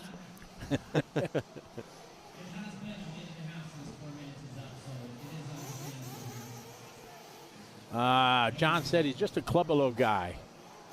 You think about all the stuff. You bring the parts, you can find out with some research what tires have been popular at whatever track you're going to. There's lots of bases out there, depending what brand you run. All the teams have their setup that, their top guys run. So you can get a basic starting setup to go and just bring as much as you can fit. I guess you get, depending what airline you fly, you get 50 pounds bag, and so you could be amazed if you downside went through your toolbox and I don't need 2 rolls of servo tape in here and all the stuff you would downsize. You fit enough stuff in. Yeah, especially if you travel with a buddy. If you yeah, went exactly, with a buddy, for sure. one guy takes a charger, the other guy takes the tool set or something. Yeah, Lutach, no, I've done the wireless microphone on me, and when I'm racing, I've done that before, and it doesn't end well. If I'm doing well, I'm so focused I don't say nothing, and so yeah, that won't be very entertaining TV. It'd be entertaining watching my car, probably tumble everywhere, but the audio would not be so good. It'd be way better to hear Matt just picking on me when I'm out there. Oh, look at Scotty going to step up. Oh, crashed again. He's crashed every lap on that corner. Matt Haney says air tags. I definitely second that. My bags are full of air tags right now. That way yep. I can I get on the airline on the airplane and I check my air tag. All right, it's here. Yeah, but then I was telling John earlier he was worried about anxiety. Sometimes I'll be setting, and my bag is still 10 minutes before we're taking off. My bag is still over, at the D concourse where I landed. Yeah. So, but I have them too for all my stuff. And so, especially when I travel to a lot of the overseas races, I get all my trophies made here in America at MX Trophies. I think they're the best. Yeah, they're great. Trophy, exactly. So they're here in Nevada. They do. Yep, they are. So they do all mine. So I put them in my luggage. So I definitely have the tags in there so I know where all my stuff is. Yeah, speaking of lost luggage, my bags got lost at the PNB. Mm. Yeah, so oh, that's right. Yeah, exactly. Yeah, I arrived to the PNB with no bag.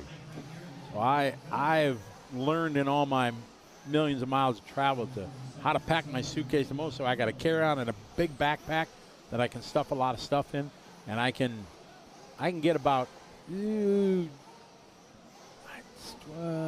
I can get about 2 weeks of a little less than 2 weeks of stuff in all my backpack and everything, plus my race computers and personal computers, stuff like that. Yeah, I'm the same way. The military taught me how to roll all my clothes. So exactly. Everything I have is rolled up, so it keeps it from getting wrinkled, and it saves you some space. So I'm able to, easily put 5 pairs of pants, 5 shirts, 5 socks, 5 underwear, plus a couple of hoodies and a jacket into my carry-on suitcase. And then in my backpack, I carry all my video stuff, plus my own internet, so I carry a lot of things around. There's lots of stuff, and I don't know if people knows, I'm kind of a big guy, so it's not like I can just, I land in Europe or something. I ain't going to buy clothes that, fit my size. So I can't afford to lose my luggage. Otherwise, I'll be in the same outfit for 5 days. All right, off and rolling. A little Sportsman Nitro Buggy Heat 2. Steven Smith laid down a 6.407. See what these guys got to say about that. 3RC Racing, how are you? I am doing swell. Having a good time here in Las Vegas, 2024 Silver State. One of the big ones that everybody's got on their bucket list. We got people from around the world. Got people from all over Europe, Australia, America, all the way from Alaska. I think we got somebody from Hawaii here.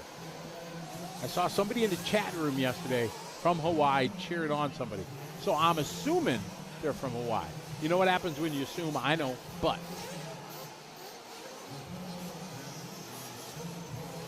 Yeah, I think Hawaiians consider Las Vegas like the 9th island or something. Heard that before. I don't know how true that is. John Howard, my name is Scotty Ernst. This is Matt Clark, my tag team partner here. And we cover a lot of racing together here on liverc.com. Our next one we're going to be covering is going to be at the HRCR up in Idaho, and that's going to be in May. Really excited to do that. It's a beautiful, beautiful place up there. So that's going to be, I think we're going to be live May 17th through the 19th. Is it May or June? I'm sorry, June. I got two Roar Nats here. It's June. You are correct. I was wrong. So June 21 through 23 is what it's going to be. The Roar Nats at HRCR. Yeah, John, thanks for tuning in. We appreciate your support. Scotty and I both have a little bit of experience in RC racing, and Scotty brings his own thing.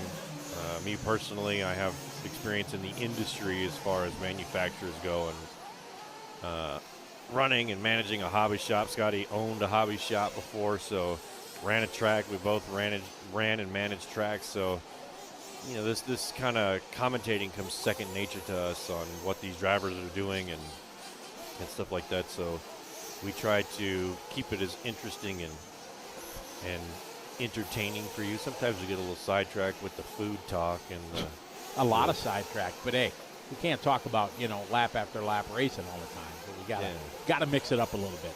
The craps talk and the roulette table, but whatever. So if you got any questions that you want to know about John that Scotty and I can try to answer for you, feel free, send them our way. If you're new to the hobby or old to the hobby or anything like that, we are here to help. We got J.D. Longman out front, 43.7 lap. Michael Carver, 39.5. David Adams, 44.2. Dion J. Trevino with a 40.1. We're on a 6-lap 4:01 TQ time right now for J.D. and Michael. Steven Smith laid down a 4:07 J.D. And Michael trying to step it up. David Adams better than TQ right now. Trevino stepping it up that lap at 38.889. That's his hot lap. There on lap 5, going to move into a time better than TQ. David Adams just a tick off that TQ by a few tenths of a second. Dylan Hartshorn, I believe, I know the hot race guys, I think, are using the Bangkok tires. And we just had Ryan Lutz in the studio, and I believe he said, I can't remember what he said now, but I do know that they're using the Bangkoks from hot race. Carver last lap, 40.0, still on a 4:01. Trevino now to the 2. Longman falls with a 43.9, falls at a 3. Adam, 43.0. Strupp with a 41.7. McPherson doing his best lap right there, 39.8 for Jeremy. Hancock, 39.8 for him. All on 6-lap run. Carver, if he can throw down a heater lap here, he got a chance to get to that 7-lap run. We'll find out as he's coming around the final few sections of the racetrack. We'll see. Last lap was a 40.0. He had a 39.5. He's going to need to do a fast 39 or 38, and he's late to the line here, so he's going to be denied. How late is he going to be? There's Trevino, 41.9. Still going to hang on and take this one. 6-lap 4:06 new TQ for DeAndre Trevino. Yeah, Scotty and I, crazy. May 17th through the 19th, that's the Lone Star Challenge down in South Texas, but we're both going to be at the Roar On-Road Nationals that same weekend out near Cincinnati. Yeah, but unfortunately, you're going to be working, and I'm going to be participating. I ain't going to say I'm going to be racing. I hope I'm racing, but I will be participating in the event. Got it. Yeah, somebody in the chat earlier was saying that I should see if I can do a lap in your car, but I'm afraid to. Oh, no. I ain't. Sorry. Won't. Won't do it because if it was like a practice day or something like that, practice event, yeah, but a car going 65, 70 miles an hour, you blink at the wrong time, that thing's kitted up. And well, that's exactly what I said. I said if I did, it would be after the race was over, so that way if I busted it into a million pieces, your race day wouldn't be over. Right, yeah. But the reason I don't want to do it is because I don't want to get hooked. Oh, man. 8-scale nitro on-road, unbelievable. It's the cool. I've raced all forms of RC. 12-scale used to be my favorite. I love 12-scale. I love 12-scale. That is, but I tried 8-scale on-road, and oh, my. Oh, yeah. It's pretty awesome. When's the first time you did it? First time I drove a car, I drove Michael Salvin's car. We were in Romania. I got hired to go to Romania to commentate. There was a guy who was in the Senate of the government there and had some property out in a cornfield and built this amazing 8-scale track. It was beautiful. And with a little clubhouse and everything, and they had a big race there. Michael Salvin is a legendary on-road racer from Serpent. And we were done with the race, and, I loved it. Scotty, you want to drive my car? Of course. Race was over, so there was no fear, And, my goodness, I drove that car. And, normally you think race car. You down the straightaway, slam on the brakes, turn the wheel, apex the corner, accelerate out. Not how it works. I did that. The car pushed off because I didn't know the makeups of an 8's car. It's got a one-way in the front, solid diff axle. There's no diff in the back. It's just a lock straight axle basically. So the thing you do is go down the straightaway. You hit the brakes while you're going straight. You turn the wheel, and once you turn, you rip the throttle, and the downforce and the axle, it'll rotate the car, and you just punch it. You give it throttle to get it through the corner. Yeah, you would think that it would just push out if you're... No, because you got a one-way. The front is a one-way, and the rear is axle, so you get it turned and just rip the throttle and get it to go around, and the bodies have so much downforce now. It's pretty awesome. All right, about as awesome as the 62 race right now. Heat 3 of 7, Sportsman Nitro Buggy. These guys trying to get DeAndre Trevino's time. 6-lap, 4:06 is the goal. They want to go faster. Need to get to that 7-lap run because I'm sure race 6 and 7 will be visiting the 7-lap club here in our Sportsman Nitro Buggy qualifying round number 2. Yeah, they're out here on their very first lap. Going to come around and get that. Ooh, can you make it under the pipe? Possible. The bad thing about these sandbags is you can easily get wedged under the pipes versus nails holding the pipe down. A lot of sandbags out there. And some of you that are just visiting and first time watching, you wonder why are they using sandbags here? Because normally you don't see those at pipe tracks like this. They use nails.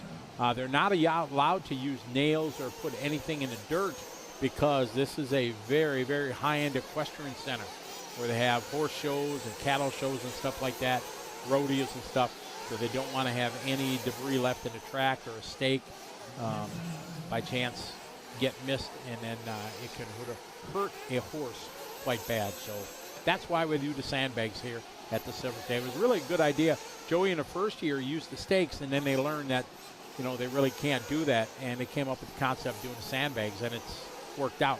Sometimes it can be, you can get hung up on them, but it kind of means you just went a little too wide in the corner. Yeah, I don't think there's any off-road concrete tracks in the U.S. Not full on concrete. Really, the only two here you're going to get is dirt and carpet. Not too many. There may be some that have concrete sections similar to Silver State, but I don't know of any full-on concrete tracks. And, oh, man, delivered there. He overjumped that one. Oh, and Marshall took one into tow. That's going to leave a mark. Ouch. Yeah, Scott coming here for some barrel racing at the end of the month. Yeah, so. Yeah, I could. That's why they don't have the nails.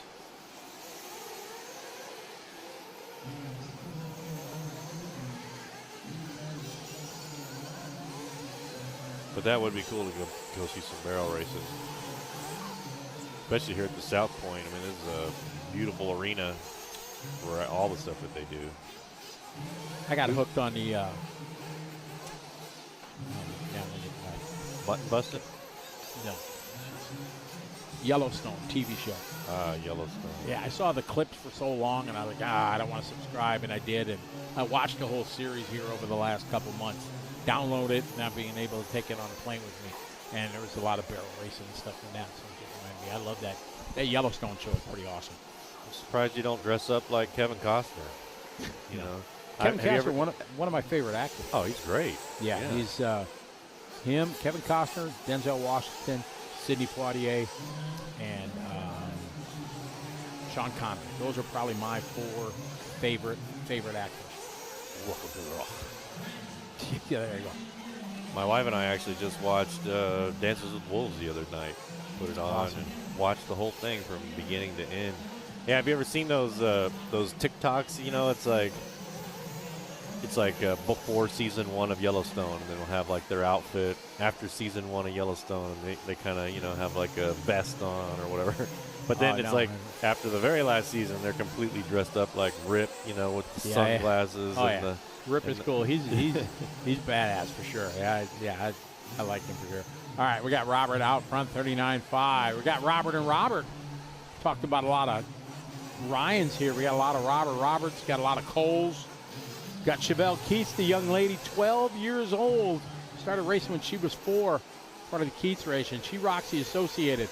Reedy Cars, they do a very good job on social media, always putting stuff out there when her and her dad are out doing things. She's having fun racing here at Silver State. 43.6 last lap for her. 38.7 for Robert. Dan Kekela leading away. 7 lap, 4:36. We got our first 7 lap here in Q2 for our Sportsman Nitro buggy.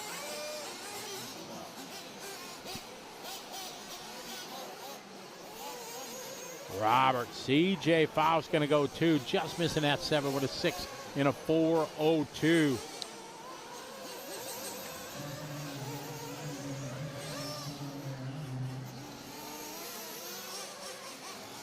Robert doing that 7, a long last lap, unfortunately.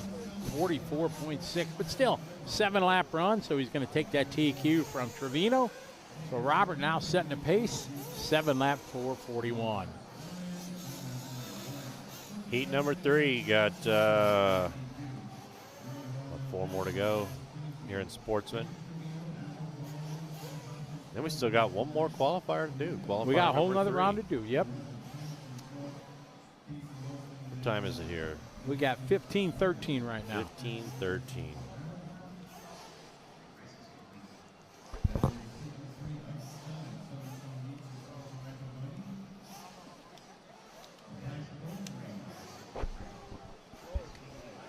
Jerry, Jerry, you need help. Jerry, you made the bingo cards, and now you need help. All right, race 63. Sportsman Nitro Buggy. Thanks, everybody, for watching. We want to thank our fine sponsors, Horizon Hobby, One Up Racing, and VP Racing. Those folks making it possible for us to bring you the show here live from Las Vegas, 2024 Silver State. Brought to you by The Dirt, Joey, Aaron, and all his crew. Another magical week here in Vegas.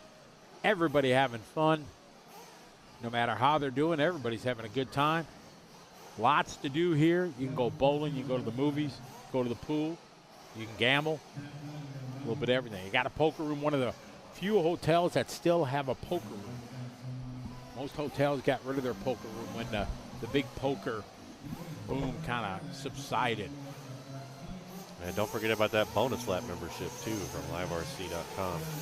$5 a month gets you all the good benefits from being a bonus lap member. I'm a bonus lap member myself, and that's how I'm keeping up all the timing and scoring for you guys at home is by my bonus lap membership at liverc.com. That's a good question, Anthony. There's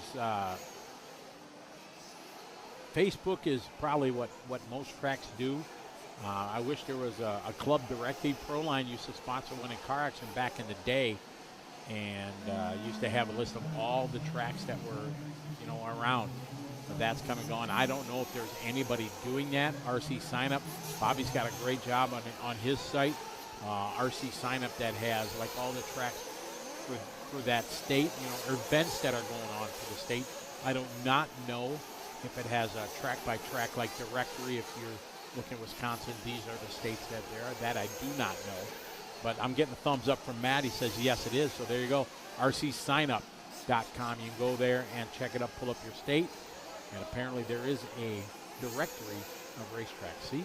I learned something new today. I've used RC Sign Up for years for a lot of my events and stuff like that, and it's a really good entry system process. But now I learned that there is a directory of racetracks. See? You learn so much here on liverc.com. I will make the caveat that not every club race is going to be posted on RC Sign Up, but the tracks that have signed up with RC Sign Up, they will be in the state directory. So you'll go to RC Sign Up, you click on tracks, and it'll bring up this map of the United States. You click on your state. So for me, I click on Texas, and it'll bring up all the different tracks that have been registered with RC Sign Up right there. Now, it doesn't necessarily mean that all their events are going to be published on RC Sign Up. Usually tracks only use RC Sign Up for their bigger events, not their club level stuff. But you can find a list of tracks. Now, whether all those tracks are still active, I don't know. I don't know if RC Sign Up goes through and cleans those up every now and then. I would imagine that they do, but I don't know for sure. I got James out front, followed by Tom, followed by Kirk, followed by Mike, Cody, Big Boy Lewis, and Reed, Trace, Jason, and Raymond. Yes, record entry for sure. I think it's close to 1,200. An amazing event, and everybody here is happy, digging it, loving it. So it's a great track, great atmosphere. Jimmy, Kenny, and Sean doing a magical job keeping things going. 2 minutes between races. Ain't got time for that. They're just keeping things going. Drivers have been doing a good job getting out the marshal. If you don't want a marshal, there's guys you can hire to go marshal for you. If you're running 6 classes and you ain't got time, they can do that. So they're keeping it going right on time, a little over 5 hours around, even with the water breaks. That's fantastic. So tip of the hat to Jimmy, Sean, and Kenny Brosh making it happen. Yeah, 1,187 entries to be exact. That is amazing. Plus, fifth scale and motorcycles outside. There's another 200 entries out there. Yeah, I got Kirk leading the way, 38.8. Big Boy Lewis, 39.8. Reed Saunders, 39.8. James Richardson, 41.0. Trace Wells, 40.5. Then Tom Gianfrancisco, tough lap for Tommy. Tommy going 45.9, dropping to the bottom of the order. Down to 10th, Jason Stump. Used to live here, now he lives in Dubai. He had a 40.8. Jason Stump, kind of a big deal. EKJ says, get me an engine. Yeah, I appreciate that. Well, actually, one of my favorite RCs that I ever drove was the Techno NT 48.3. So this is the 2.0 had come out already for the buggy, but they didn't update the truck yet. So I had the NT 48.3, and I loved that freaking truck. Like it just drove awesome and did everything I wanted it to do. But now I'm more into the electric truck, so now I have an e-truggy. Just because it's easy for me to just charge a battery and drive it versus, trying to find a pit guy and all that stuff. Just electric's a little bit easier for me to do than nitro. But my heart and soul is in nitro truggy. I love nitro truggy, so I am definitely looking forward to tomorrow for the nitro truggy main coming up at 3 p.m. 1500 here on the West Coast, and Las Vegas, Nevada. We'll be doing the nitro truggy A main for pros. Gonna be a good one. Always my favorite. Nitro buggy's good too, but I really like truck. Don't like buying tires for trucks, but I like trucks.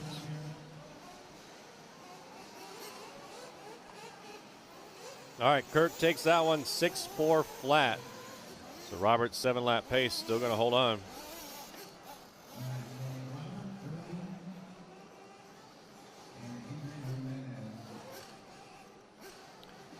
Braden, that is an answer I will have to get back to you on. I will ask my producer. Maybe he knows.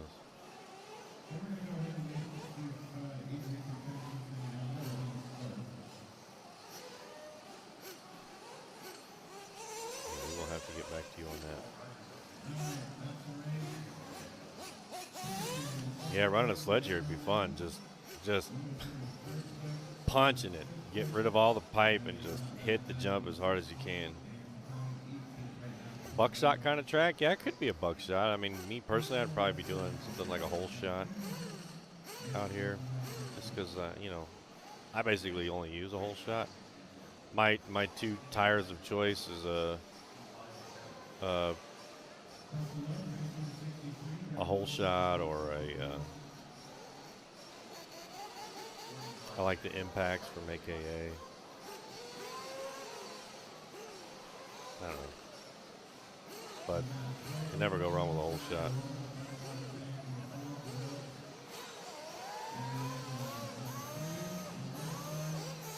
Similar to a buckshot.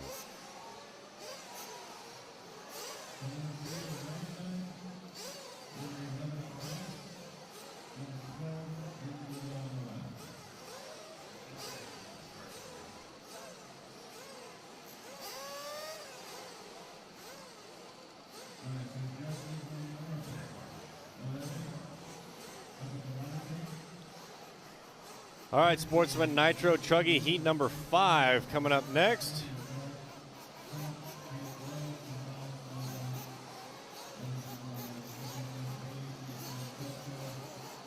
Time to beat here is going to be a 7:4:41.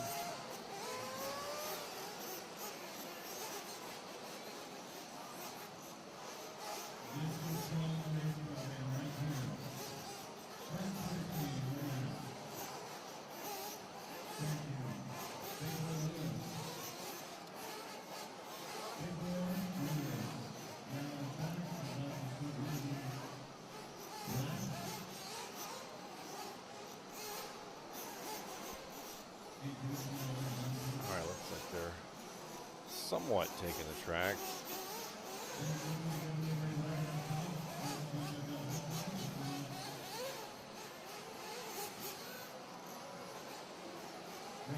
Yeah, Braden, I mean, that's kind of half the appeal to this race is you know that it's going to be a rough track. And it's going to be hard to drive on come mains day.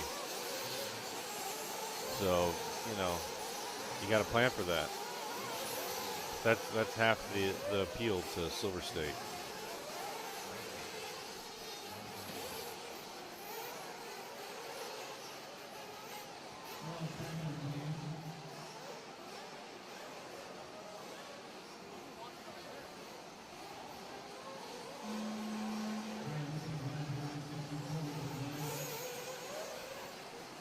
Green flag, looking to beat a 7:4:41.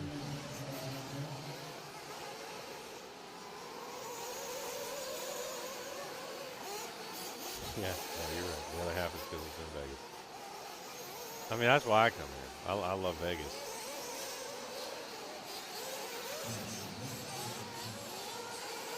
Especially as a racer. If I was racing, I'd be doing E-Truggy and Nitro Buggy. And I get a day off. I can go out and I want to go see the Sphere. I don't know why, but I just want to go check it out, see what it's all about. Plus, just going to the strip and walking around is fun. But after a couple of days, I'm ready to go home. That's for sure. All right, looks like Matt crossing the loop first, 39.4.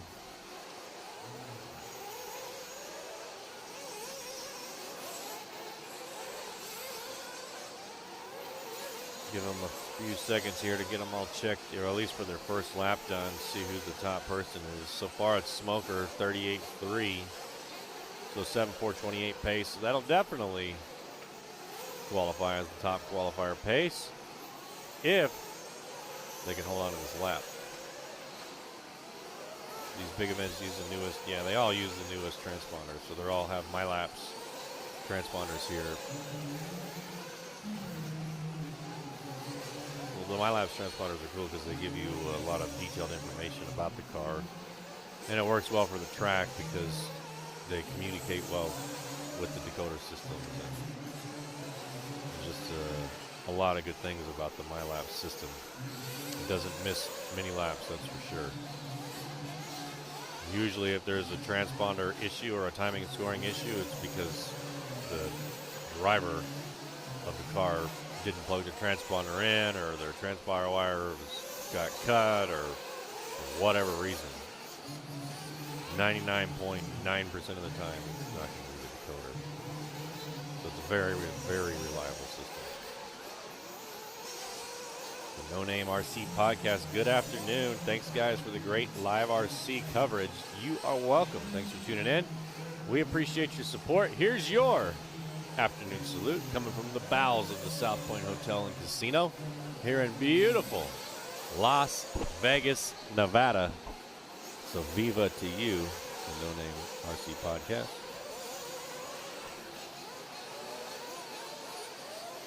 Yeah, Anthony, I mean, there's all kinds of cool stuff to do here in Las Vegas. One, well, the main thing cool here to do is watch some RC car racing here at the Silver State at the South Point Hotel. But two, I mean, you're in Las Vegas, so you can do anything. You can get a $6 steak and eggs.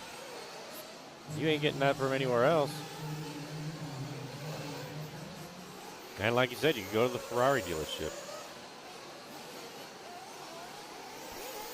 Plus, just walking through the hotels and casinos on the Strip, I mean, you could spend days just going down one side of the Strip and then days coming back up the other side. I'm not a big gambler myself, so I don't really spend much money on gambling. I should say I don't lose much money in gambling. 15 seconds left. Brandon out front here, 7.429. Smoker 7.431. James 7.433. Mac 4.34. Pedro 4.34. This heat coming to an end. They're all looking to beat Robert 7.441. Let's see what it looks like here for Sportsman Nitro Buggy. Lewis took round number one with a 7.427. So all these drivers are right there on pace to be in the top 14. Top 14 make the A main. And then two more will bump. So it'll be a 16-car grid, and the top 14 make the show. The other two got a bump.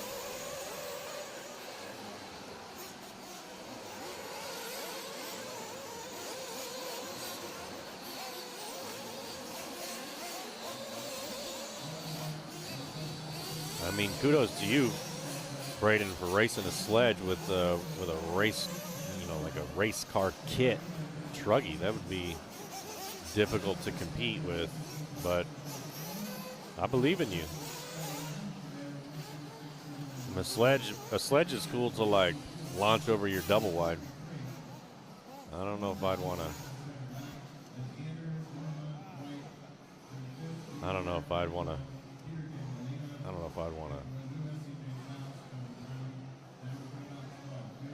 All right, we got Scotty down in the pits here with a couple of drivers. Cole Tollard's the first one, so let's see what he's got to say. All right, we're walking through the pits here, and I'm just rolling up right on Cole Tollard right now. You got a mess going on in your pit. What's going on here? Mike wants me to set his ride height. Oh, wow, that's nice. So he's just like, here, make it happen. I'm going to set it really low for him. Like what, maybe 10? Yeah, 10. The track's really smooth. That'll be perfect. Yeah. How's your time going here at Silver State? Having a good time. It's a little rough on the track for me, but it's always been a good time hanging out with Andy. Have a good group from Wisconsin here, so just having fun. What's making it such a challenge? A little bit like the track, me, a little bit of the cars for me. I don't know. It just a lot adds up. Oh, for sure. It's definitely one of the most challenging races you guys get to run at, and for sure. Is it difficult for you to go 10 scale, 8 scale, back and forth? I don't think it's hard for me to go back and forth, but it's just you have guys that are just prone to do 8 scale, and then you have guys that are just prone to do 10 scale. I think there's a lot more prone 8 scale guys, so then it looks like we have to drive a lot harder, and there's a lot more competition, it seems like, in an 8 scale. What do you enjoy more, 10 scale or 8 scale? People say I'm primarily a 10 scale guy, but I enjoy running the 8 scale stuff. It's a little bit more of a challenge, but I like that. I see we got a new track back in Wisconsin, Compass, there in Plymouth. I just saw that and everything. That looks like a really nice place. Are you going to go visit it? I'm going to go and visit it. He's put a lot of time and effort into it. He's got new dirt. People have helped him with the driver's stand, so it's a lot bigger than it was last year. He's got pit lane now, so definitely growing very quick, and I wish him the best.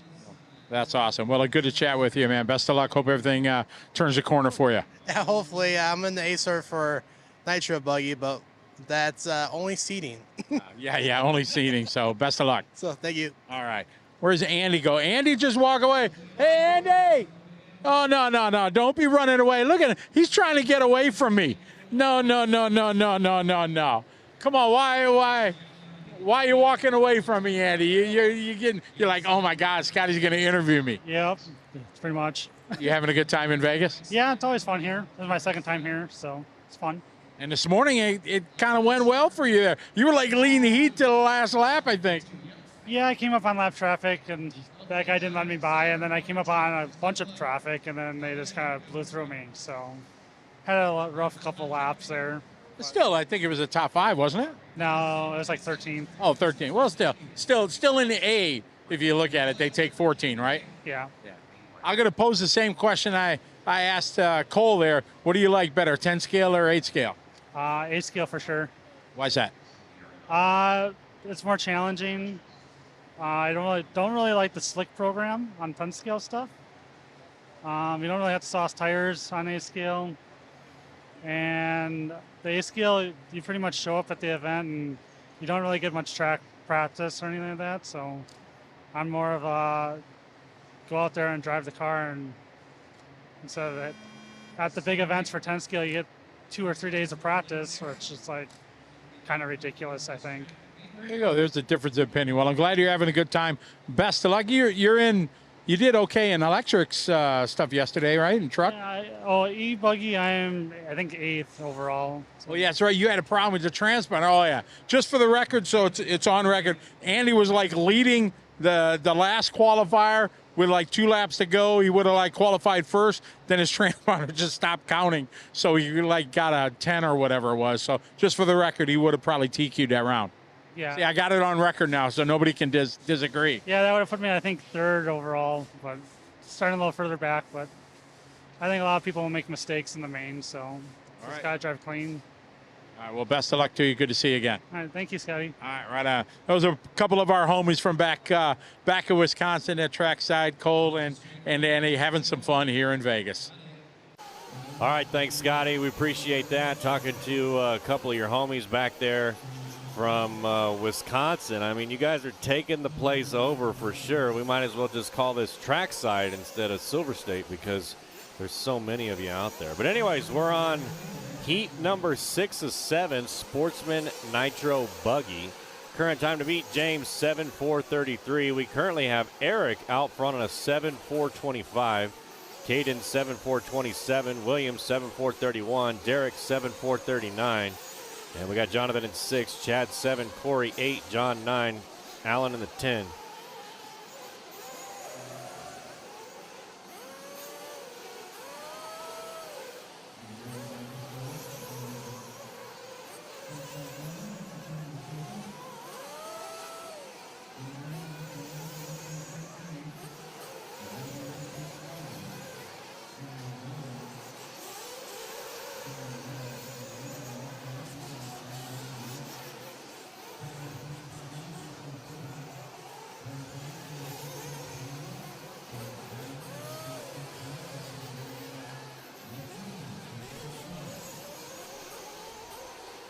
Minute 20 left to go. Eric's still leading the way here, 7.430.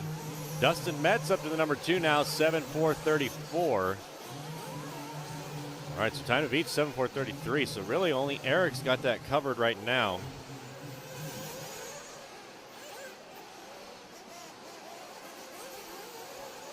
Daniel, can't wait to see you on Sunday. Come by and stop by the liverc.com DP Racing Studio booth and say what's up to Scotty and myself. We'd love to see you.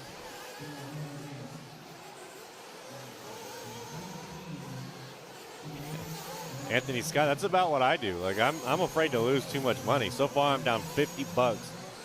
I spent 20 the first night, and I spent 30 last night. And Scotty and I have we're supposed to meet up tonight in the casino and play some roulette, but I don't know how that's going to go. But I do like playing roulette, especially if it's the $5 tables, because roulette I kind of like because it's not a very fast-paced game. It's not like a slot machine where you just spin.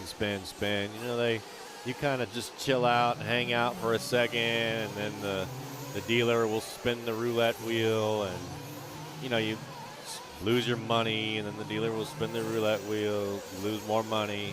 So, I mean, it's just kind of a better way for me to lose my money. It takes longer, I guess, on roulette. Hey, Proman, what's up? Love these live streams, and we love you. Thanks for tuning in. We appreciate your support. Waiting to meet you one of these days.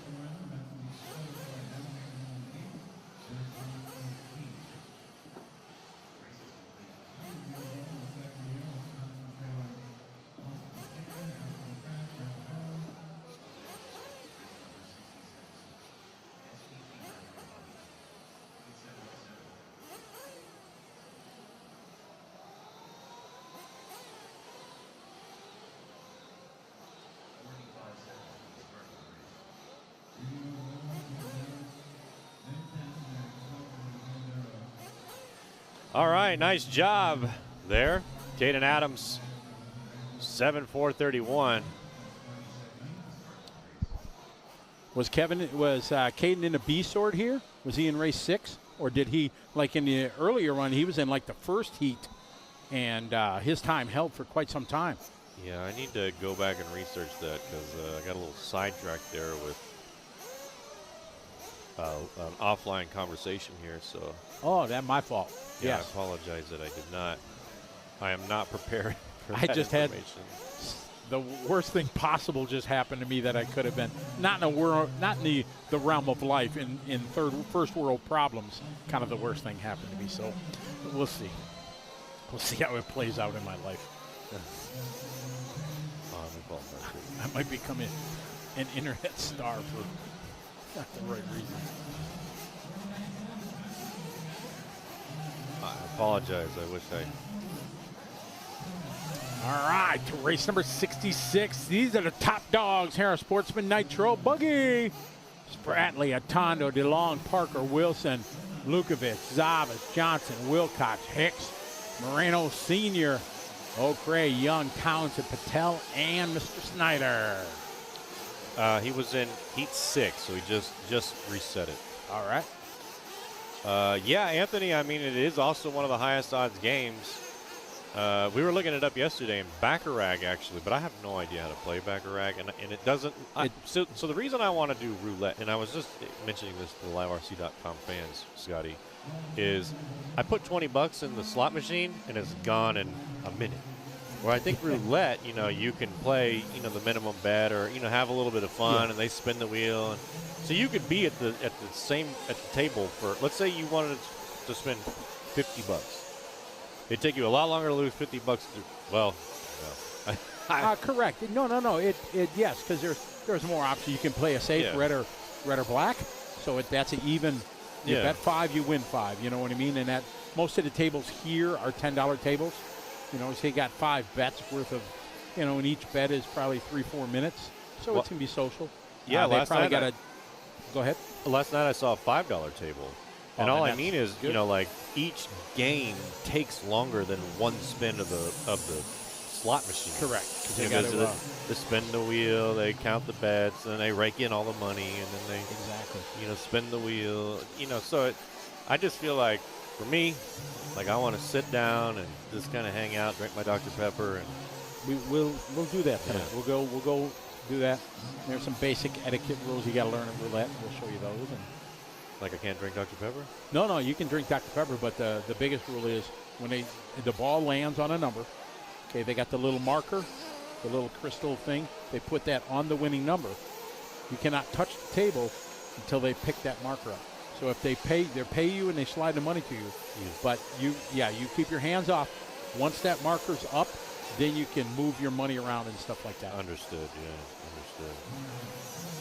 UKJ, I'll try. What would be your ultimate race and race format? Well, I am a big believer in racing by laps.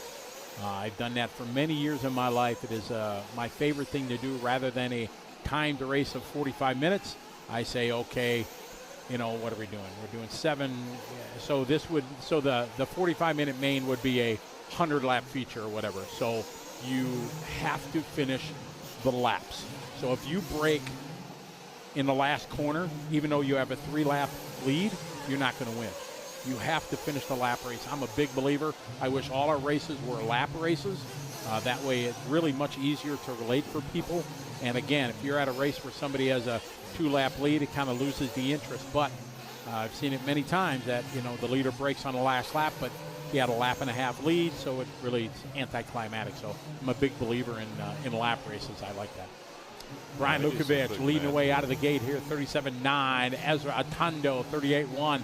Deshaun Patel, 39.1. Time to beat, 7-lap, 4:31. Caden just laid down. We're on a TQ time. SR Sportsman Nitro Buggy. We got a great in-studio guest coming up next. The man with a plan. You're going to want to stick around and hang out while we have a little chat. We got a minute to go in this one. Ezra Tondo now moving to the top on a TQ time. But Caden's time, not that bad, 4:31. He's got 3 guys looking to beat him. So it is definitely going to be a solid run for Caden out of that B sort. Ezra Tondo followed by James.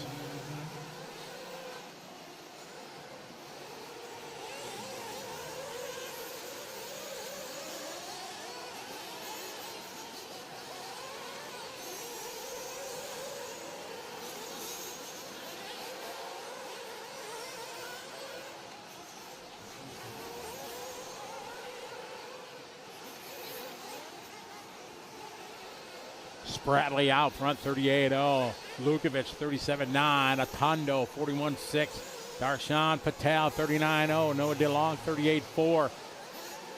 New fast lap there, 38.1 for Garrett Parker the last lap. 39.3 there for Wilson. Anna Wilcox, 41.5. 37.4 lap there for John Young. Noah DeLong, 38.4. Brian Lukovic now to the point on a TQ time. He is looking to take that time from Caden. Atondo on a 4:31.8, tied with the TQ. So if Lukovic can have a good lap, he's going to take TQ. If he has a trouble, there's a good chance that Caden Adams is going to keep the TQ out of the B sort. Lukovic coming around to finish his lap. Let's see, it's a long lap. What is it? It's a 4:30.3. He's going to be able to hang on. Let's see what Atondo's got. If Ezra Atondo throws down a heater lap, he's got a chance to take that TQ. Just about a second apart. Let's see what Ezra Atondo does as he's come down the front straightaway. Atondo goes to the point with his best lap there, 37.1. A heater on lap 7 takes him to the point. TQ here in qualifying round number 2 for Ezra Atondo. Very good run as our Sportsman Nitro buggy comes to a close here, qualifying number 2. I said we got a guest in the studio here, and sitting next to me is the man that comes up with this whole craziness. His passion is dirt. He is known by the dirt. He is a master of the dirt. No other than Joey Christensen. Welcome to the studio. Hey. How you doing, Joey? Great to be here, Scotty. Yeah, thank you so much. Oh, my it's hard pleasure. To follow up your excitement. Oh, it's just my love of being here and being part of your events is always amazing, because they are amazing. And that's I say that when you're not here and always, because it's your races are so iconic. They're in the fabric of 8-scale racing worldwide, no matter where I go. I was in the Philippines 2 weeks ago for our race there, and people are asking me, they always say, what races should I go to in America? You know what I mean? And you know, it's the top of the list because of, you know, the many reasons to say, just the tracks, the entries, the ambiance, the vibe, the everything. Yeah. It's awesome. And this is another one of your iconic races, the Silver State. It's been going for a while, but I think it really came to the forefront of one of the majors in the world when you brought it to the casino. Yeah, I think it is an iconic race, and it's kind of had its ups and downs, and there was a moment when it might not happen anymore, and I thought, man, this would be a great opportunity to try to, you know, take it to the next level here in Vegas. And I went through the right channels with the RC people, and luckily some people here in Vegas helped out with meeting the people at the South Point, and they've set up meetings for me, and they didn't know what they were getting themselves into. It's kind of funny because they're like, this is a horse arena, so we're not really sure, you know, what it is. And they've been really surprised, and it's great that a venue like this has such good things to say about our RC group, because you always worry, because you're like, I'm bringing all these people here, and it's really cool that they're like, man, you guys are such a great group of people. You cause no problems. Your group is respectful. You don't break the rules. You know, not only do we book a lot of rooms, but you know, they gamble and all the right things for a casino to be happy, right. And we don't bring any problems or trouble. And so it was nice to know that I'm part of a good community and people respect what we're up to here. And I thought it was a nice compliment. Oh, absolutely. A lot of people don't know of the behind-the-scenes things, sure. And all the things you talk about. Our group, I've held races in casinos, and you know, the amount of contact with security personnel for your group, you know, that's all tracked. You know what I mean? And and that's an important thing. So that's good. We have a good rapport with the hotel for sure. As we enter here, as 2024 is going on, there's a lot of challenges that you face putting on this event here, and the infrastructure that you have to put together, and the time here. You know, tell us about, you know, some of the challenges that you face to be able to put on such a amazing race here. Well, they're really great people at the South Point. Like it's like a family for sure. That the people that are in charge, they've had their teams and they've been with each other for like 20, 30, 40 years even, and they've all stuck together. So it's a well put together group here. And so the horse people pay. It's a high rent thing, and horses are a lot of money, and people who are in horses and horse industry, you know, it's a lot of money. So RC cars hasn't always been like a really high end thing where you got to spend $1 million on a horse. You know, it's a car. So coming here has been a little challenging, making sure that you get enough entries to pay all the things you need to pay, because nothing's for free, and the casinos, they charge a lot of money for stuff. So one of the challenges is being able to come in for a short time and be able to do all the things we need to do without paying every day the amount of money that it takes. And my contract, it says it's $7,500 a day, and we're here for 10 days. And so luckily they give me a break on some of that stuff and make it so we can do it. But I occupy 10 days, 2 weekends.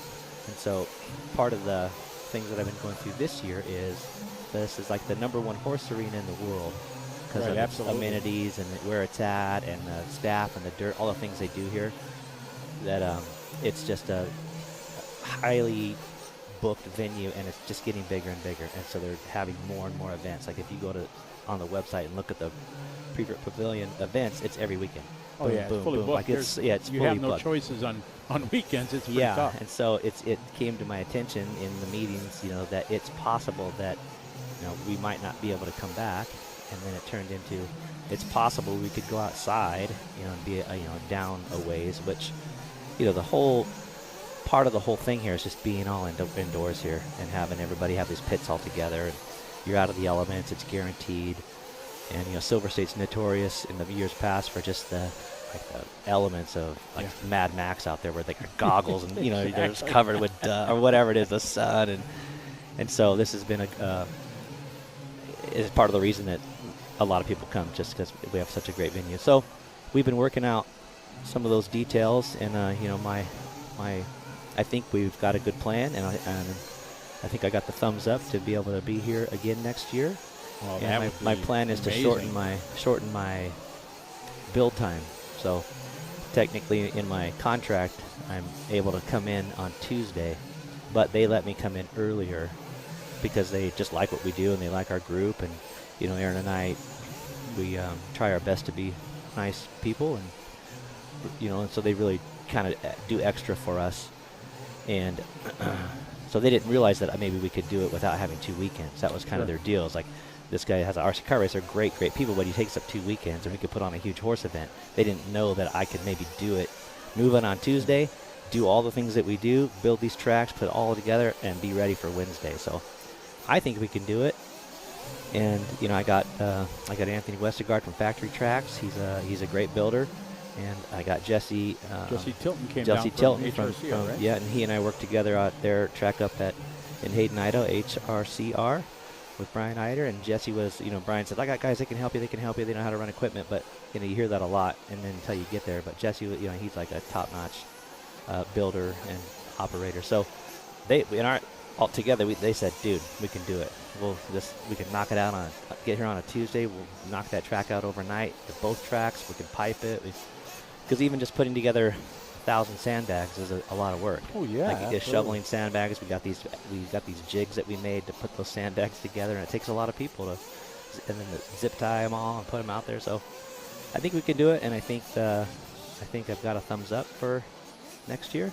I don't have my contract yet, but I've been really relieved because it is a great event, and I've been fortunate to be here, so I don't expect it, and I've been happy that we can do it, and it's gained a lot of popularity, and people love it. And so when I didn't know what my outcome was going to be, it's hard to see people say, I love this race, my whole family comes every year, we can't look forward. And I don't want to say to them, Yeah. But I have told people, hey, it's possible we're not, just to let people know, Sure. I'm not trying to hide anything. And so I think that we've come to a good spot, and I'm excited that I think we're going to be able to do it again next year. Well, that is great news. Yeah, I might have to limit entries, which is another fun topic. But if for example, we can't get all the things done and we have to shorten the race one day, make it so we just have less entries, then I think we can do that. It's worth it to be here. It'll be a more exclusive event. Absolutely.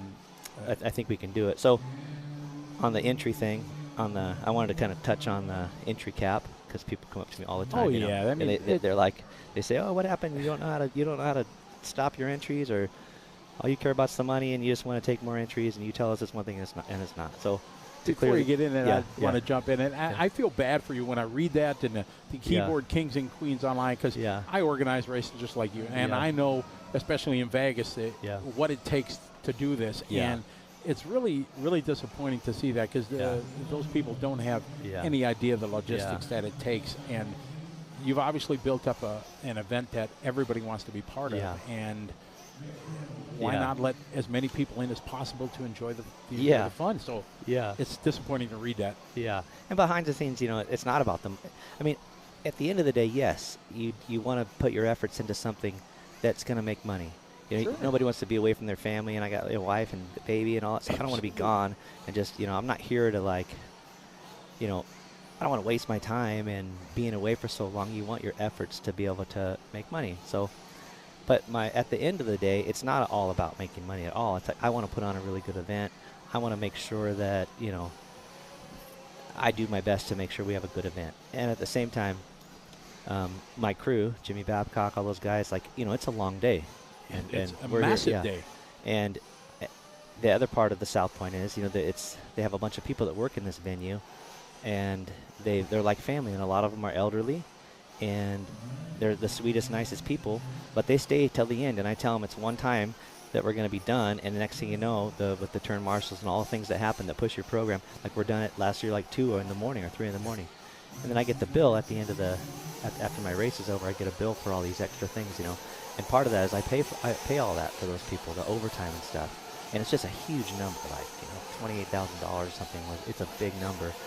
And they said, you know, a way to help that is maybe limit your entries. Not only is it good for your team, so you're not here all day long, and it's good for the racers because they can enjoy Vegas and not stay all night long. And that was my whole plan. I was like, let's do that. That sounds great. It serves 2 parts, you know, and our team can not be so stretched out for such a long day, and people can enjoy themselves, and, you know, I'm not keeping the staff here so late and paying that crazy bill. And so Jimmy and I are really on top of it this year with the entries, and he's making sure that, you know, it's getting close and whatever. And we meet our cap at 900, probably 900 and some. Like, it's hard to just do it on the number because it's not like your website doesn't do it like that. Sure. And so I turn it off. We're happy about it. Jimmy's happy. He's like, this is the best feeling ever. We're going to, you know, this is the greatest thing. And so the next day, it says right away, it's like, you know, I won't name teams exactly, but I never cut off entries, and they're not used to it. And I get messages right away, Joey, you won't believe this, you know, we're one of the major teams here. We have the biggest team here. We have 50 drivers. They race 3 classes. Everybody's got hotels booked. Planes, flights are flying in from all over the world.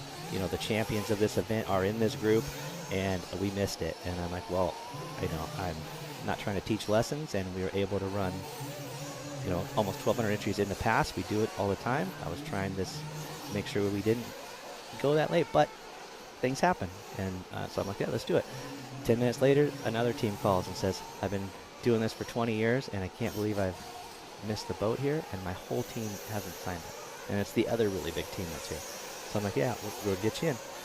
Then the other team that's here, that's a guy that works here at the casino that helps him with so much stuff. You know, he's got a huge team too. And they're like, Joey, I'm new to this. I didn't know there was a cap, and my team didn't sign up. So not only are there teams that I work with all the time, and they sponsor all my events, and all the pros are in those teams. Like, part of the Silver State is being able to watch the pros from around the world battle each other. And you know, it's unfortunate that it happens this way. But I'm a guy that's like, you know, so you can't control everything. And you know, some things I take the heat for it because people are like, oh, you know, you're an idiot. I'm like, all right, I know, but I know you feel that way, and I'm not going to try to change your mind about it. But I do. So I get them in, and we're here, and they're having a good time, and everybody's racing, and that's just part of event promotion, that sometimes things don't go as you plan, and you make plans to be a one way, and it turns out a different way. And I've definitely learned through this experience, because a lot of people have reached out and said, here's a great idea, and they have great ideas. You know, you need this database, and you send it out to everybody ahead of time, and schedule these emails that say,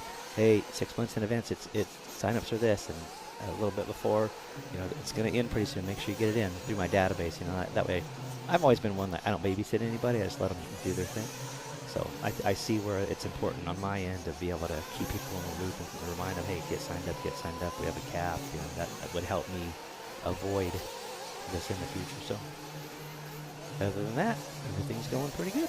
Well, the great thing is even with those speed bumps and stuff like that you went through, I've been here now 3 days, talked to as many people I can. Yeah. Zero. Yeah. Zero people complaining. Yeah, nobody You know, says and- anything to me either. No. You know, and granted, as the owner of the event and stuff like that, a lot of people won't confine to you, but as just, you know, a guy here, a racer like myself, and, you know, people will make comments off the cuff and, I wish they wouldn't have done this, but zero. Yeah. Nada. I mean, everybody, you had to call you and Jimmy called some audibles on the schedule and everything. Yeah. Everybody's just going for it. It was awesome. You announced the 7 o'clock start time a week ago, so everybody knew out of the gate, boom. No question, 7 o'clock every day, so everybody knows that. So as much as, you know, the online people, you know, complain, this is that race that everybody, you know, the Vans and Caleb Noble, the guys that came up from Australia, and the family that came from Korea, and all the Europeans that came and from coast to coast, and Paul Thacker coming down from, you know, Alaska. It's just, you're definitely not here for run time. I try to tell people that. It's not. There's a race every weekend, and I'm just offering this one weekend. If you want to come and participate, it's more than a race. You know, it's like a big social event where lots of people come, and we have a really great time, and the atmosphere is a good atmosphere, and we've built lots of good relationships, and so it's not always about the run time. And I never take offense to somebody complaining, because, you know, ultimately they're saying, I like what you're doing, I love this track, I want to come, and if I could race it, if I could practice all day long on this track, I just want to practice so much that I want to race. I want more time. I want more time. What? Now I have to less time? Oh, why? Why? So I get that. Absolutely true. Yeah, it's you know, it's on a certain level, it's a compliment. They're saying we want more time on this thing. So I get all that. I'm a racer too, and it's hard to mix. You know, putting it all together, making all those things perfectly fit in alignment. And luckily, we have a team that's able to make change. You know, Jimmy's just one of the best, and he's so organized, and he's so good at all that stuff, and I'm so loose and not so structured like that. Sure. And Jimmy's the opposite, so we've been together a long time, but it's funny because I just push his buttons like crazy. He's like, I'm like, Jimmy, I know we're at 900, but he's like, dude, you're killing me right now. I'm going to die. I think I'm going to have a heart attack. He's like, I got to take the day out. I stress him out so hard. Oh, because he stresses. He stresses. You know. Jimmy stresses a little bit. Yeah, he does. And I tell him, everything's okay, Jimmy. Like, look around. You're fine. Everything's okay. Don't look on the internet. Don't read that stuff. Like, it's, you know, if people really have important information or want to know, they message me, and I let them know. And people who have concerns, they do. And I call them, and we talk, and they say, okay, that makes sense. You know, the online stuff, you're never going to stop it. Yeah, you can't focus on it, you know, because if you're doing your best, that's all you can do. And I try to take constructive criticism and try to make the changes that I need to make it a good event. And I try not to stress. You know, there's a lot of anxiety in putting on big events like this, and so I try to manage that by staying focused on the positive. And I cater to the people that are here. And the online people are, you know, it's whatever. Like if you're here and you're racing, I'm here for you. That's why I'm here. And so the online stuff's whatever. And I get that. I don't mind people who say whatever. I'm not. I got thick skin, and I don't mind what they say. I mean, I'm here for people that are here, and we're having a great time. So whatever. I think now it's changed so much with social media and stuff like that that now, as organizers and whatever business you are, you have to have that thick skin, because if you'll go mad worrying about the people the people that complain. 99% will never come to an event, and they just have their opinion, and people are free to have their opinion. That's fine, but you have 500 people here that thumbs up what you're doing. It doesn't matter. It doesn't matter what you charge for entry. They know it's the #1 quality event. They have a good time, and in the end, they're going to sit here and watch world champions and the best in the world. Have a race and share the passion that they are. We all sit at the pool and enjoy each other. We all hang out at night and have dinners.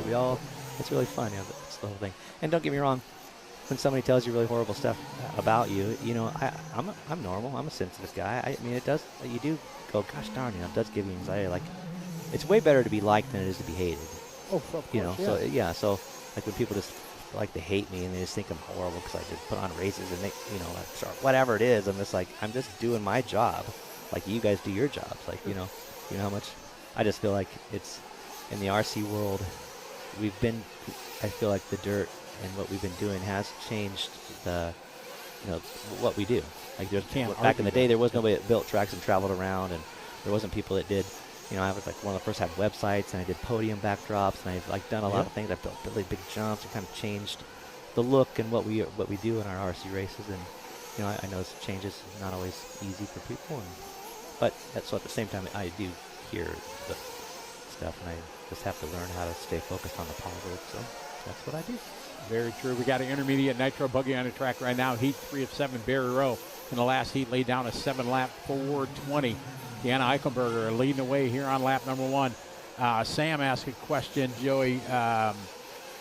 What is the favorite layout you've ever done for an event? Is there one that you remember that is like, wow? Yeah. So, I don't know, like, it's almost like memories where you only remember this time in your life because there's a photo of it. Yeah, sure. Yeah. And you build, it's so funny because you build this track, you put all this time and you have this plans about it. And then the first group goes out, they're brand new, and like it's the sportsman class, and it's the lowest of the sportsman class, and they're crashing. You're like, gosh darn it, the track's not like, I knew I should have changed that or made that a little different, because they're just, you know, they're the guys that aren't as good. But then you watch the pros go, and I just can feel the track saying, yes, like the track's going, this is exactly what I'm here for, because those pro guys just hit every jump just right, and they land it right, and they do it with a little flair, and all the jumps are working. So I love that part of it. So it's the battles that happen on the track that I love the most.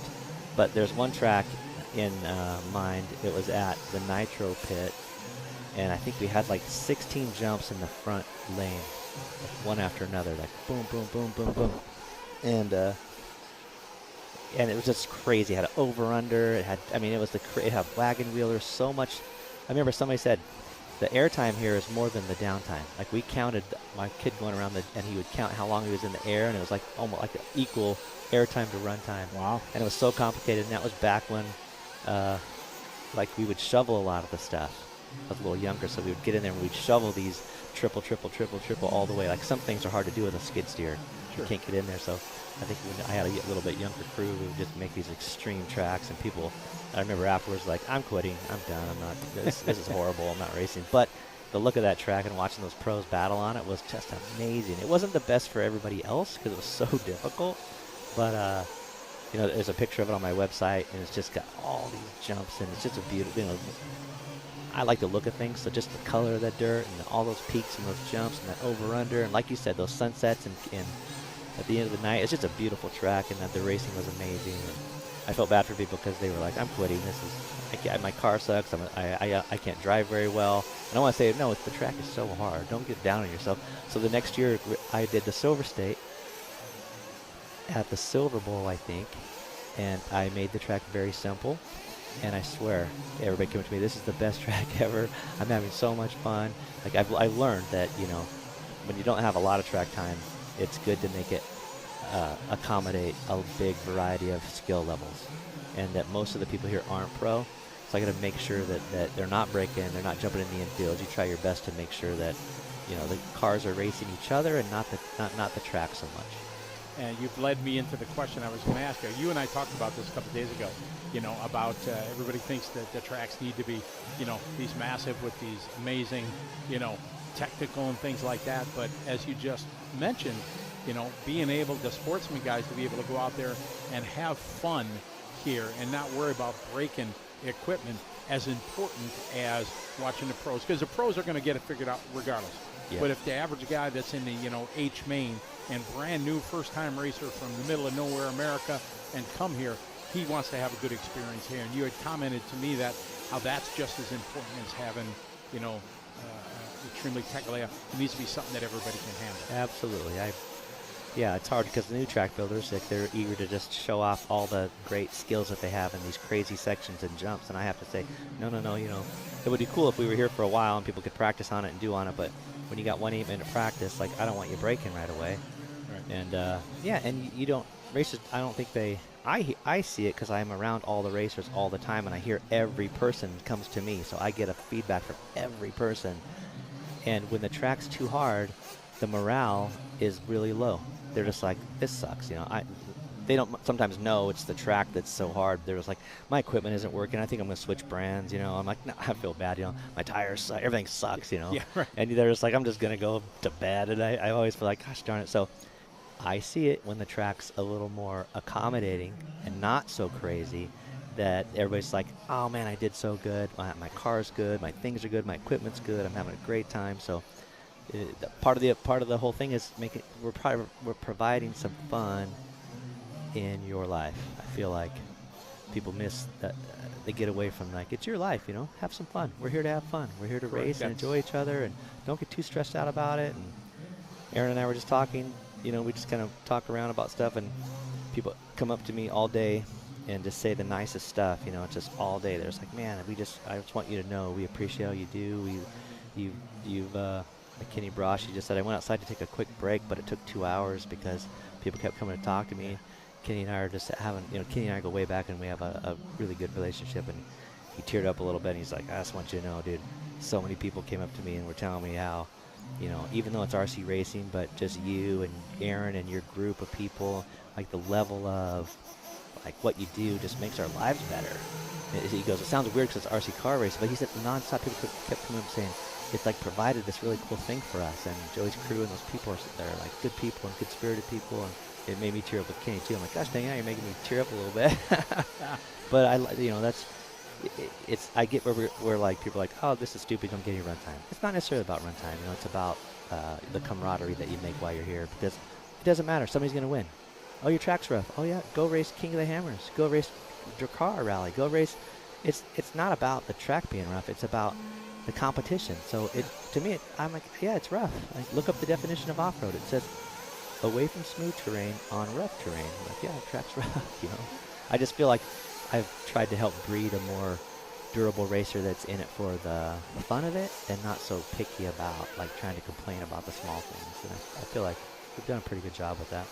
Oh, I think so. And I think once people have been here, they understand it. They get the concept. They get it when they get here. If they're at home watching everything like that, they don't get it. You know what I mean? Oh, man, I only get, you know, the 8 minutes of runtime. But like I said, nobody ever complains about that. You mentioned a name that I always like to bring up when I'm sitting down having a chat with you, and that's your best mate, Aaron.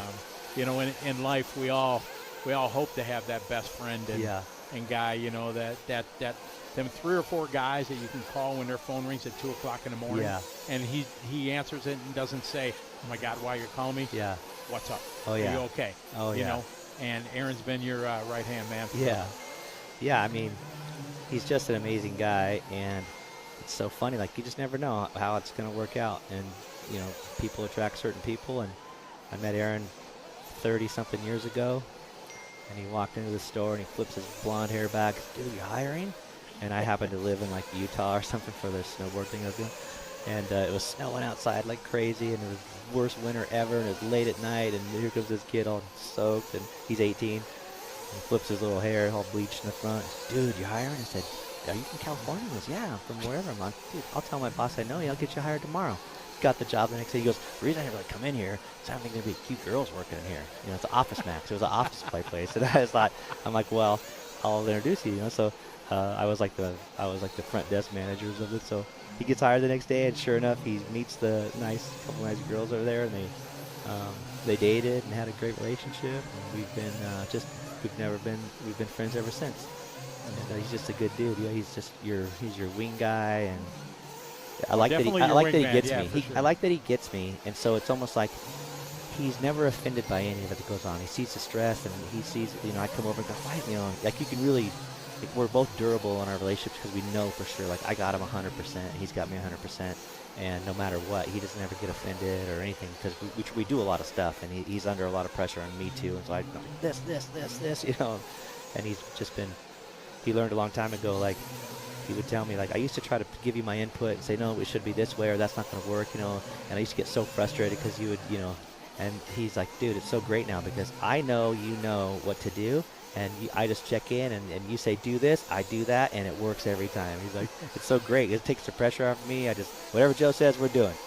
I'm like, so that's cool. And we got, my brother-in-law works for us now, and we got, you know, we just have a great team, and they're all, I bring everybody together. Like, I'm a track builder race promoter, and I bring in the other track builder race promoter, and I bring in the other track builder, and I bring in the one announcer who's competing with the other announcer who owns the series, and I bring them all together. I just feel like, let's all get together and make this really cool thing. And it really helps the racers know that we're all on the same team. They don't have to feel bad about going to one race or another race, and I feel like, you know, it's good to build those relationships, and it helps the racers have a good time. And yeah, but anyways, Aaron is amazing. I freaking love Aaron. He's so cool. Well, it's definitely a good team that you put together, and everybody really enjoys all the events that we have coming up. And you know, it's start of the year is always the busiest for you know, with the day change at DNC and Silver State and everything. And the day change, it worked well this year for the DNC, and everybody had a good time. And weather was nice. That was beautiful. I loved it. It rained before a whole bunch, which made it kind of weird, but you know, it's not a DNC without rain, so I don't mind. You know, we could do it. It's cool. It washes it all off, cleans it all off. Everything's fresh. Yep. Yeah. And I go to Thornhill on. So this week, after this race over on Monday, we have to clean everything up and be out of here at 12:30 noon on Monday. Like, it's a small window to get everything. Free and clear by noon. Yeah, and so I mean, you're up at 5 or 6 every morning, and then you try to go to bed at the end of the races, and you walk outside, and all your friends are there, and people from other countries are there, and they want to hang out a little bit, and they're like, come over and have a beer with me. And next thing you know, like, let's go. You know, it just ends up being 2 in the morning, and Aaron and I are just laughing and having a great time with everybody. But then the next morning comes around, and then Monday after the whole race is over, like, okay, you guys got to be out here, and by noon you're like, oh. So we do it, and then I leave on Friday for Thornhill to put on. Get that one ready. Yeah, get that one going. So yeah, got a little bit busy schedule, but after that, you know, it's fun to stay home with the wife and the kids and enjoy some family time too. So it's a good mix. That's important for sure. Well, again, it's an iconic event that you build up through the years. Great to know that it's a 99.9 thumbs up for next year, and I'm sure you get the dates out as soon as you can to let the world know, so everybody can make plans to come to Vegas in 2025. Yeah, well, we're excited. We're excited about it too, and we really love all the people that come. And you know, I tell everybody, I do this. Thanks for doing this. Well, I only do this because you come. So if you don't come anymore, we won't do it. Sure. And it's stressful. And I always say, if it all goes up in flames, and the whole thing just blows apart, and everybody just says, you know, this is stupid, and nobody comes anymore. Like, I feel like I'm a capable guy, and Aaron and I look at each other and like, we can do stuff. We'll do something else. You know, we've done this. We could do. We'll keep going. You know. So, anyways, well, thanks for having me on, Scotty. You guys. My pleasure. You guys do a great broadcast, and we love listening to you and hearing you. And I appreciate you covering our event so well and having such a positive attitude and the excitement. And it's just fun to watch. And so, thank you, buddy. Appreciate you being here. My pleasure. I'm honored to be here. You know, through the years to be here. Your races, like I said, a dozen times already. They're iconic, and even though you know, we're not out there part of them, we're definitely heart and soul all in and sharing it with the world. Thousands of people from around the globe all tune in to watch your events, and I think they all aspire to someday. Yeah. Oh, I gotta get there. You know, and find a way. So thanks for all you do. I respect it because I live that life and I know what it is. So keep your head high and keep doing what you do, putting on some of the best races in the world. Thank you, Scotty, and thanks everybody listening. And I hope you enjoy the broadcast, and we hope you see it at another one of our events. Sounds good, partner. Right. Best of luck here. Thanks, next couple Scotty. of days. Thank you very much. Cheers. Joey, the man, the myth, the dirt man himself, having a few words with us and letting us know the good news. Silver State's going to be back in 2025.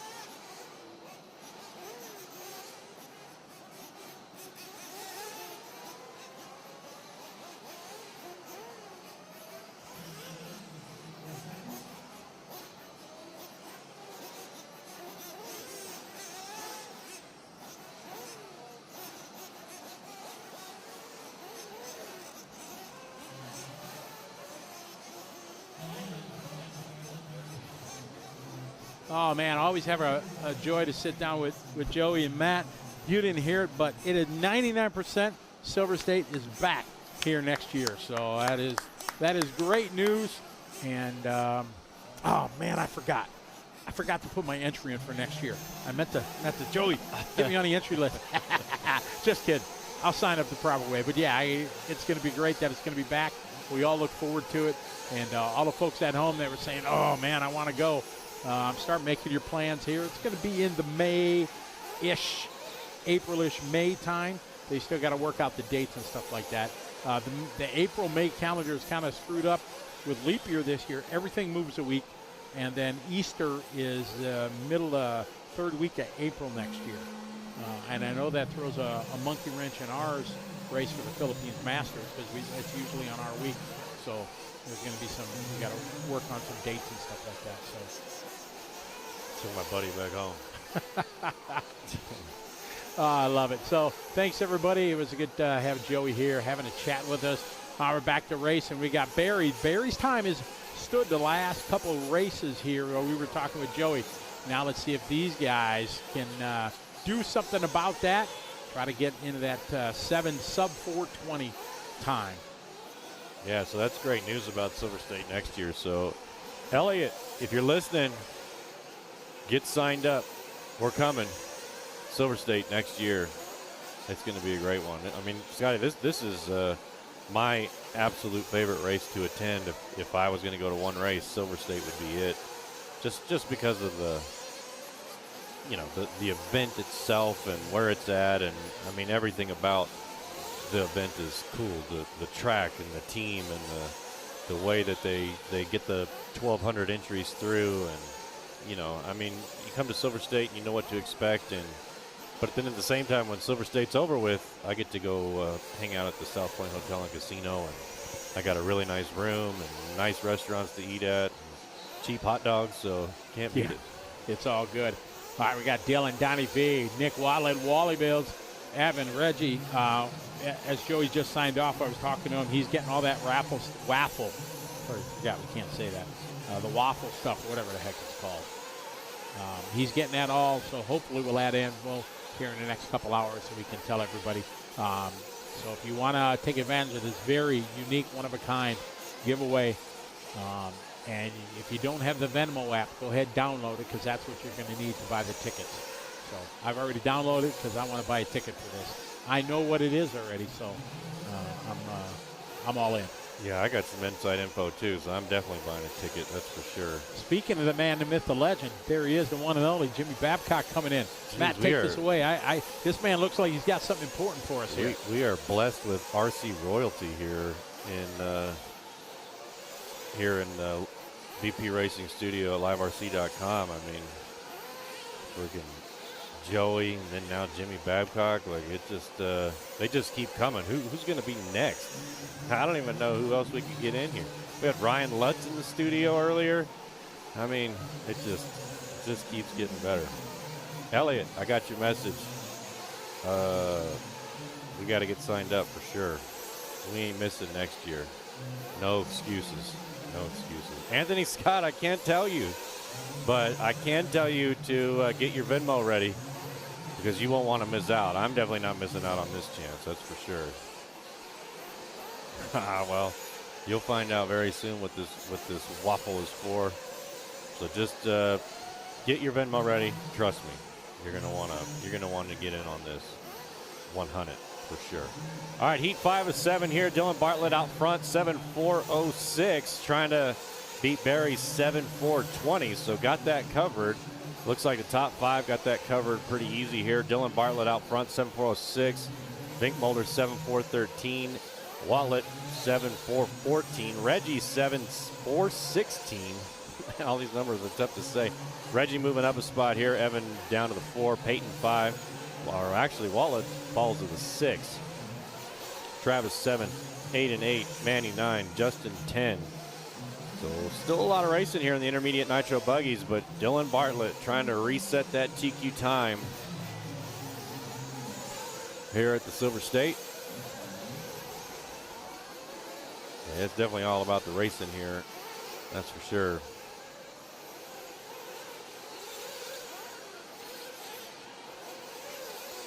Oh, Anthony, that might be a tough one. I don't know. These guys get kind of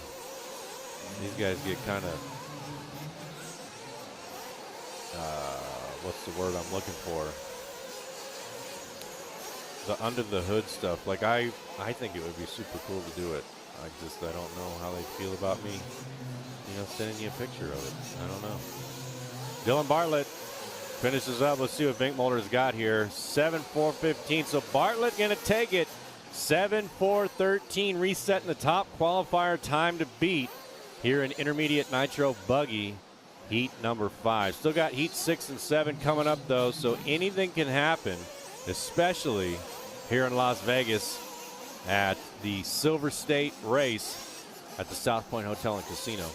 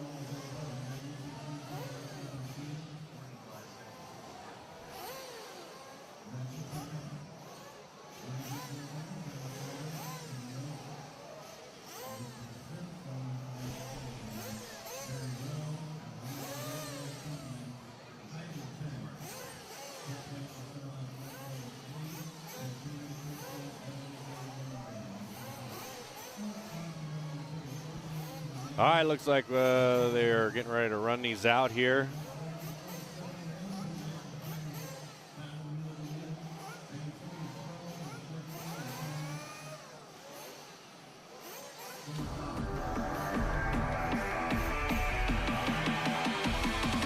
Oh, you know what this music means. Our schedule coming up right here. Today it's Friday, May 3rd. We got electric truck and nitro buggy all night long coming at you here from Las Vegas. Tomorrow we got our Pro A-Main schedule here. Saturday, Pro Electric Buggy A-Main, 12 p.m. Pro Nitro Truggy at 3 p.m. Then on Sunday, we're doing the exact same times. Electric Truck at 12. Pro Nitro Buggy at 3 p.m. And all these times are in Pacific Standard Time. So make sure you set your clocks, set your calendars. You don't want to miss those. That is for sure. All right, we got intermediate nitro buggy heat number 6 underway.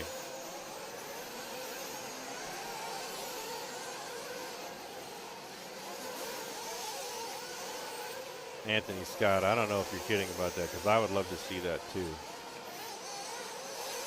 Maybe you're slightly kidding, but probably not fully kidding, because that would be a cool thing to see.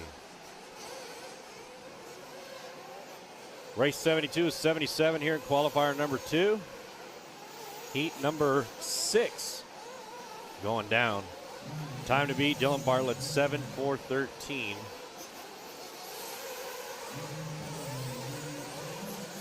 Starting to come across for their first laps. We'll give you whoever got the hot lap on lap number 1. So far, looks like Alvarado. Oh, no, never mind. Chamberlain, 34.9.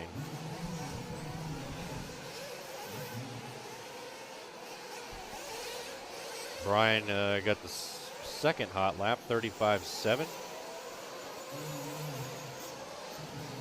1 minute 15 remains here.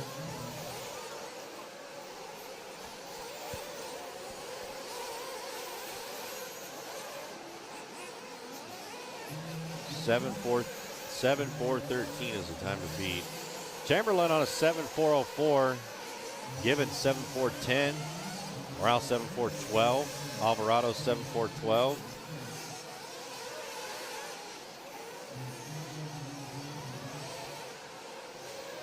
Yeah, I mean, wiring is an art. That is for sure. Soldering is an art. really got to know what you're doing to get those wires soldered on without them looking like a booger's mess. My friend back home was best solderer this side of the Mason-Dixon, so I usually let him do it. Although I'm not too bad at soldering stuff, but he's just a step above me, so I always bring it to him, a chassis, an ESC, and a handful of wire, and he gets it done for me.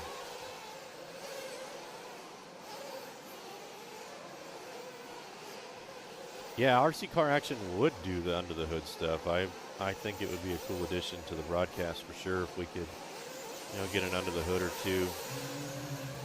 And we'll work on that in the future.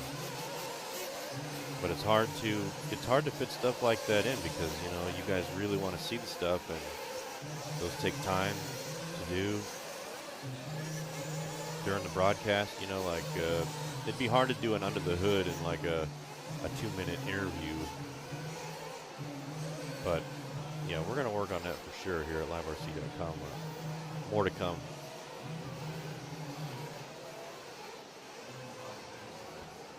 .40 seconds.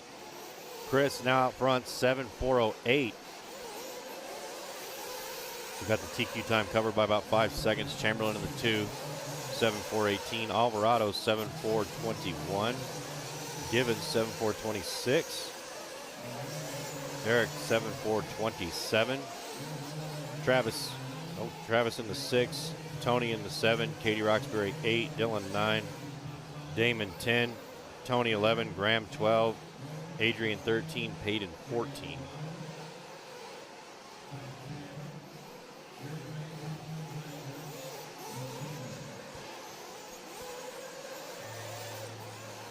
And that's a race. They're going to race to the finish line.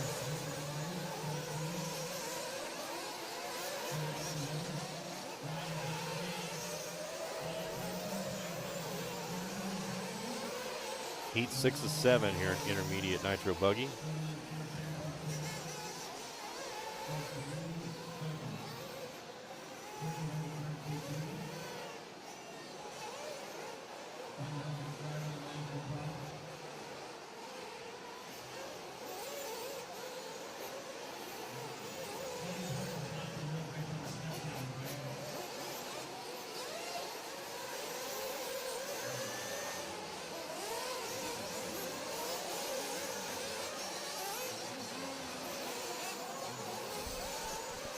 All right, looks like Chris taking it 7:4:11, so good enough to reset that top qualifier time.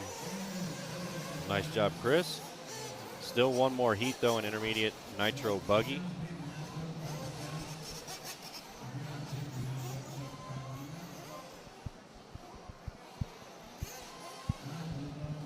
Lewis comes in second, Jeremy 3, Brian 4, Travis 5, Roxbury 6, Corliss 7, Eric 8, Dylan 9, Graham 10, Damon 11, Adrian 12, Tony in the 13.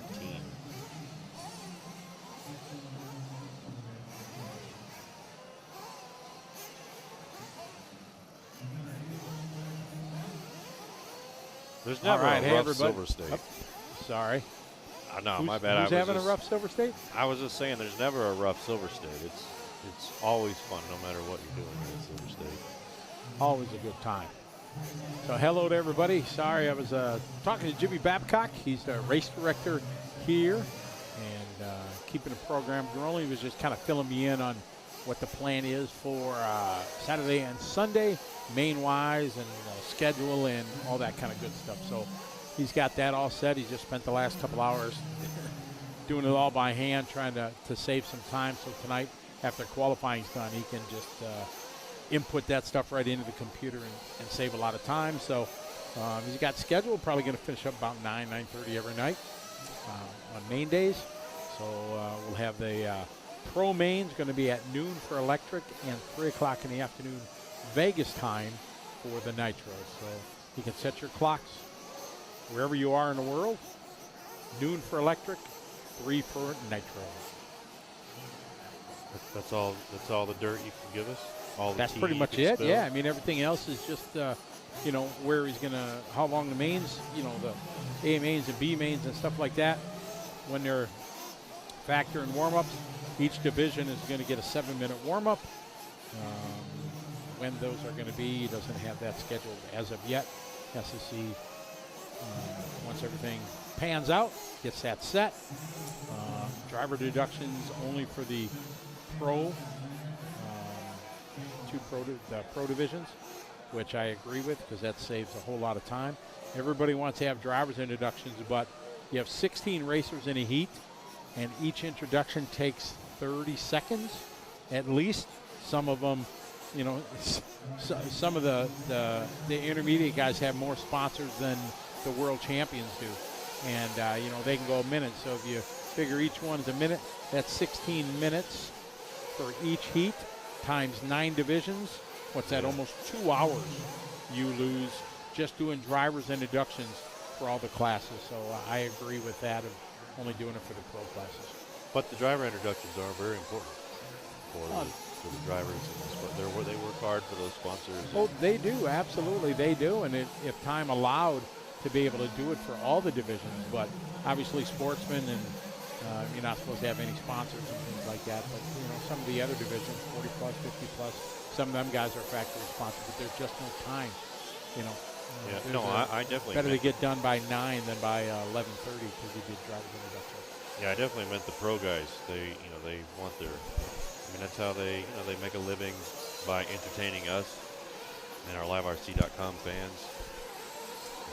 And speaking of fans, we have the one and only Jackson Brunson checking in.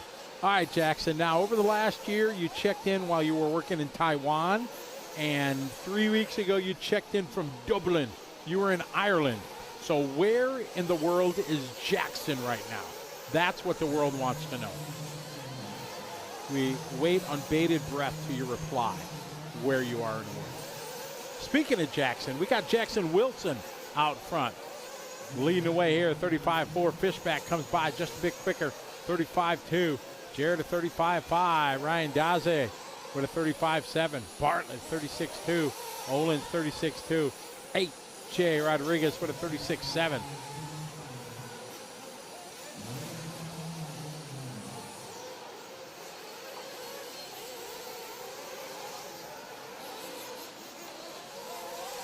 Still in Dublin, outstanding. We are doing well. Life is good. How long is your work stint over there, Jackson? Jimmy, Jared, Ryan, Brendan, your top 4. AJ Rodriguez hanging on to the 5. Fishback, though, on point. This is heat 7 of 7. Intermediate Nitro Buggy trying to beat a 7.4.11. They're right now 6 seconds to the good of that time as Chris set it in the previous heat.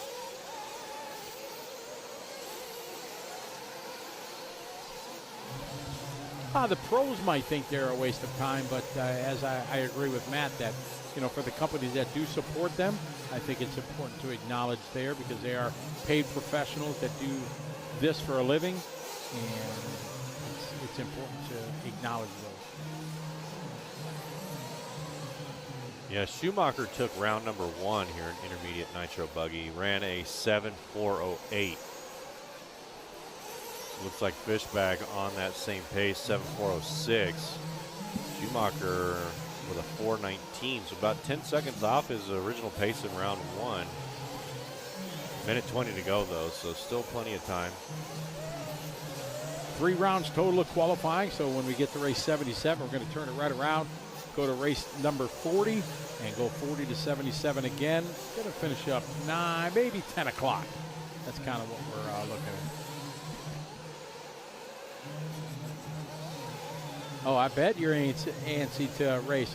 Have you, I know there's a couple outdoor like AstroTurf 8-scale tracks out there in Ireland. Have you gone visit any? 45 seconds left here. Jimmy Fishback 7.407 now. Like that 7.411 long lap, a 38.3 there for Fishback. Bartlett in the number 2, 7.413. AJ 7.416.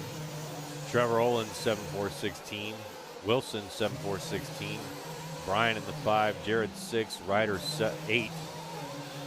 Jared 7. Ryder 8. AJ 9. McNeil 10. Howell 11. Daze 12. Hernandez 13. Zeller 14. Chase 15, Mason 16.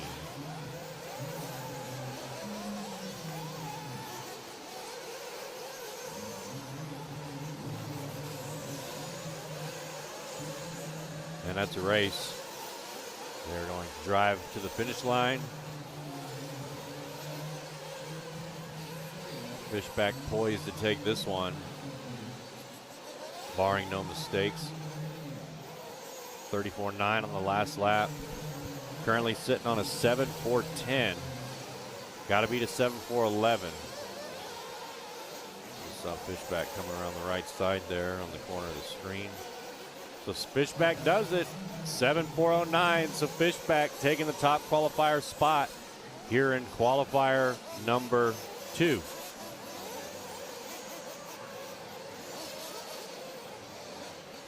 So nice job to Jimmy Fishback there.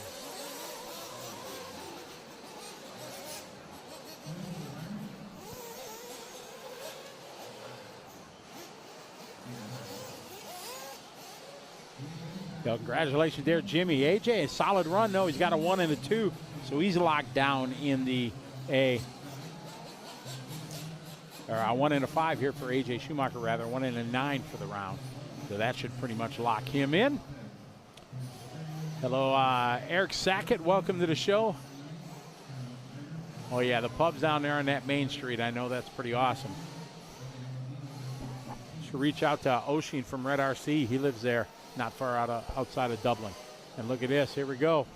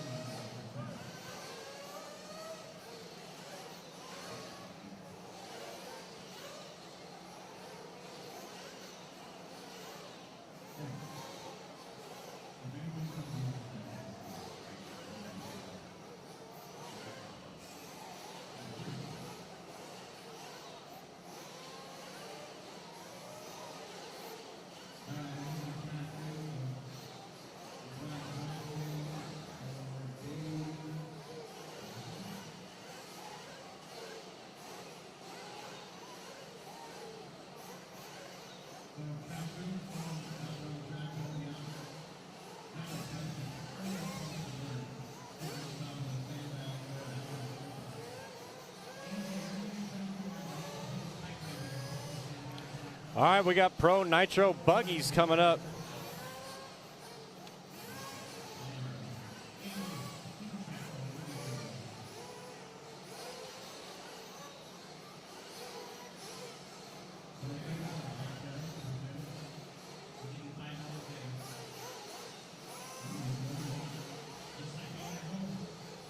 All right, time for a little Pro Nitro buggy here. 4 heats deep in this one. Always excited to watch these guys go at it. Yeah, it's going to be a good one. Let me remind you who the TQ was in round 1, Scotty. Spencer Rivkin.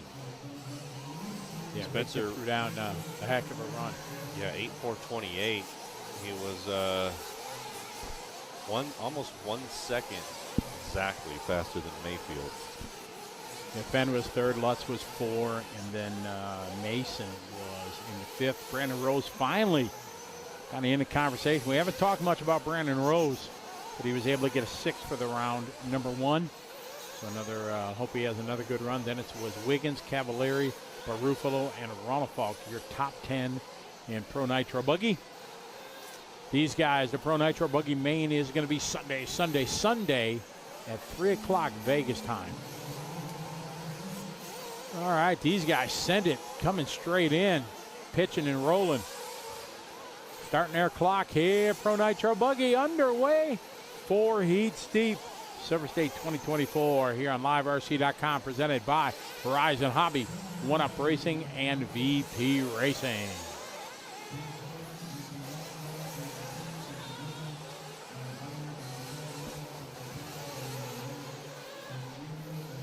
All right, see who's going to have the fastest first lap. Who's going to be? Caden ran pretty well in first round. Oh, luckily they didn't start yet. There we go. Everybody started. First lap here, that was Jeffrey Jordan going a little bit wide there into the sandbag. Speaking of Jeffrey Jordan, Curtis Jordan saying, "Let's go, Jeffrey Jordan." They're Time to do cheering him some on. work. So we gotta cheer for Jeffrey Jordan here in this heat. I got Heckert there with a 35-0. Spencer and Spencer running 1-2. Heckert and Klein, then Jaden Teal. 36-1 there for Jaden. Wheeler, 36-2. And a lot of Spencers too. Don't name them. Just, yeah, a lot of Spencers. A lot of Coles, a lot of Ryans, all Spencers. Yes. Westergaard that time by 35-8. Anthony, part of the crack crew here, building the racetracks. Joey brings on some of the best to help him out. Very fun and challenging racetrack for 2024. Heckert to the top of the board, 35-4. Nelson at 35-6. Klein at 35-3. Westergaard 35-8. Wheeler 36-3. Jaden Teal 36-6. Yeah, speaking of Westergaard, I was just kind of admiring his skills the other day in that skid steer cruising around out here. So not only does he have skills in the skid steer, he's also got skills here in nitro buggy, sitting number 4, a 7.414 for Westergaard. So doing pretty respectable times here. Damian Lamy from Canada just moving to the 4th spot there with a 35.228. Very good. Like that second quick lap here of the heat so far, 3 laps in. So it's Heckert, Klein, Nelson, Lamy, and Wheeler. That's your top 5. Quick 4-minute sprints is what we have for our qualifying rounds. It is Heckert leading the way, a 7-lap 4.06. Very good run going on. 35s and 34s, 35, 35. Last couple laps back to back, 35 flats. See what Heckert, here he comes, the red, white, and blue. Across the line, Heckert, 34-8. Resetting hot lap back to back to back. Hot laps there for Heckert, and he is in a heap of traffic right now. Yeah, it's going to be tough to get around this traffic, although pros play pretty well with each other. So, whoop, he got around 1 there. Somebody getting a little out of control. So coming off that step down, a lot more drivers are casing it than they were before. They were able to clear it. Now they're casing it. Looks like Heckert getting a little bit of trouble on the side of that berm. But let's see what he does here through the whoopie-whoops. Chooses the double-double straight out of that concrete section. And then through the loop, Heckert 35.7. So drops about a second on that lap. Currently sitting on a 7.406.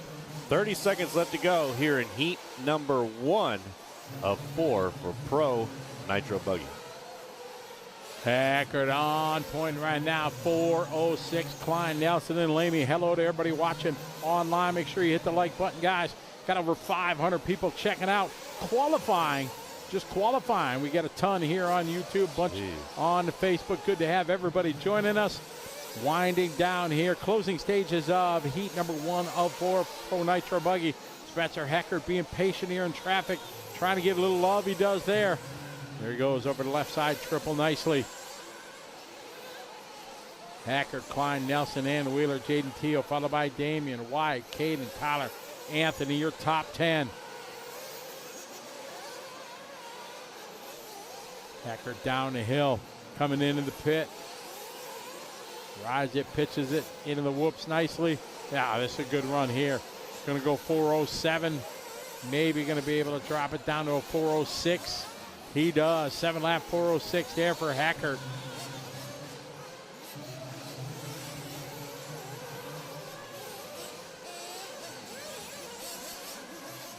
Heckert getting that one done.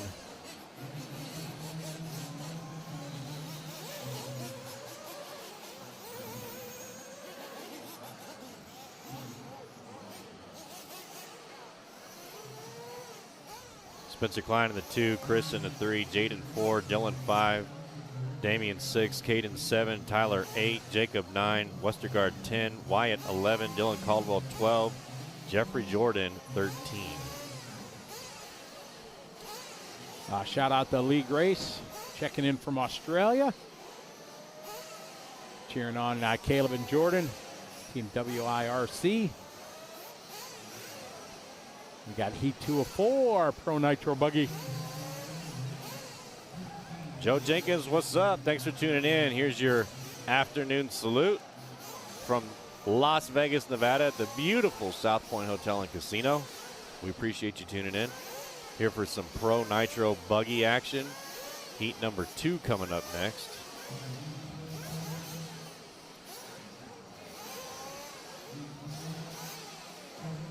In this one, Sontag, Fuller, Robinson, Noble, Pavitas, Kirkman, Turner, Nguyen, Setzer, Jung, Marino, Vigil, LaRoe, and Harris. Matt Nelson, welcome to the party. Good to have you following along.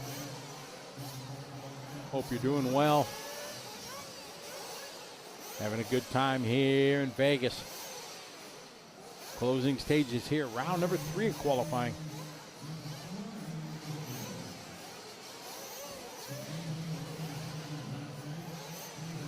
Yeah, we've had a good day of racing so far. It has. E-Truggy and Nitro Buggy. I'm excited for the mains. Did you get any insight on how long the A-mains are going to be for pros? 45 minutes for the truck and buggy. Perfect. I hope it's a good race. Joe Jenkins just hanging out, chilling now on the porch with the cold beverage. Outstanding. Speaking of cold beverage, you're out of Dr. Pepper? Yeah, I may need to get a Dr. Pepper for this these last. You're not out. You didn't drink them 15 bottles of Dr. Pepper already, did well, you? it was 8, and no, I still have okay, just 3 check here, and I think there's 3 in the cooler. So. 15 sounded way better than 8. Well, if I would have drank 15 Dr. Peppers already, I should probably go to the hospital. Yeah, slow my intake down just a little bit. I mean, I do drink, I'm not going to lie, I do drink probably way too much Dr. Pepper, more than the average, middle-aged man, but they're good, and they're so hard to resist. Just wait till you become my age, Scotty. Oh, yeah, exactly. I got And that you to look can- forward to, right. Yeah, and you can look forward to drinking as many Dr. Peppers as you want. Rodrigo says, expect to buy a lot of French fries next month at the Roar Nationals. I mean, they got like epic French fries up there at HRCR. And I hope I can make it out to that race. That's going to be a good one. All right, everybody clicking start-finish line to start their own lap.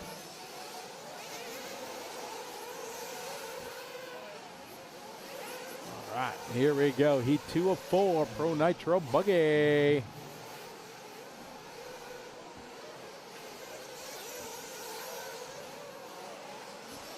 All right, Setzer 34-3, Fuller 34-7, Pavitas 35-7, Harris 36-0, Kirkman 36-0, Jermaine Robinson 35-1.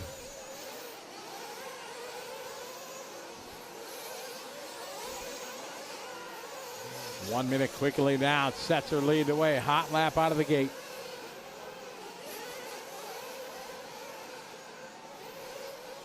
Giza Jones cheering on Caleb.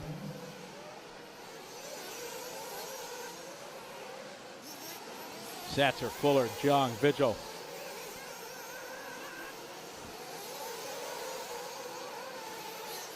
All right, I'm back. I got it out of the cooler. So you're good now. Are you ready? Setzer, Fuller, Robinson. 7-4-0-2 for Lee Setzer. Anthony says Dr. Pepper goes well with cigar. Dr. Pepper goes well with anything. Before it, after it, during it, doesn't matter. Dr. Pepper goes well. Wow. Setzer and Fuller running 1-2. And they're 1-2 on the racetrack. Heat 2 of 4 right here. Time to beat 7-4-0-6, set by Heckert in Heat 1. Looks like the top 2 here, Setzer and Mason Fuller, on pace for that. Little bump now up there, 7-4-0-6. Setzer last lap, 34-8. Fuller with a 34-5. Nguyen 35-0. Noble 35-0. Robinson 35-8. Marino with a 35-4. Jung with a 34-2. Vigil 35-3. 35-1 for Turner. Kirkman with a 35-9. Minute 20 to go. Looks like little bump. was the hot lap of this heat, 34.2. A little bump on a move here, 7406.3, about 2 seconds back from Setzer in the number 2 spot.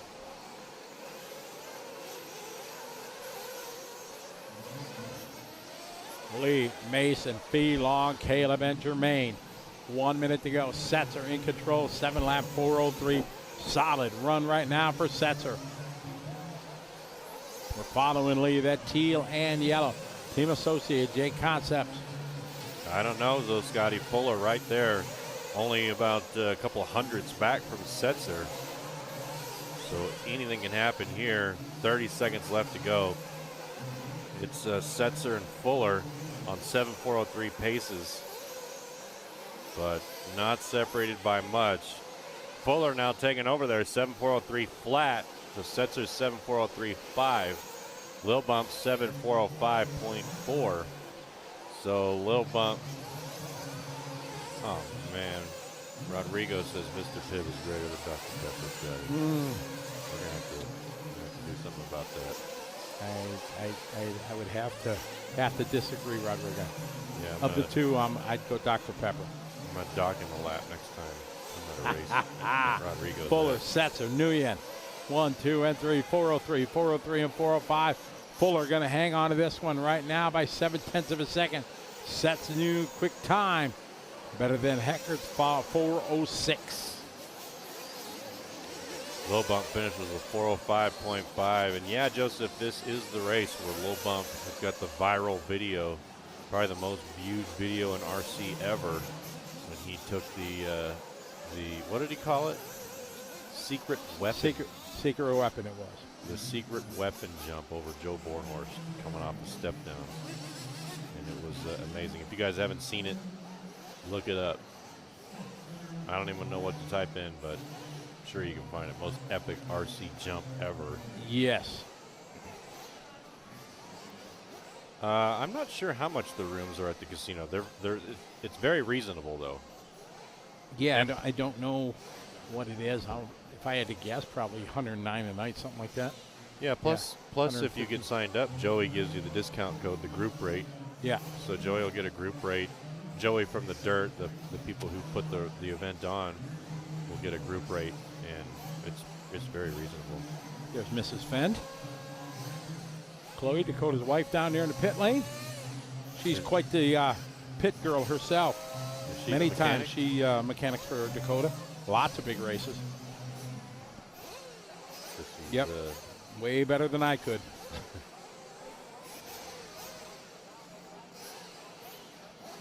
Yeah, I think, don't quote me on this, EKJ, but I think when I came here a couple years ago, me and my buddy spent, I want to say right at $600 for the whole week for hotel. If you come with a buddy, you split the room, it's easy peasy. Oh yeah, I mean we didn't spend 600 each; it was 600 total. Oh, there it is, right there. So listen. Thank you, appreciate that. I'm gonna hook you guys up right here. Well, I think Matt's already doing it. He's got the skill. It's over my head how to do that. You guys ready for this? Check it out. Speedway, I'm sure last minute, and with the massive bulk, they were sold out.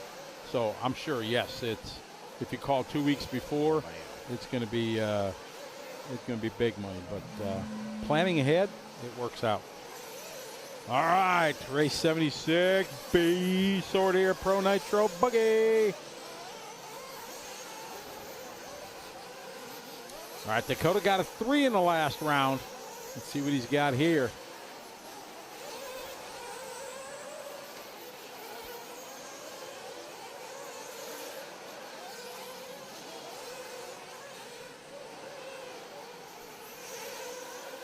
Jordy says it's 800 for 6 days. So between two guys, that's oh my room, God, that is peasy. oh jeez. I'm sorry. I'm watching the most epic pass in RC history. from low bump, and I mean, my goodness. All right, we got Fend on point, 33.5. Stellar opening lap there for D. Camden Lime, 34.3. Ricardo Berton, 34.7. Rocking the new Infinity car. Jared Wiggins at 34.9. Carlos Arredondo, 35.0. Good fast start to this one. 8 laps and 7 flat here. Fuller laid down a 4.03 in the previous heat to set the pace, the benchmark that these guys are shooting for. Top 14 lock in. Taking your best 2 of 3. Here's Dakota Fend out front, rocking the TLR on Jake Concepts. Berton is second. Good lap there for Ricardo, 34.3. Olsen at 34.6. Lime at 34.9. Dakota Fend, the only driver here on an 8.430. In round 1, Rivkin ran an 8.428, so Dakota Fend right there on pace. Whoa, getting a little squirrely there on the front straight, though. So David Olson going to take over that top spot, 7.401 from Dakota Fend. Dakota Fend falls to 6 after that, 7.406 now for Dakota Fend. Heat number 3 of 4, got one more race here in qualifier 2, and that's Pro Nitro Buggy. Tough lap there for Dakota, losing 4+ seconds. He'll be able to gain it back if he keeps the rubber to the dirt, but going to be a challenge here to get back to that 8-lap run. Camden Line now to the top of the board, 34.6. It is going to be a tough one, but there's still about halfway to go still, so still plenty of time. Just can't make any more mistakes. Line, Berton, now Ricardo Berton to the lead. 34.3 for him. Line with a 35 flat. Olsen with a 35.8. 34.0 for Fend. Wiggins that time, 34.3. Arredondo, 35.6. 110 on the race clock. Looks like we're following David Olson here in the pink. David Olson currently on a 7.403, so right there, 1, 2, 3, and 4 separated by less than a second. Here Lime with, now. less than a minute. Lime goes to the point, followed by Bertone, then Fend, Olson, Wiggins, and Arredondo. 45 seconds on the race clock. This is our B sort here. A Pro Nitro Buggy Camden Line leading the way. 35 seconds on the clock. Down the line. Berton is 35.0. Yeah, so Camden Line got Berton by about a half a second here. Now Dakota Fend now up to the number 2, so Dakota Fend on his way back up. Dakota Fend with that mistake early here in this heat, but able to bounce back. Now in the number 2 spot, trying to catch up to Camden Lime. About a second back from Lime, though. Lime on a 7.403.1. The time to beat, though, right now is Mason Fuller, 7.403.2. So Lime's got that covered by about a 1/10 of a second. Let's see what Dakota Fend does here. 34.4 on his last lap. Oh, another long lap here for Fend. This race is over. These guys are going to drive to the start-finish line. Nice patience there from Lime. Oh, a little buck wild here coming across the straightaway. As Lime has in a horrific last lap. Oh, Camden, 40.2. And Jared Wiggins goes 7.403.7. Not better than Mason Fuller. So a lot of guys having a tough last lap. Olsen at 36, Lime of 40. Dakota Fend, a terrible last lap. Not sure what happened. Wiggins goes 4.03. Just saw Katie. You see fans, the stands are packed here. Everybody out watching. But in looking at the results on their phone on Live RC. Yeah, they're all watching us right now. So, hey, everybody there in the grandstands. It's Scotty and Matt down here in the VP Racing studio. From see if anybody's listening to us. Go to the camera on the fan. See if anybody is listening. Yeah, liverc.com down here. All right, there's Ryan Pavitas rocking the pink shorts.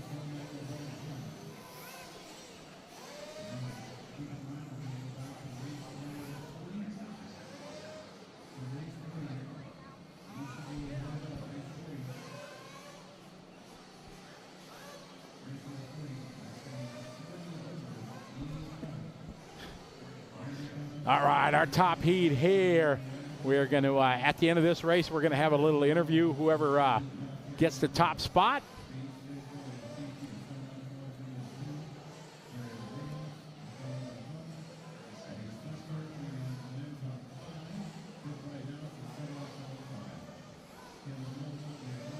All righty, time to beat. Still Fuller out of the seesaw at 4:03. In this one, Mayfield, Van Dalen, Lutz, Juan Carlos, followed by Ronafalk, Rivkin, Wilson, Drake, Rose, Toller, Perinetti, Barufalo, Cavalieri, and Joa Figueredo.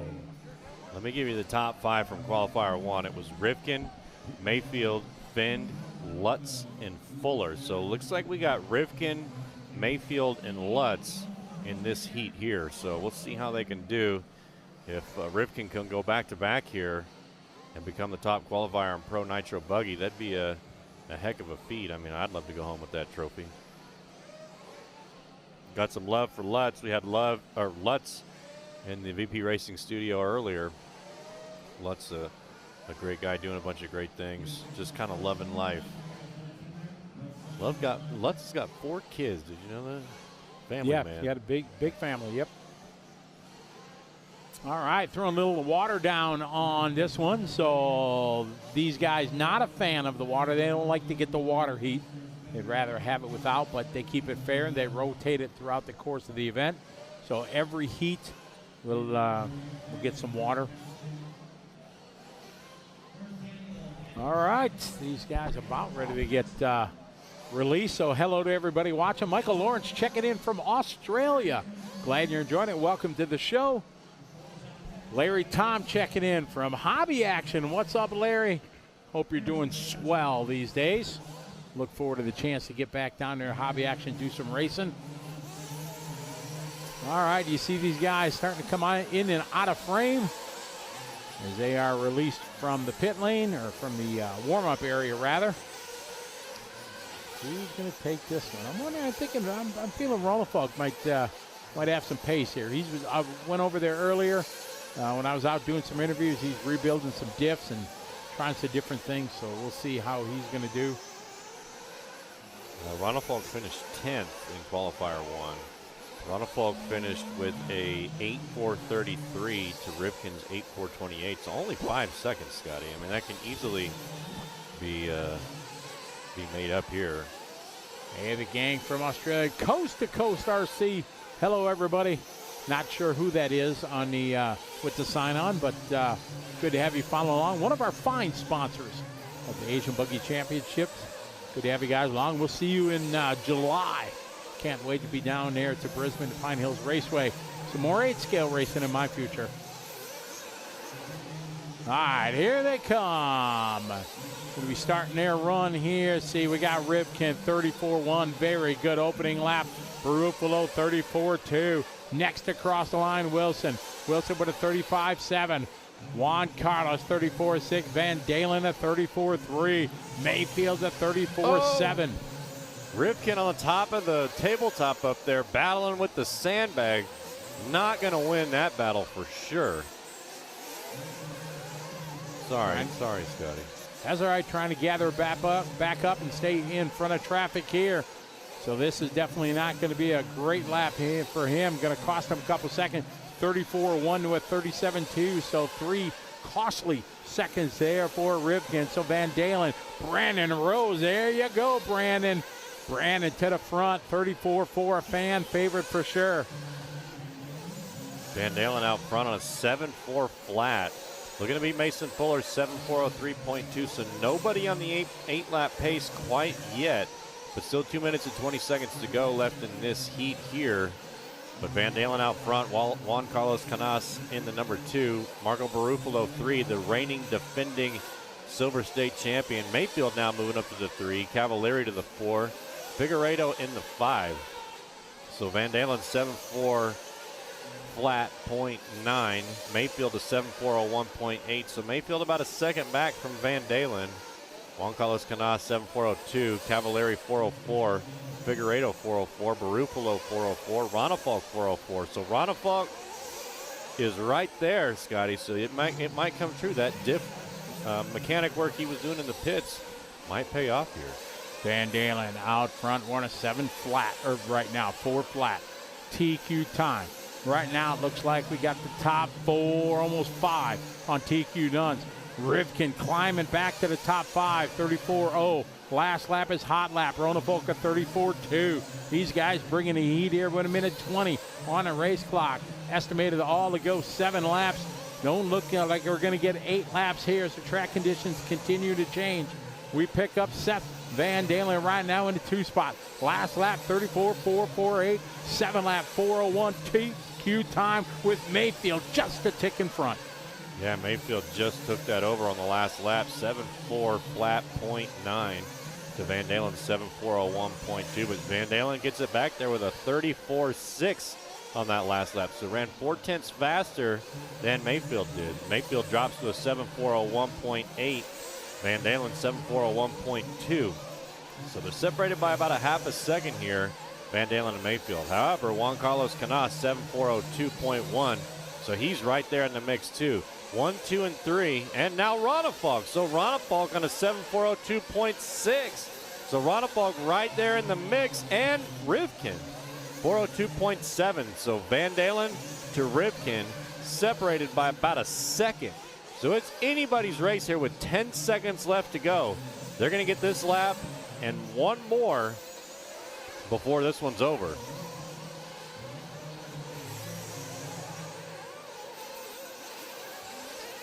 And that's a race.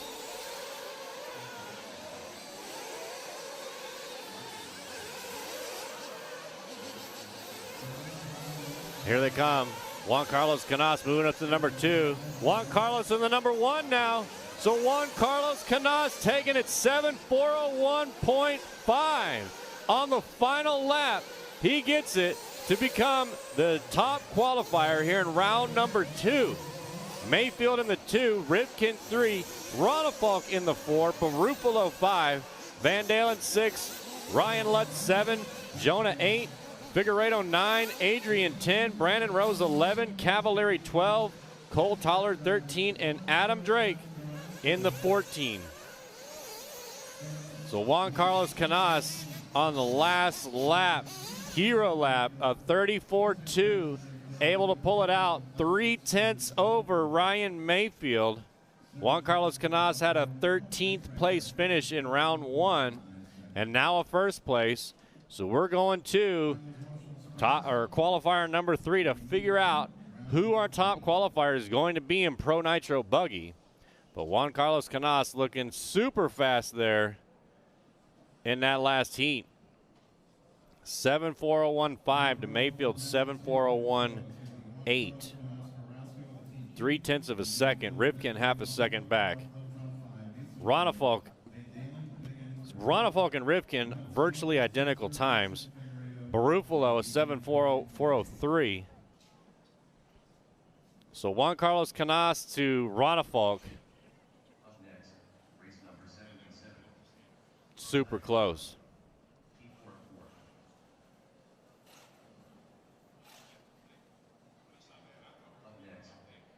Yeah, that was a great race.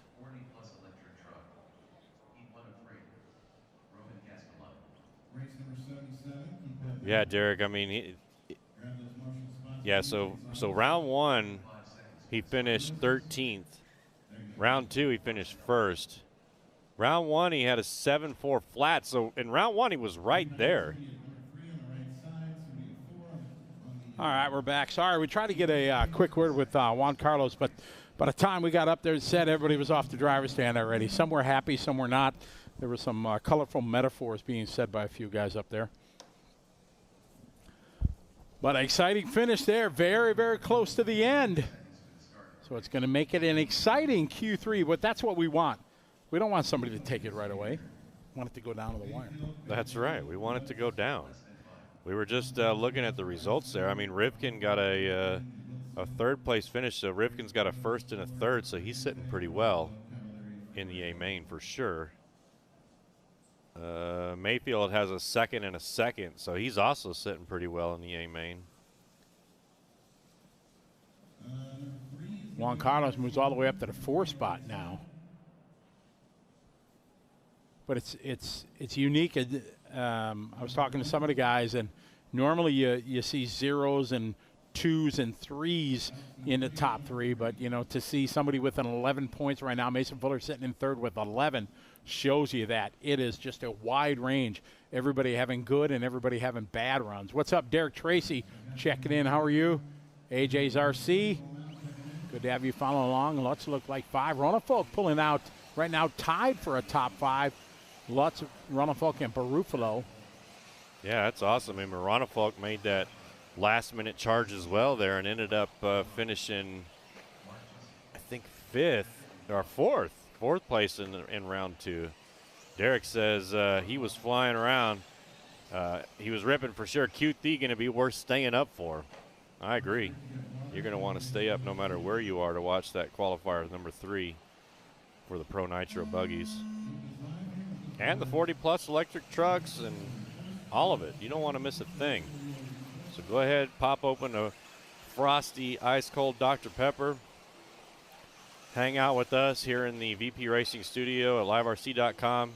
Scotty and I will do our best to keep you entertained. We'll talk about food. We'll talk about gambling. We'll talk about almost anything.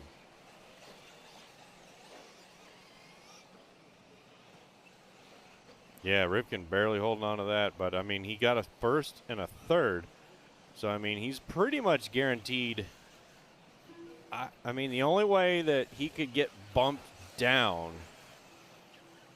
is if, well, him and Mayfield, if Mayfield, if he got a 1st, he would have 2 points.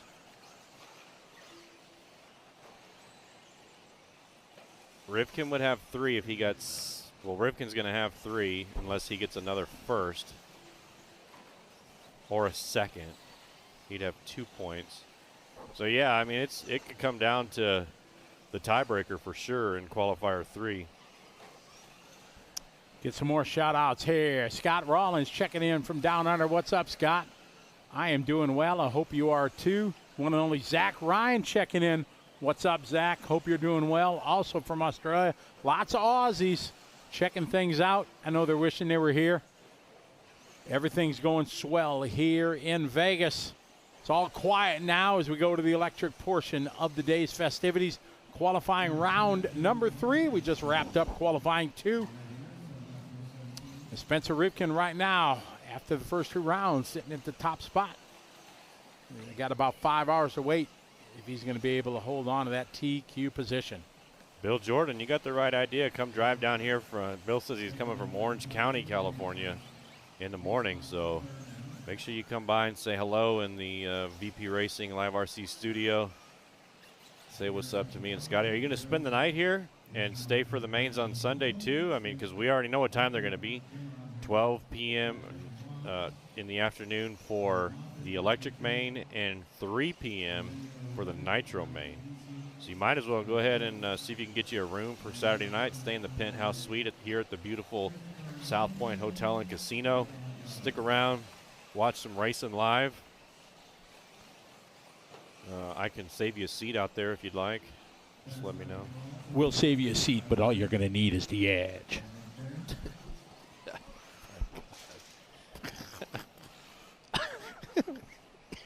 Sorry. Roman Tova Jason. It just happens sometimes. I don't know. I mean, it's true. I mean, it's going to come down to, I was on the edge of my seat there, and I definitely will be for qualifier 3 because anybody can still take this in the pro class. So, I mean, yeah, it's going to be a good one. That it is.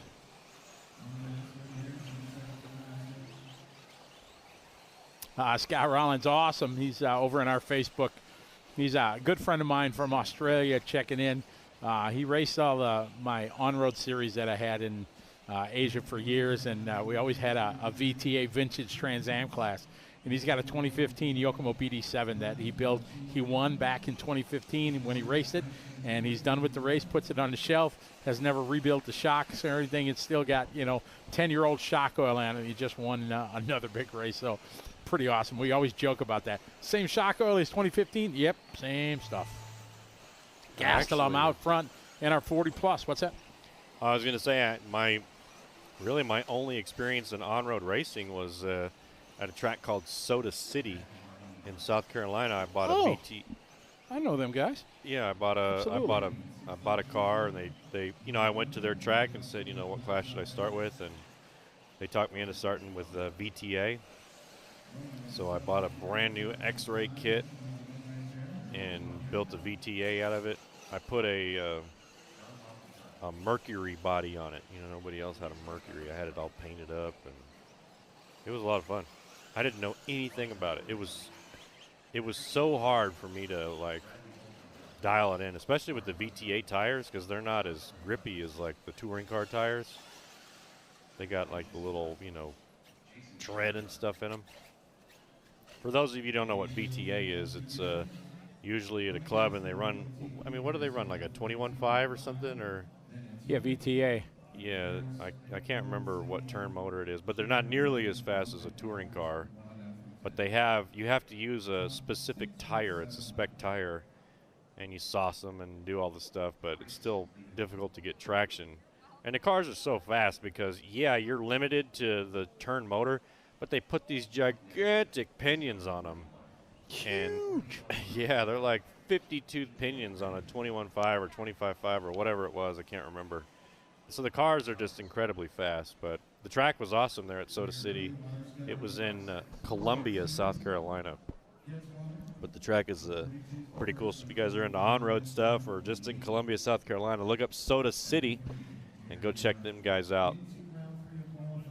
Good group of guys. It's the Massalou's track, isn't it? Massalou, that's it. Jimbo. Yeah, Jimbo and Don, right. Jimbo and Don, right. yes. Yep, I'm good friends with them. I'm glad you reminded me of his name. I was sitting here trying to remember it. But yeah, he was a cool guy, and he helped me out a lot trying to get that thing going. But it was just difficult. I wish I would have done 12 scale instead, like a GT12, one cell GT12 21.5. I love GT12. Oh, that's great for sure. Going out there on rubber tires, because a lot of times 12 scale they'll do foam tires, and it's kind of like 8 scale on road where it all comes down to the tire and how well what height you cut it at and all that stuff. But in GT12, it's like you run a specific rubber tire, right. So that tire lasts a long time, and you don't spend a bunch of money on tires, and don't spend a bunch of money on a tire truer. But a lot of people get into that stuff, and they'll cut them tires down, those foam tires. But there is a huge difference between foam tire and rubber tire in 12 scale cars. Absolutely. That's my favorite, 12 scale. Well, till 8 scale. Did you run like pan car or something?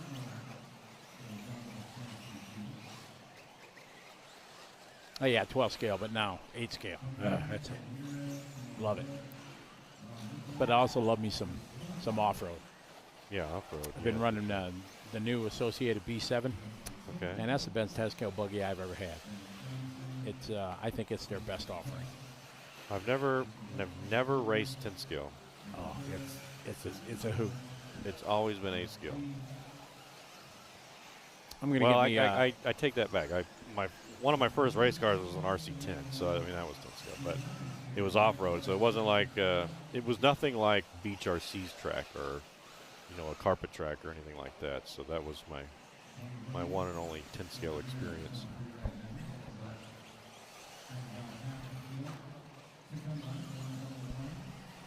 +40 electric truck on the track. Heat number 2. Time to beat Gastelum 7.418.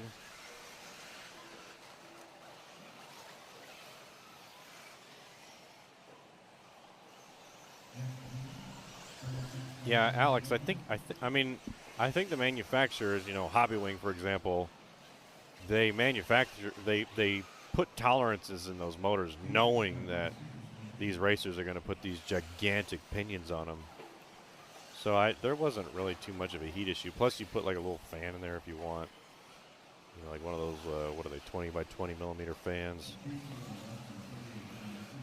But it was fun. I love doing it. But the thing is with on-road, or 10 scale for that matter, when you become like to a competitive level and you have one mistake, you're out. I mean, you just there's no coming back from it. That's the thing I like about off-road. You know, these off-road layouts, they're 30, 40 seconds long, and you can have a mistake or two and not be completely out. Whereas in a 12 scale car, or you know, like these cars that Scotty's talking about, 8 scale on-road, one mistake, or even 10 scale off-road for that matter, with a 15-second lap, one mistake and you drop down 5 spots and you're not getting it back unless those other 5 people also make a mistake. 8 scale off-road is definitely my true passion, that's for sure. Wish I could be out there with these guys right now here in the 40 plus e-truck class. They'd all show me what's up. These guys are way too good. But it'd still be fun to be out there and compete with them. Casey Peck out front here, 7.412. Towers on a 7.414. Darnell, 4.17. Jeff G, 4.20. Tony, 4.22. Ron, 4.23. Trommel, 4.24. Saunders, 4.26. Tilton, 4.30. Burks, 4.33. Last 30 seconds.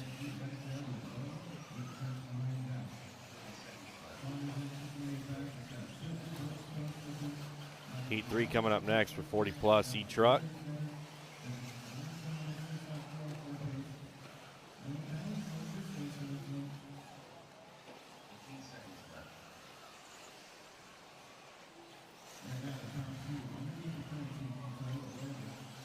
Yeah, I mean, I think that's half the fun in RC is just you buy the kit, you get to take it home, you get to build it, put it together. I mean, that's how you learn a lot about the car too. You just really got to pay attention to that manual. Make sure you don't get your turnbuckles backwards or your shocks mounted in different holes. I've seen a lot of people bring cars with terrible setups on them because they've mounted, you know, the shocks in different hole. You know, like the front shocks will be in one, you know, completely different holes, and the left side will be in different holes in the right side, and it's crazy. But still, it's half the fun is building it, taking it home, cleaning off the kitchen table, laying it all out, getting all the bags out and sorted. For those who've never built the kit, you open up the box and there's 1,000 pieces in there. And they come in little bags, you know, A bag, B bag, C bag. And each one builds a different thing. And usually you build the diffs first. That's like the very first bag, the front, rear, and center diffs. And the manufacturer gives you a setup that they think will work for a general setup. And then you build the diffs. And then you build the arms, and you build the front end and the rear end, and then you bolt it to the chassis, and then you build the shocks and mount your electronics and all that stuff. You know, it takes a few hours or more.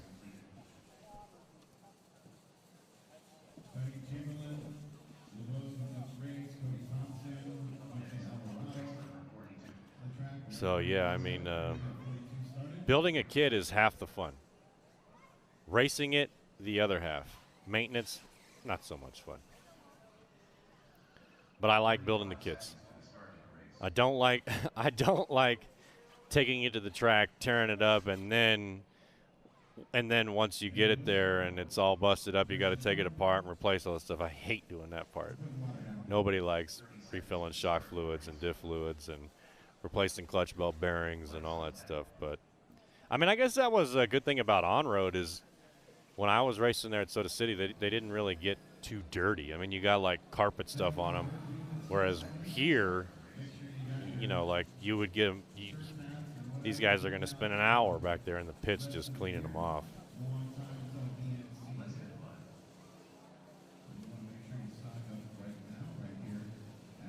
So, I mean, you know, I guess that's the biggest difference to me. But anyway, building your cars, they come in this big box with a bunch of bags. And, you know, the manual says, okay, get out a bag, and you put it together. And to me, that's half the fun.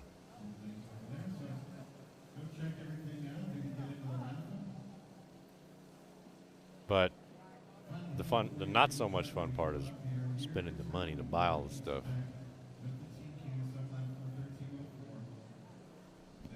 But if you ever get the chance, build yourself a nice kit. And oh my gosh, Kevin. Oh my gosh. Mark Peterson, what's up? Thanks for tuning in. We appreciate your support. Here is your evening salute, because it is now in the evening time. 5:30 p.m., 17:30 for my military friends, or 00:30 for my overseas friends, 00:30 Zulu time. Here's your evening salute coming from fabulous Las Vegas here at the South Point Hotel and Casino. We appreciate you and appreciate your support.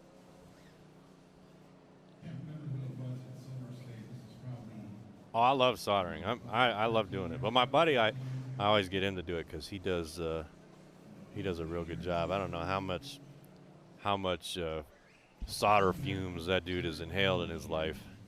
Whether that's good or bad for you, I don't know, but who knows?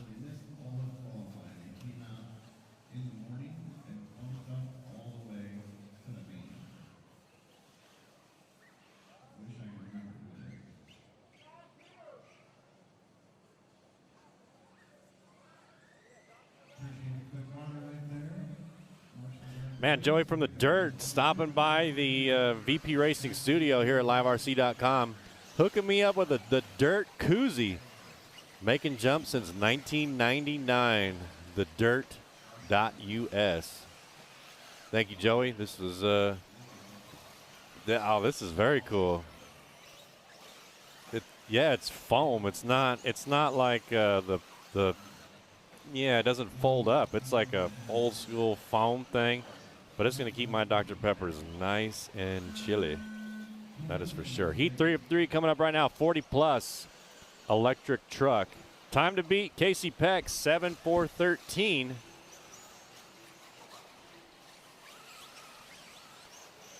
Well, let's see here.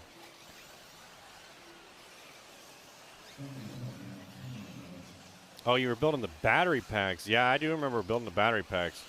Getting the cells and the little tabs and soldering them on. I was just a kid back then. Well, maybe not a kid. Teenager, I guess. Building those things. You would hand wind the motors. It was a fun time. Don, my name is Matt Clark. I used to hang out with you guys there at your racetrack. I was stationed at Sumter Air Force Base. And your husband talked me into buying a VTA, a chassis, and turn it into a VTA, and I got into the VTA class, hung out with you guys a bunch, and had a lot of fun. Remember you guys had like the bottle cap race or soda cap race or something. And yeah, so if you're ever in the Columbia, South Carolina area, liverc.com fans, go check out Soda City RC. They got a 10-scale on-road track. They also do 12-scale there, and I think they also do some oval stuff. Matter of fact, I think one of their claim to fame is oval, carpet oval.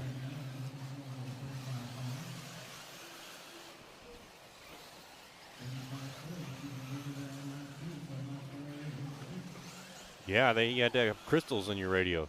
The little flags, so when you go out to the track, you had to put your flag on your radio to make sure you didn't interfere with somebody else. Because your crystals would be in your radio. You would have a crystal that would have a frequency that you'd put in the back of the radio and into the receiver, so that way your radio and receiver could talk. This was way before digital days. So therefore, if me and Scotty were at the same race, we couldn't have the same frequency, or we'd be driving each other's cars. Now, today, they have digital technology where you don't need that stuff anymore. Your radio just directly connects to the, to your car without interference at all. So you could have 1,000 people out here, and we're not going to be driving each other's cars around.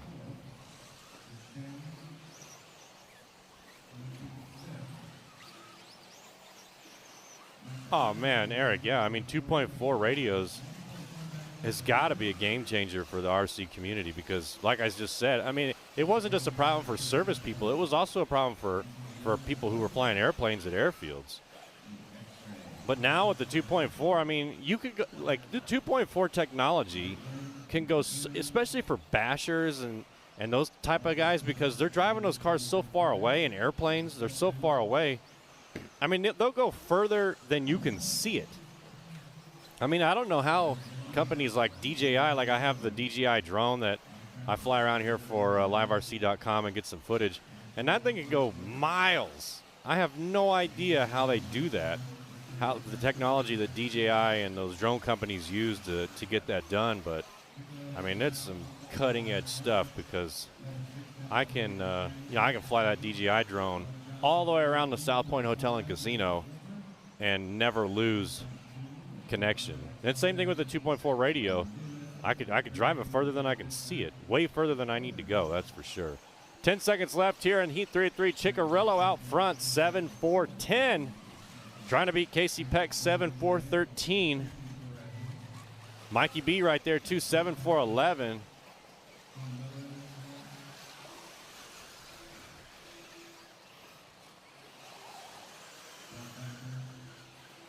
Yeah, Tower Hobby, that's where I got my first one, too. I can remember flipping the pages of the Tower Hobbies magazine with my dad, trying to decide which one we were going to buy. So we had the Tower Hobbies magazine. We're going through it, and we decided on a Traxxas sledgehammer. It was a monster truck. This is in 1988 or 89, something like that. My dad bought me the Traxxas sledgehammer, and we put it together and had a lot of fun with it. And that's how I got into this. So, yeah, I mean, it was a good time. I used to love looking through the Tower Hobbies magazine. Oh, we all did, man. Tower Hobbies, yeah, just dreaming. Yeah.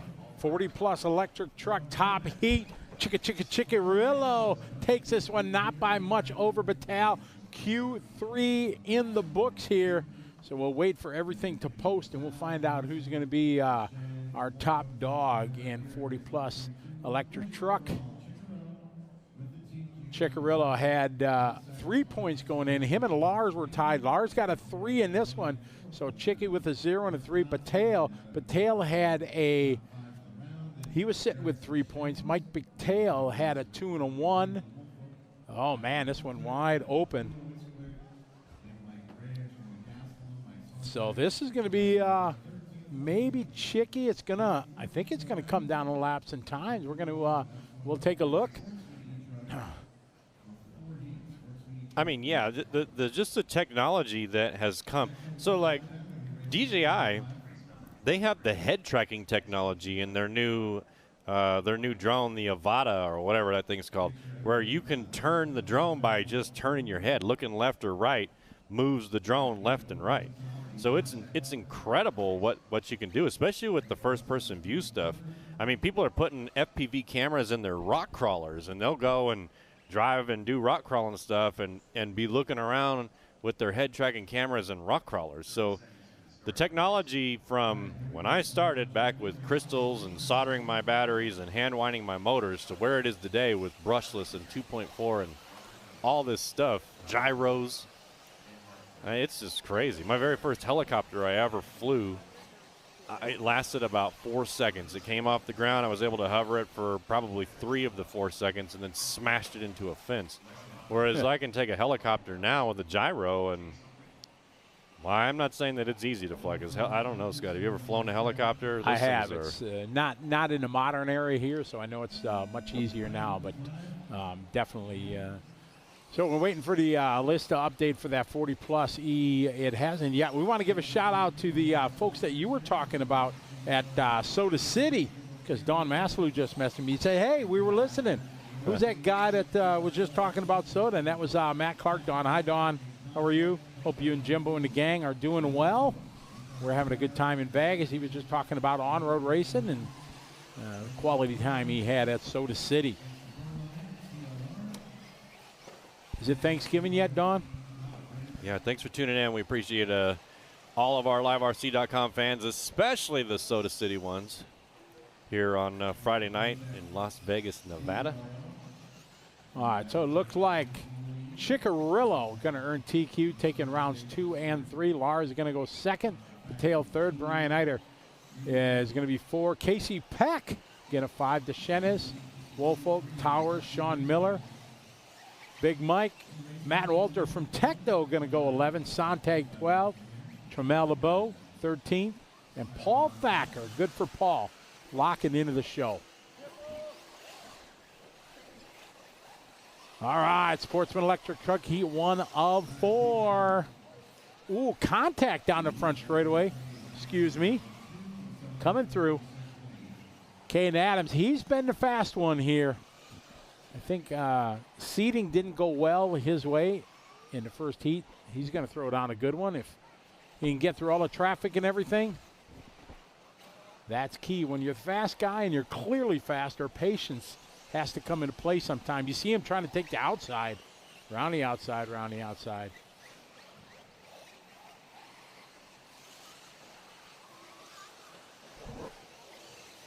Hi, Don. No, it's not Thanksgiving yet. Oh, trouble on the front straight. This is going to hurt.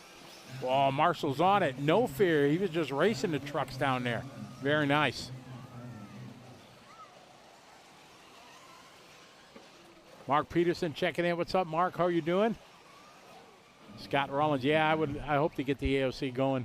We're going to have one in Korea this year, October-ish.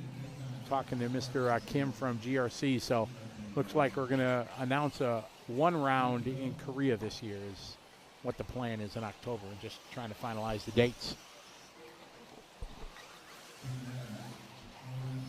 Cade, followed by Alex and Ben.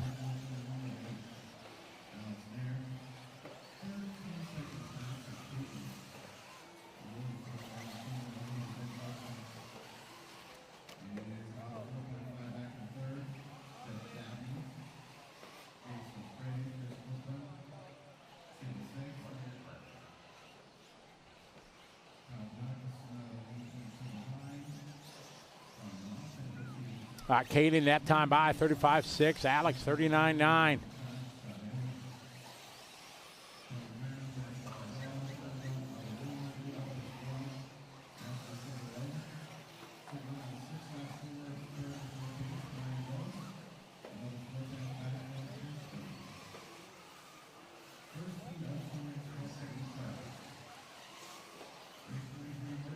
Caden lead the way, followed by Alex, then Ben, Jeff, and Jace.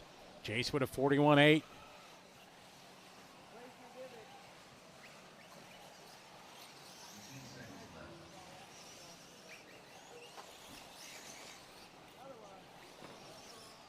Eric Reynolds, that's a good thing. That's just something that we do in the Philippines at the race, and it works out. The marshals run it to that area, and it's just a method that they did, and it works out really well. If you guys are wondering what Eric in the YouTube chat is talking about, we have stations set up at the probably about 15 feet at the end of each end of the pit lane. And if there's a flame out, the marshals tag team it. The guy from the back hands it to the next marshal, and they just daisy chain. The marshals run it, and they put it in that area. And then the mechanic can run down the pit lane, go around the fence, and there's a hole in the fence. They reach through and get the flamed out truck. So marshals aren't running into the pit lane and stuff. It works out rather well. Makes less confusion, that's for sure. Caden Adams, like I said, was going to have a good one. 7.4.22, very good one.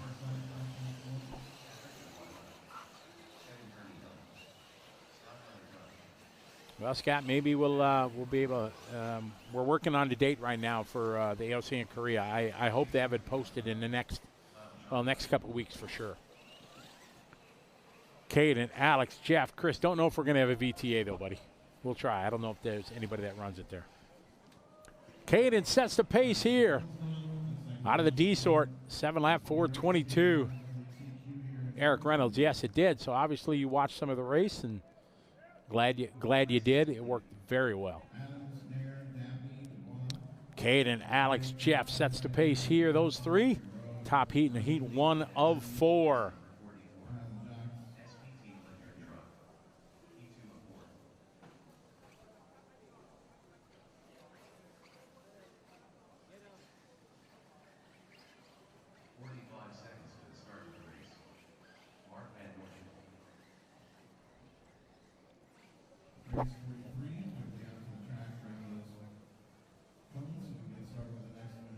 Sportsman Electric Truck Heat 2 of 4. More shout-outs to everybody that's watching.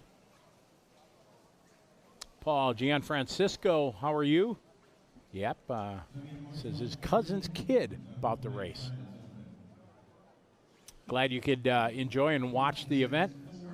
That's the cool part here of liverc.com. Folks from around the world, families, friends, heck, even enemies, you can watch.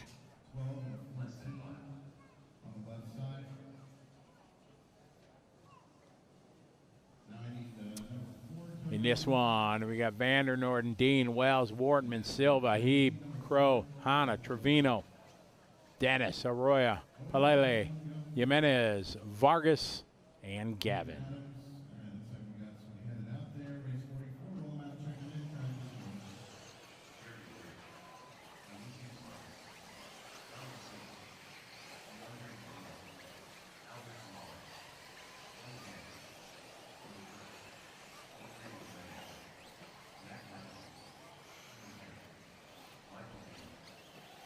Mark Vander Norden.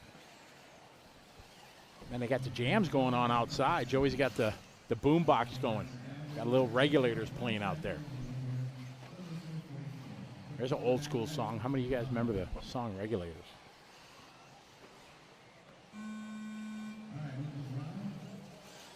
Here we go. Heat number 2 of 4, Sportsman Electric. Hi, BJ. I'm here. Andrew, yes, we have them. I think we have the new schedule. We'll put that schedule up after this race of the main times. We'll have those posted. Eric will be right there pushing the buttons, and he'll have it posted with some cool music playing. So you'll hear the music intro, then you know it's schedule time. Eric's working on his jams right now. Yeah, he's cutting a mixtape over there. Putting that sick beat together. Look at him. He's like a DJ. He's got a little DJ stand over there. He's mixing. He's scratching. How was that? All right, Vargas, first one across the line with a 38.9. Arroyo, 41.5. Trevino, 41.5. Wortman, 39.8.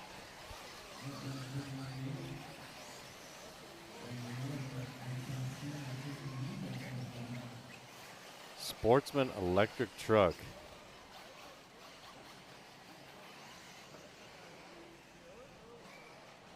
Man, at least they got good music out there. I was talking to Joey's got the regulators jamming out there. Yeah, regulators. And you know what the backbeat is from, right? You know, come on, you're old school. That's what made this song so popular. Can you hear the sample track that they used? What was it?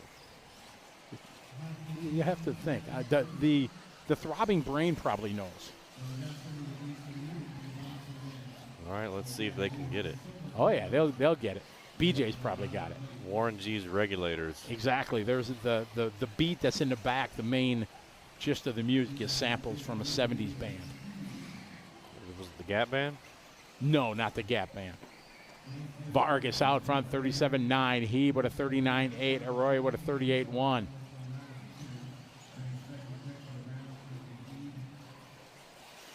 Your mind's going crazy right now thinking what it is. He out front, 7-lap 4:34, well off the TQ time, but still on that 7-lap barrier. We got a minute 40 to go. Shout out So68 in the UK. How you doing? Alex Dunch, how are you? Alex Dunch, I'm going to give you a recommendation just like I do everybody else. Go to your local hobby shop and find out what parts they stock, what brands they carry, and what the local racers are racing. And that is the chassis I would race. I would pick up. So if your local track races Technos, then go for the Techno. If they race AE, go for the AE. But if they don't carry what you want, I guarantee that they can get it. But your first stop should be your local hobby shop. You are correct, sir. Oh, I keep forgetting. Exactly. There you go. Dun, dun, dun, dun, yeah. Dun, dun. Exactly. Mike, you win. So now you're gonna you're gonna pull that up. You're gonna listen to it. Then you pull up Doobie Brothers, Michael McDonald, and listen to the track, and then you'll hear, Man, Man, I Half remember half the audience had no idea who Michael McDonald and the Doobie Brothers are. I remember when Vanilla Ice got sued by Clean. Yep, exactly. Because he absolutely sampled. There was no question it was a copy. And he fought to his last dying breath about it. Yeah, he lost. Tristan out front, 34-4, 7-lap 433. Wells, 434. Trevino, 7-lap 435. Vargas now on a 7-lap 438. Okay, cook it. See, now it's in your mind. Yeah.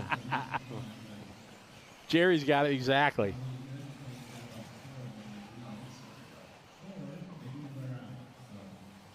Michael McDonald and them guys probably made more money off the letting them use the backing track than they did on the original song.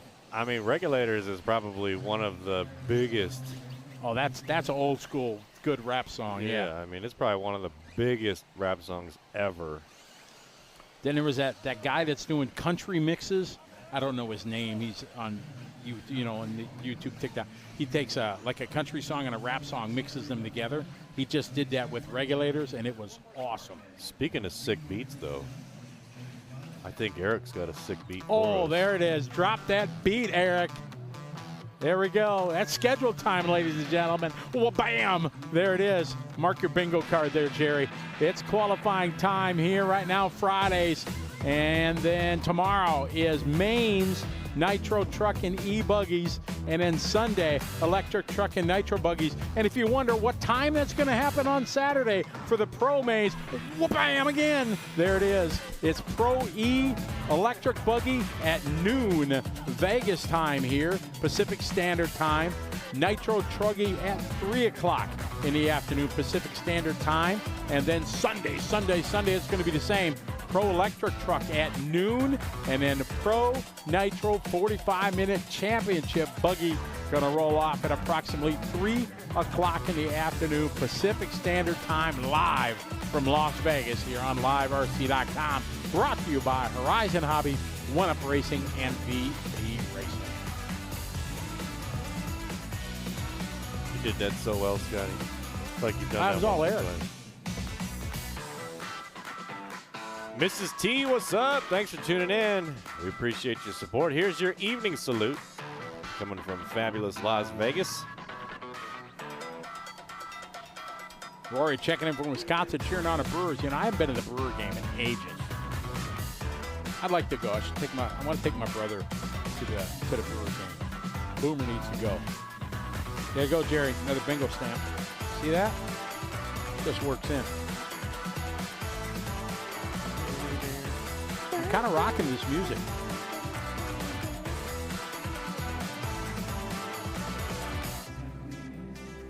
Oh, man. That's Mixmaster EJ over there, Eric Jensen. Spinning the tunes here on liverc.com. If you have requests, just send it to him. He'll be happy to take requests. Yeah, he can cut this song and remix it in all kinds of different ways. You have to cue up the Regulators. But I think we can only play like 9 seconds of it, right?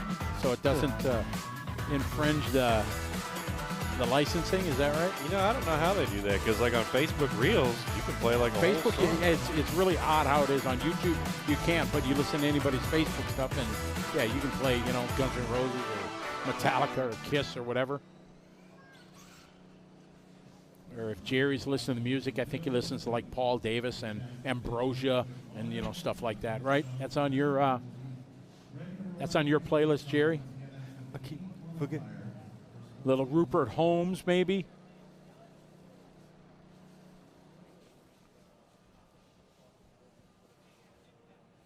It's watering time. Evening shout out to Palmer, Alaska. What's up, Don? You're always with Yacht Rock Radio, baby. There you go. Sirius XM. Yep. Yacht Rock Radio. Oh man, must be getting to the end of the day. We're just letting loose. Yeah. It's not after hours Adult Swim yet. It's only 6 o'clock here. That's after 9 o'clock. See, there you go. Throw down some old school Doobie Brothers. Yep. I don't know how well received that would be here at you know, it'd be okay because we dig it. There's enough old school out there that would dig it. My phone just went off, so somebody's texting me probably saying, yeah, let's play some of that. Exactly.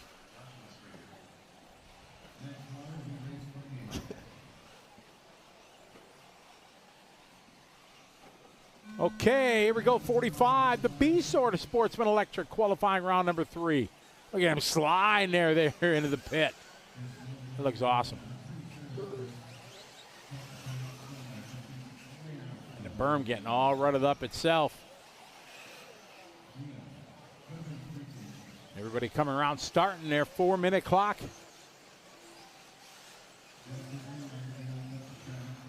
You'll notice, though, how, like, the sportsmen are going so wide on these turns. When you watch the pros, they're just hugging those pipes. And that's really where all the extra time comes from. All those extra tenths, all those extra seconds. It's keeping those real tight lines. Trying to find the best route around the track. And not getting into each other like that will definitely help with lap times for sure.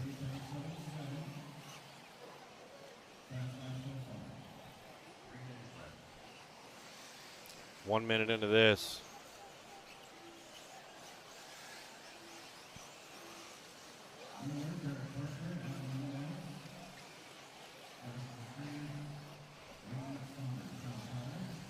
Okay, forget. Thanks, Scotty. I appreciate that. Putting that song in my head.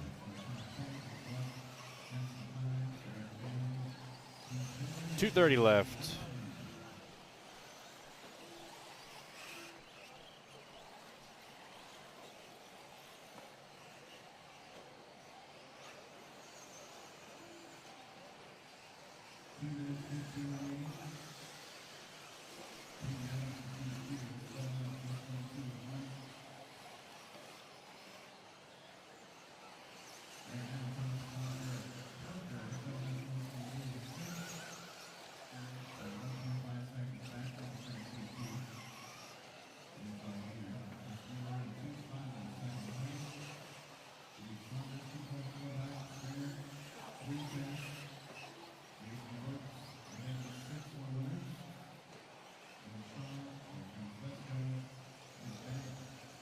No, I think that they're not,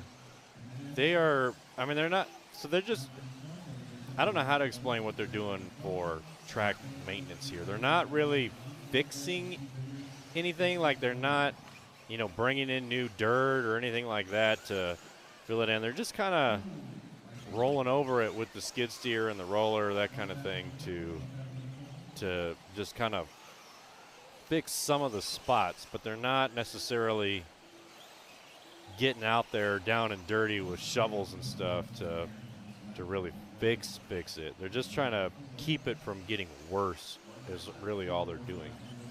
If I had to put my spin on it, they're just trying to maintain it as best they can.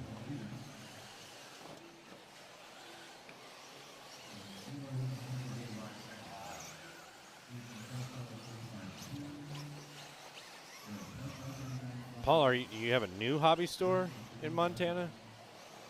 Got started on a hobby store?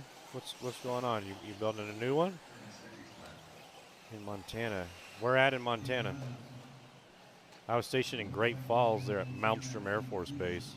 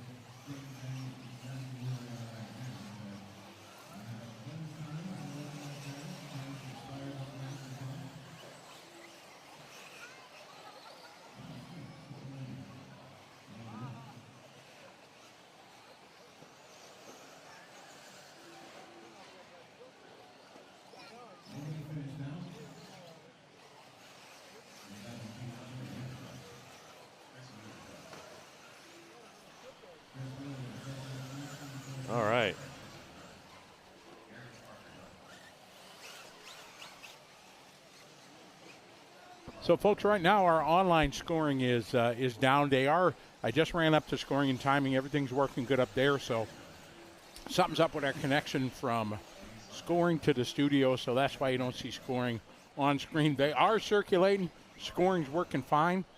But for some reason, it's not getting from point A to point B down here.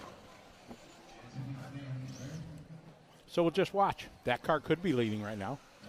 Maybe not. This guy probably not because he just crashed. Yeah, the Marshals were on it, though. Yeah. Good marshal in there. Yeah. Hopefully he was done already. They get him woed up here down the front straight. So our crews are aggressively working on trying to find out the problem between point A and B. They're putting the mixtapes to the side. That's it. Eric had to stop mixing his tapes for later on.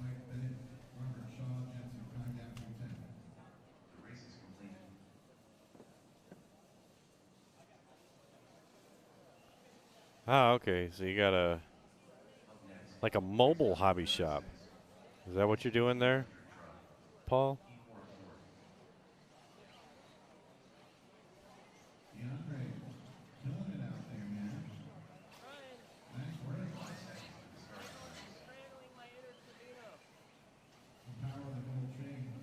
Alex, now this is usually a horse arena, so 51 weeks out of the year they have equestrian stuff in here, so barrel racing and rodeos and horse shows and cattle and whatever else they do here. This is one of the top-notch facilities in the country for equestrian, so the RC community borrows it for a weekend, and we set up shop. Joey and the dirt crew came here early this week and built this beautiful track, and then once we leave, they'll start tearing it down Sunday night and be out of here in a couple of days and put it all back to how it was like they found it. And they'll get back to doing horse shows and whatnots. A mobile wallet drainer.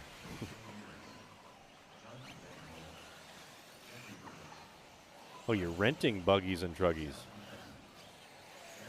You got an enclosed trailer with a monthly rental for the buggies and truggies. Where can the people find you, Paul? I know you say you're traveling around, but do you have a Facebook page or something like that? Out there in Montana, I don't know of any hobby shops in Montana.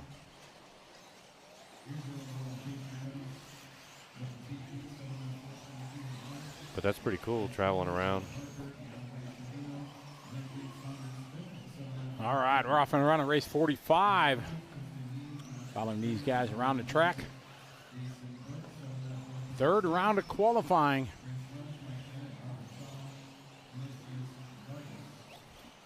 Sportsman electric truck.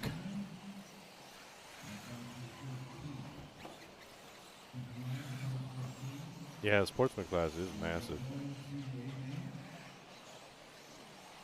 All right, cool, Paul. So we can find you on Facebook.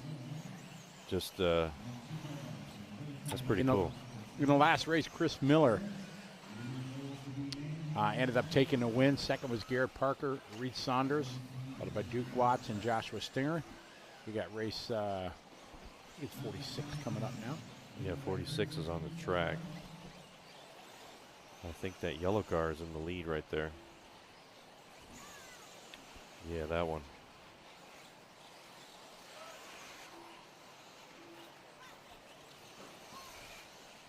Going into this round, Caden Adams was your overall TQ so far. Aiden, Garrett, and Zach Malcolm, top 5 going into this final round.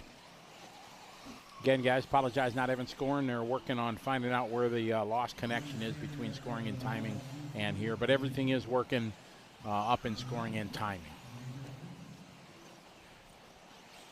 Lots of entries in sportsman. One of the largest classes. Always a sportsman class. Pretty much every race has a massive amount. In this class, the Sportsman Truck 59 entries in this division. Sportsman Nitro Buggy has 106. Oh, we're back. And we're back, just like that. Well, bam. He can go back to mixing his sick beats now. All right, Gilmore, Townsend, Sharp on lap number 2. Lap 3, Gerard moves up to the 3 spot. Alex says, next year I'm attending 100%. You got to do it. It's a good time for sure. Great event, great location, lots to do. You can bring the family, bring the kids. They got a nice pool, get to hang out. Wife is happy. You go race your toy cars. I'm going to hang out, going to go shopping. Eric Jensen is the hero. Look at him just working hard, just splicing it all together. It's good. Yep. You can go back to your mixtapes now and mixing some tunes. Malcolm Townsend out front, 7 lap, 4:16. Take you time. Alex, it's not too late to get out here. I guarantee you flights are cheap.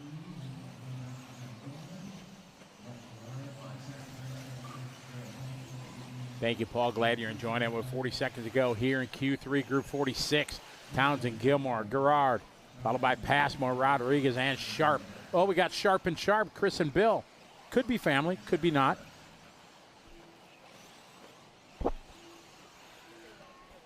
Yeah, just like BJ said, make plans. Excuse me. The month of May, like Scotty said. Or maybe the end of April, we don't know. Really depends. We'll make plans for the April and May. Unfortunately, this year being leap year really screws up the calendar. Everything kind of rotates 1 week later after leap year this year into next year. I know all the events that we have that I normally have are all kind of moved 1 week later. Chili Bowl and everything just kind of moved down. Well, see, that's why you're the best in the business, because you think of that type of stuff. You know, me. Well, I have to, because I'm planning stuff. My 2025 calendar is almost, it's halfway full. 2026 is already, being scheduled out. If it were me, I'd be planning on the largest event I ever have on Mother's Day or something. You laugh. I've done that. And then realize. In my early years. Oh, yeah, it was a brilliant move. My short course showdown, I had scheduled it at beachrc.com, and myself nor Brent even noticed it until about 2 weeks before. Yeah, smooth move. This guy right here, failure. What was the short course shootout anyway, or short course showdown? Short course showdown. It was one of the best ideas I've ever had. We when I owned Trackside and short course just hit the scene, so that was 2010. I said, wow, this is awesome, and it just overtook our industry. Those of you in the throbbing brain listening, if you were around and in a racing when short course came there in 2010 and 11, it just overtook our industry, and I'm like, man. Everybody's racing these. I mean, everybody was racing. Pro or Joe, you were racing them. I said, we need to have a race just for short course. So I came up with the idea of short course showdown at Trackside. We had a carpet track and a small off-road track, 70 by 40 in the back room. So what I did is on our carpet track, I made it like a hobby show. So I invited everybody. We had Novak there. We had Associated there. We had HPI there. Thunder Power Batteries was there. Novak, MIP. I mean, everybody in the industry, and we had Easy Up set up on a carpet track, and it was a convention. And then in the back track, we were racing short courses. So you could go, and all the teams were there. And I mean, not even team. There was like, you would go to a convention. They had a display table, everything. Bob Novak was there. Charlie from Novak was there. And there's another bingo card, Jerry. And it was awesome. Jared Tebow came, and all the big names. Jared ended up winning mod. But then I thought, man, let's do a nationwide series for this. So then I would contact tracks, and we held it in California and Texas and East Coast and everywhere. And it was awesome. Kinwald came to them all. Brian Kinwald was showing up running short course. Oh, it was legendary. And it was great for them 3-4 years while short course, I jumped on the wave right as it was building, and it was a great series. We had a ton of fun. All heads-up racing, so everything, all qualifiers were side 2x2x2 starts, and boop on a tone, and you raced. It was great. That's cool, man. Yeah, good times. I love short course. I know I've said this on the broadcast like 1,000 times, but I wish short course was bigger and had it at more events. We were talking about them big last week at or 2 weeks ago at the Roar Nats at Beach RC. Like a 2-wheel drive short course is good for indoors, but the 4-wheel drive ones, you could drive a 4-wheel drive short course on this track here. I mean, it'd be tough to make that big triple in the front and all that, but that's all right. Then you double single it, and that's what it was. We had big tracks like that where the mod guys could make it, stocks couldn't, and it was awesome. Chad Hartshorn knows he raced when we went to Omaha at the Hobbyplex all the time. He was there, and just everybody just had so much fun, and it was great. But that short course it changed the industry much. I equivalent that the Gold Tub RC10 changed the industry massively. Then it was the tracks to slash. Then when Novak came out with brushless motors and then LiPo batteries. I mean, those are the 4 big things that I say really changed the industry in different eras or generations. I mean, we were just talking about the 2.4 gigahertz going to a digital radio changed a lot too. Oh yeah, absolutely. Ryan Daze out front, 7-lap 4:06. Our first heat of intermediate electric truck. Now let's see if this is updated here. All right, looks like, nope, it hasn't, not yet. It's still going to space. Find out who our TQs are in Sportsman Electric Truck.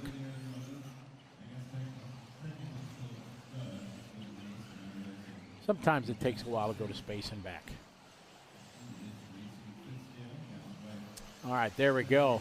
Looks like it's going to be Garrett Passmore is going to take TQ Sportsman Electric Truck. Zach Gilmore second. Caden Adams third. Adrian Rodriguez 4. Malcolm Townsend 5. Chris Miller, or Mueller, depending, 6. Mark Gerard is 7. Chris Sharp 8. Louis Zavis 9. Lance Parker 10. Garrett Parker 11. Joe Ramirez 12. Bill Sharp 13. And John Edmond by 1 point going to lock himself into the Sportsman E-Truck A-Main. Very cool. Congratulations to all those guys. Making the A-Main at an event like this is just a feat in itself and something to go home to be proud of. I mean, that's a pretty cool accomplishment.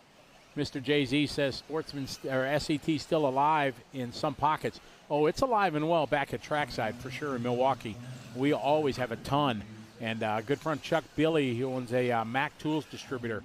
He sponsors a series every year throughout the winter, Mac Tools Short Course Series that runs once, sometimes twice a month throughout the winter, and gives a bunch of Mac Tool stuff out and really puts a lot. And we'll get 30, 40 short courses at those races. And every Tuesday and Friday night, we're getting probably 20 short courses just weekly running. Are they two-wheel drive or four-wheel drive? Two-wheel drive. Okay. Four-wheel drive pretty much dead most places. Yeah. It's the four-wheel drive has died off far more than the two-wheel drive. Daze out front, 34.6. Warek, 36.4. Separate about 5 seconds. Trying to set the pace here in our first of 3 heats of intermediate electric truck. See, I think that's what I'm talking about. You know, like the two-wheel drive is doing well and thriving in small indoor tracks, but the big outdoor tracks where four-wheel drives used to be, you know, one of the bigger classes. I mean, maybe not as big as e-buggy, but four-wheel drive short course was definitely a big thing, but it's just kind of gone to the wayside, and I don't know why, because short course trucks are half the price of a new kit of an e-truggy. I mean, granted, the electronics are all the same, but you can save a little bit of money, and they're fun to drive, and they're very challenging, especially over these big jumps. Like, you look at this big triple right here on this track, and these buggies and truggies are handling this thing with ease. But a short course truck, although it has all the power to get over it, it's that body that parachutes it, because it's a closed wheel and it's just got this big giant body. So anytime you see a short course go over those big jumps, they kind of just hang there in the air if you don't do it just right. And I always, when I was racing short course, I would put my body as low as possible. You know, the tires all tucked up in it. The tires were rubbing on the body and stuff. And I found that really helped me get rid of some of that parachuting, plus drilling like every possible hole you can in the back of that thing to try to avoid some of that. But I love four-wheel drive short course truck. Matter of fact, I'm a Roar Region 9 champ in short course. Yeah.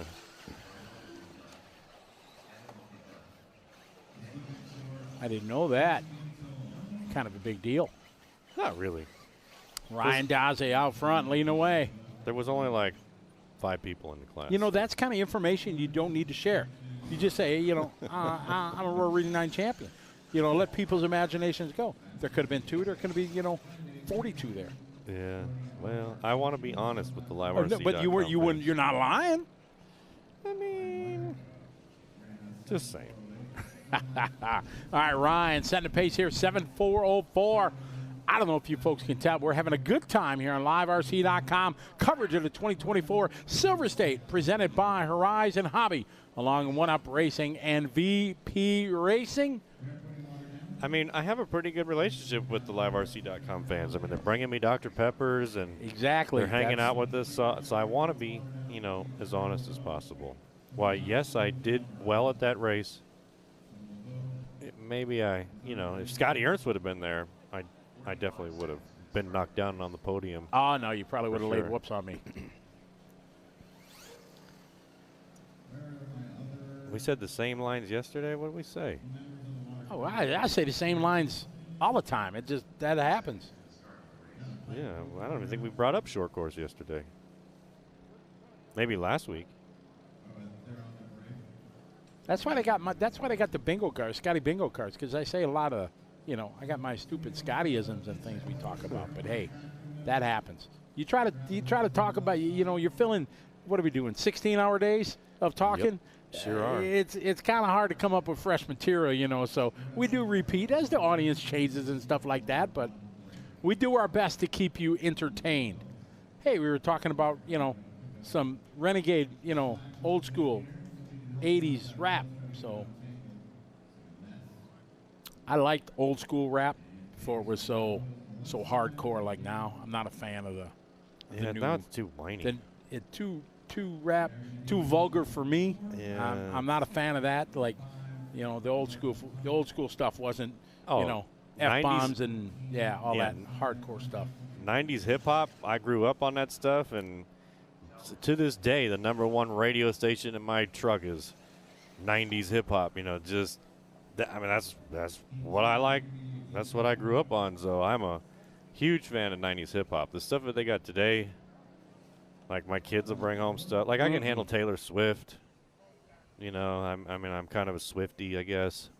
Oh, what? Well, I have 3 daughters, and you know. Okay, but I still, even if my kids live now, I wouldn't call myself a Swiftie.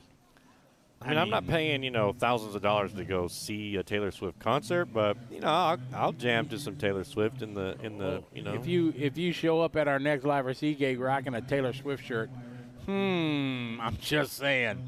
I might get you one. No, they don't make them big enough. But you know, if you want to do that, no problem. I need something to chamois my Chevy truck. Okay. Got it. Well, it'd probably be pretty absorbent because it'd be that big, you know. Wow. Did you just call me fat? I think you did. No, because I had to. You told me that I'd have to get the biggest T-shirt that they got because none of them are gonna fit you. Ryan Daze setting the pace 7:4:04. That's what these guys are shooting for here. Got James, Andy, Leland, Justin, Barry, Big Mike, Daniel Towers, Joey Thomas. We got Roney, Haithcote, LeBeau, Roxbury, Tran. That's T-Tran, team manager for Losi, and Mr. Evans. Jerry K., you can't take away my man card. Oh, Jerry, there you go. Jerry breaking up. You cannot. I have 3 little girls. You can't. I go to the nail salon with them and hang out. Do you get your nails did? I get my toes did. I can't do my nails, but I'll do my toes with them. You know, I'm just trying to be a supportive. Listening to Taylor Swift. Don't show up with a man bun or your beard growed out in a ponytail here. You know. I cannot confirm nor deny if I listen to Taylor Swift by myself when I'm cruising around. But definitely when my kids are in the car. 90s rap, 90s hip-hop, for sure, though. All right, here we go. Heat 2 and 3 intermediate electric truck. Time to beat Ryan Daze 7:4:04. Let's see who got intermediate electric truck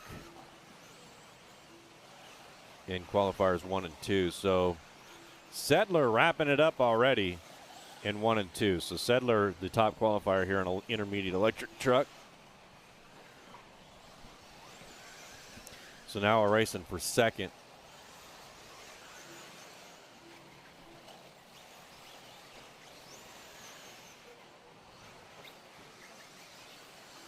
Oh, yeah. If I wore a Travis Kelce jersey, for sure. Plus, I love the Chiefs. Yeah, I'm he a is a huge Chiefs fan. His screensaver is that. Yeah. I used to be a Chiefs fan. I am. Let me rephrase. I am a huge Andy Reid fan. Okay. It doesn't matter what team he's on. Andy Reid. I'm huge Andy Reid fan. And I was a big Chiefs fan, but when all the drama started happening over the last couple of years, I kind of lost a little luster on it. Same with my love for Mahomes. With all the drama and his brother and his wife, and it took away the luster a little bit. I'm still a fan, but. Oh, I love the Chiefs. We don't miss a game in my house. Matter of fact, we play the Welcome to the Red Kingdom. You know, every time. That's what happens when you walk in the door of your house. That's your doorbell. Like my friends came over for the Super Bowl, and every time they'd walk in, it would be Red Kingdom. You know, my girls are singing it, my wife's singing it. I wouldn't know nothing about that. I'm from Packers. We had one Super Bowl in my lifetime. The Chiefs, the Red two, Kingdom. I guess I was born maybe back in the 60s. All right, Leland out front, leading away, 7:4:06, just to tick off TQ. Justin, Tony, Joey. Oh, where's our boy Andy Krivitz? Come on, Andy. Can't do any more of them 39s. Ruh-roh. Yeah, Leland out in front here, 7:4:09. They got some work to do to catch up to Daze on a 4:04, though. A lot of work here. About 5 seconds off that pace is Woolfolk. Where's Katie Roxbury? She's always fan favorite. Katie running in the 9th spot right now, 36.5. Leland followed by Justin and Joey. Minute 10. Race 49's up next. The top heat intermediate truck. Woolfolk out front, 4:09. 5 seconds off TQ. Justin Meyerson for Moto Whips. He's in the 2 spot, Barry Rowe, followed by Heath and Daniel. Tony Roney. I like that name. Just kind of rhymes.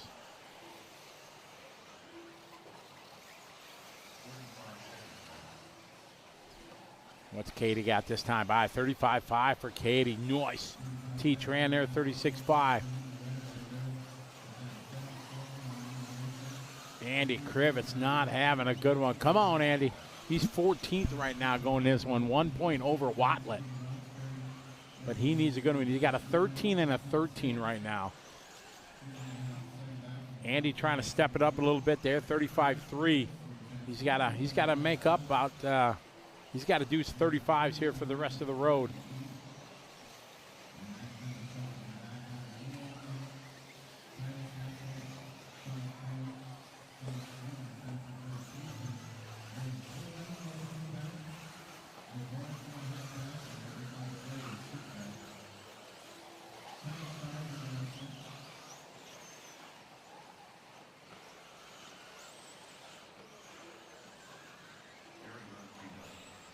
Leland followed by Barry. Barry going to lock down a 7:4:13. Katie up to the 5 spot. Oh, how about the 3rd spot now? You go, girl. Katie Roxbury having a good one. A couple of good laps to back there. 35.3 and a 35.5 for Katie. Yeah, Chance. Dad's going to be Swifties. Yeah, Paul's got my back. All right, Scott Rollins, take care, man. Good luck. Say hey to the gang. Anybody that knows me down there, tell them shout out, say hey. All right, Barry going to take this one. 4:13, not TQ, but solid run. Leland goes to Katie Roxbury, making it happen there, going 4:16. We have 1, 2, 3 people at 7 laps, 4:16 in this one. Well done, Justin Meyerson right behind by 2/10, and Heath, Daniel, Joey, Tony, Andy. Unfortunately, a tough one there. 7 lap, 4:20.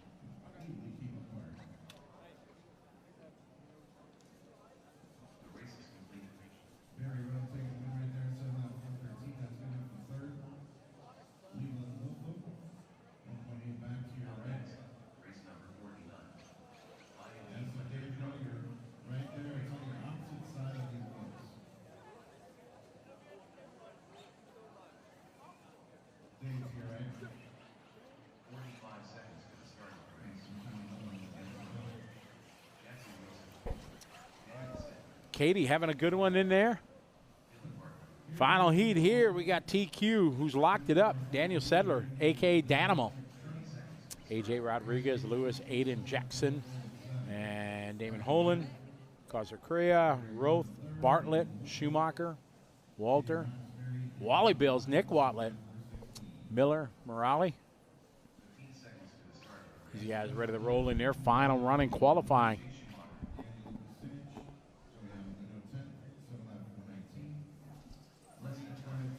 Just Poet, how are you? Welcome to the party. Gavin Vucina, how are you? Cheering on Daniel. Daniel's a cool kid, really, really nice kid. And, yeah, real nice family. Been friends with them now for a couple years, and talented young racer, getting quicker and quicker all the time.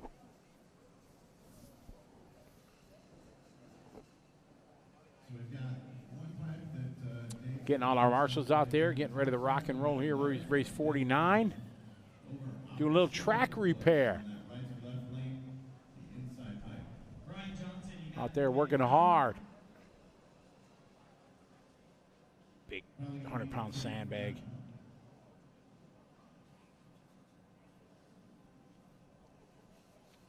Get some Gorilla tape.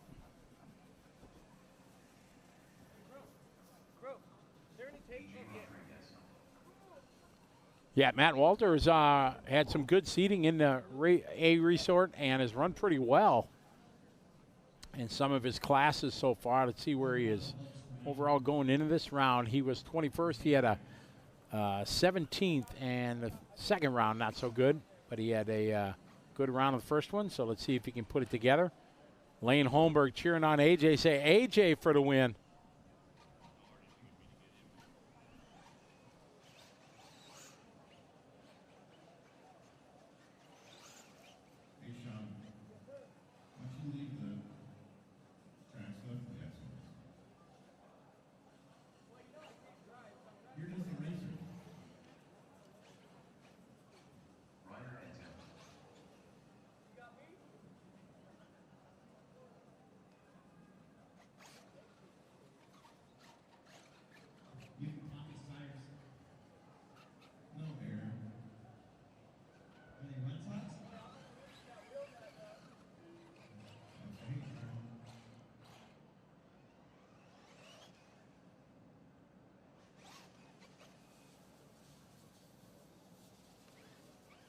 Just finishing up that pipe issue there on the right to left lead.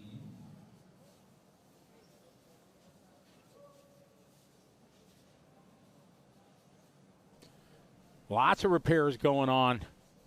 Got the crew out there working hard as the tape rolls down into the valley, the pit of despair. Eric Reynolds, what's the youngest kid we've seen here? I saw a couple of youngsters. There's probably a couple 10-year-olds here. I know Chevelle, Cleat, she is 12. I mean, Lil Bumps, he's 12, I think. Right? I think he's older. Is he 13? Maybe.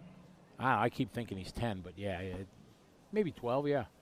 Well, it's probably the youngest pro that I can think of. Just Poet, no, I'm not going to the Mugen Challenge in PA. Unfortunately, not there.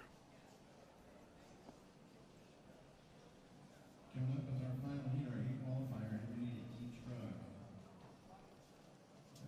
Pipes all over. If that one's good, I think we'll be able to run these guys. Looks like this is a massive rebuild session here. They're trying to get all the spots that have come loose or have been stretched or tested.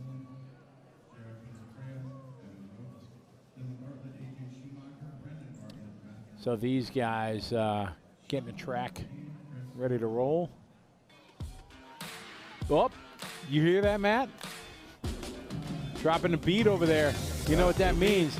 It's schedule time, ladies and gentlemen. This is the schedule for the next 2.5 days. We got E-Truck going on, Nitro Buggy going on, and then tomorrow it's main day, Nitro Truck and E-Buggy, and Sunday is the E-Truck and Nitro Buggy, and this is when they're going to roll. Pros will run at noon and 3, both Saturday and Sunday. Electrics at noon. Nitro's at 3, so you can set your calendar, set your sundial, all that good stuff, and make plans to be here live on liverc.com Pacific Standard Time, enjoying some of the best racing 8-scale wise from around the globe right here on liverc.com. Presented by Rosin Hobby, One Up Racing, and VP Racing. And Eric did really good on that one. That was. That was catchy. He's feeling the flow.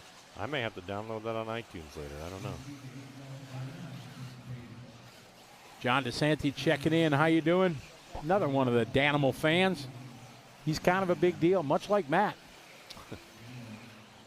All right, Jackson Wilson going to set fast lap here out of the gate, 34.3. A.J. Rodriguez, 34.4, 34.3 from Holland. Bartlett with a 34.6. Danimal, 34.8. Antel, 35.4. A.J. Schumacher, 35.5. Ridgeway at 35.9. And Roth, 35.9 here on lap number 1. Yeah, if Schumacher has a good showing here, it could really push him up in the overall rankings. He's got an 18th and a 2nd. So Schumacher looking for a good finish. Daniel Sedler already got it wrapped up. Damon Holland, another one who could get pushed up into the. He's currently sitting 2nd, wants to hold on to that.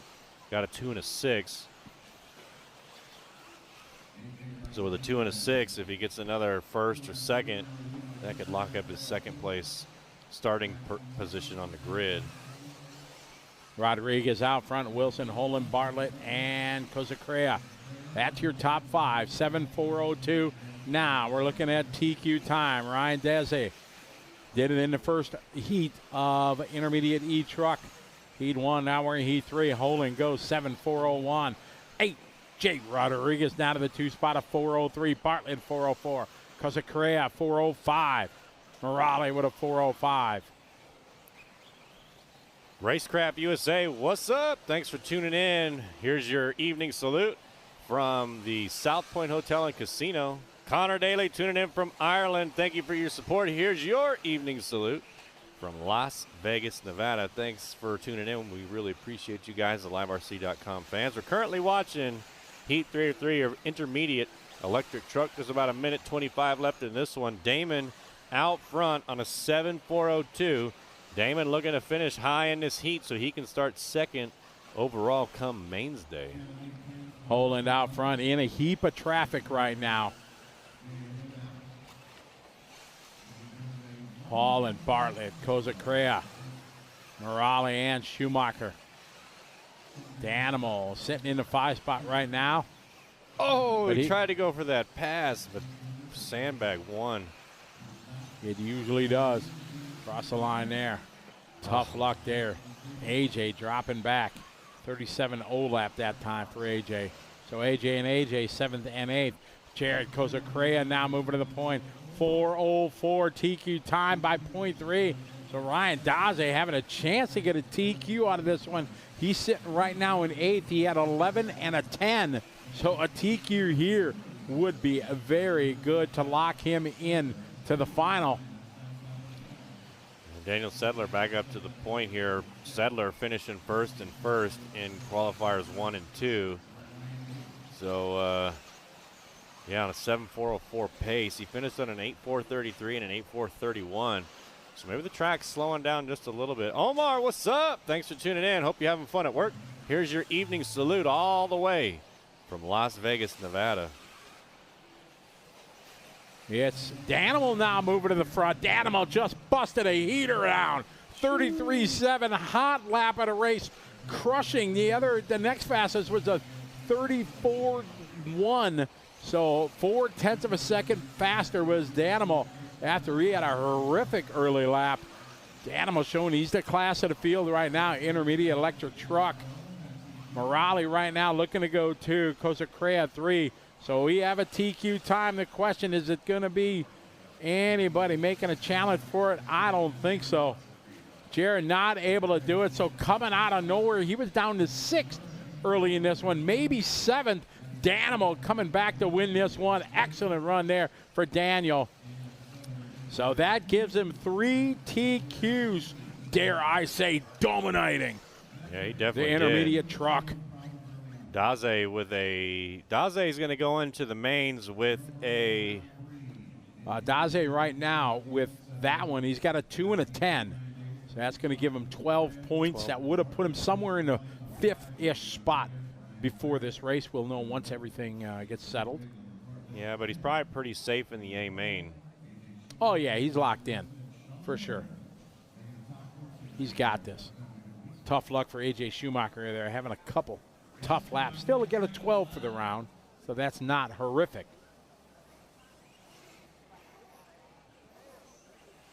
Shout out to Sean A. John Greco, big news for him. He just saved a whole bunch of money on his car insurance. Congratulations, John. Very nice. Pro electric truck. All right, time for the pros. Give you the lowdown on the electric trucks. Mason Fuller currently sitting up at the top spot. Mason with a 2nd and a 3rd place finish. Lutz with the big winner, the big TQ from last round. And Mayfield's got a 1st place from round 1. So either one of those drivers could potentially do it here. Still anybody's race. Brandon Malinowski, hello to you, sir. Welcome to the party. We're having a good time in Vegas. Racing RC cars. And staying out of trouble. It's a hard thing to do. For now, yes. Hard thing to do in Vegas sometimes, but. Yeah, we haven't got off work yet. No. What do we got? 5 more hours, I think. Maybe 4. I'm looking down at the end of the tunnel. I don't see the light yet, so try not to think about it. Yeah, I mean, we still got round 3. This is round 3. Well, that's what I mean. I mean, we're finishing yeah, this we up. still got and then 27 races or something like that. Yeah, this isn't. 37, 60, 50. 27 races to go. There you go. So we're doing okay. We'll get some roulette time possibly. Yeah, you're all about doing this roulette, so it's got to happen. It's got to. You know what I mean? I was down there because you asked last night, but hey, he had to go CP. I went down there. I didn't see Scotty. I was there. I got. You got a couple more 20s burning a hole? Yeah, I don't like these ones right here. Okay. So these ones got to get out of my wallet. Got to get gone. Yeah, they have to vacate my wallet. During your next break, you need to do some roulette like YouTube, you know, to learn to just wing it. Yeah, no strategy. I think I'm going to start with the easy ones, you know, red or black, odd or even, the thirds, you know. Yep. Thirds are good because then if you bet 2 sections, you got a good chance because you get paid 2 to 1.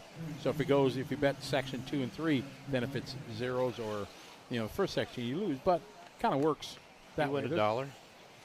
Well, sure let's say you bet $1 in 1 and $1 in 3. No, it's going to be that's an outside bet, so it's going to be minimum 10. On a Friday night in the casino, they're probably won't have a $5 roulette table. Probably going to be $10. Okay, but let's just say it was $1. I Yeah. bet $1 in 1 and I bet $1 in 3. Let's say it comes in the first third, so I'd win $2. I'd have a total of $3 there, but I would lose this $1 down Correct. here. So you'd be plus $1. But if it lands in the 2/3, then you're out. I'm out. You're SOL. All right, Heckard coming out, so winging. Very good opening laps there, 33-2. See, now how I thought it worked is if it's a $10 minimum bet, you have to have $10 on the table somewhere. No, there's an outside and the inside. Inside are all the numbers, so you have to bid a minimum of 10 in there. Outside, you'd have to bid a minimum. So you could bet $5 on the red, and then like $5, you know. Odd or even? Yeah, on the odd or even, correct. It depends. Each casino's a little bit different, but I haven't played roulette here. But I could take my $10 on the inside and put it on various $1 on each dollar number, correct. single. Yeah. $10 total on the inside. Got it. Hackert, Setzer, Perinetti. That's your top 3 going into this one. Past the halfway mark already.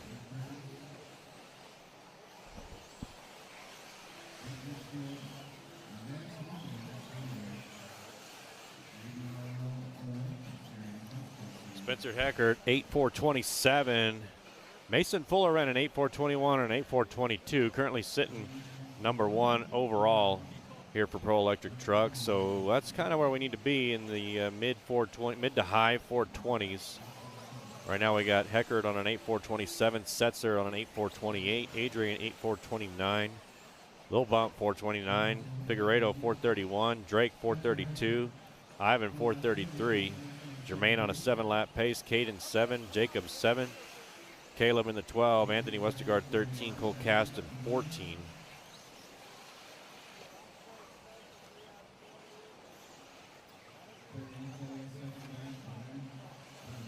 Heat number 1 of 2 for Pro Electric Truck. And then we get some nitro buggies. "20 more seconds left. Setzer on a 8:28 pace. Or 4:28. A lot of 8s in there. Low bump up to the 2 now. 4:29 for low bump. About a second and a half back from Setzer.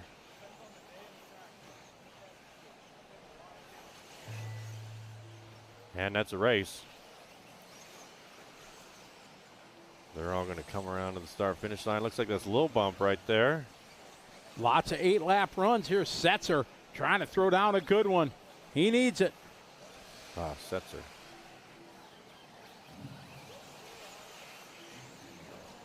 Pro Electric Truck, 2 heats. Oh, Marshall. Oh, man. Lee, if you watch this back, I'm very sorry. My fault. Oh, man. Did you see that? Man, he's not happy. He's just punched. Oh, my. 42nd lap, last 7 seconds. Ay. But, I mean, to be fair, that Marshall's section is where he's looking. Yeah. No.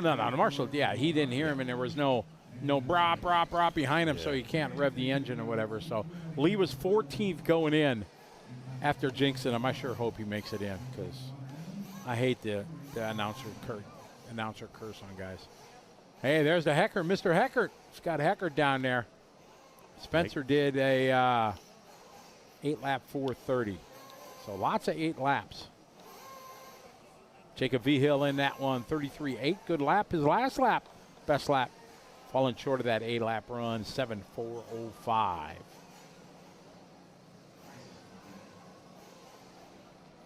John Goad talking about Iron Cross. Yeah, that's the most common, well-used crap strategy is the Iron Cross.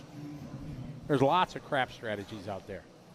I want to teach him, Matt, craps, because he's intrigued by it, intimidated by it, but it's awesome. Craps is a lot of fun. Say again?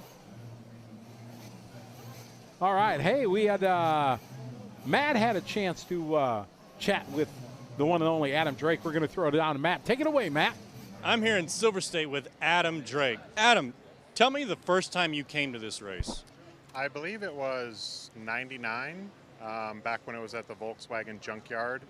Outdoors, super brutal, windy, just dealing with the elements. So much nicer being here in the casino.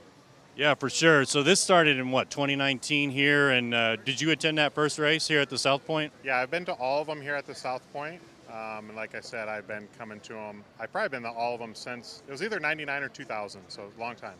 So what else brings you to this race other than the race? I mean, you get to go out and do anything here in Las Vegas? I mean, unfortunately, I don't really get to go out and do much, mainly just because with helping the team and helping customers and stuff like that, I'm pretty much stuck in the building from open to close. The appeal of this event for most people, though, is that they get to go see and do Vegas and everything else. If you're just running a couple classes, it makes it super cool because you can go experience Vegas as well. But for me, I've experienced Vegas in the early days when they didn't have so many entries. Nowadays, with so many entries and kind of my responsibilities, I'm pretty much stuck here at my pit table or driving. Okay, so briefly tell me the changes that you've seen in this track since 2019 till today. I mean, track-wise, it hasn't changed a ton. Obviously, entries have changed a lot. Layout's new every year, but the dirt's the same or has been the same every year. So you're kind of just chasing whether you have wet, medium, or dry track, and then just always trying to pay attention, watch the track to see where the ruts and bumps are developing. Okay, last question. What's the hardest section of this track? I mean, right now it's still fairly smooth. The hardest section is going to end up being dealing with all the bumps. The concrete's a little tricky just because if you don't get your vehicle to like start to slide or rotate before you hit the concrete, it just goes straight and you can lose a ton of time. So that's a section that I wouldn't really say is maybe the hardest, but it's probably one of the most critical because if you overdrive it, you can lose the most time by just kind of overdriving the entry of the corner. Yeah, plus right after that rhythm section right there, it's entering into that. Well, Adam Drake, a legend in the game. Let's wish him luck this weekend. Hey, thank you very much. Matt, that was amazing. How'd you get from out there right here? You're back in the studio already. Yeah, it was like a bewitched nose twitch. There you go. Exactly. All right, we got our top heat here after seating Pro Electric Truck on the line right now. Yeah, Mason Fuller out front, Ryan Lutz in the number 2. This is overall standings. Lutz 2, Mayfield 3, Cavallari 4, and Daniel 5. But all that can change here in this heat. It's absolutely wide open. Fuller's got a 2 and a 3. Lutz a TQ and a 7. Mayfield a TQ and a 7. Cavallari 3 and a 5. Daniel Perrinet a 5 and a 4. Excuse me. I'm all choked up. I'm so excited about this. Yeah, I mean, Ryan Lutz with a long lap there, 38.4 compared to Fuller's 32.9, so 6 seconds slower. That's going to be really hard for him to make up. I mean, that's almost a second a lap, considering these guys are doing 7 or 8 laps that Lutz has got to overcome because of that very first long lap. So that TQ run he did in round 2, man, I mean, it's going to help him out a lot, but he's got some work to do here in qualifier 3. One of my favorite racers, B. Rowe, Brandon Rowe, is at a 39 and 33.9 and 33.9. Good 2 opening laps. Fuller, 33.3 that last lap. Hot lap was a 32.9 out of the gate. Wiggins at 32.8. Following Mayfield around here on the left side of the track. See how far into that tabletop he goes? I mean, he really just launches that truck from that jump. Or if you watch some of the other drivers, they don't go nearly as deep into the tabletop. Mayfield really cutting that corner close there. And this is what I'm talking about all day long. That this, whoa, man. That was skill right there. God. How we saved that, we'd still be tumbling if it was any of us. Yeah, the marshal would still be chasing me out behind that thing. But Mayfield, I mean, that's just the level of talent. Riding that pipe all the way across, and Mayfield still clicking off a 33 flat there. We pick up Jared Wiggins here. See, he comes up over the backside. Down the hill, right on the hairpin, catches that little rut that's grew. Every day, the last 2 days, at the end of the day, that rut right around that hairpin has grown. They fixed it last night. It was good through most of the day, but as the rims dig in and people crash there, it starts to build up a little bit of a crevasse at the hairpin. Yeah, so Wiggins out to the number 1 spot now. 8.427 is his pace here. Ran a 32.9 on that last lap. So, yeah, he's got a hot lap of a 32.8. So Wiggins really on the move here in qualifier number 3 as he comes up to the top side of the track. Take it. There's another big rut right there. Let's see how he does this whoop-de-whoop section. I don't think that there's a strategy for it, Scotty. I think that they want to go out there with a plan, but then they just kind of wing it on that lap depending on how they could come around that concrete section because, I mean, you know, we've seen some guys just pin it and we see other guys try to line it up and double it. So it's really interesting to watch the different approaches that these drivers are taking. Here he comes into that backside. Nicely up and over. Rolls into that a little bit sideways, right into the pit. Last time he skipped right over it like that time. Much easier in the truck. Oh, caught a rut there. Doing a dog nut as he comes onto the straightaway. Going to drop him 2. Fuller going to go to the point. 34.3. Still a solid lap as we pick up Fuller. Your leader right now, 8.426 TQ time. Right now, it looks like the top 7, 6 guys on a TQ run. So Brandon Rose moving up the board, up to the 6. Wilson 5. Juan Carlos 4. Mayfield 3. Wiggins and Fuller. But it is tenths of a second. We're back on Wiggins. Wiggins with a 34-3 last lap. Oh, full send, fumble it, tumble it, stop. Oh, man, that's going to leave a mark. That guy just standing there watching, hanging out, having a drink, gets hit. Tough luck there for Wiggins. But that's watch- going to drop him. Watch Fuller's approach here on this double-double. So Wiggins, we just saw, just powered through it. Fuller kind of lines it up. You see how he slowed down right there at the beginning and took the double-double and made it stick, whereas Wiggins just tried to power through it. So Fuller going to take it 8-4-26. So that gives Mason Fuller a first and a second. Mayfield has got a first and a second. So it's coming down to a tiebreaker here, Scotty. Yep, so they both had 8 laps in, let's see, they both had 8 laps. Oh, man, it's going to be got to do the math. 8 and 4. What was his? Mayfield had a 4:28. He had a 4:21 and a 26 to Mayfield's 20. Ooh, I got to take my shoes off so I can count here, folks. Give me a minute. 421.723 plus, what do you have? 426.380. That's 848.103. 420.245 plus, I missed it. We'll just wait for it to go to we'll go to space. Sorry, I couldn't count quick enough with my hands and my toes, folks. So it's going to be close. Comes down to the tiebreaker, both with a 0 and a 2. So what it is, it's the laps and times of both around that count. And it's going to be very, very close here. I think Mayfield might squeak it out because he had a 420 to his 428. It's updated. Did it update already? It did, yeah. All right. Let's see here. We pull up here. So it's Pro E Truck. It came down to the tie break. Both drivers 16 laps in 8 minutes 48. One driver with .102. One driver with .341. Again, it's the laps and times of the 2 rounds that count. Your Pro Electric Truggy TQ gonna beat Mason Fuller. And you know what's crazy? .102 to .341.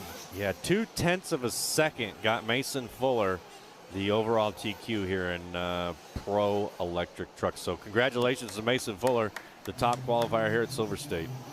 Mayfield going to go 2. Ryan Lutz going to go 3. Ryan Cavalieri 4. Daniel Perinetti goes 5. Jared Wiegand 6. So good Jared still able to lock in. Juan Carlos goes 7. B. Rose going to go 8. Fee Long going to go 9. I'm worried here. I'm looking for Lee Setzer in this top 14 because I jinxed him. Jonah Wilson 10. Cole Caston 11. Spencer Ripken 12. Spencer Eckert 13. And 14th final in, Caden Fuller. Oh, Lee, I'm sorry. Adrian going to be 15th. Joe 16th. Lee Setzer goes 17th. Sorry, Lee. If any of you guys know Lee, tell him I'm sorry. All right, 40 plus Nitro Buggy, race 52. You got 40 plus, 50 plus, Sportsman, Intermediate, a whole lot of racing yet to do, ladies and gentlemen.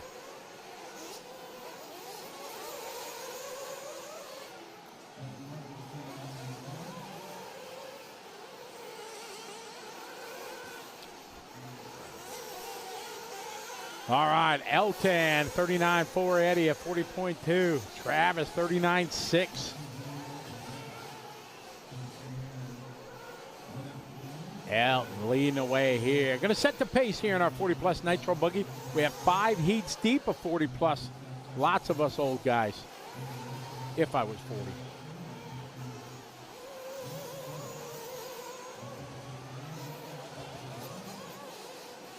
Yes, Paul, it is going to be a very, very exciting final.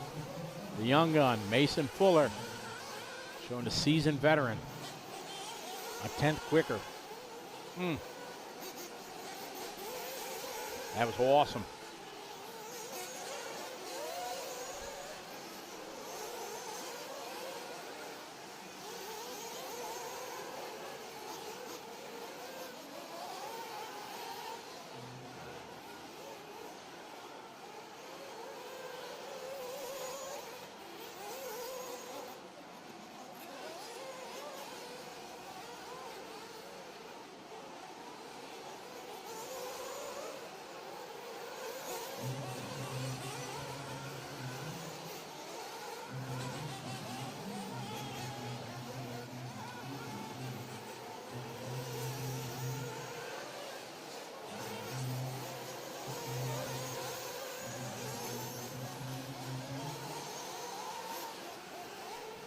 All right, Eddie, 36.8 that time. Elton at 39.0.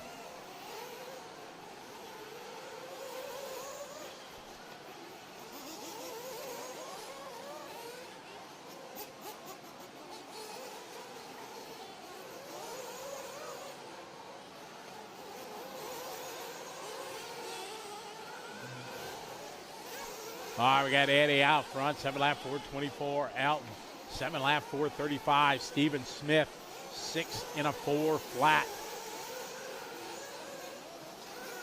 Yeah, Jeff, that's the way it used to be right back in the day. Old SC 1400 batteries, remember that? Barely get 4 minutes. P170 batteries. Charge them once a week, maybe.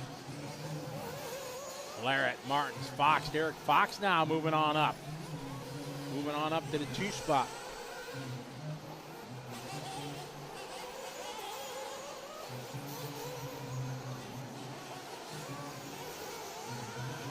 Yeah, so race number 52 on the track, 53 is up next.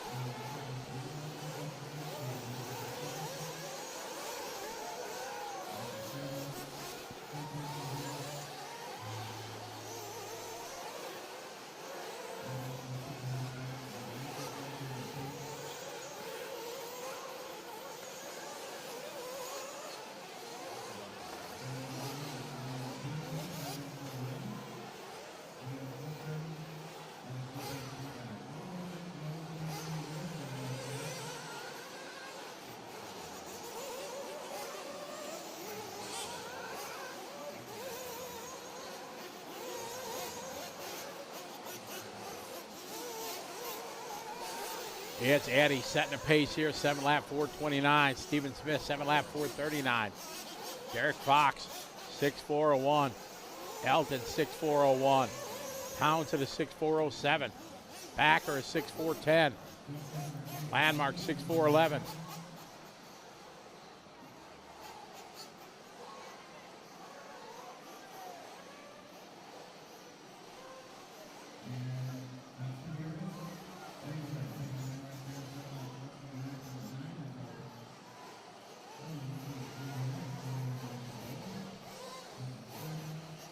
All right, so Eddie's setting the pace here.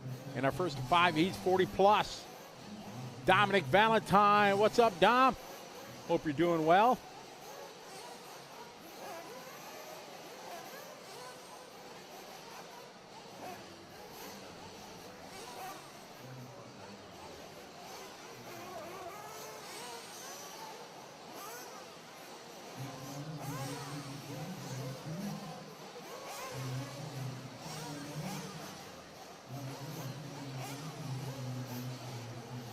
All right, heat number 2.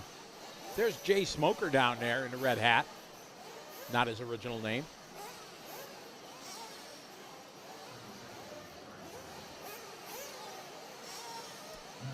Patrick Spritzley, how are you? Or Patricia, rather. How are you? Welcome. McHugh, welcome to the party. Good day to you, sir. Having lots of fun here in Vegas. 40 plus nitro.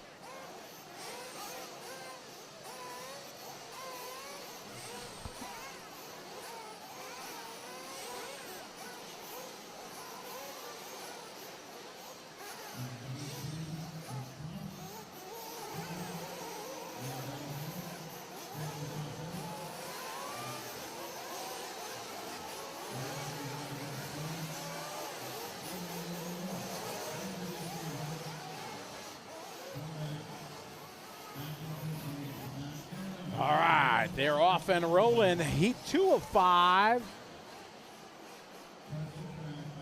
Yeah, Paul, exactly. That Marshall, he's working on the track. He's not a marshal, he's a track worker. Working on the hose.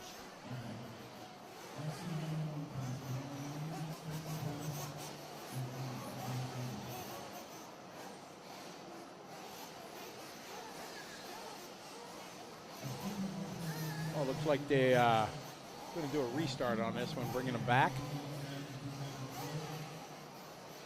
Maybe a little track repair or fixing that hose, maybe. Allie, how are you? Good to have you following along. Welcome to the show. What time is it over there in Asia?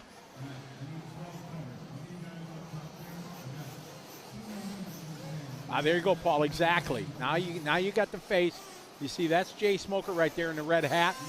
That's him. Oh yeah, folks, that's Jay Smoker, not his original name.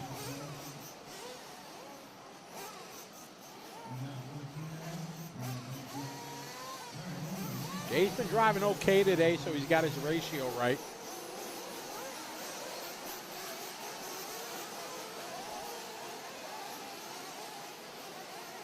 Tebow's doing his coaching this weekend. Got a couple guys in the A right now.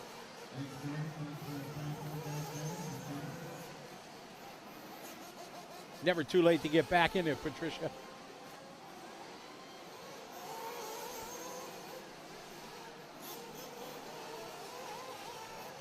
Got 4 cars piled up there. Mars was like, yo, get off the throttle.